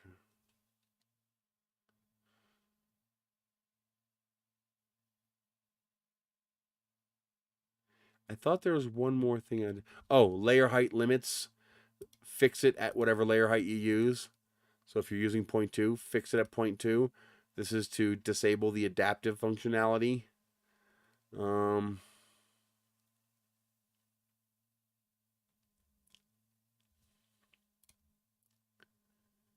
I don't know if there's anything else. I still think there might be some adaptive extrusion thing going on. I haven't figured out where that is to turn it off. Meaning I don't want it asking questions or thinking. If I tell it to extrude 0.4 wide, I want it to extrude 0.4 wide no matter what. I don't want it to adapt. I don't want it to thin wall. I just want it to do what it's told. And oh, I like the fact that they finally added avoid crossing perimeters and max detour length. That's good. I like that. Theoretically, this should be what I want. But what's weird is that this setting is required for vase mode, but this setting can't be used for vase mode. You can't add fill in vase mode. It's a single extrusion. It's weird. It's very... If I turn it off, it says spiral vase mode requires. So it requires a setting that it can't use, which is really weird. Like, why would it require a setting that can't work? Like, that is an invalid setting. All infill settings are invalid. They don't apply to where was that?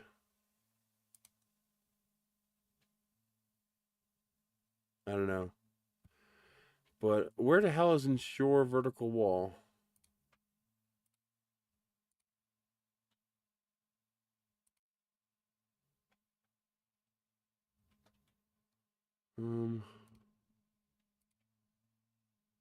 Where was that? I don't even know where that is now.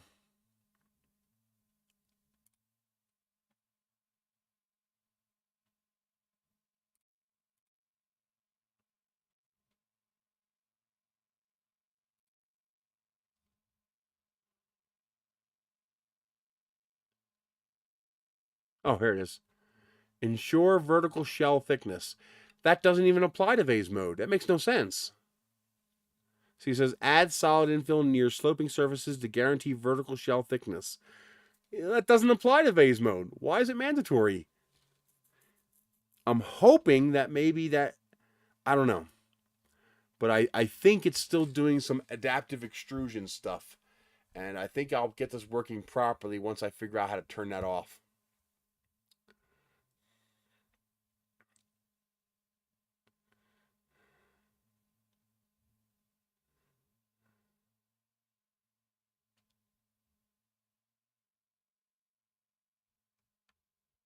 But otherwise, it's working so far.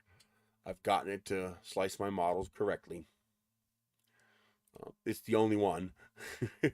So far, it's the only one that slices my models correctly. But yeah. I kind of feel bad for Simplify 3D because there's nothing they can do about it. Unless they get a financial backer who wants to dump a bunch of money into it for some dumb reason, there's no way they can compete with Prusa Slicer. Because it's like trying to fight the government. You have to pay a lawyer. The government doesn't. Well, no. It's like when you fight the government, you have to pay for your lawyer. Yes. Yep. That was the big one. It did not slice my models at all until I set that to 0.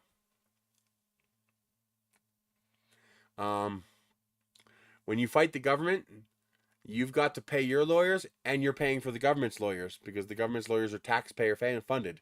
So the government basically has unlimited funds. Well, Simplify 3D competing against Prusa Slicer, it's like fighting the government. I mean, they got to pay their lawyers, but Prusa Slicer doesn't have to pay their software engineers.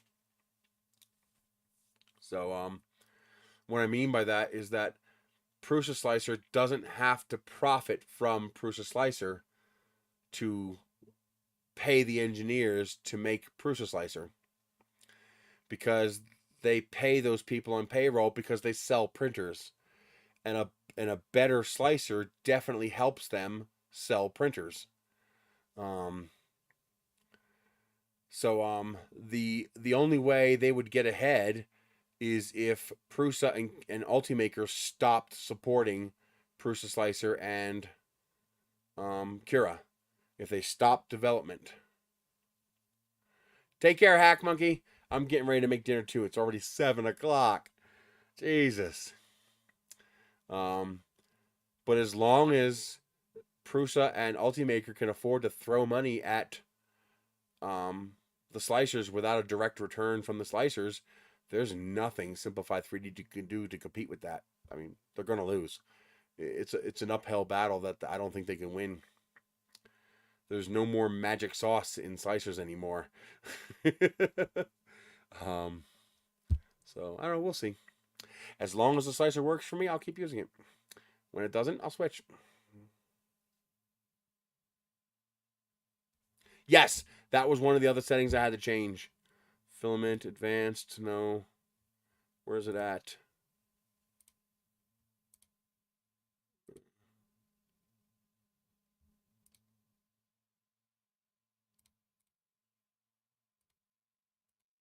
It's right here. Extrusion width. Default, perimeter, external perimeter. I don't know which or any do this, but I just set them all to 0.4 and that to 100%. And that seemed to correct a lot of problems as well. And basically, that should be lobotomizing its smart functionality. That should be forcing it to just do it right. Ah, cool. Yeah, but those, you got to set them all to whatever the extrusion width you want to use is. And you have to, so as you can see, I got to go through a lot of work to make Prusa Slicer slice my models. While in Simplify 3D, I just open it, change my nozzle width, and click print. I changed one setting. But in Prusa Slicer, if I change nozzle width, I gotta go through all these settings and change them. I gotta change these. I gotta change this. I gotta change this setting and these settings. I gotta change these settings here. All those settings I have to change in Prusa Slicer anytime I change layer height or nozzle width. In Simplify 3D, it's 2 settings. And that's all I have to change. So it's a pain in the butt, but it does work. So, all right, I'm going to skedaddle. My stomach's actually growling. I'm actually that hungry. I haven't eaten since last night. Oh, you do not see that. Yeah, no, you do not. Basically, a whole bunch of settings I got to change. Otherwise, the slicer does weird things. But, yeah, that's it. I will see you guys there. I'm yawning. I'm tired. So, my body's still beat. I'm going to make dinner and then I'm going to go back to bed. Oh, man. So, we will see what happens. I will see you guys later. You have a great night. Thank you for supporting me. I hope you continue to support me. And I will see you all next week.